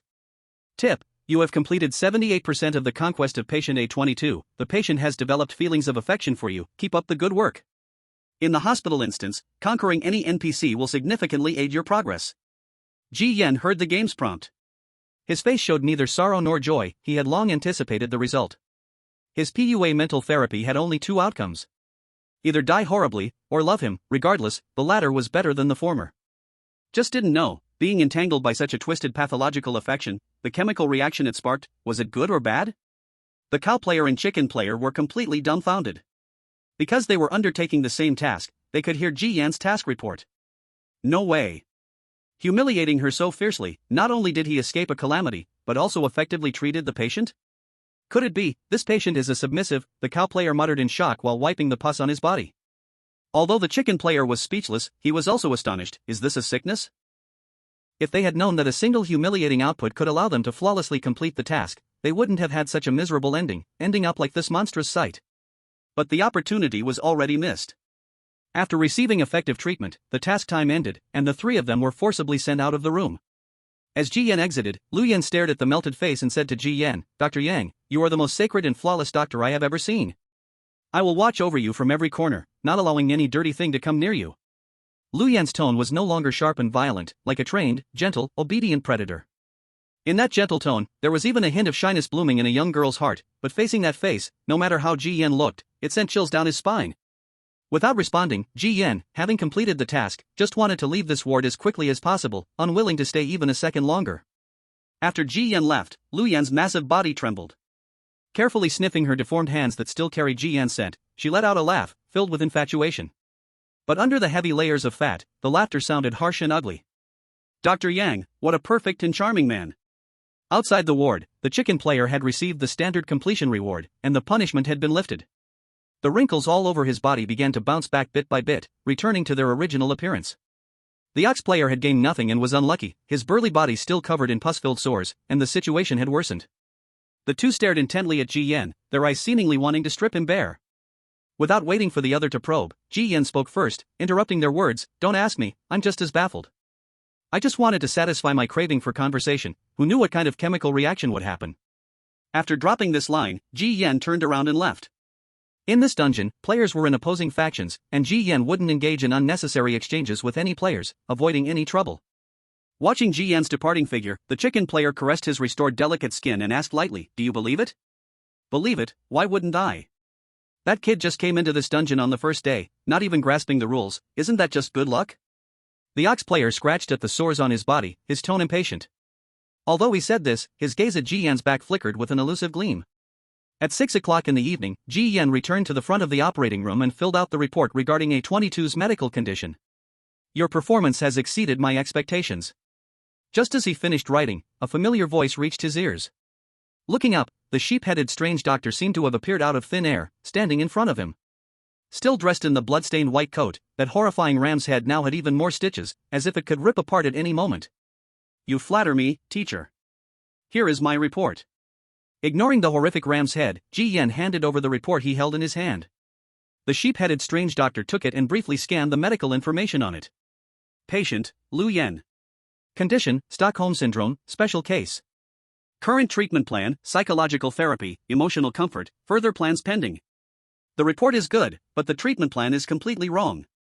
The sheep-headed strange doctor glanced through it roughly, giving a simple evaluation. Completely wrong? Ji Yan was puzzled. Completely wrong means a total denial.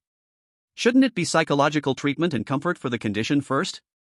The sheep-headed strange doctor didn't explain and handed over a key. This is all your reward for today. Ji Yan took the key, brushing his fingertip over the rust. So, just a key? What about the promised psychological medication, the sumptuous dinner, and so on? The room is already fully equipped. The sheep-headed strange doctor seemed to hear Ji Yan's thoughts. The hospital lights go out at 9 o'clock, and bedtime is at 12. According to hospital rules, if you quietly fall asleep after 12, nothing will happen, but still, don't sleep too deeply, especially be cautious of the two players in the Zodiac. Because of their respective wishes, they really enjoy coming out at night to work, especially to maliciously target our sheep. You have 3 senior brothers and sisters, all of whom were eaten in the deep night. The silent sheep-headed strange doctor rarely explained so much about nighttime information to Ji Yan. Through the chicken player, Ji Yan learned that wishes are the symbolic characteristics represented by each zodiac animal. By using wishes, players can gain certain privileges, progress in strategies, special rewards, and more. Which 2 zodiac animals could travel at night? Several zodiac animals flashed through Ji Yan's mind. At this moment, the sheep-headed strange doctor, who was staring at Ji Yan, suddenly raised his hand covered in white hair. In the next instant, a surgical knife appeared in his palm, swiftly attacking Ji Yan's throat. Ji Yan couldn't even react. He thought he was going to have his throat slit, but the fine knife tip merely pierced a small opening just below the throat bone. With a gentle flick, a thin black line, as tiny as a shrimp's thread, was pulled out. You have been in too much contact with patient A22 and got infested by dirty things. This bug will slowly eat away at your flesh and blood and breed. Ji Yan was greatly shocked. He covered his neck, where the tiny cut was, feeling like a silver needle had been pricked, without even a sense of pain. How delicate must this strength be to achieve that? Putting away the surgical knife, the sheep-headed strange doctor left with a final reminder. Do not leave the ward at night, although there are no restrictions. But at night, there are too many dirty things in the hospital, and I particularly cannot tolerate my intern being contaminated. If the pollution is too heavy, no matter how outstanding or promising you are, I will give up. Watching the sheep-headed strange doctor leave, Ji Yan repeatedly clutched the key in his hand. Immediately after, a talent information panel popped up.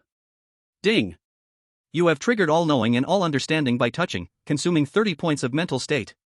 You have obtained the right to stay in room 444, which is equipped with dinner and mental medication. It seems like an empty ward, but it also feels abnormally lively. You need to rest quickly to absorb the mental medication as soon as possible, or once the symptoms of infection appear, you will feel quite uncomfortable. Touching can still trigger talents and consumes much less mental state than staring. Ji Yan thought this talent was quite humane. Due to continuous consumption of mental state, he now felt increasingly hungry and weak, with a brain clouded. He needed to eat something quickly. Looking at the hidden information, the strange sheep-headed doctor wouldn't have prepared me a weird room, right? Just hearing the number 444 felt ominous. Although he had obtained the mental medication, Ji Yan inexplicably wanted to see what he would look like if his infection symptoms appeared. Of course, this kind of self-destructive thought was just a mischievous idea. Not wanting to linger, Ji Yan followed the room number on the ward sign to his accommodation.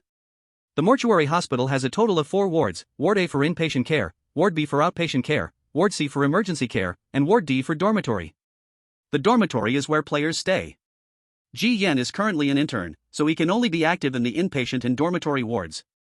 The outpatient and emergency wards are forbidden to enter, as they belong to locked sections of the game, requiring promotion to the main subject and director positions. Undoubtedly, the map is much larger than the Scarlet apartment. Thinking back to life in the apartment feels like a grand palace drama. Ignoring the dark environment, Ji Yan quickly found room 444. After entering the room, it was very simple, everything in plain view. On the table lay a simple dinner. But there was no so-called mental medication. Where's the medicine? Surely they didn't forget to include it? Ji Yin paused, searched everywhere, and confirmed there was only a dinner.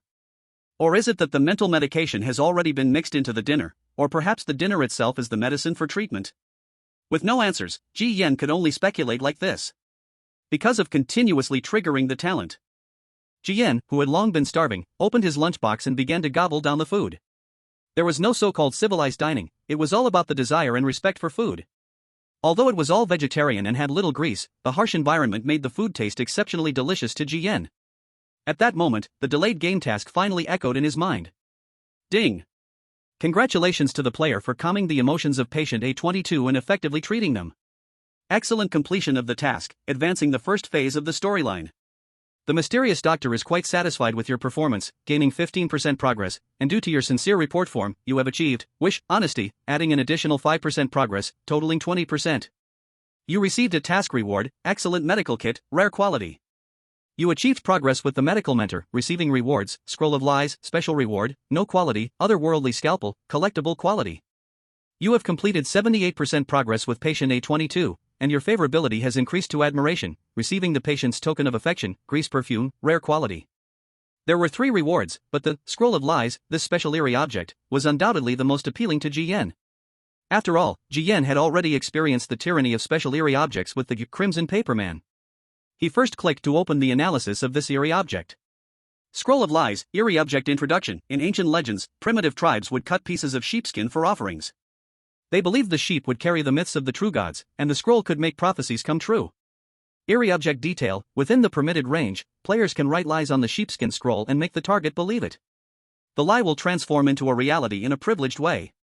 Lies becoming reality? Ji Yen took a deep breath. Wow! As expected of a special eerie object, it can be used like this, directly manipulating game privileges. Compared to the abstractness of the Crimson Paper Man, this sheepskin scroll was much more practical. It seemed as if the Crimson Paper Man heard Ji Yen's complaints. A sharp pain shot through his scalp as the Crimson Paper Doll pulled a chunk of hair from his head, making him quickly shut his mouth. But soon, Ji Yen discovered a blind spot. My wish is sincerity. But why would I be rewarded with a sheepskin scroll that makes me lie? If I use the eerie object, I will definitely have to lie, but once I lie, it will go against wish, and that would surely anger the Doctor of Lies. The contradiction here is too big. Is it a hidden Easter egg, or is it a bug? Ji Yen mumbled to himself as he ate, but he certainly did not believe this was a bug. It was clear that the hospital dungeon hid many secrets.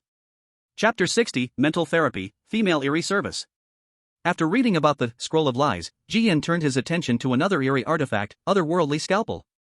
This was a surgical knife with a handle made from sheepskin, finely crafted, but what puzzled Ji Yen was, this scalpel was not sharp. A scalpel without a blade?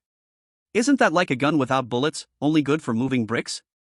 It was only after checking the details of the eerie object that Ji Yen understood why it had no blade. This was a knife that does not kill, and as for the use of a non-killing knife?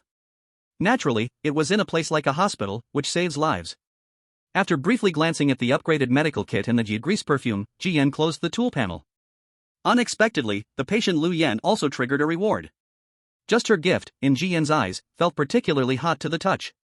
There was a sense of a token of love. Once taken, he would be entangled deeper. After dinner, Ji Yen's mental state improved significantly.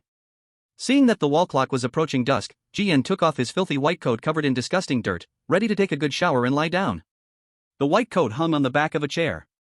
The sound of running water echoed from the bathroom. A pile of messy hair accumulated at the funnel, along with what seemed like a piece of scalp left by the previous occupant. Like most people, when Ji Yen washed his hair, the foam wetting my eyes, I always feel a pair of eyes on my back. A pair of pitch-black hands mysteriously appear, slowly reaching for the back of my head. But the sheep-headed strange doctor said, the bizarre is forbidden to enter the player's rooms. This is the 7th rule of the hospital. Therefore, Ji Yen ignored this psychological fear hint. After washing my hair, I started to wash away the filth on my body. Coincidentally, the soap in my hand slipped and slid into the corner. The corner of Ji Yan's mouth twitched. It always feels like this scene is somewhat. He bent down to pick it up, always feeling that someone was behind him. And this feeling was very intense. The next moment, he caught a whiff of a scent, turning around abruptly to see a face covered in crumbling cement appearing in the corner, with a pair of rotting hands reaching for his lower body. It grinned at Ji Yen. Doctor, I. Before the words were finished, a sharp hammer had already swung towards its face. The hammer smashed through its skull, thick blood splattering everywhere. The other party screamed in agony, and Ji Yan's face darkened. He didn't expect that picking up soap in the bathroom would lead to an encounter in this bizarre game. Didn't they say that the bazaar was forbidden to enter players' rooms? As the hammer was about to swing again, the other party hurriedly waved their hands to beg for mercy. Sheep doctor. I didn't mean to harm you. I wouldn't dare with 100 lives. I just saw the soap fall and wanted to help you pick it up. How did you get in? I have always been in the bathroom. My body is embedded in the wall and cannot go anywhere else. Indigenous? Ji Yan raised his eyebrows. Yes, I am responsible for serving every doctor who stays here. That is my job. Serve? Help pick up soap? Ji Yan felt this was very abstract, and the bathroom bazaar began to explain. Of course not, I am responsible for bathing you. Before it could finish, Ji Yan left the bathroom. Who could wash when being watched by a bazaar? Just as he stepped out, Ji Yan felt something was off with his body. He saw gray hair growing on the back of his hands, and his skin becoming rough. Touching his face, he also found black hair covering his cheeks, and a painful throbbing above his forehead as he turned to look in the mirror. In the mirror, he was slowly turning into a sheep-headed bazaar. What is happening? Didn't I have dinner? Is it possible that the sheep-strange doctor really didn't prepare any mental medicine for me? Ji Yan stared at himself gradually turning into a sheep bazaar. He didn't know what would happen after complete infection. But a strong sense of unease told him that nothing good would happen. Ji Yan wanted to open the medicine box, but the last bit of consciousness was swallowed, completely falling into a faint. Oh no! After Ji Yan fainted, he lay on the ground motionless. Soon, the entire room became lively. The walls wriggled, and faces made of cement popped out, blood seeping from the blanket on the bed, and bizarre shadows surged from all directions. They approached Ji Yan on the floor as if they had seen a beautiful prey. Not sure how long it had been, Ji Yan gradually woke up. His heavy eyelids slowly lifted, and his whole body itched inexplicably. Opening his eyes, he discovered he was lying on the bed, the blanket bulging little by little. Feeling something sticky touching his lower body, Ji Yan quickly woke up, lifting a corner of the blanket and seeing a half-rotting female bazaar hiding inside, smiling at him. You're awake. And it wasn't just one. Faces of female bazaars crowded in the blanket, pressing against his lower body. Ji Yan felt a chill run down his spine, and the moment he lifted the blanket, he pulled out the hammer and swung it. However, not only in the blanket, but even the flyers, pillows, and nightstand he leaned against were all full of bazaars. Sheep doctor, we haven't harmed you. Seeing that you fainted from infection, we just placed you in bed to treat you. These bazaars explained in a panic. Ji Yan then realized that the infection on his body had disappeared. Looking at these room 444 indigenous bazaars, Ji Yan suddenly understood. These bazaars were the so-called mental medicines. It's no wonder the talent panel said room 444 was exceptionally lively. Except for myself, there's a whole room of strange beings accompanying my daily routine. Dr. Yang, you still have a bit of infection on your lower body that hasn't cleared up. Please lie down and close your eyes. We will help you get rid of it. The girl spirit, who had her eyes dug out, spoke with resentment and grievance. She had been struck by Ji Yan, leaving a dent in her head, yet she remained respectful.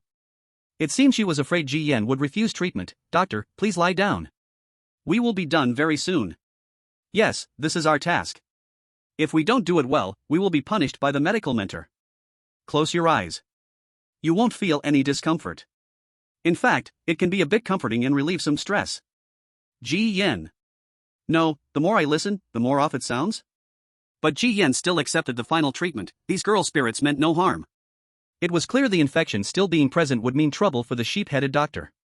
Lying on the bed, he closed his eyes and accepted the girl spirit's filth removal. About 5 minutes later, the treatment ended. Strangely, it felt quite comfortable. The pressure didn't feel as heavy anymore. Thank you. Our treatment is done. The treatment time was a bit long because the doctor's bath therapy in the bathroom was too short. Clearly, the soapy spirit in the bathroom was also part of the treatment, but Ji Yan had run away midway, interrupting the process. Seeing these spirits genuinely helping him but continually expressing their gratitude made Ji Yan feel a little embarrassed. Are you all very afraid of my medical mentor? Ji Yan asked. If we do not treat your infection properly, we will lose our value. In this hospital, both the medical staff and the patients, once they lose their value, will be sent to the morgue. As she was halfway through, the girl spirit hurriedly shut her mouth, no longer daring to speak. It seemed that was a terrifying forbidden place, one that could not even be mentioned. These girl spirits were wearing very tattered medical uniforms. They were the lowest-ranking caregivers, representing a humble status. Dr. Yang, we won't disturb your rest anymore. You sleep peacefully, and we won't make any noise to disturb your rest. The girl spirits gradually returned to their quarters, some crawling back into the walls, others creeping back under the bed, and some hiding back in the closet. Ji Yan didn't want these girl spirits to go back so quickly. Clearly, these nurse NPCs had plenty of secrets about the dungeon, and continuing to interact might yield useful information. But before Ji Yan could speak, a sudden, crisp knock came from the door. Then a chilling, hoarse voice slowly droned from outside. "May I ask, is anyone in there?" Chapter 61, Paperman of Obsession, Dog-type Player. "May I ask, is anyone in there?" That voice sounded very hoarse, like a years-old phlegm stuck in the throat. Ji Yan glanced at the door but didn't respond. At this time, who would have the leisure to knock? The routine of spirits knocking on doors had already grown stale from the last apartment dungeon.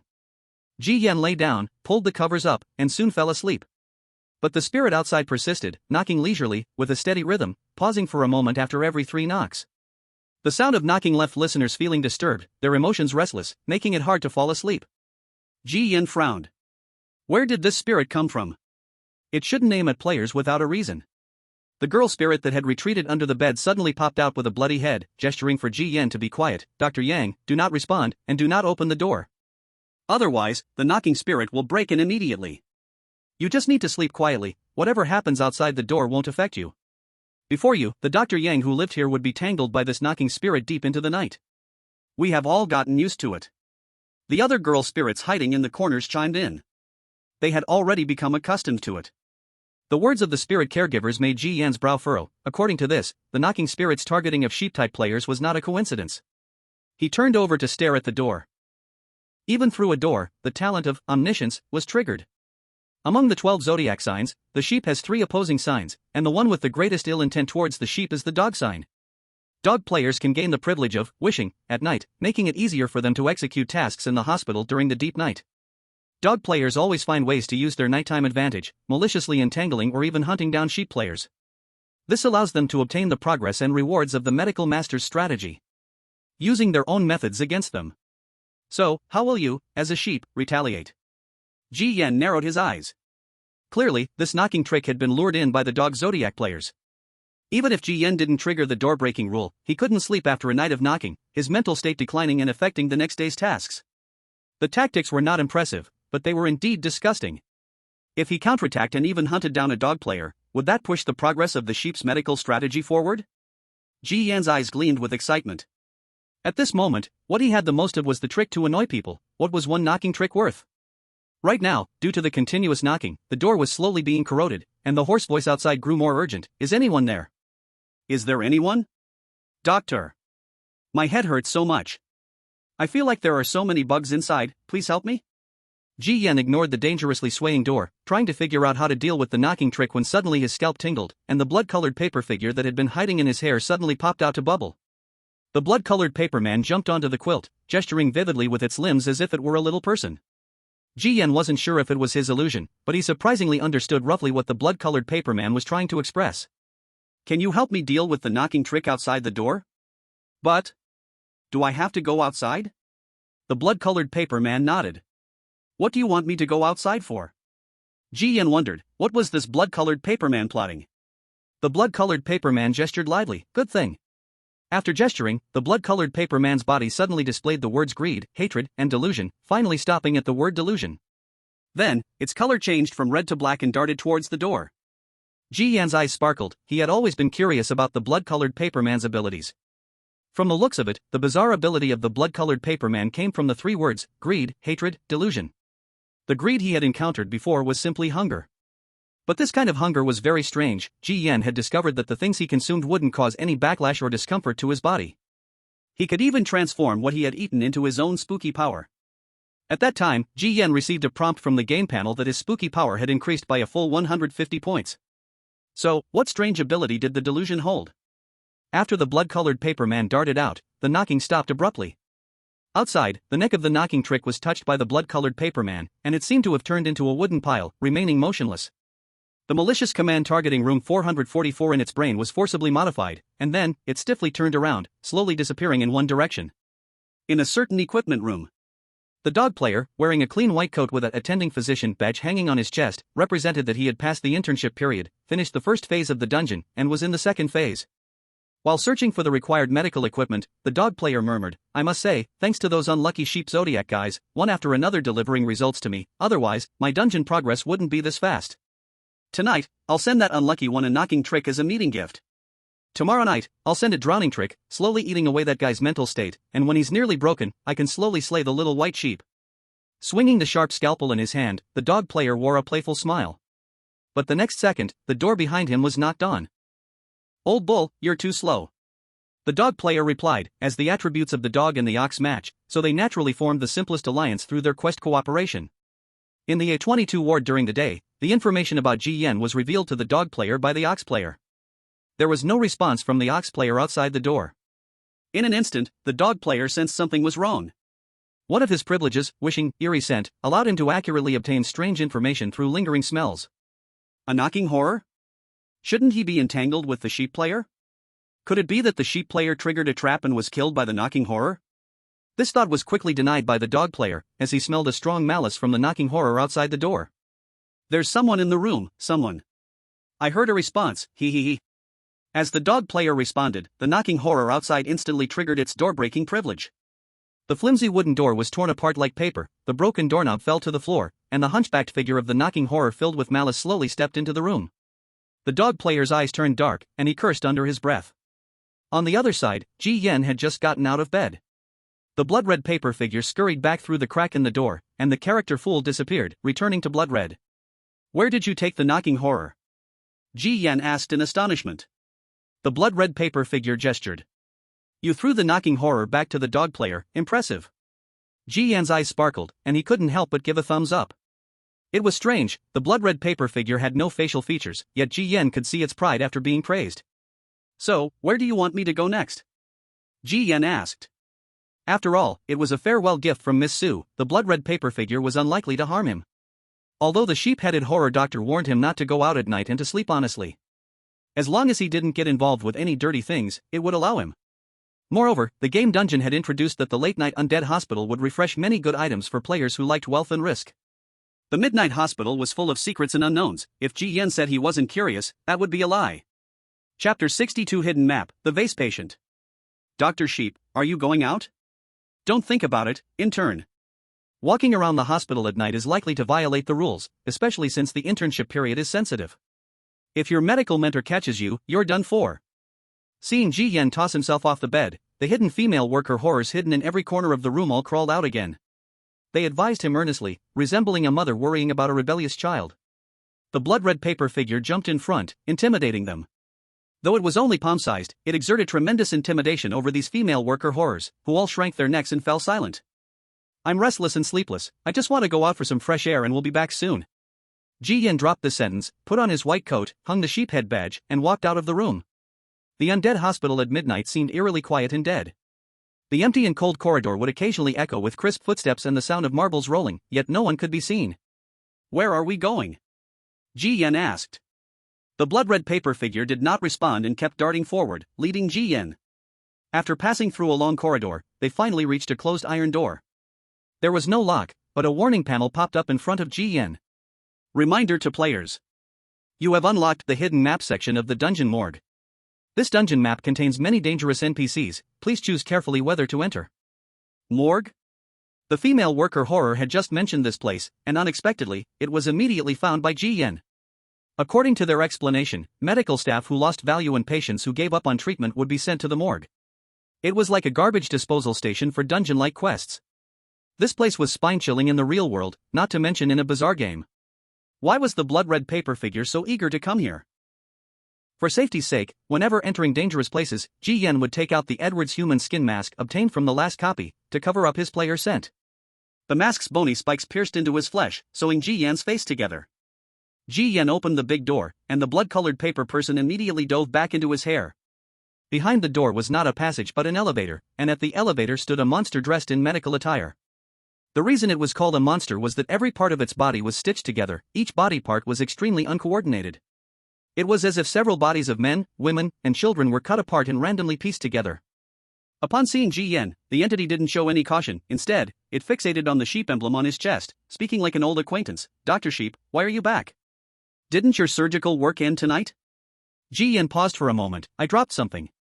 The elevator guardian showed no suspicion, nodded, opened the elevator door, pressed for the underground second floor, and then handed Ji Yan a set of keys. Dr. Sheep, you've worked hard. Ji Yan's expression was calm, and he quietly stepped into the elevator. The elevator slowly descended, and Ji Yan let out a sigh of relief, looking at the keys in his hand, which only had one number, 8. 8 according to the zodiac order, the sheep ranks exactly at 8. It seems every zodiac has its own territory in the morgue. That means the elevator guardian clearly thinks I'm another Dr. Sheep. I'm wearing a doctor's intern outfit. Logically, I shouldn't be mistaken for the sheep-faced entity, unless there's a second intern? But the copy said at the beginning that one medical mentor is only equipped with one intern. There will only be 12 players at any time in the copy? Ji Yan couldn't help but feel a chill. Ding dong. The elevator descended to the second underground floor, interrupting Ji Yan's thoughts. The elevator door opened, revealing a passage leading into dark depths, with rooms on both sides displaying only one number. Numbers 1 to 12 corresponded to the 12 digits. Ji Yan quickly stood in front of room number 8, inserted the key, and smoothly heard a click followed by the sound of the door opening. The blood-colored paper person shot out above his head, appearing very excited, like a playful child eager to enter a playground. Ji Yan's curiosity was also piqued. Every copy has many hidden eggs and rewards. He sensed that tonight, he would have unexpected gains. The door opened, and inside was cold and bone-chilling. Much like a real-world morgue, on the icy gurneys lay several corpses covered with white cloth. But this environment was as bland as plain water to Ji Yan. As soon as he entered the room, the blood-colored paper person felt liberated. It quickly dove onto a corpse, expressing excitement and affection. As if that corpse were a living father, while Ji Yan was just a humble adoptive father. Why does this corpse make the blood-colored paper person so excited? Ji Yan was baffled. The blood-colored paper person was a reward entity from the last apartment copy, and according to the game's bizarre settings, each copy exists independently without any connection. The blood-colored paper person from the apartment shouldn't have any plot connection in the hospital copy. He uncovered the white cloth on the corpse. It was shocking, but not because of the appearance, rather because the body was extremely shriveled, as if all the organs inside had been hollowed out. Yet there were no signs of cutting anywhere on it. The blood-colored paper person continued to get close and stick to the corpse, completely ignoring Ji Yan, the real master of the situation. This left Ji Yan speechless. He thought the blood-colored paper person would guide him to find some hidden surprise rewards, but instead it was just watching this guy flirt with a cold corpse?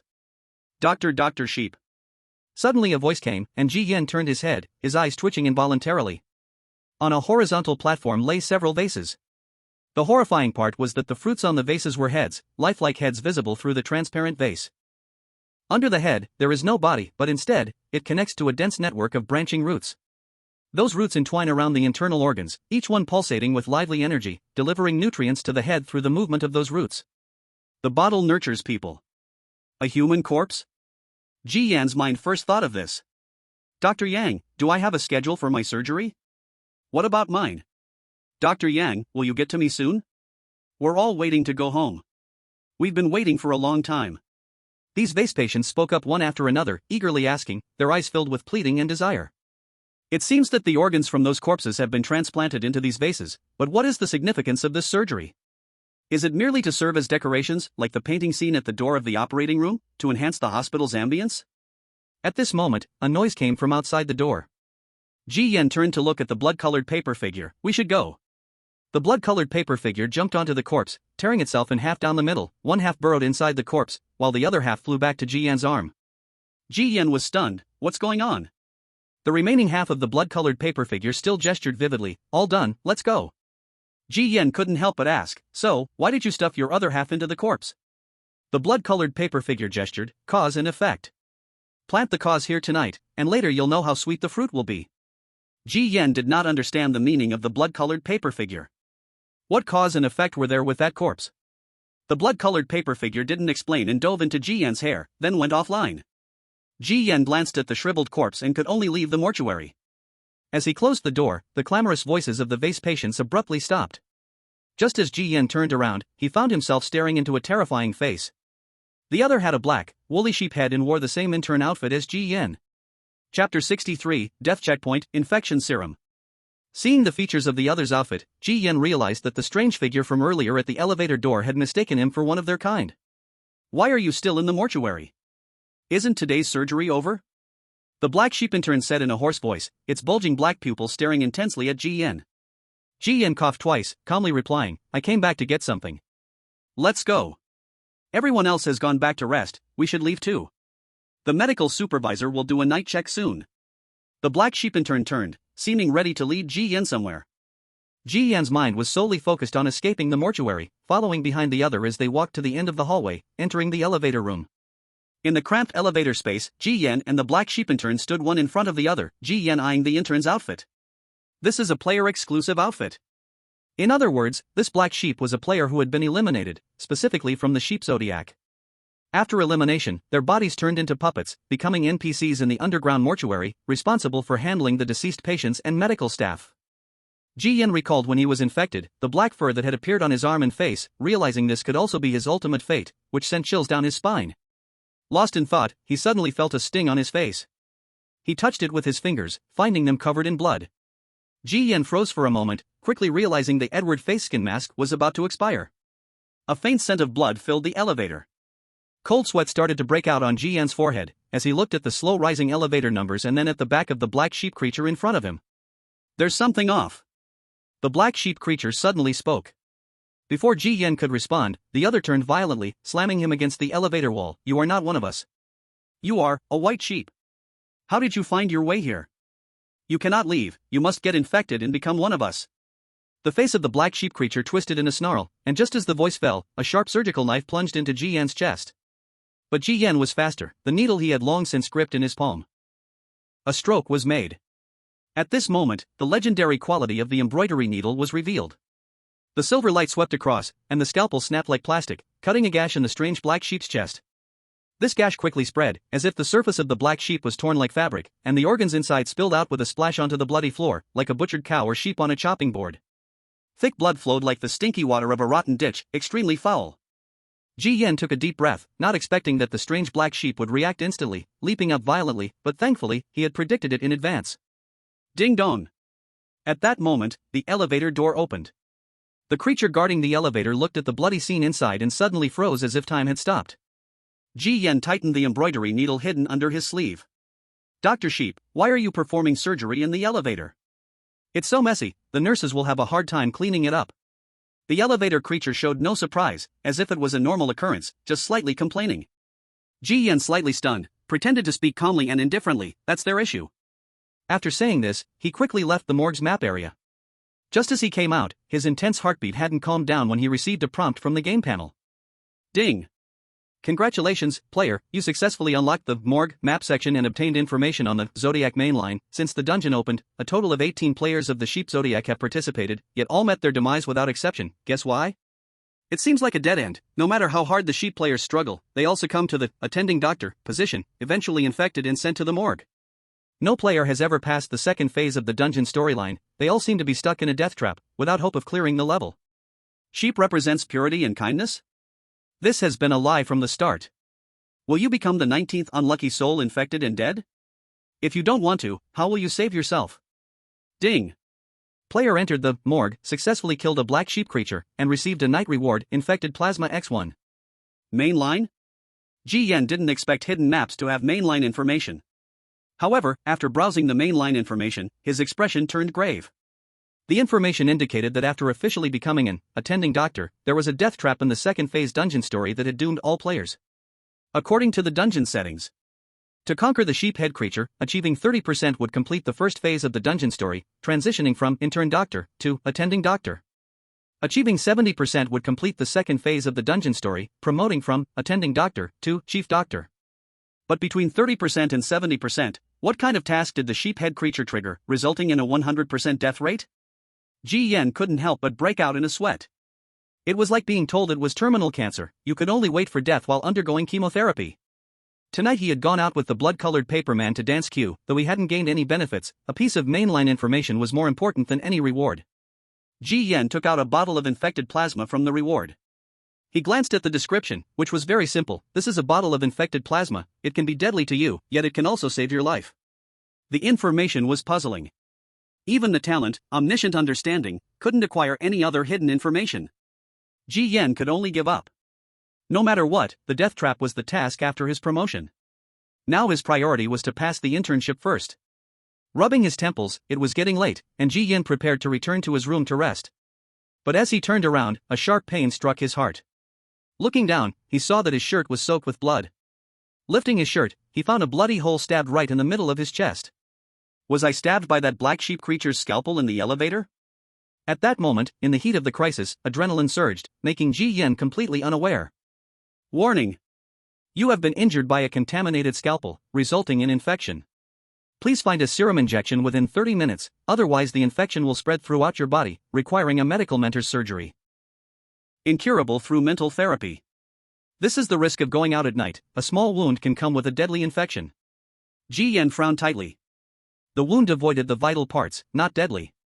The infection would not be fatal. But deadly was the goat-headed strange doctor. It had warned Ji Yen during the day not to leave the room at night. If infected, there would be no treatment, but instead, it would be considered a failure in the internship assessment, nurturing the next intern. So, Ji Yen could only rely on himself to solve the infection problem. Talent, all-knowing, all-understanding, successfully triggered the dormitory manager of room 104 on the first floor hides a hidden reward serum, but besides the serum, there are other surprises. Other surprises? Ji Yen raised an eyebrow, meaning there were more hidden rewards? Saying is one thing, but the talent is reliable, always helping him find a way out in critical moments.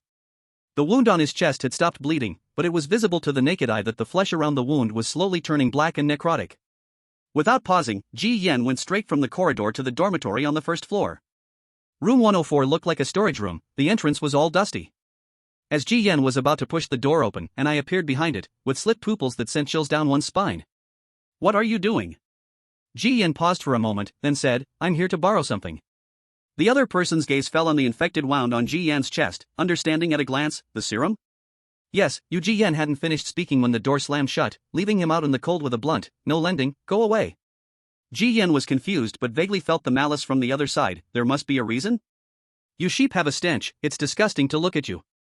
So, go away. Chapter 64, Rodent Players, Trust No One. Ji Yen looked at the tightly closed door, squinting his eyes. He thought about whether to take out a hammer to force the door open. Suddenly, the closed door opened again, and the eye inside slowly spoke. However, we can make a deal. If I remember correctly, you sheep have a treasure. Ji Yen, what treasure? A non-bladed scalpel, I know you have one. The golden pupils of the other party clearly showed a hint of greed. It was after the Bieni scalpel, but how did it know about his strange item reward? Ji Yen didn't rush to agree. How can I trust you? As soon as he finished speaking, the door slowly opened, revealing a hunchbacked old woman hiding behind it, leaning on a cane, with a badge around her neck. Dormitory manager. Ji Yen's expression changed slightly. Previously, the game panel had introduced this NPC, who had significant privileges, managing the entire dormitory building, equivalent to the landlord of the Crimson apartment. It could be said that most tasks related to the dormitory building had to be triggered by her. This storage room hides all my treasures. If you want the serum, fine, it's a fair exchange. The strange old woman turned around, her body appearing shaky. She returned to the room, which was filled with shelves of goods and piled high with boxes of various sizes, making it quite messy. Ji Yen followed her in, looking around, feeling that something was off, and couldn't help but stare at the old woman sitting in the chair. Your time is short, and mine is too, hurry up and decide. The strange old woman urged, appearing impatient. Ji Yen was silent for a moment, revealing a troubled expression. Granny, that scalpel is very important to me. No matter how important, is it more important than your life? Look at your chest infection. In 10 minutes, this deal won't matter, and in the morning, you can only wait to die. The strange old woman spoke in a calm tone, neither fast nor slow, grasping Ji Yen's fate. Ji Yen frowned tightly, his face changing unpredictably, finally making a decision, showing a heart-wrenching expression. Strange old woman, I want to see the serum first. The old woman snorted coldly, the fact that I can trade is already your greatest honor, don't bargain with me. With no choice, Ji Yen could only take out the Bieni scalpel. Like all scalpels, the only different point was that both sides were knife backs. No blade. Bring it here. I, as the dormitory manager, will not go back on my word. Without a bit of trust, I wouldn't be sitting in this position. The strange old woman commanded, as Ji Yen stepped forward with the scalpel in hand, offering it up. Just as that pair of bony, shriveled hands reached to take it, Ji Yen suddenly surged forward, pressing down, and the scalpel in his hand instantly turned into a needle, stabbing violently through her throat, slicing from the throat bone straight to the abdomen. You little lamb, how dare you? The strange old woman exploded in rage. She swiftly pulled back, but her skin had already been cut open, and inside, no bloody organs gushed out, as if her skin merely wrapped around a skeleton. Ji Yen changed his expression. Stop pretending. You are not the dormitory manager, strange old woman. You've just taken her skin, disguising yourself as her. You think you can take advantage of her reputation and scare me into giving up my things? Your calculations are quite clever. Ji Yan spoke flatly. As soon as he entered, Ji Yan had his suspicions. If this was a room storing treasures, how could it be in such disarray? The traces around clearly looked like it had just been looted. More importantly, if she was the dormitory manager, how could there be no panel information hint at all? This suspicion led Ji Yan to gaze and trigger his talent, obtaining hidden information, and he got his answer. At that moment, the shriveled skin was slowly changing, the originally hunched and bulky figure gradually became slender. Then, from inside, another figure crawled out bit by bit, shedding a lot of rotten skin and mucus, the scene resembling a snake shedding its skin. Standing up was a slender, stunning woman. Around her neck hung a rat-headed badge, and the rat player, losing her enthusiasm, sarcastically remarked, "Which bastard said that the Zodiac sheep players are dumb and easy to fool? I finally disguised myself as the dormitory manager using the disguise privilege, and now it's ruined." Ji Yan did not care about her words, his expression indifferent. "Where is the serum?" The rat player snorted lightly. "Can't you find it yourself?" Ji Yan shook his head. "Since you know what the serum is, it means you don't need to look for it. It's already on you." The rat player supported her chin with one hand, her pretty face partially obscured by moonlight. "Quite smart. But since I found it first, it's mine. If you want it, you'll have to trade." That needle from just now was quite nice. Ji Yan narrowed his eyes, remaining silent. Just his two fingers gradually tightened around the needle. As he pondered the zero-cost purchase of the serum in her hands, the rat player suddenly waved her hand, playfully saying, "All right, I was just joking with you. You look like you want to eat me." Then, she lifted her slender hand into her white collar and pulled out a small bottle from her impressive cleavage, tossing it over. "Here, take it." Ji Yan instinctively caught the glass bottle. It still held remnants of warmth and a faint fragrance. Ding! "Congratulations, player, you have acquired the free refresh strange item, Infection Serum. A free refresh strange item is not something obtained through tasks, but rather something found at a specific time and place." Ji Yan's eyes widened in shock. Just like that, she gave it to him? He felt a bit wary as his fingers wiped over the glass bottle. No talent was triggered, which meant the serum hadn't been tampered with. So what is her purpose? Kind-hearted? Think he's handsome? Both ideas seemed too far-fetched. Noticing Ji Yan's wary gaze, the rat player understood what he was thinking and tied her disheveled hair into a ponytail. "Stop guessing randomly. I certainly have my own motives. It's to help you survive a bit longer in this instance. In the zodiac alignment, sheep and rat are compatible. As long as you sheep players survive longer in the instance, it will help my instance progress in zodiac wishes." At this point, she sighed, "Speaking of which, your last sheep player. All of us were promoted to attending physicians, surviving to the second stage of the plot. Steady growth with no wasted efforts, promoted to chief physician, entering the third stage of the plot is nearly guaranteed. In the end, however, I was unfortunately infected and bitten to death by a deceptive sheep doctor, sent to the morgue. Looking back, I witnessed the Zodiac sheep replace 4 players, and remember, I have only survived in this instance for over 30 days. On average, 1 player is eliminated every 10 days. Among the 12 Zodiac signs, you sheep players have the shortest lifespans. It's like being cursed. Us rat players being allies with you sheep is quite unfortunate." The rat player pouted her red lips, complaining and grumbling. She had a stunning and cold beauty but was a chatterbox, and her speaking style and tone didn't match her face at all. It created a strong contrast. Hearing this, Ji Yan's eyes flickered uncertainly. Although the other party spoke convincingly, were rats and sheep really compatible allies? According to the instance's hint, players wishing to know which zodiac sign they clashed with and which one they could ally with could find the answer through interactions with their respective medical mentors. Ji Yan had asked a question previously, but the cold response he got from the sheep doctor was 3 chilling lines. "We are sheep on a chopping board, anyone can take a bite. We have no allies, everyone is an enemy. So, do not trust anyone from the 11 other zodiac signs." Chapter 65, The Asthmatic Elder, Struggling with Connections. "What other information do you know?" Ji Yan followed up on her question. In the 12 zodiac signs, the rat inherently leaned towards cunning traits. But no matter how much truth or fabrication was in her words, they were still information. The survival time of the instance was no more than 10 days, indicating that the sheep players were stuck at the second stage of the plot, most likely at the death checkpoint described in the main storyline.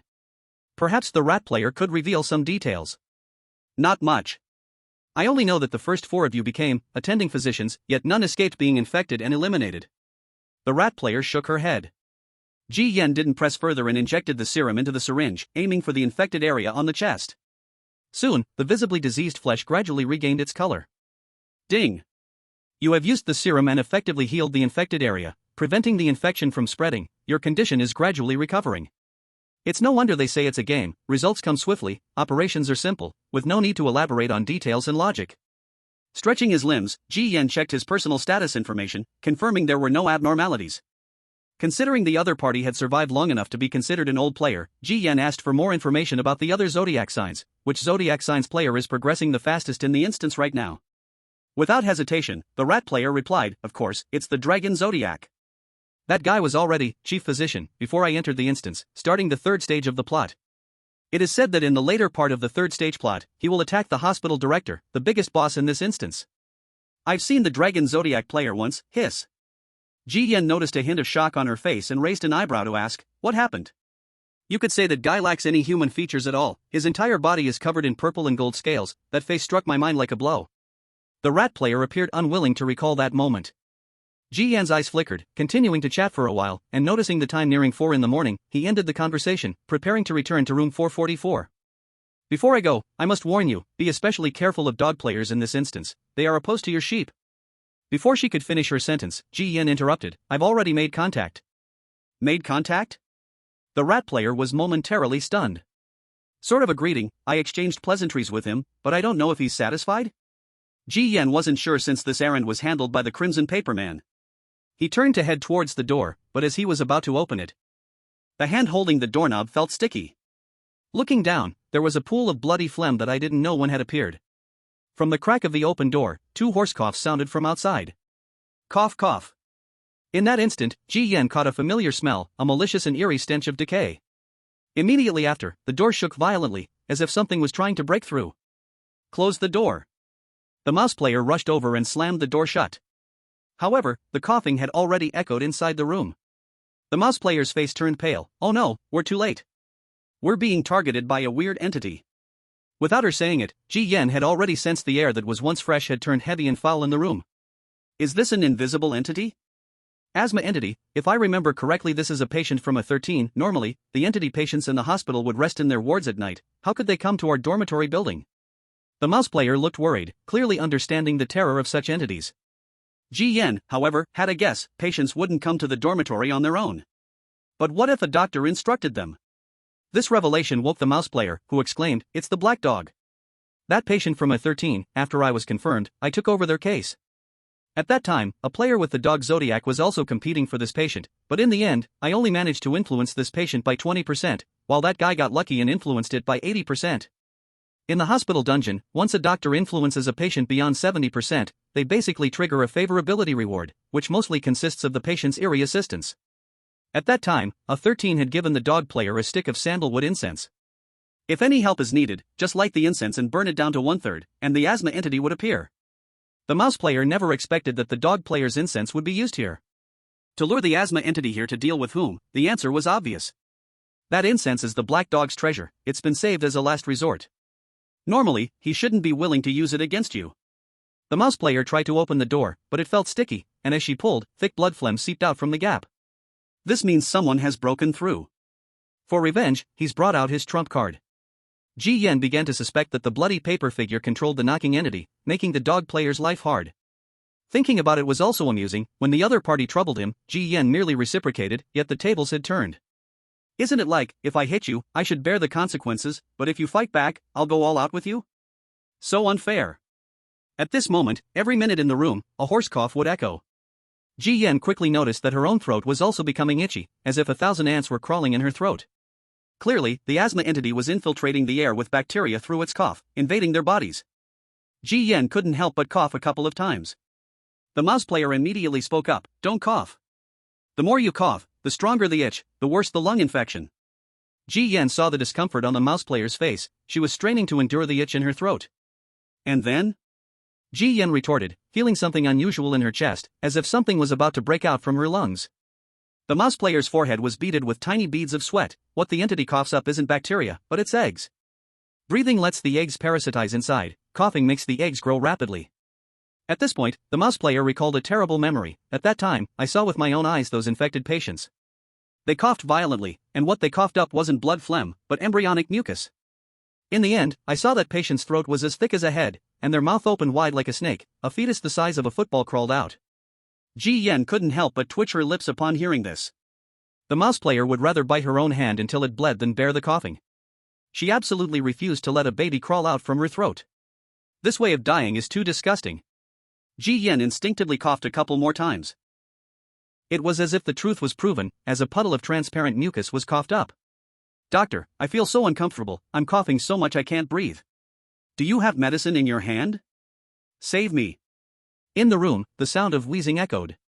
It seemed to be a call for help directed at Ji Yan, but in reality, it was just a random line directed at him. "I have medicine, how about you stick your head out first, and I'll take a look." Ji Yan replied, but the wheezing continued to repeat its lines as if it couldn't hear him, coughing even more frequently and violently. This old man. Ji Yan's expression darkened. "Old man, do you remember me?" At that moment, the mouse player suddenly spoke up. You're the mouse doctor who came with dog doctor to the ward that day. What are you doing here too?" Seeing the other party responding to him, the mouse player brightened and glanced at Ji Yan, saying, "Old man, you were looking for the sheep doctor, I just happened to pass by. Can you?" The air fell silent for a moment, slowly echoing the wheezing voice, "Okay. Mouse doctor, you can leave, I'm looking for the sheep doctor only, after all, the medicine is with him." Hearing this, the mouse player secretly breathed a sigh of relief. It seemed that the nearly 20% favor from the wheezing patient was still useful. She looked at Ji Yan, her expression showing no signs of guilt or awkwardness. "This trouble is looking for you, although we are allies in the zodiac. But you should know, in a weird instance like this, allies are as fragile as paper, and this trial depends on you surviving alone." Ji Yan glanced at her. "I haven't stopped you from leaving." The mouse player was slightly taken aback and couldn't help but ask, "How are you going to handle this? At this rate, in less than 10 minutes, the bizarre baby in your lungs will grow and crawl out." Ji Yan clutched his chest and coughed lightly, saying, "That black dog has his related patient, coincidentally, I do too. If this wheezing old man insists on targeting me, then let my patient have a deep conversation with him." As soon as he said this, Ji Yan's hand added a small brown bottle. He twisted off the cork, and a strange fragrance instantly filled the entire room. Chapter 66, Open my chest, dig out my throat. Looking at the opened bottle, inside the quickly evaporating brown oil, Ji Yan's throat moved, his expression changing unpredictably. He didn't expect that the oil perfume he had thought was too hot to handle just a few hours ago would be used so soon. But in the current trouble, Ji Yan could only think of calling patient Lu Yan from A22 for help. Based on his experience in the Crimson Apartment instance, Ji Yan knew that when entangled by the bazaar, most could only escape by borrowing another bazaar's strength. With Lu Yan, he had also gained nearly 80% favor. He just didn't know if Lu Yan could deal with this wheezing old man, by dang. After coughing a couple of times, he clearly felt something wriggling inside his lungs. This feeling was very uncomfortable. Ji Yan turned his head and spat out a large mouthful of mucus. The mouse player, having achieved 20% favor with the wheezing old man, had already relieved her throat's itch. She looked at the evaporating oil perfume, not feeling optimistic about Ji Yan. Although the wheezing old man is a moderate patient, the infection is terrifying. Ordinary patients cannot handle it, your patient might. Ji Yan clutched his chest, his breathing rapid. "My patient is not necessarily a soft persimmon." The mouse player was about to speak when her complexion suddenly turned pale. Ji Yan felt a heavy weight on his shoulder, a chill running down his back, as the old man's wheezing voice and coughing continued echoing in his ears. From the mouse player's perspective, she could see a grotesque, deformed old man, now faintly lurking on Ji Yan's back. Perhaps sensing something wrong with the oil perfume, the wheezing old man accelerated the asthma illness. Ji Yan's expression grew grim. Just as he was about to pull out a hammer from his toolbox, he suddenly felt something sticky dripping onto his face. Wiping with his fingers, it was a disgusting drop of brown mucus. But Ji Yan recognized at a glance that it was oil. The mouse player also had corpse's oil dripping down her body. When she looked up, her pupils constricted, as if the entire ceiling was melting, with a large amount of corpse fat dripping down. Then, a huge face slowly emerged from above. "Dr. Yan. I couldn't sleep all night. I had a feeling you would summon me at midnight, and unexpectedly, the premonition came true." The mouse player was so scared that she slumped to the ground. It was not her fault, it was just that the face on the ceiling was far too terrifying, the entire face like cheese, features seemingly ready to melt away at any moment. Ji Yan was also startled, not expecting Zhang Yan to appear this way, her whole face shoved right in front of him from the ceiling. At this moment, the walls of the entire room oozed with a layer of grease, the shelves collapsed, as if the storage room had turned into a cream room. Ji Yan painfully covered his chest, struggling to speak. "Lu Yan, I'm not looking for you two." Before Ji Yan could finish, he heard Lu Yan's faint voice. "Dr. Yang, you look very uncomfortable. Also, who is the old man on your back, and why is he always lying on you?" Ji Yan couldn't see the wheezing old man, but he could clearly hear the old man's heavy breaths and coughing beside him. Enduring the pain in his throat and lungs, Ji Yan forced his head up, gritting his teeth as he spoke. A few words can't explain it. You need to find a way to make the old man on my back stop coughing. If he keeps coughing, my life will be lost. This is not a request, it is an order, no matter what method you use. Ji Yan understood that he could never show weakness or plead with Lu Yan. Her twisted mind only responded to strength and humiliation. Sure enough, upon hearing that cold, emotionless command, Lu Yan smiled instead of getting angry, simply and obediently replying with one word, okay. In the next second, Ji Yan felt the bone-chilling coldness on his back vanish. When he lifted his head, he saw a pair of distorted hands reaching down, grabbing into the darkness. Then, a wheezing, angry patient roared sharply, "Who is that freakish girl? Stay out of this, or I'll deal with you too." Following that, a piercing roar and the horrifying sound of limbs clashing came from the darkness of the ceiling. The two strange patients began to fight, but Ji Yan couldn't care less. He felt as if his chest was about to explode. Although the wheezing old man did not continue to worsen the infection, the strange fetus in his lungs had already taken shape, seemingly about to crawl out from his mouth at any moment. The thought of having his mouth and head ripped apart sent shivers down Ji Yan's spine. The mouse player came over to take a quick look, her brows knitted. "The embryo has formed, you need to kill it before it comes out. Due to the zodiac compatibility, I can interact with my medical mentor to perform surgery, but doing so will leave you in debt to the mouse doctor, triggering a forced quest off it." Ji Yan spat out a large mouthful of mucus. Breathing heavily, he said, "I don't like being in debt to others." He had caused one problem after another in the Scarlet apartment due to being in debt to others, getting himself into a mess. "I can perform the surgery myself." The mouse player seemed to have heard something incredibly ridiculous. "At the moment the scalpel cuts open your chest, blood will burst forth, and your life will fade away in less than a minute. Your medical kit is merely of fine, rare quality. It doesn't even have hemostatic drugs, blood replenishing agents, or sutures. Stop being stubborn, only the strange doctor can save you now." Ji Yan shook his head. "I indeed do not have a good medical kit. But I have a special scalpel. No matter how special, it's just a scalpel." As soon as the mouse player finished speaking, he saw a bladeless scalpel appear in Ji Yan's hand. He opened his medical outfit at the chest area and slashed downward at the collarbone. Without a blade, it easily made an opening. Moreover, no blood flowed out, clearly revealing the pulsating organs beneath the ribs, and a mass of black matter writhing in the lungs. The mouse player's eyes widened. The other side scalpel, a knife that does not kill, only saves life. It can surgically open any living being. Even if it means beheading and taking hearts, one will always retain their vitality. "Miss Mouse, can you help me?" Ji Yan looked at her.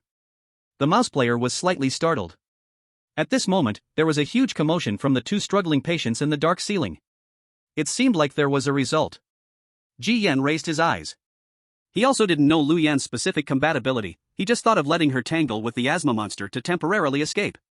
But what plunged Ji Yan's heart into despair was the voice of the asthmatic old man coming down from above. "Freaky girl." Immediately after, a face full of decay appeared from the darkness, staring intently at Ji Yan. When despair spread in his heart, the asthma monster was left with only a head, rolling onto the floor. A deformed hand reached into that neck, digging out the thyroid from the asthma monster's throat, leaving the ground drenched in blood. Grease surged, and Lu Yan's massive body emerged from the darkness, her bloated face squashing in front of Ji Yan and the mouse player. In her hand was a pile of blood-soaked flesh, which she handed over. Lu Yan smiled, as if seeking praise from Ji Yan, filled with admiration and respect. "Dr. Yang, is this okay? I asked you to stop this old geezer from coughing, and you." Lu Yan smiled and nodded, "Hum. I dug out its whole throat, so it can never cough again." Ji Yan. Mouse player. Chapter 67, Surgical Procedure. Let's say hello. "No way, this is too fierce." The mouse player covered her mouth, eyes wide open. Ji Yan didn't expect Lu Yan to be this fierce. In just a moment, she had ripped off the asthma monster's head. He suddenly remembered that there was a hint before Lu Yan had transferred from the severe ward to the moderate ward. She was a proper emergency ward patient. According to the dungeon settings, the most dangerous areas were in the emergency ward, where patients were almost all extremely vicious, difficult to deal with monsters. Thinking that way, it seemed reasonable. Lu Yan's bloated, deformed body leaned in closer, staring at Ji Yan's open chest, casually tossing away the bloody flesh she held. She looked at Ji Yan's open-hearted chest, oddly showing a hint of shyness. "Dr. Yang, there are dirty things in your body." Ji Yan wiped the cold sweat from his face. "I know. So, I need Dr. Mouse to help me with a simple excision surgery. Dr. Mouse, as a colleague, you wouldn't refuse, right?" Before the mouse player could speak, she saw Lu Yan's face filled with deathly threats slowly leaning in. "Dr. Mouse, please.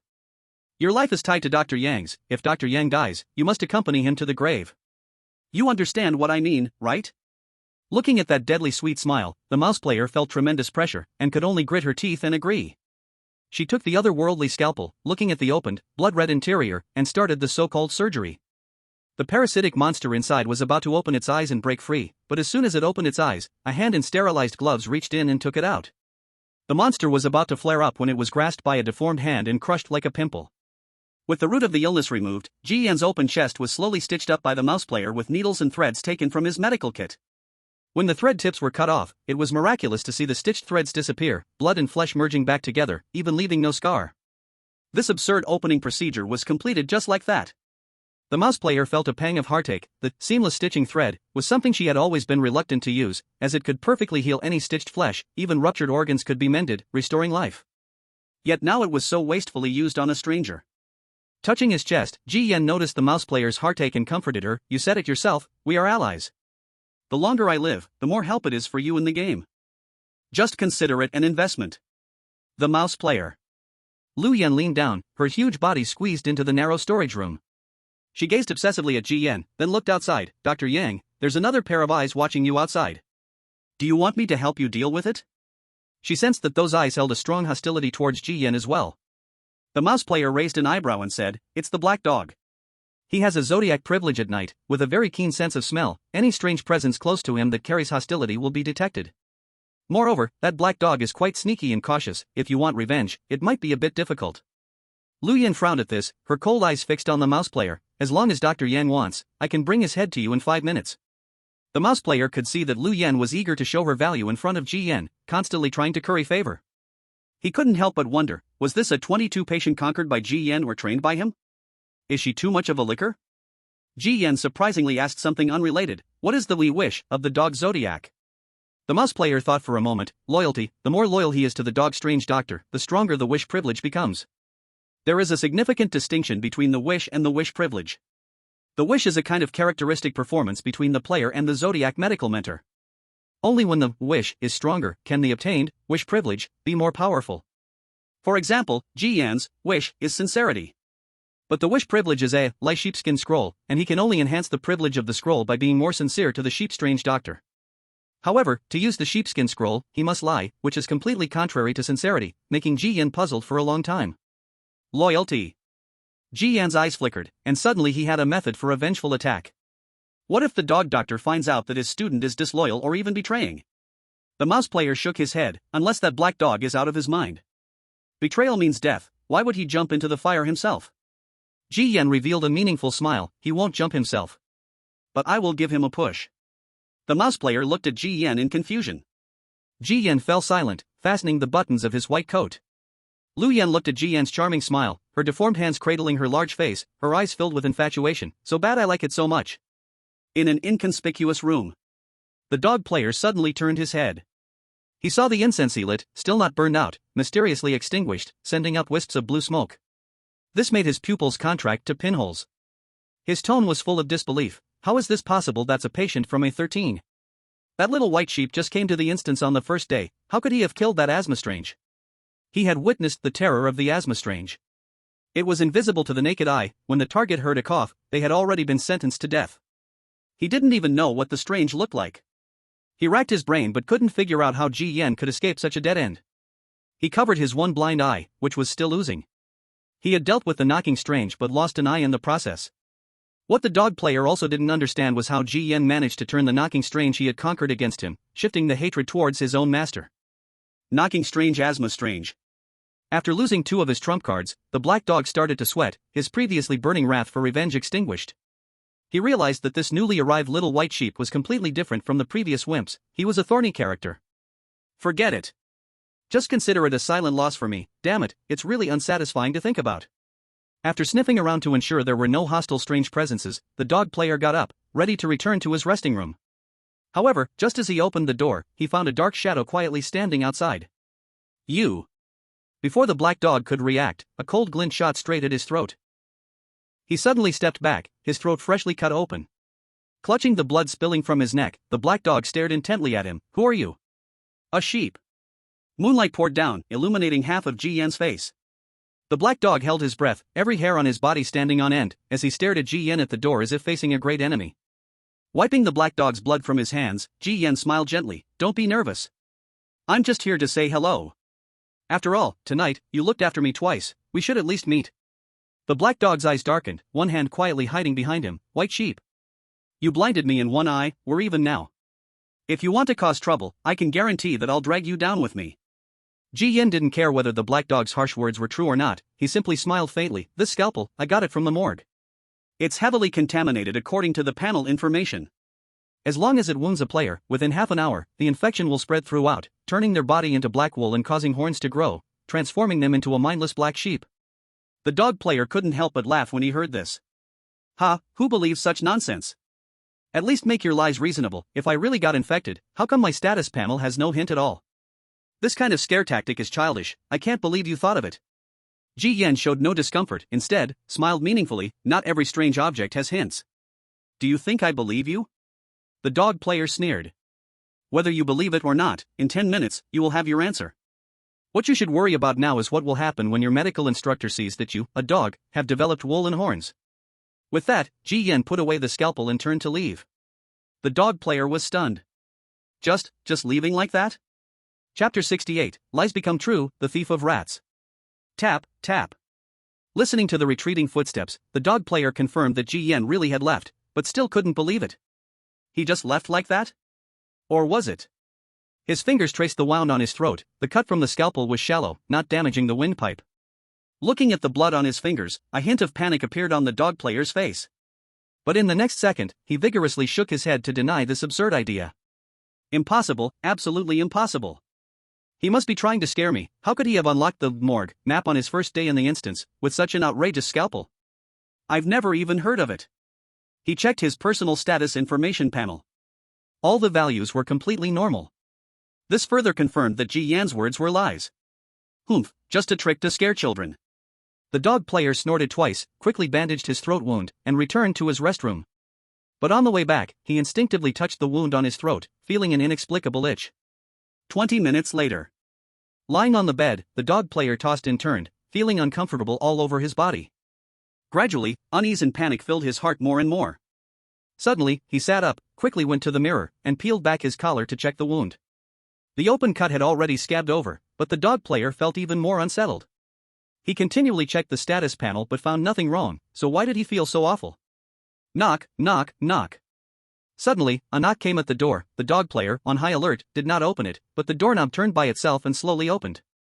At the door stood a tall silhouette in a blood-stained white coat, with the head of a black-haired hunting dog, hands in his pockets, looking at his medical student with an emotionless gaze.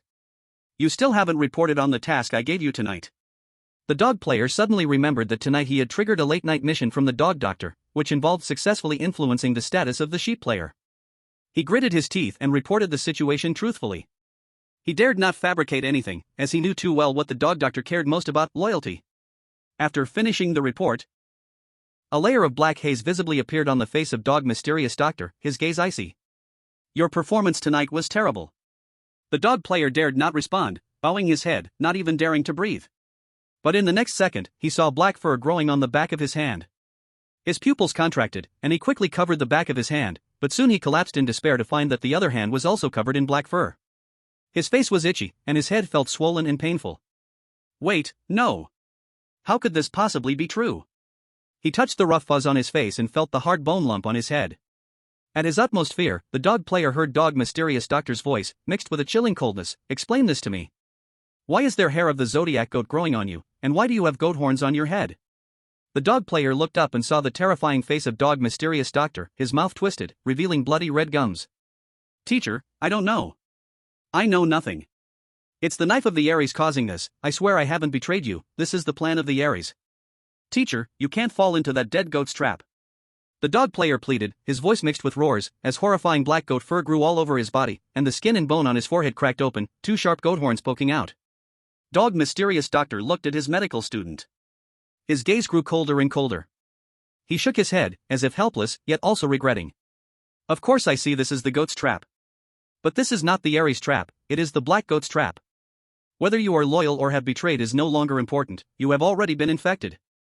And I do not need infected students, they will taint the scalpel, the infected zodiac will eventually be sent to the morgue. The dog player stepped back half a step, in his shrinking pupils, dog mysterious doctor's paw, covered in black fur, constantly magnified. Warning! The Zodiac, dog, mysterious doctor has serious doubts about your loyalty. Wish, revoked, he believes you are severely infected. Ding! You have been sent to the morgue, becoming a selfless cadaver teacher, you have died and logged off. In room 444, Ji Yen opened the lie parchment. On the worn parchment, there was a line of blood-red text. That was Ji Yen's lie. An ordinary scalpel disguised as a severely contaminated scalpel through lies. The wound in the dog player's throat was just an ordinary wound.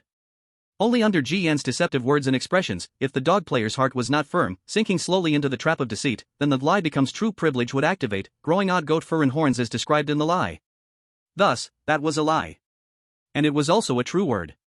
Ji Yen felt that triggering this privilege was not difficult. Human hearts are suspicious.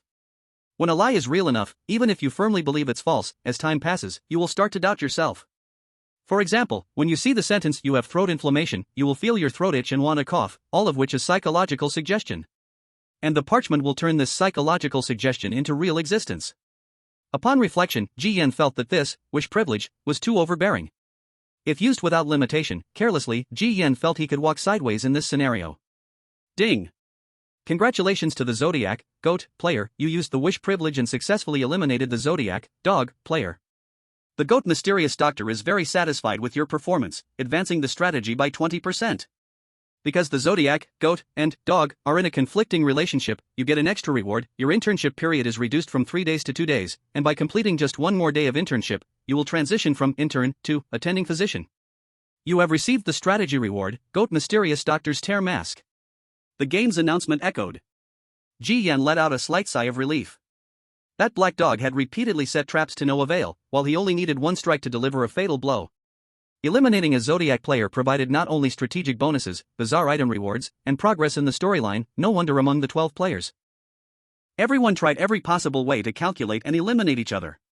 Compared to honestly entering the plot, this kind of hunting method is indeed more effective with less effort. Dr. Sheep, it's almost dawn. You should rest. You have surgery tomorrow. In the room, those nurse girls hiding in the darkness spoke cautiously, resembling worried old mothers. It's time to rest. Ji Yen simply stretched, following the hospital copy setting where players only needed 2 to 3 hours of rest to fully recover their state. That's why so many Zodiac players came out at night to execute tasks. After closing the prompt panel, Ji Yen briefly glanced at the accumulated mysterious item tools in the toolbar, preparing to rush off to sleep. However, with that glance, Ji Yen found that his wife's cleaver and ghostly eye had mysteriously vanished from his toolbar. Wait, where are my mysterious items? In his shock, a game prompt suddenly sounded in his mind. Warning! You frequently interacted with the Zodiac rat player, and they used the wishing privilege cunning theft, successfully stealing items from your toolbar. Ji Yen. Chapter 69, with principle and interest, new patients. Tisk, really can't be guarded against. Is this what they call the mantis stalks the cicada, unaware of the oriole behind? Although Ji Yen didn't fully believe what the rat player said at first and remained on guard, he never expected that she could silently steal from his toolbar. Isn't that outrageous? She could open another player's game toolbar and steal mysterious items. Ji Yen thought about it, then recalled his scroll of lies seemed even more outrageous, so he didn't react too strongly. The ghostly eyeball wasn't so distressing, but that cleaver was a good item, even though it was a defective product. If repaired, it might even be upgraded to legendary quality. Cunning, stealing, it really fits this Zodiac's characteristics. Thinking of the rat player's disguised, innocent-looking face, Ji Yen had to admit that there were only 12 players in this instance, but each was more cunning than the last, playing with tricks.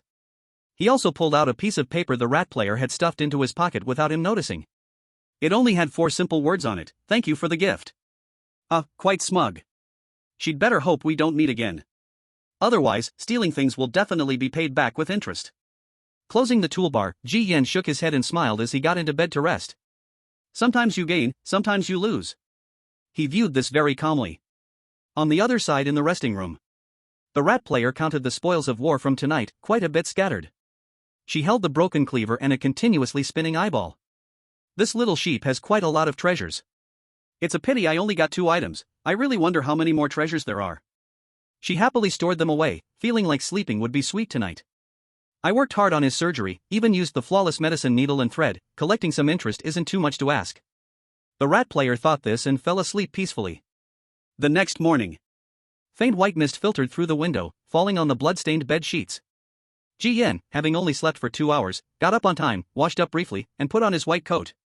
In the daytime, room 444 was cold and desolate, much quieter than the lively night filled with nurse girls.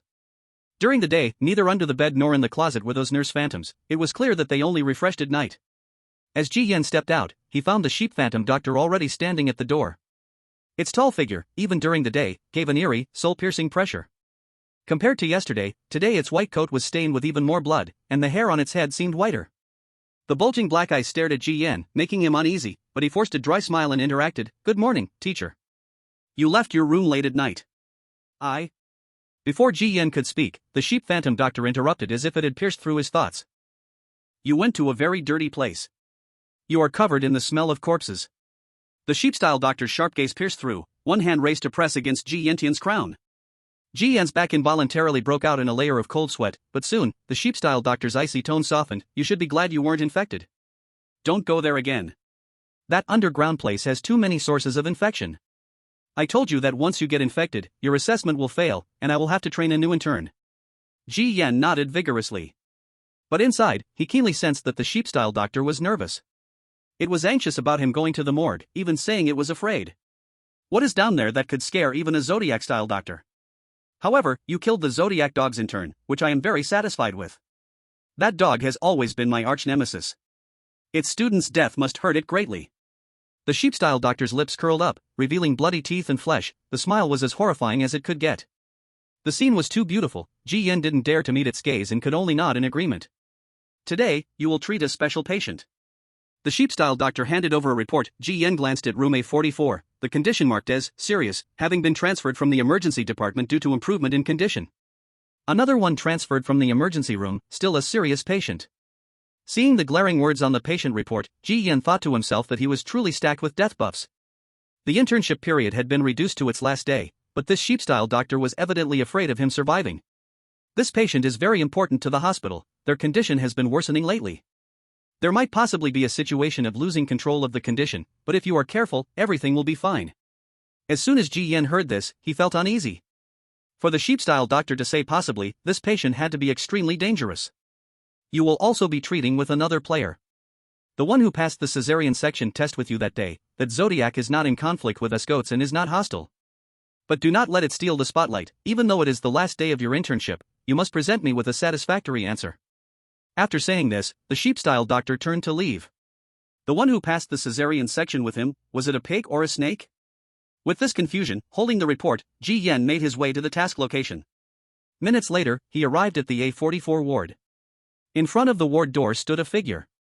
But it was not another Zodiac player, it was a ghostly nurse wearing a yellowed, blood-stained uniform, her figure curvaceous, with her head wrapped in bandages. Her appearance resembled a nurse from Silent Hill. "Dr. Yang, your treatment should start now. The patient has been waiting for you for a long time." The ghostly nurse's bandaged head emitted a chilling voice. "Where is the other doctor?" Ji Yan looked around. There was only himself and the ghostly nurse. Dr. Pig has already entered the ward. Hearing that the other party went in first, Ji Yan was not afraid the other would steal the opportunity. A 44's patient would surely be more challenging than Lu Yan from A22. He was hoping that Pig could help him scout some landmines. As the ghostly nurse opened the door, Ji Yan entered the ward. The dimness in front disappeared, and the ward's environment was unexpectedly normal. No disgusting chaos. No bloody horror. On the contrary, it was neat and bright, all items placed in order. By the window seat sat a woman dressed in a luxurious black dress, her long hair flowing like a black waterfall, her face beautiful and features flawless. At this moment, she was looking out the window, her eyes hollow and devoid of life. Ji Yan looked around. Aside from the patient, he did not see the pig player. Where did they go? At this moment, the woman by the window slowly turned her head to look at Ji Yan and softly spoke. "The pig just left, the sheep has arrived." Ji Yan rubbed his nose, engaging in normal interaction. "Hello, I am the doctor in charge of treating you, Dr. Yang. Where did the other doctor go?" In response to Ji Yan's question, the female patient lifted her head, looking up at the empty ceiling. With a haunting voice, she spoke. "Dr. Pig? My child does not like this doctor. He is already inside their stomachs. Dr. Yang, don't mind these meaningless things, please start your treatment." The female patient, with eyes as black as glass, stared at Ji Yan, neither sad nor happy, completely devoid of emotional luster. Chapter 70, Mental Delusion? Gu Meng's Self-Report. Don't mind these meaningless things. Ji Yan's mouth twitched, he looked at the empty ceiling, feeling an unsettling chill in his heart while guessing the patient's condition in front of him. Mental delusion? Split personality? If the child she speaks of is a figment of her imagination, then where did the pig player go? The room was completely empty, such a big player couldn't just evaporate. Ji Yan found a chair, sat down, and took out the report form, forcing himself to ask, "Can you be specific? Is it you or your child that is having a problem?" The female patient picked up a pen, drawing something on a sketchpad, her eyes reflecting a kind of sickly pity and melancholy. "Just call me Gu Meng. My child has no problem. It just accompanied me to the hospital, afraid that I, as a mother, would be too lonely." The paintbrush, covered in dye, stained the white hospital gown with a splash of colors. "My illness is very simple, it's a heart disease. The heart disease has become severe. I'm trapped in something, unable to escape, so I keep receiving treatment." Gu Meng's narrow eyes glanced at Ji Yan. "The reason my condition worsened today is that I dreamed of my heart disease last night, so I lost control a bit." Ji Yan pretended to fill out the report form, raising his eyebrows and instinctively asking, "How did you lose control?" While drawing, Gu Meng apologetically said, "The caregivers and nurses who looked after me, I tore them apart and fed them to my child. They were all good, it was I who couldn't control my emotions." Ji Yan. At this point, Gu Meng's tone changed, carrying a chilly tone, "But they brought this upon themselves. They shouldn't have repeatedly procrastinated on me, which worsened my condition. My lover died in this hospital, yet they refused to let me see my deceased lover even once. A simple request like that, either they deceive me with another corpse or think of ways to delay install. You can't believe it, I can't sleep all night, and whenever I close my eyes, it's my lover, begging me to see him for the last time." At this point, her paintbrush turned into powder. The coldness on her face vanished, replaced by a gentle smile as she spoke to Ji Yan. "Dr. Yang, you are a good doctor. Can you take me to see my lover? As long as you take me to the morgue, you don't have to worry about anything else. Once I see my lover's body, my heart will be at ease, and your job will be done." This is a win-win situation, isn't it? Ji Yan listened, falling into silence for a moment. The morgue was a hidden map section he unlocked last night. Utilizing the privilege of treatment, taking patients to the morgue wouldn't be against the rules. But if simply taking her to see her lover would complete the task, how could so many players end up dead? According to Dr. Yang, half of the A44 patients who handled the treatment as Zodiac players ended up failing without exception. In fact, many players directly died and were logged out. Just like the pig player. There must be a deadly danger in this. At this moment, Ji Yan suddenly felt warmth above his head, followed by a sticky substance sliding down his face. Then he heard Gu Meng scold, "Little Gu Meng, Dr. Yang has not refused yet. Put your tongue away." Ji Yan's scalp tingled. Wait, it's not a mental delusion. The ceiling above his head really had an invisible, eerie presence. And it was licking him with its tongue. Gu Meng's words were equivalent to giving Ji Yan a choice: either take her to the morgue to find her lover and dissolve the mental torment, or, like the pig player, be swallowed by her invisible child. "Miss Gu, if you find your loved one, it will help your condition. I will do my best to help." Ji Yan's smile was filled with dryness. "Really? Thank you, Dr. Yang. I just hope you don't treat me like those doctors, pushing me aside with other patients." Gu Meng showed surprise on her face, but still kept her worries. This made Ji Yan find the point of doubt. Those players would rather find a corpse to brush her off than let Gu Meng see her loved one. Why on earth? Was her loved one a forbidden NPC, untouchable by players, tricking Gu Meng into blackening and being killed or eliminated? "Dr. Yang, come, let me show you our family of 3. This is a family portrait I drew." With a better mood, Gu Meng tore off the drawing paper and handed it to Ji Yan. Ji Yan's gaze fell on the drawing paper, her eye corners twitching uncontrollably. In the drawing, Gu Meng sat on a chair, dignified and magnificent. Beside her leaned a tall man in a suit, his facial features completely missing. Above them hung a monster resembling a spider, its limbs unnaturally long, its face utterly distorted, with a bloody mouth still holding a corpse. "Dr. Yang, how is it?" Gu Meng leaned closer, her face full of a sweet smile. "It's really well drawn. Through the paper, I can feel how happy your family is." Ji Yan's praise seemed to come from the depths of her heart. "Dr. Yang, you are much better than those cold, wooden doctors. At least your words are sweet. So, I hope you won't lie to me like them." "You absolutely won't lie to me, right?" The more Gu Meng hoped, the more Ji Yan sensed the breath of death. When Gu Meng took back the drawing paper, Ji Yan seized the opportunity to make eye contact with Gu Meng. Their eyes met, not suggestively, but to trigger the innate talent. Ding! Omniscient revelation has been triggered. Player consumes 25% mental state, gains hidden information. My name is Gu Meng. In my life, there is a person who loves me deeply, but one day he fell ill and was sent to this hospital, only to mysteriously die. Doctors and nurses always find ways to refuse me from seeing my deceased loved one, insisting that I am the one who was sick. What secret are they hiding? Where did my loved one go? Did he really die? Ji Yan withdrew her gaze, her head spinning. Gu Meng asked in confusion, Dr. Yang, what's wrong with you? Nothing, perhaps I'm just too tired from working overtime last night. Ji Yan perfunctorily responded, quickly analyzing the hidden information obtained. The hidden information was a strange patient's perspective, a self-narration.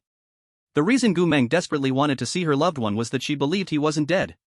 It was the spirit hospital that hid unknown secrets from her, attempting to stop and delay her, causing her mental illness to worsen and spiral out of control.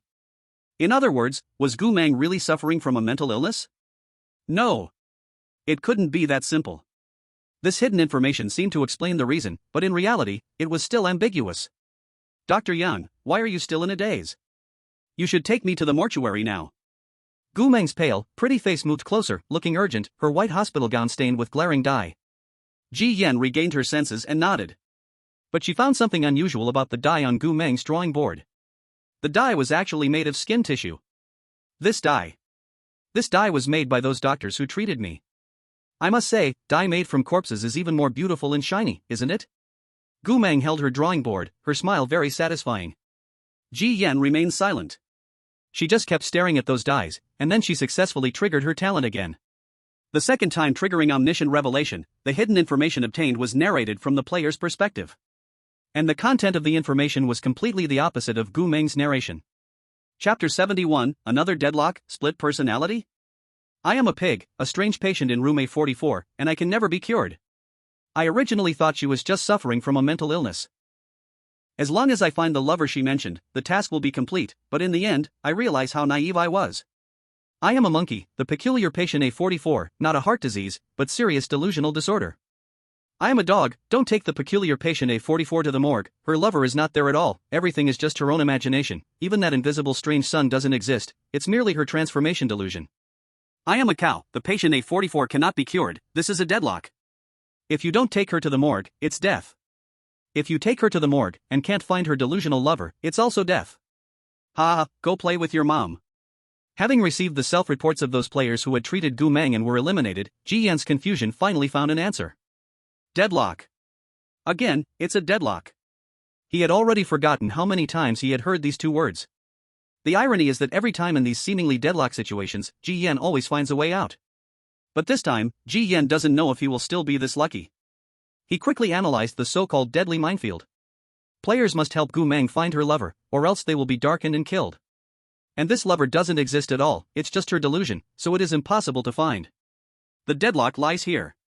When the previous Zodiac players realized this, some tried to find other corpses as substitutes, some desperately found excuses to delay, but all ended in failure, resulting in a tragic death. And this also made Gu Meng's delusions even worse. She imagined that all the doctors in the ghost hospital were working together to cover up some secret, that they were setting her up, and even firmly believed that her lover was not dead. A delusional patient centers on themselves.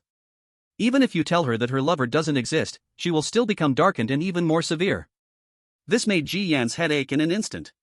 Finding a non-existent NPC, and if you can't find them, you die. How the hell can players play? Dr. Yang, why are you still standing there? We should go. Gu Meng's tone grew increasingly impatient.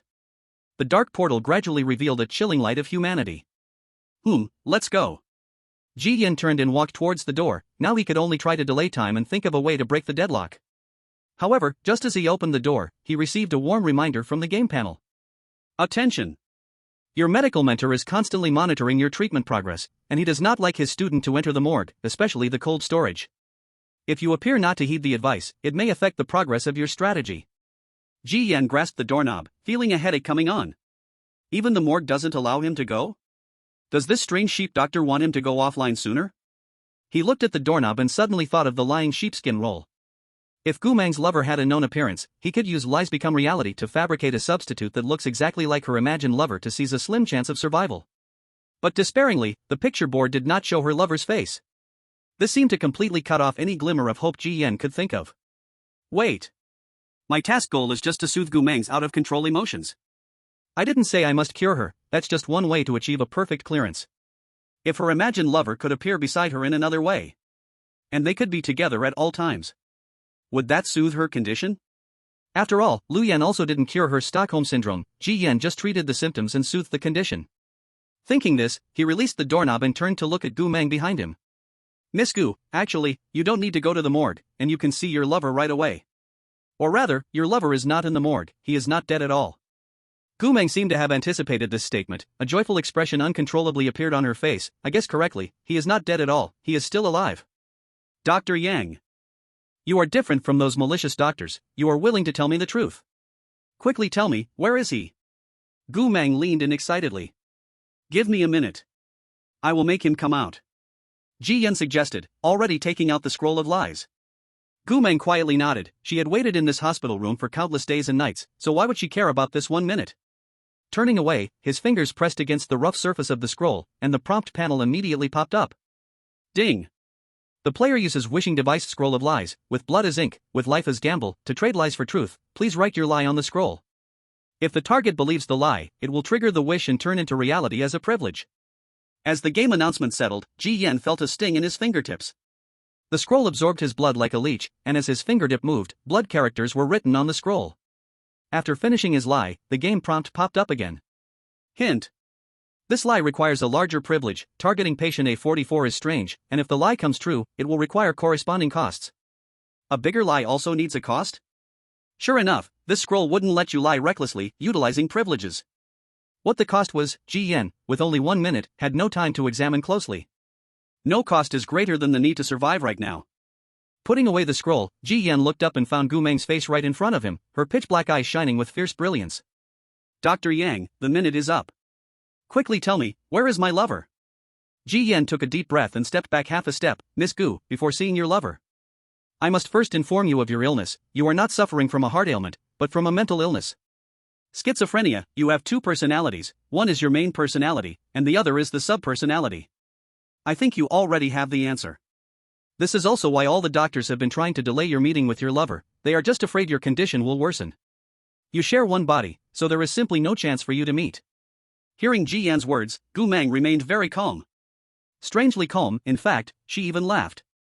Her delicate hand lightly covered her beautiful face, within her laughter was self-mockery and numbness. But in the next second, Ji Yan felt a terrifying force envelop him, as if an invisible hand was gripping him, ready to crush him at any moment. Ji Yan immediately used all his power to resist that dreadful grasp. Looking up, he saw Gu Meng's smile gone, replaced by a fierce murderous intent, blackened marks quickly covering her slender body. You are just like those clueless doctors, spouting the same perfunctory words over and over. Schizophrenia? You all really think of me as a fool. Ji Yan knew this situation would arise and gritted his teeth, speaking out, I know you don't believe me, but I have a way to prove it. Moreover, I can allow you two, who are mentally split, to see each other. If I can't do it, then you can turn me into die later. Chapter 72, Schizophrenia, the Dormant Personality. The instinctive desire to survive made Ji Yan quicken his speech. Once he finished speaking, he clearly felt that the terrifying force trying to consume him gradually loosen. If it weren't for those extra 100 points of power, he would have probably been crushed into dried meat by now. He secretly breathed a sigh of relief. The fact that he hadn't been killed immediately indicated that Gu Meng had started to believe his words. Believing his lie. Gu Meng's thin, beautiful face, the terrifying signs of blackening gradually disappeared. Start your proof now. You only have one chance. I am tired of the slick words from you useless doctors. Although she found Ji Yan's claim of split personality even more absurd, his sincerity and earnest tone strangely left her with a glimmer of hope. What if it were true? Ji Yan moved his muscles and bones, easing the soreness in his body.